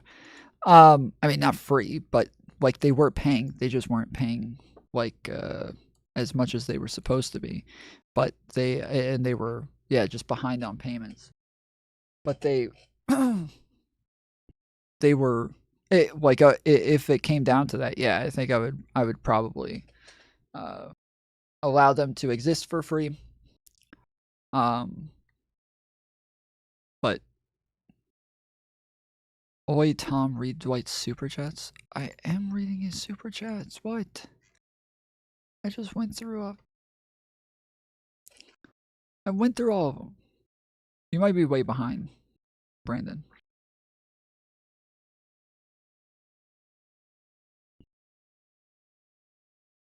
So just the cost benefit, like, just wouldn't even be worth it to get them to pay.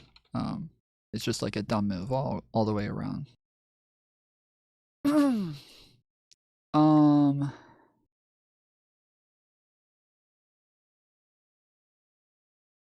the SCOTUS said President acts were immune and Democrats acted like SCOTUS made him a king, that never happened. You're still charging an immune man, making you a criminal. Wait, he was not immune. He wasn't immune. They did not. Wait, you think they're not allowed to charge him with anything? That is not what SCOTUS said. Yes, he is. No, he is not. SCOTUS said that Donald Trump has presumed immunity for anything that falls within his official duties. Not for everything, everywhere, at all times. No, he has. You can't even use presidential acts evidence ever. That's not true. You are wrong. I read the entire fucking document. I watched all of the arguments. I read the fucking essays from them. You are incorrect. Yes, and you're using only presidential act evidence. Again, you are allowed to use presidential stuff. Do you know who decides whether or not you're allowed to charge the president? Who decides? Read it again? I will, and I will show you the part. Who decides whether or not they get to charge him? If you know about this, tell me. It's a very simple answer. It's a very, very simple answer. Who decides? Why do you people say he's a king and Biden can kill Trump? I didn't say this. I don't know who the fuck said that. Who decides whether or not they can... The Supreme Court? No. Who decides whether or not you're allowed to charge him with a crime? Who does it? You have to convict in Senate. Nope. Incorrect. Nope. It is literally in the fucking SCOTUS papers on this. It's in their ruling. Who decides? You don't know. You literally know nothing about this. I don't know why you're pretending you know anything about this case. You literally know nothing about it, because this is the most important part of the entire thing. The most important part of the entire thing, legislative, the lower courts decide whether or not what you're charging a president with is allowed to be charged. So they decide whether or not it falls under an official act of duty. That's what they decide. So charged for what? Any crime. Any crime ever. If they ever charge a president with a crime, the lower courts decide whether or not, again, you time me out. Okay, I'm going to ban you if you say that one more time. You're fucking retarded. Nobody is timing you out. The fucking bot is timing you out. This is the last time I'm going to tell you. If you're too dumb to get that and you keep like responding to me with shit like that again, I'm just going to ban you. Your boy needs to stop. It's a bot. It's not a boy. But anyways, yes, it is the lower courts who decide whether or not you get to charge them. So everybody, once they started to, after the Supreme Court made their ruling, people had to, Donald Trump then got to challenge these to the appeals courts, which will go to the lower courts, and the lower courts now decided whether or not these cases moved forward.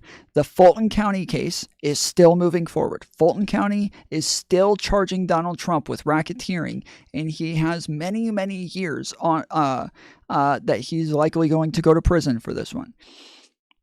Then there's the Meaching case, which they also decided that New York was still allowed to charge him with those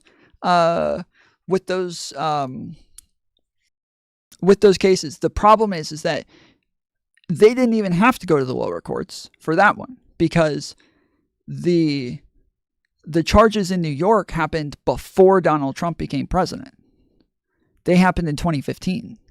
So they happened before he ever even became president. And so they never even have to go to the lower courts. So you trying to act like they broke the law, they're not allowed to do this. You're just incorrect. You're wrong. You don't know anything about this. You haven't read any of it. And you're just making shit up and accusing people of crimes out of ignorance. That we've had some really great progress, and I'm really hopeful that by the inaugural, we'll have some good things to announce on behalf of the president. I actually believe that we're working in tandem in a really good way, but it's the president, his reputation, the things that he has said that are driving this negotiation, and so hopefully it'll all work out and we'll save some lives. I believe we've been on the verge of it. I don't want to discuss sort of what's delayed it. That's no point to be negative in any way. But I think it's the president, his stature, what he said he expects, the red lines he's put out there, that's driving this negotiation.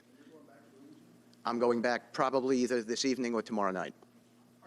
Yeah, okay, so as I was saying, you're not allowed to charge, you're not allowed to act as though you are negotiating on behalf of the country when you are not in the government, without permission from the government. Donald Trump has accused John Kerry of doing this over and over, when it turns out John Kerry sent a box of chocolates or some shit to another person, because he used to be the ambassador in that country, and so he just knew those people, and so he just he was friendly with them and sent them friendly shit. And Donald Trump kept saying that he was acting on behalf of the country, and that he was violating, I think it's the Logan Act that this violates. And so, yeah, if they're it's wild that they're whining and complaining about everybody else violating the Logan Act, but then they are apparently violating the Logan Act. This is insane.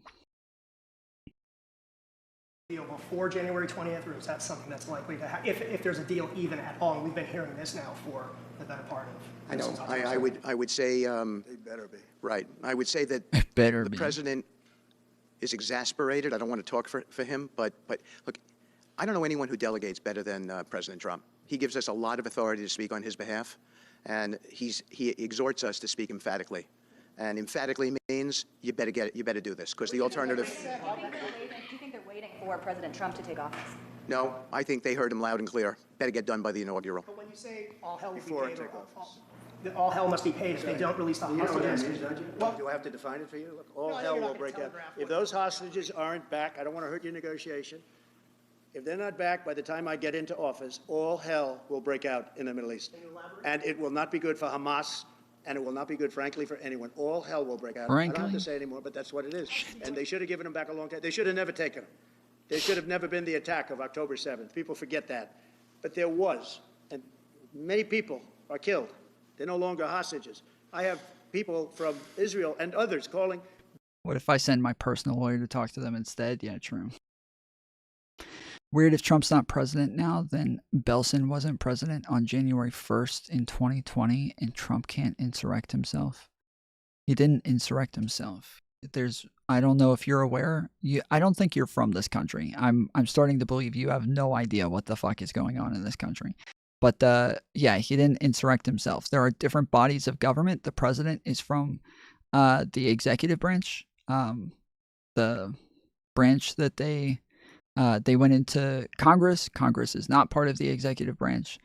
So Nobody ever said that he was insurrecting himself. That's a fucking retarded statement. Shit.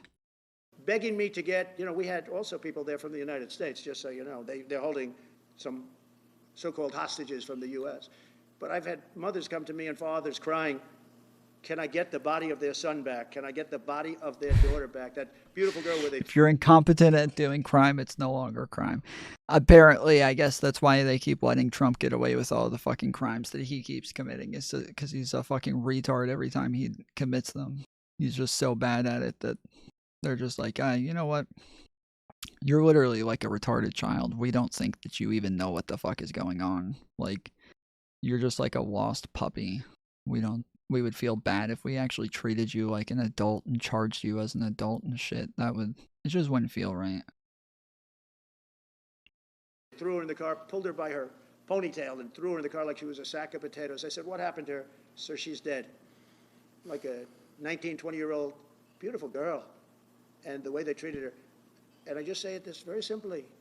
Steve's got a job to do. He's a great guy, great negotiator. Tom's describing himself. No, I didn't get away with crimes. Nope. I was held accountable for any crimes that I've ever committed. Don't get away with them. Definitely was not describing myself. Great person. They respect him over there already. It's what we needed over there. We have people that know everything about the Middle East, but they can't speak properly. Democratic Party is finished. Oh, that's cute. Is this your first election? Yeah, for the rest of us who have been alive more than 4 years, we know that different parties win at all different times. I know that this is the first time that you guys have won a popular vote in my entire lifetime, but yet, even without the popular vote, the Republicans still won elections for a while, all over the place, because things just tend to go back and forth.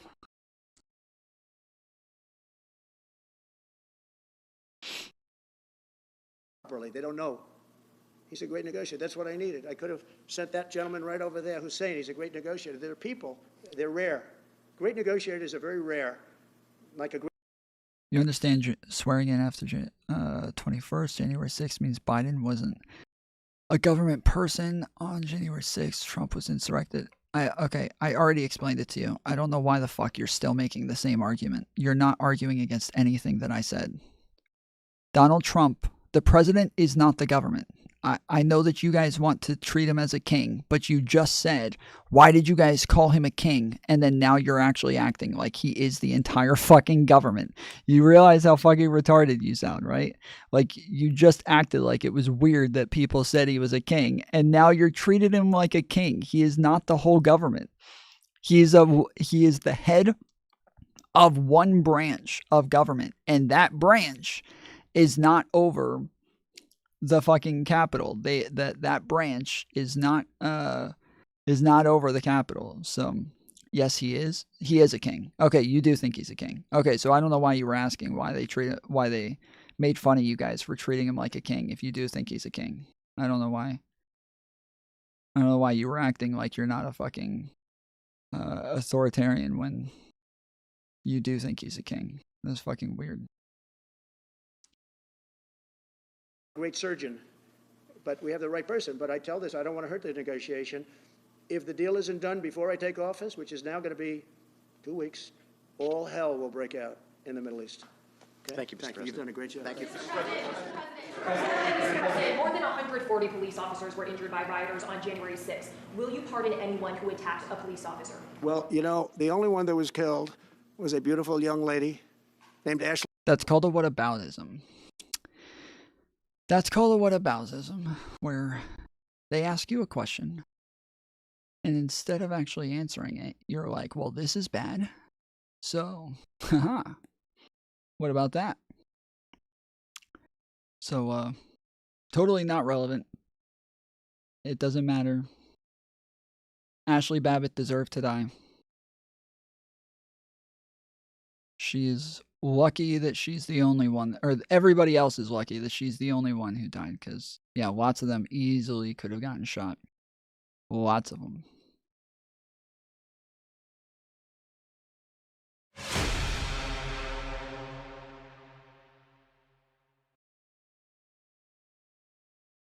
Ashley Babbitt. She was killed, and there was actually somebody else who was killed, also a MAGA person, but people don't give it 100% credibility. I'm going to find out about it. We're going to find out. But Ashley Babbitt was killed. She was shot. She had never been shot. She was shot for no reason. You sure you want to say these things? You want to get hung, bro? I'm not afraid of you guys. I saw you guys try to fucking commit an insurrection. It was 50,000 people, and one of the most embarrassing things I've ever seen in my life. It was like a bunch of 5-year-old children trying to insurrect. I've said this a bunch of times. If I could have chosen the dumbest people in the world to insurrect our fucking capital, the country that I love, I would have chosen you guys. I would have chosen you guys first up. Yes, please send anybody who votes for Trump. Send them first. That'll be easy.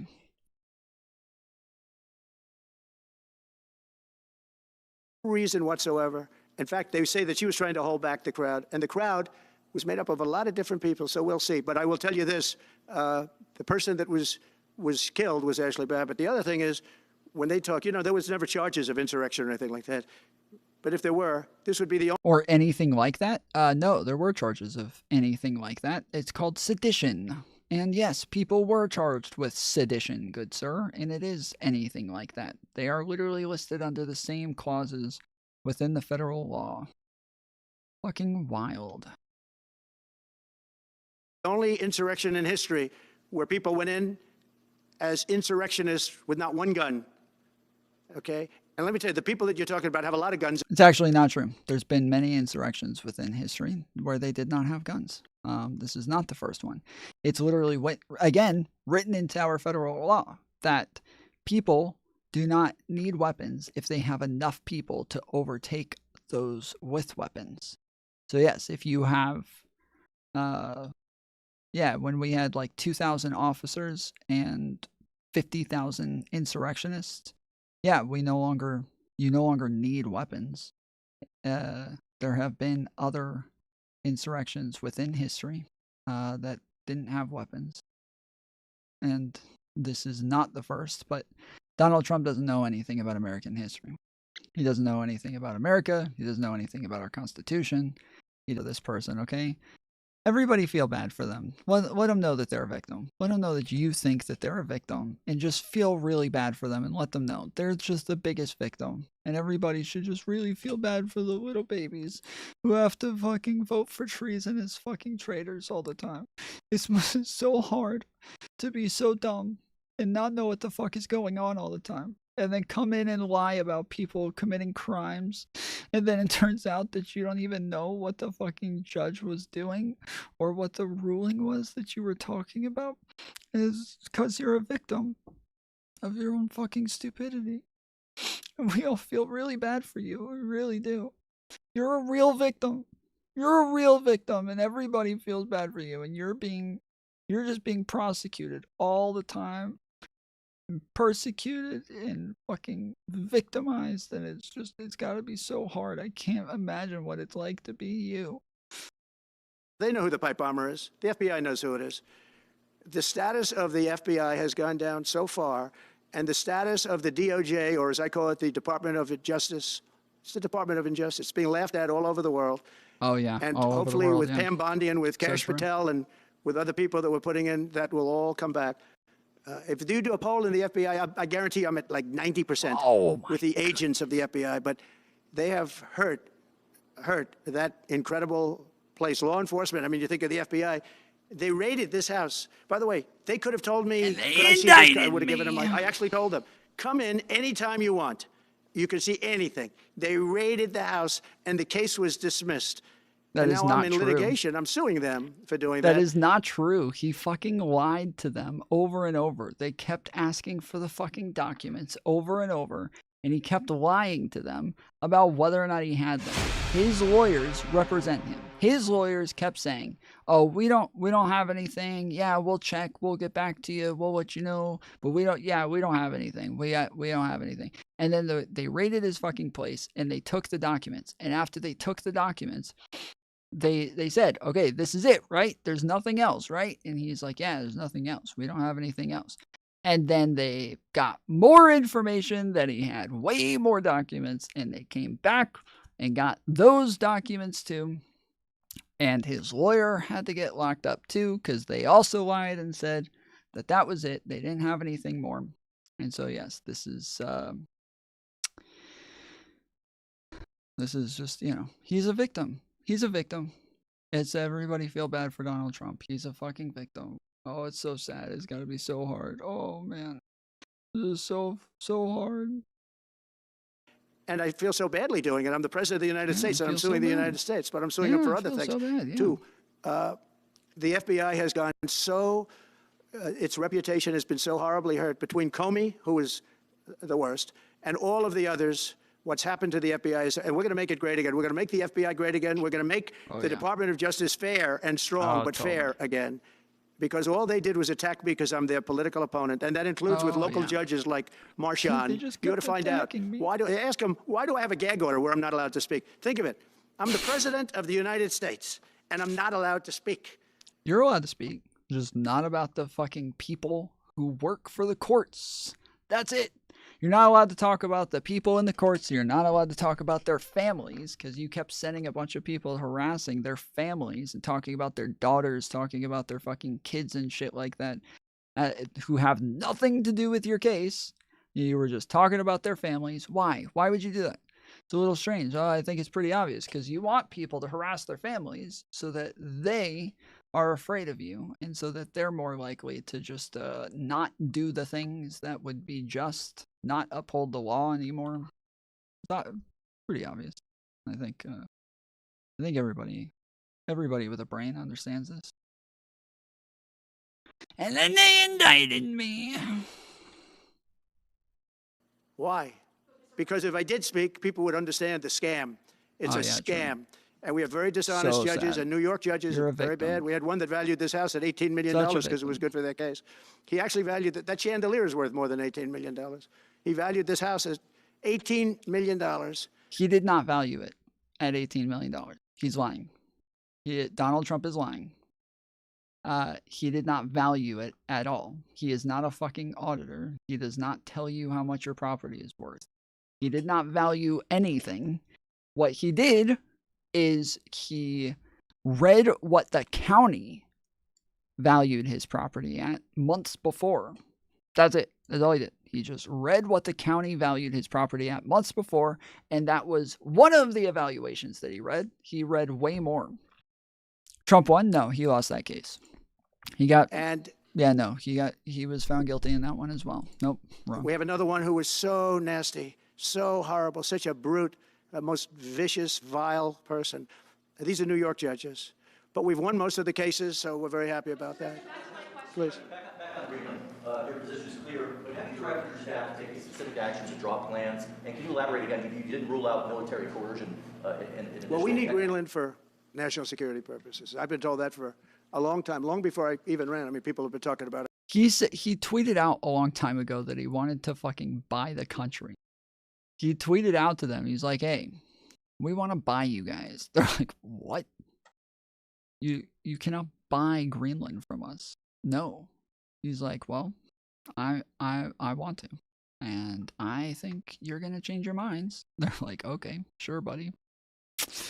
Sure, we will. We'll see about that. They didn't change their minds. Yeah, pretty obvious. For a long time. You have approximately... That is why he's acting like we need Greenland. We need it. We need Greenland. That's why he's doing it, is because the tomfoolery, nobody deserves to die. I disagree. Ashley Babbitt 100% deserved to die. Easy peasy. He said that, he thought that they were going to change their minds. They didn't change their minds. He ended up looking like a fucking retard again. And so now he's salty about it. He's a little fucking crying baby because he took another L. And so now he wants to use military intervention to go and take the fucking country from them as an imperialist, because he is mad that they did not want to sell the fucking country. Fucking weirdo. 45,000 people there. People really don't even know if Denmark has any legal right to it. But if they do, they should give it up because we need it for national security. That's for the free world. I'm talking about protecting the free world. You look at, you don't even need binoculars. You look outside, you have China ships all over the place. You have Russian ships all over the place. We're not letting that happen. We're not letting it happen. And if Denmark wants to get to a conclusion, but nobody knows if they even have any right, title, or interest. The people are going to probably vote for independence or to come into the United States. Oh, but sure, if they did, totally. if they did do that, then I would tariff Denmark at a very high level. No, we're not at that stage, but we have. I haven't even entered office yet. Tariff them on what? Who knows? I'm going to do it though. How much? What does that even mean? How much? What do you mean? I'm just going to tariff. Is that appropriate for? You mean where he likes people that tended to be conservative? I don't know the people. I can say Elon's doing a good job, very smart guy. I don't know the people you're talking about. He was. I know he said some negative things about a couple of people that are running for office, but that's not so unusual. Yes, please. I wanted to ask you about Ukraine and Putin. How soon do you anticipate going to meet with Putin to discuss the Ukraine situation? Well, I can't tell you that, but I know that Putin would like to meet. I don't think it's appropriate that I meet until after the 20th, which I hate, because every day people are being, many young people are being killed, soldiers. The land is very flat, and hundreds of thousands of soldiers from. Again, he kept complaining about other people violating the Logan Act just by talking to people in other countries. That's it. They just talked to people in other countries, and he kept saying that they were violating the Logan Act. But now he's literally complaining that he doesn't get to violate the Logan Act. He's just always complaining that he doesn't get to just break the laws. Fucking wild. It's crazy. Like, you would think that, like, yeah, if you think that, like, it's really messed up if other people break the Logan Act, you would think that you wouldn't want to do it either. Like, it would be some sort of, like, principled position. Like, maybe you have morals, or, maybe you think that, that, like, if something's bad, then, like, people just shouldn't do it. But no, not with him. He gets to do whatever he wants. Many hundreds of thousands from each side are dead, and they're laying in fields all over the place. Nobody to even collect. There's landmines all over. It's a disaster. But it's very flat. It's great. It's farmland, and it's very, very flat. And the only thing that stops a bullet is the human body. And the human body is stopping a lot of bullets. I hope to have 6 months. No, I hope long before 6 months. Look, Russia's losing a lot of young people, and so is Ukraine. And it should have never been started. That's a war that should have never happened. I guarantee you, if I were president, that war would have never happened. Who would you like to nominate to replace Michael Barr as vice chair of the village board? I'll be announcing someplace. If we were working under the assumption that you're serious about making Canada a 51st state of the United States, the leader of the Conservative Party in Canada said, under no circumstances will ever be a 51st state. Maybe he won't win, but maybe he will. I don't care. You had suggested. Listen, I don't care what he says. Sir Gomez, you were considering military force to acquire Panama and Greenland. Are you also considering military force to annex and acquire Canada? No, economic force, because Canada and the United States, that would really be something. You get rid of that artificially drawn line, and you take a look at what that looks like, and it would also be much better for national security. Don't forget, we basically protect Canada. But here's the problem with Canada. So many friends up there. I love the Canadian people. They're great. But we're spending hundreds of billions a year to protect it. We're spending hundreds of billions a year to take care of Canada. We lose in trade deficits. We're losing massive. We don't need their cars. They make 20% of our cars. We don't need that. I'd rather make them in Detroit. We don't need the cars. We don't need their lumber. We have massive fields of lumber. We don't need their lumber. We have massive to unrestrict them because stupid people put, restrictions on, but I can do that with an executive order. We don't need anything they have. We don't need their dairy products. We have more than they have. We don't need anything. So why are we losing $200 billion a year and more to protect Canada? And I said that to, as I called him, Governor Trudeau. I said, listen, what would happen if we didn't subsidize you, if we didn't, because we give them a lot of money. We help them. As an example, we're buying icebreakers, and Canada wants to join us in the buying of icebreakers. I said, we don't really want to have a partner in the buying of icebreakers. We don't need a partner. But no right. Nope, no right. Here's what we have. We have a right not to help them with their financial difficulties because we owe $36 trillion too. We're going to start knocking it out pretty fast, but we're going to be able to do it because of energy and other things. But no right. No right. But why are we supporting a country, $200 billion plus a year, Our military is at their disposal. All of these other things, they should be a state. That's why I told Trudeau when he came down, I said, what would happen if we didn't do it? Be a state. He said Canada would dissolve.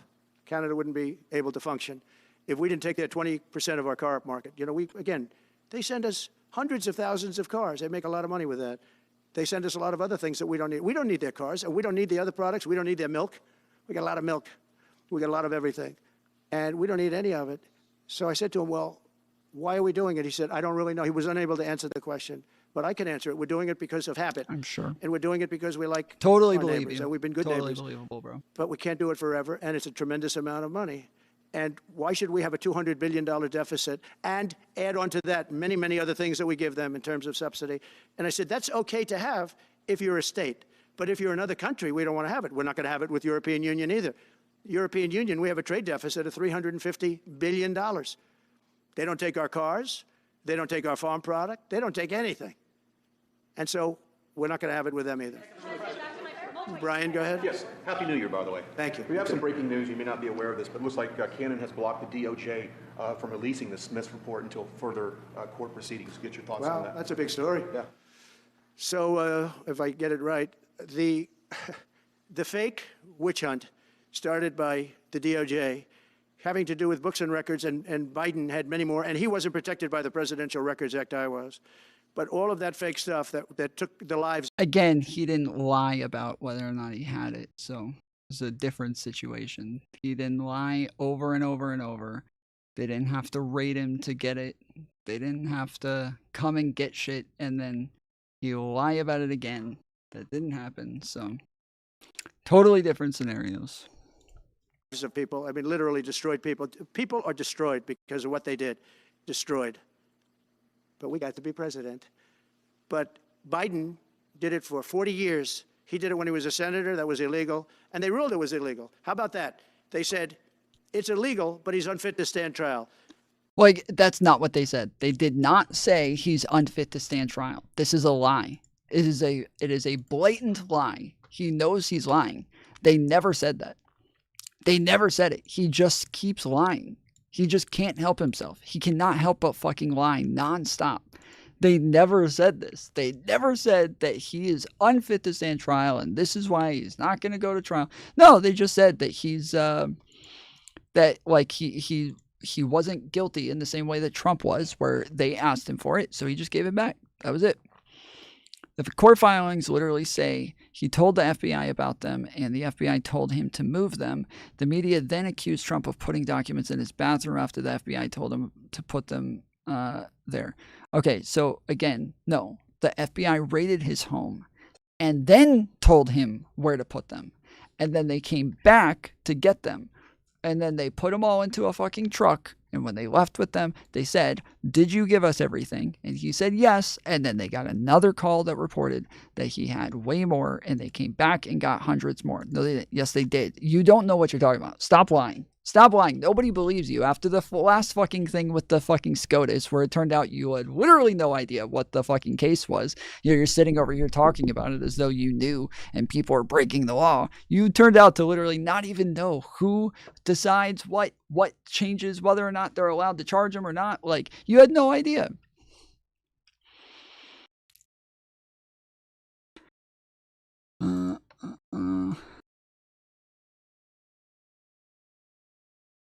Let's see.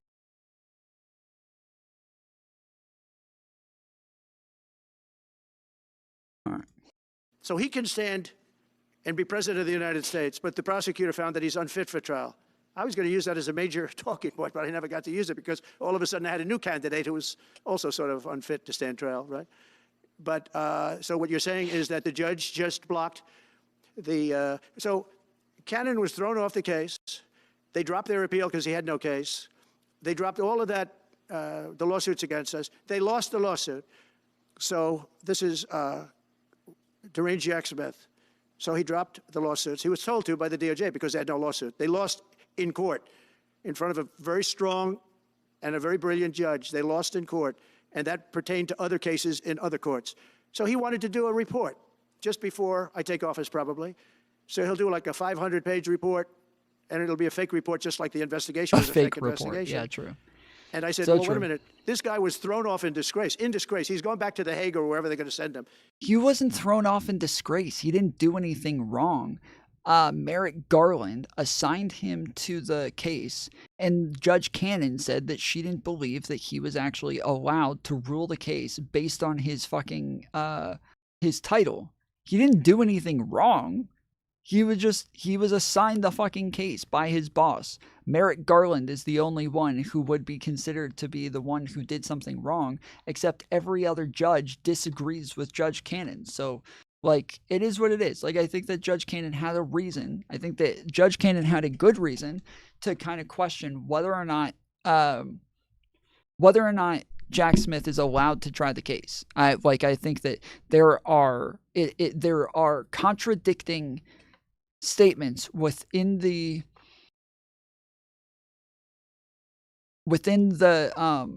laws that say like who is and isn't allowed to be special prosecutor within certain situations. And he was assigned to be the special prosecutor, and he the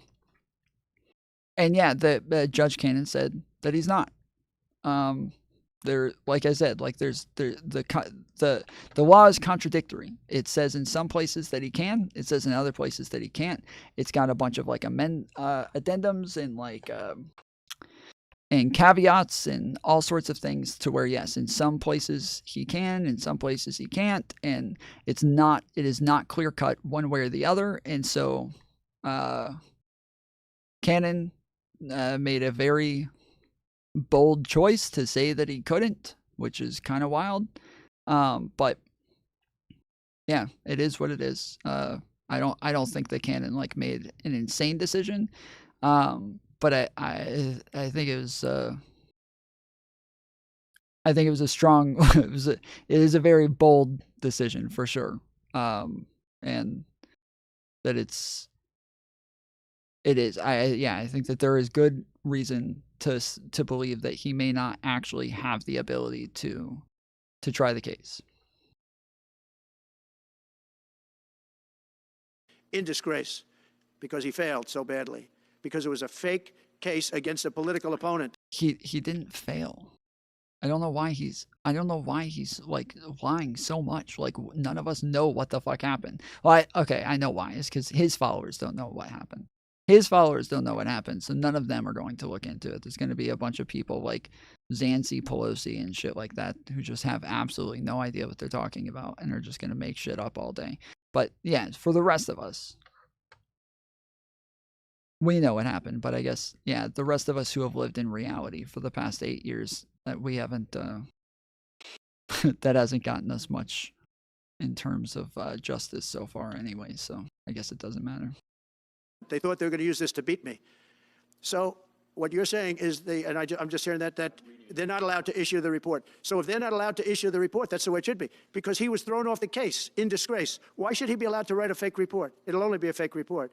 That's great news. Good. And if I can just follow up real quickly, you want to comment, many Americans are angry that we're sending millions of dollars every month to the Taliban. Do you anticipate? It's not even believable. Billions of dollars, not millions, billions. We pay billions of dollars to essentially the Taliban, Afghanistan. And that's given by Biden. That's the same man that took away $50 to $60 trillion worth of value from the United States. Think of it, probably our most valuable asset. Took away our most valuable asset. This can't be allowed to happen. We are now a nation of common sense. When he does that, 625 million acres. That is a problem. Yeah. When we become a nation of common sense instead of facts and logic, it is, and instead of values, it is a problem. Because yes, common sense is not all that common. So it is, I would agree. We are becoming a nation that is going to do everything based on common sense, which just means your vibes. It's just your vibes. Yeah, my vibes, bro. My feelings say this guy is innocent. My vibes say that he didn't commit any crimes. Doesn't matter what the law says. My vibes say he's good. My vibes say it's not an insurrection, bro. Oh, what's the definition of insurrection? I don't know. But my vibes say if there's not a gun, not an insurrection. Oh, there were guns? Oh, my vibes still say that's not an insurrection. Sorry. Be allowed to happen. Thank you for the information. Most other people probably No one knew wants about it, to but they call. wouldn't have No, told me. sorry, we're not taking call-ins. Sorry, I mentioned earlier we're not taking call-ins. I don't know if I left something up saying that we're taking call-ins. My bad if I did. But no, we stopped taking call-ins about an hour ago. Right. You vowed to bring down the prices at grocery stores very fast. Yeah, we will but do it then fast. you recently told Time Magazine that bringing down prices would be very hard. So what can the American people expect when you get into office? It's always hard to bring down prices when somebody else has screwed something up like they did, but we'll bring them down. We'll get them down. Energy is going to bring down prices. We're going to have a lot of energy, and energy is what brought it up. Energy and their bad spending is what brought it up, and energy is going to bring it down. We're going to have prices down. I think you're going to see some pretty drastic price reductions. As an example, food, bacon, ham, apples, everything has gone through the roof. It's one of the reasons I won. So as you know, I said it, inflation was one of the reasons I won, but I think the biggest reason... Zancy, I've already explained it. You don't argue against anything I say. You don't respond to anything I say. You just keep repeating yourself because you don't know how to engage in a logical thought process. Like, if I tell you why you're wrong and you don't respond to me to say why I'm wrong, you just repeat yourself. This is like pure retardation. There's nothing else to explain how one could possibly be like a sapien and think that makes sense. I've already said he is not the government. The president is not the government. Joe Biden, not the government. Joe Biden is the head of the executive branch. I understand that you fucking treasonous fucks don't give a fuck about the Constitution. You don't care about the checks and balances. You don't care about the, the separations of power. But the separations of power make it to where the president and any other fucking employee is just a representative and nothing more. They are nothing more than that. They are just a tool within our system. But the system, like the Constitution, the institutions, that is what matters. That is our country. That is what makes us who we are, what makes our country so great.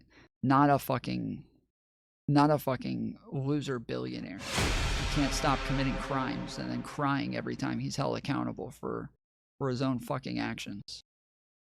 The reason I won was the fact that they are allowing prisoners to come into our country. Well, you didn't care about the prosecution of a political opponent. Yeah, I did. Of course I did. That's why I think Donald Trump needs to be in jail. They released their prisoners, their murderers. Thousands of murderers are now walking around the streets of our cities and farmland all over. Murders, people that have killed. Many, 32% have killed more than one person. They released them from their jails, their prisons, and their mental institutions and insane asylums into our country. I believe that's the reason we got such a large vote. Maybe one or two more questions? Yeah, please, go ahead. Go ahead, you go. So, can you, President Carter is laying in state today in Washington. You had some harsh words for him about the Panama Canal. Is there any disconnect there? Do you feel a little bit bad about doing that on this day? No, I liked him as a man. I disagreed with his policy. So, hey, he thought giving away the Panama Canal was a good thing. I think it cost him the election. That and the hostages. I actually think that was a bigger factor because that's a deal that just should not have been made. But again, this was a question that was asked of me. I didn't bring it up. I didn't want to bring up the Panama Canal because of Jimmy Carter's death. But people don't bring it up. But true. You and other people have asked me about it. No, it's a deal that I was very strongly against. I was a young guy when this took place. place. You really didn't want to bring it up, guys. You made why would we spend all of that money? You made him do it. 38,000 people to malaria, the mosquito. They were dying. Rude. It was horrible what was happening. They paid him 4 times more than they would make in the United States, but they knew they were going to go over there and die. You guys are making him a victim again. He didn't want to talk about this, and you're forcing him. It's so rude, dude. He just doesn't want to talk about it on the day of his death, and you're making him do it. Like, oh my goodness. How dare you? How could you guys? It's got to be so hard for him, you know? I feel really bad for him right now. He's such a victim. And I hate that everybody's always victimizing him. I hate it for him, man. He's always being victimized by everybody around him. Everyone gets over on him. Everybody's able to win against him over and over. He's just never able to win. Never able to get a W. Just always the fucking victim. It's so sad. So sad. And they died in the jungles of malaria. There was nothing we could do to stop it. 30th, and then we gave it away for $1. Your agenda through Congress, you appeared to open the door in your radio interview yesterday for two bill approaches. It's still your preference for one big, beautiful bill, as you have said. Well, I like one big, beautiful bill, and I always have, I always will. But if two is more certain, it does go a little bit quicker because you can do the immigration stuff early. Now, you have to understand, for immigration and for the wall, we won the case on the wall. You know, they tried to sell the wall for 5 cents on the dollar, by the way. And what is he talking about? They tried to sell the wall.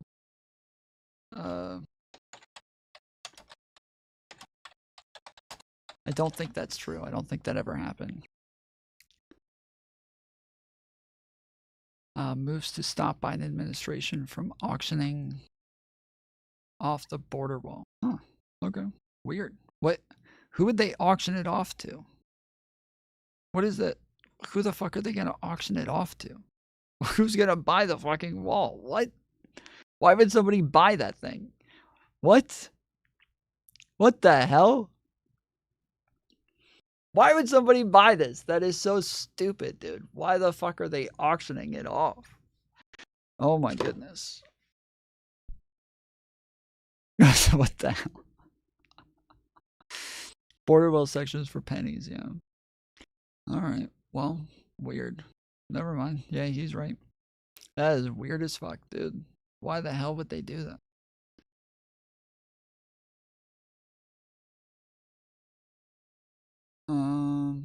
Shit. I don't know what tab I was on.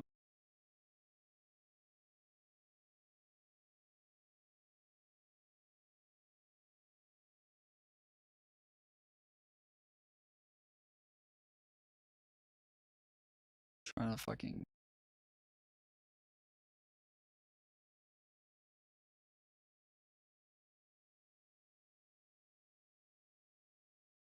It's so hard trying to get this. Oh, there it is. Okay, I see it. we had, fortunately, a judge that stopped that, but they were already discarding the wall.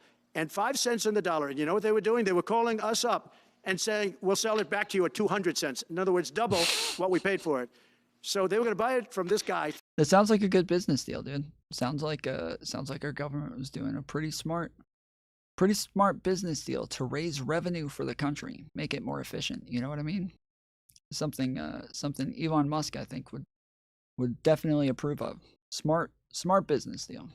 For 5 cents on the dollar, they were making deals. And fortunately, we had a very smart judge that stopped it cold. I think he called for an investigation too, and he should. But think of it. They were selling the wall that was exactly the wall that the Border Patrol wanted. That was designed by them. Steel, concrete, rebar, exactly as they want. Very, very heavy steel, very powerful steel, hard to cut. Very, very heavy 7,000-pound concrete, which is a very strong concrete. Everything was top of the line. Very expensive. Would be double what we paid for it then, 6 years ago. But let me just tell you, they were selling it for 5 cents on the dollar to people, and those people were calling us, asking us to pay them 200 cents because it's a good deal because we can have it immediately. And you know what immediately is? Just leave it in place. No, the papers haven't written that, though. That deal is like all the other things that these people do. These people either hate our country or they're very stupid. And I don't believe they're stupid because nobody can cheat on elections like they cheat and be stupid. Oh, they either yeah, hate so our country true, or they're stupid. They cheated on So remember what I said because nobody wants to yeah. report it. They were selling the wall for 5 cents on the dollar and trying to resell it back to us for 200 cents or less, but for 200 cents on the dollar. That's a nice return. Meta announced that it will stop putting fact checks on posts on its website. And Meta said today it will stop putting fact checks on its website and instead allow community to Well, I watched their news conference, and MAGA supporters, for the most part, are raging idiots. Yeah, it's because they literally don't know what's going on 90% of the time. They have no idea what's going on. Like 90% of the time, they have no idea. Like, they don't know where they are. They don't know what's going on. They don't know who's in charge. They're all literally still running around saying that, like, that there was like a 20 million difference in the votes from this election to the last election. That is literally just simple math and addition, and they can't even tell that there's a 3 million vote difference, and they think it's 20. Like, all of the information's public, and they're still running around saying there's a 20 million vote difference. So they have no idea what's going on. Nobody says that. So true. So true. You're right. I haven't had like 3 fucking debates just this week saying that, dude. You're right. I don't know where I got that from. My bad. I can't believe I just thought that happened. Just crazy. I thought it was a very good news conference. I think they've come a long way. Meta, Facebook. I think they've come a long way. I watched it. The man was very impressive. I watched it on Fox. I'm not allowed to say that. Say it? Do you think he's directly responding to the threats that you have made to him in the past? Probably. Yeah, probably. The last time you were here, you were asked a question about the U.S. possibly launching a preemptive strike on Iran. You said you wouldn't answer that question. On who? Obviously, on Iran. The U.S. launching a preemptive strike on Iran's nuclear facilities. And I said I don't talk about it. It's a military strategy. But it is a legitimate question. It's not really, because only a stupid person would answer it. Look, it's a military strategy, and I'm not answering your questions on military strategy. All right, one more. Brian, go ahead.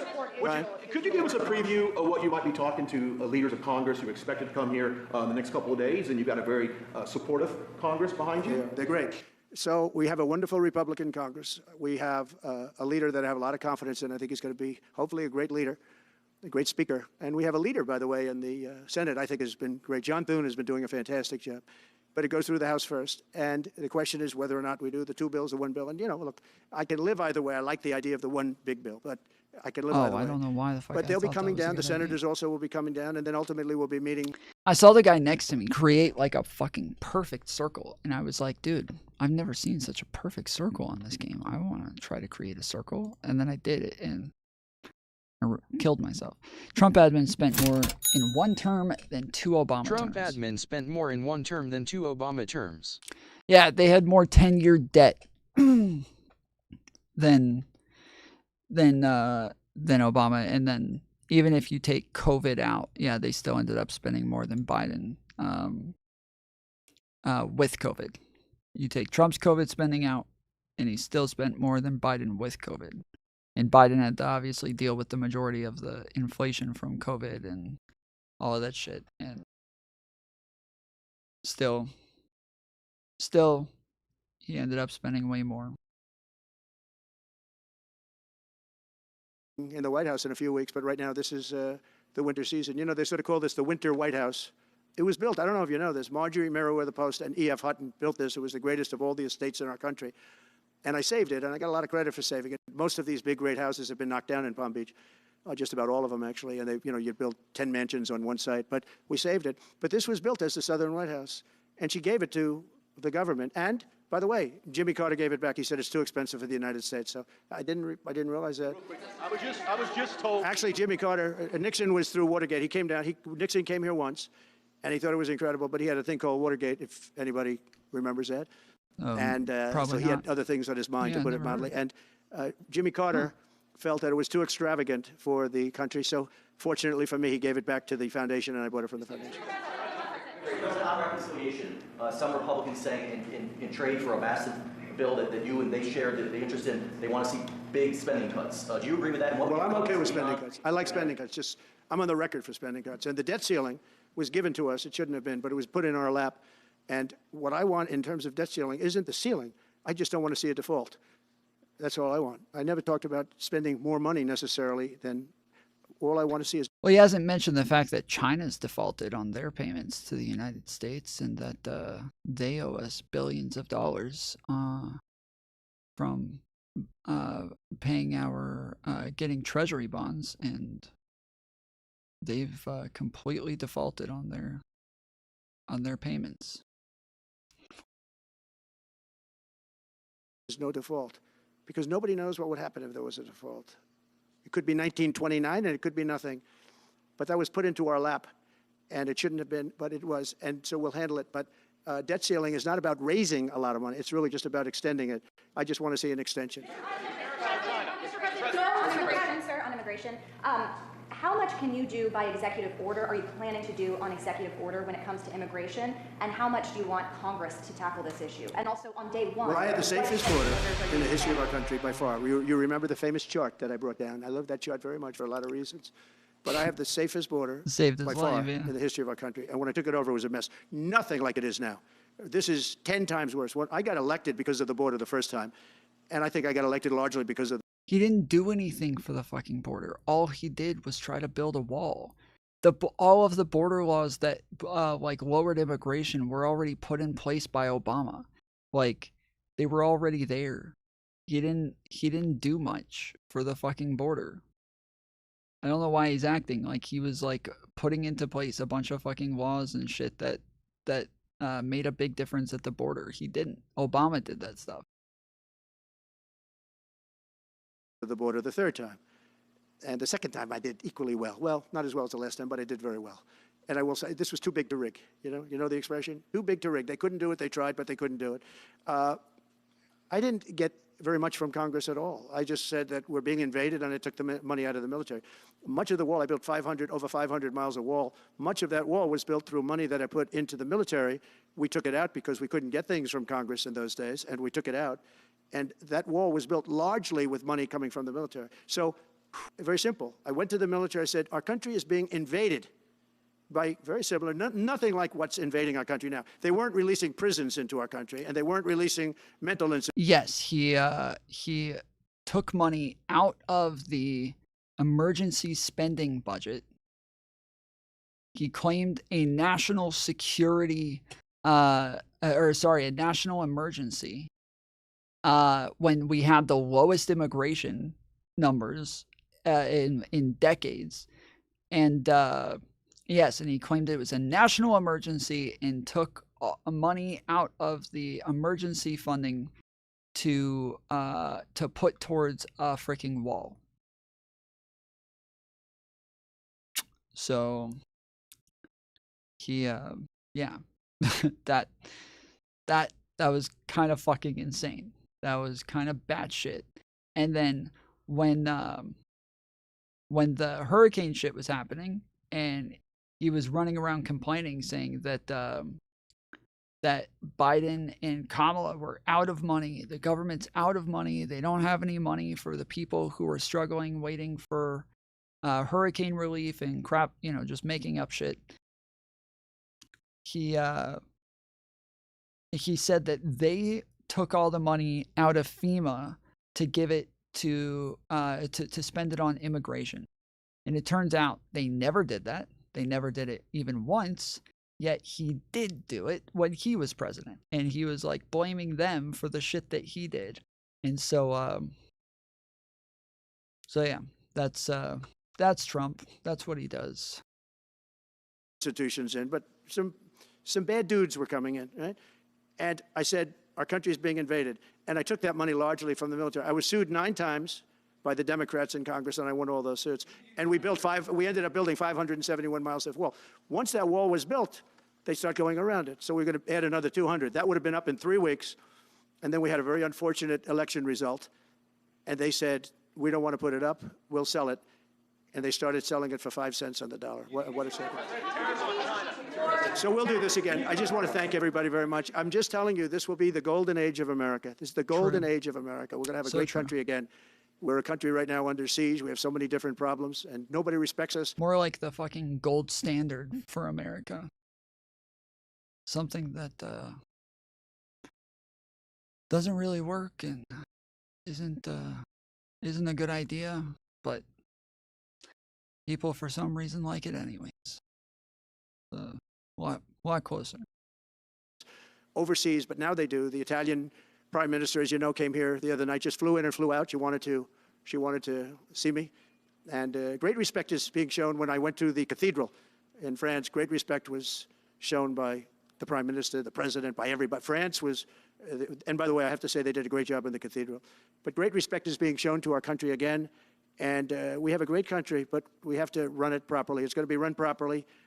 We want to get back those hostages for Israel and for us. We do have people that are hostages being held. And I'll just say it again. If this deal's not done with the people representing our nation, by the time I get to office, all hell is going to break out. Thank you very much. Thank you. Damn. Okay, well, the circus is back in town, everybody. So thank you all for coming. We'll take a...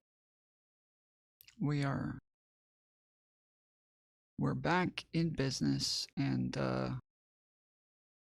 everybody who creates content off of the biggest retard in the world, we are all going to be eating good for the next 4 years. So make sure y'all hit the sub button, because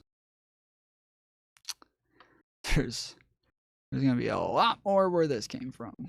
We are going to be nonstop reporting on all the dumb shit this motherfucker says. Anybody, you know, with morals, with values, that actually cares about our country, that actually, like, has a spine. A couple more weeks before Pres Musk is in office. True. True. I don't know. I think Musk might actually do a better job than Trump, as dumb as he is. He's like talked about taxes like 5 or 6 times, and literally every single time he says anything about taxes, he gets everything he says about it wrong. Like across the board. He has no idea how taxes work or what they are. And he just fucking makes it up as he goes. It's insane. But he still probably knows more than Trump. Almost definitely. Almost definitely. He would definitely make a better president.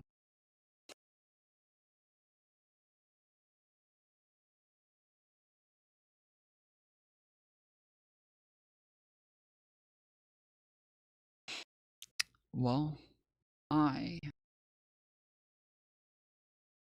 just want to finish this game. Let's, here, where's my... I know what to do. This is what we do. I got this. Alright, here we go. Play Sigma Boy song.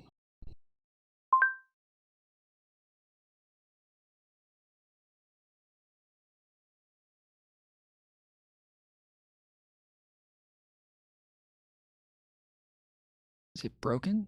What is it doing?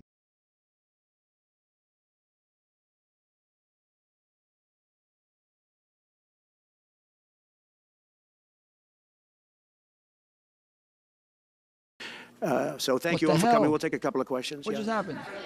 Go ahead, please. President, thank you. There we go. Sigma, Sigma boy, Sigma boy, Sigma This is the boy. fucking jam for Donald Trump. This is what he'll play instead of the America song, God Bless America. Sigma boy, я такая вся, что добиваться будешь год. This is what he dances to. And he does this.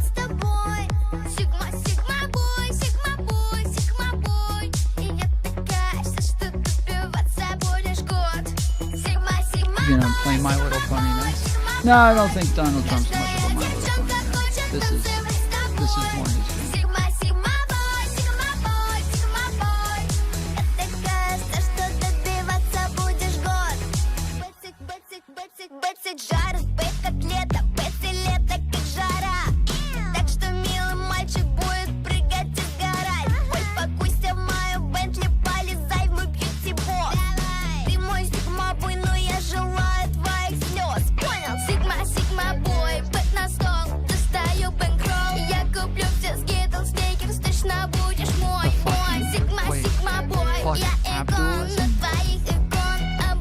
Abdulism? What are you saying? Muslim? What the fuck? What is wrong with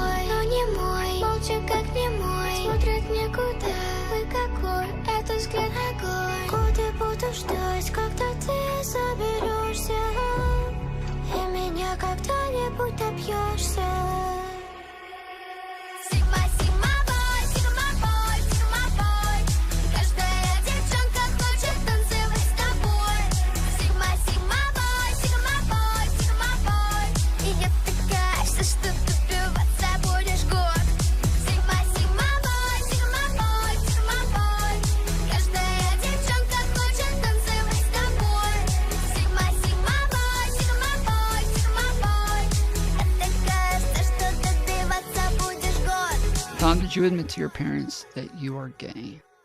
I can't. They'll beat me. I can't do it. Really, honestly, if they found out that I was gay, they'd probably beat you. And I'm not going to tell them to save you. You're welcome.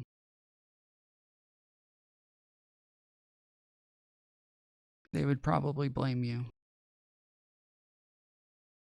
I don't want them to do that.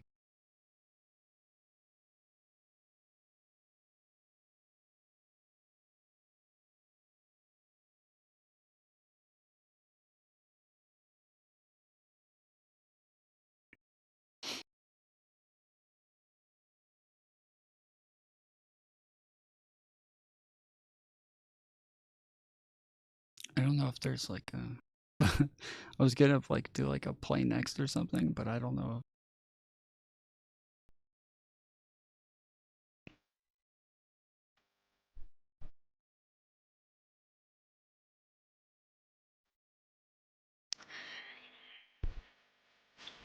I don't yeah, I don't understand the conversation that we were having earlier with the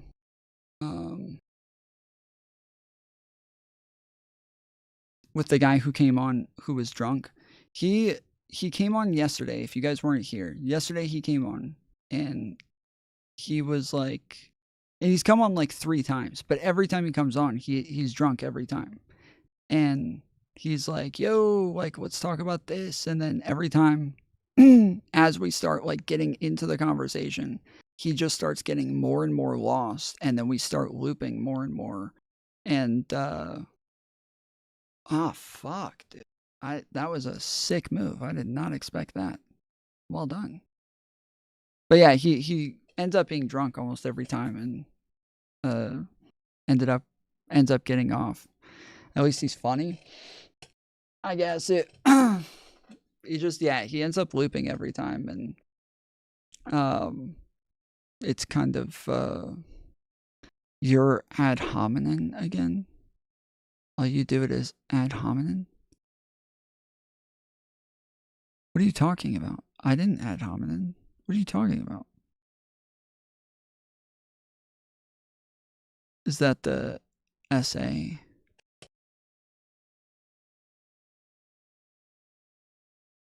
Oh, they were talking to you, Sir Commander. Okay, I was about to say, I'm like, what the fuck? Nothing I said was ad hominem.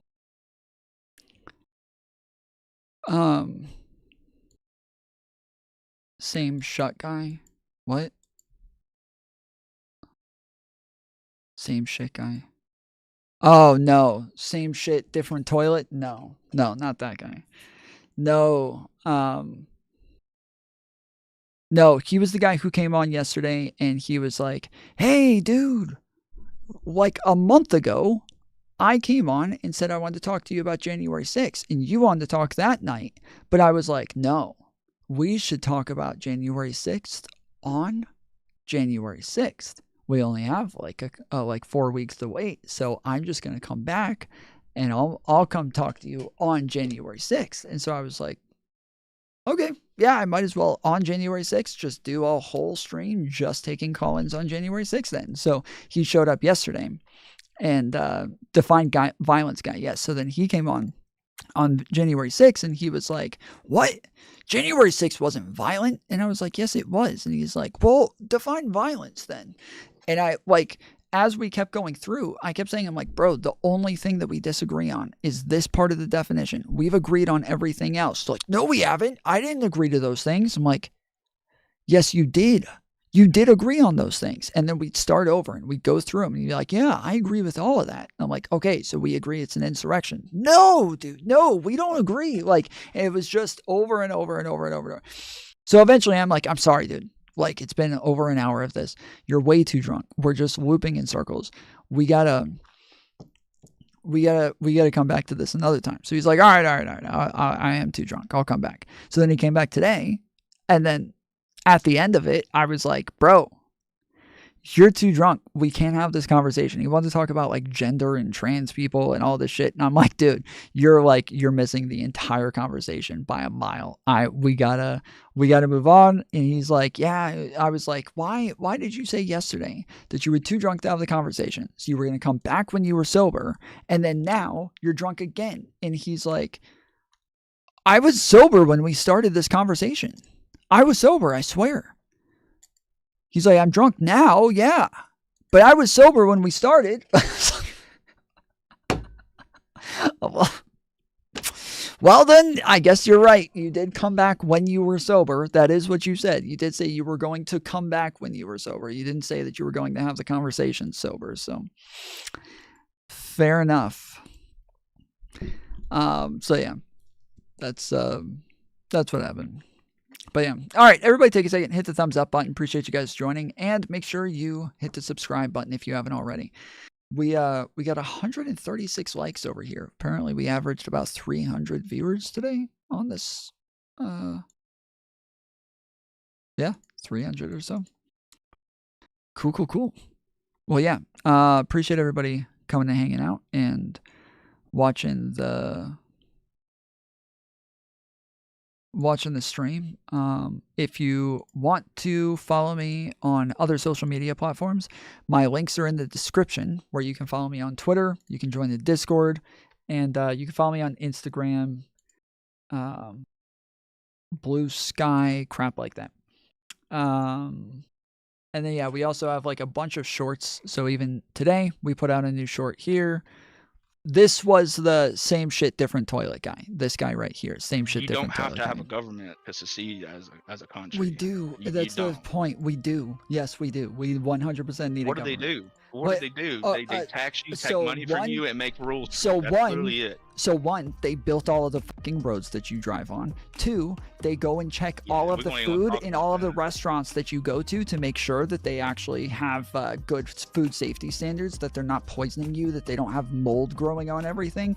Three, they give you currency to use so that you're able to go and use legal tender, so that you don't have to go trade a fucking pig or a goat in order to get what it is that you want. Every single building that you go into has inspections to make sure that it's safe enough and that it's not going to just catch on fire, or it's not just going to crumble to the ground. Like, every little thing that you do throughout every day of your life is all possible because of the fucking government. You need the police and the fire department and everybody to show up. Yeah, you don't have to have a government. So yeah, we are Thomas, the format down. Format for what? Streams or for shorts?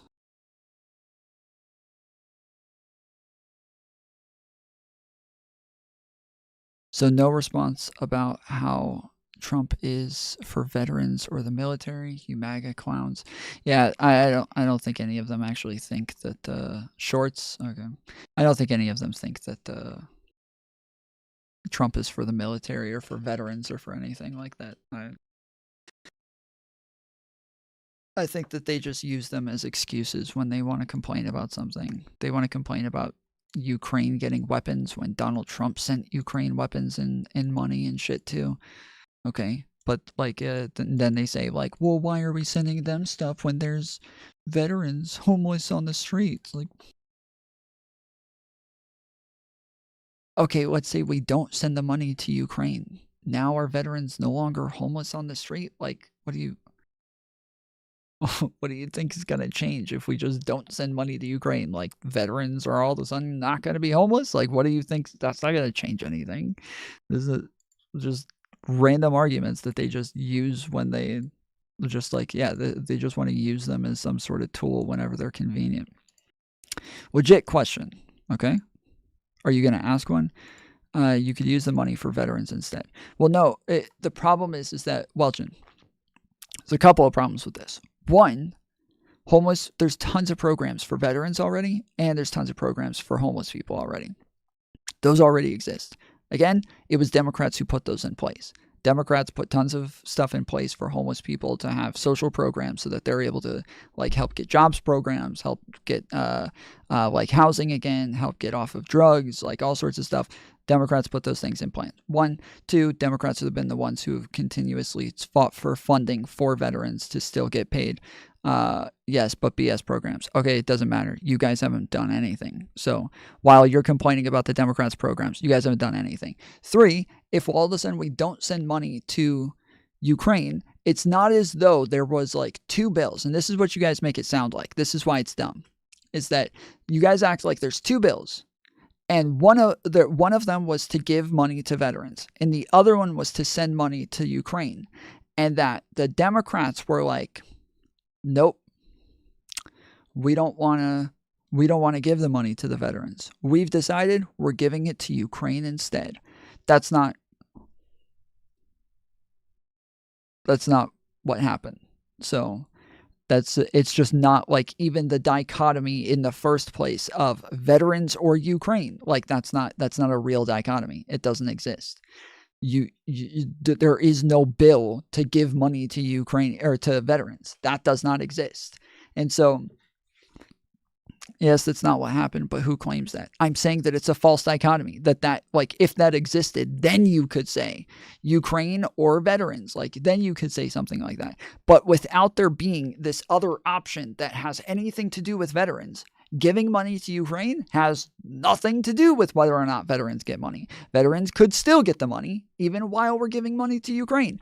Like it just has nothing to do with it. It's just not related whatsoever. But they act like, because we're giving money to Ukraine, that's why the veterans aren't getting the money. Like that's just not a real thing. The option doesn't exist by choice. Yes, but again, the options that do exist for veterans and for homeless people are done by Democrats, not by Republicans. So again, you can complain about the stuff that exists all you want. That's all that exists currently. That's it. That's all that's there. Nothing else exists. It's only the shit that Democrats made sure that was there. And also, most importantly, Republicans also vote for the funding to Ukraine. It is not a Democrat thing. I don't know why everybody pretends it's a Democrat thing, but it's not a Democrat thing. Donald Trump, again, was sending, was it spears or javelins or something like that to Ukraine as well? Like, it's... Tom Cullen to Brian Craig again? No, I can't do it. But yeah, speaking of Brian Craig, earlier we were talking about like some different definitions and crap like that. And I told you guys that I have an entire video where I talk to Brian Craig, and it's like broken up into a bunch of different parts where I talk about, socialism and why it's like bad, why people are confused about it, what liberalism is, what happened with Elon Musk, and why people accuse Gavin Newsom of trying to arrest him and lock him up, and why they lie about that, saying that he was trying to lock him up for free speech or some shit. It's there's a bunch of shit. Then it also goes over all the billionaires that are in Trump's administration, and this is only right here. This is 7 billionaires, but making it the even which is by Elon Musk. This past president, that president record, get rid of all time. This is to all of this. This is from, and then yes, then we have a whole other list here of a bunch more billionaires. That weren't even on that list, like Howard Lutnick is at 2 billion. Vivek Ramaswamy's at 1 billion. Steve Whitnock is 500 million. Michael Waltz is 2.2 to 10.5 million. So yeah, there's just a ton more 100 millionaires and billionaires on there that but the guy on here complains about, he says that the Democrats are all elitists while they're all putting record amounts of billionaires into the into the White House, and the only reason that Donald Trump's breaking the record is because he's getting more than he had the last time he set the fucking record, which is like, by again, more than like triple what the fucking record was at the time. So Tom is an elitist. So true. So true. I am an establishmentarian. That's what I am. Not an elitist. I am in favor of the establishment. But all right, I'll be back on tomorrow. So make sure you guys hit the subscribe button and make sure you hit the bell and join the Discord. You get notifications every time I go live. If you join the Discord, it gives announcements and you'll be able to call in through the Discord. Everybody who calls into the show, if they ever do, they get priority over everybody else. Also, we just hit 900 members in the Discord, which means we're doing a movie night coming up. So make sure you join the server so that you can be part of the movie night. We haven't decided what movie it is yet. But yes, we are currently at 902 members in the server. So we are going to be doing a movie night again. So we'll try to plan on it being this upcoming weekend. Everybody tell me what, put your movie suggestions in the movie suggestion channel on Discord. And then also there's tons of other stuff going on in the server where people just hang out. They talk about anime. They show pictures, post pictures of their pets. They post memes. They post funny videos. There's a general chat where people literally just hang out and talk. There's VCs where they get in and play video games together and just hang out. And sometimes they debate. Sometimes they post news stories. They post drama. All sorts of stuff going on in there all the time. So 18 or older. Do not join if you're below 18, please. But yes, 18 or older only. It is a fun server, but yes, we will be watching movies in there this weekend. So I'll be back in. Till the next time. Appreciate you. Love you. See you then. Later, fools.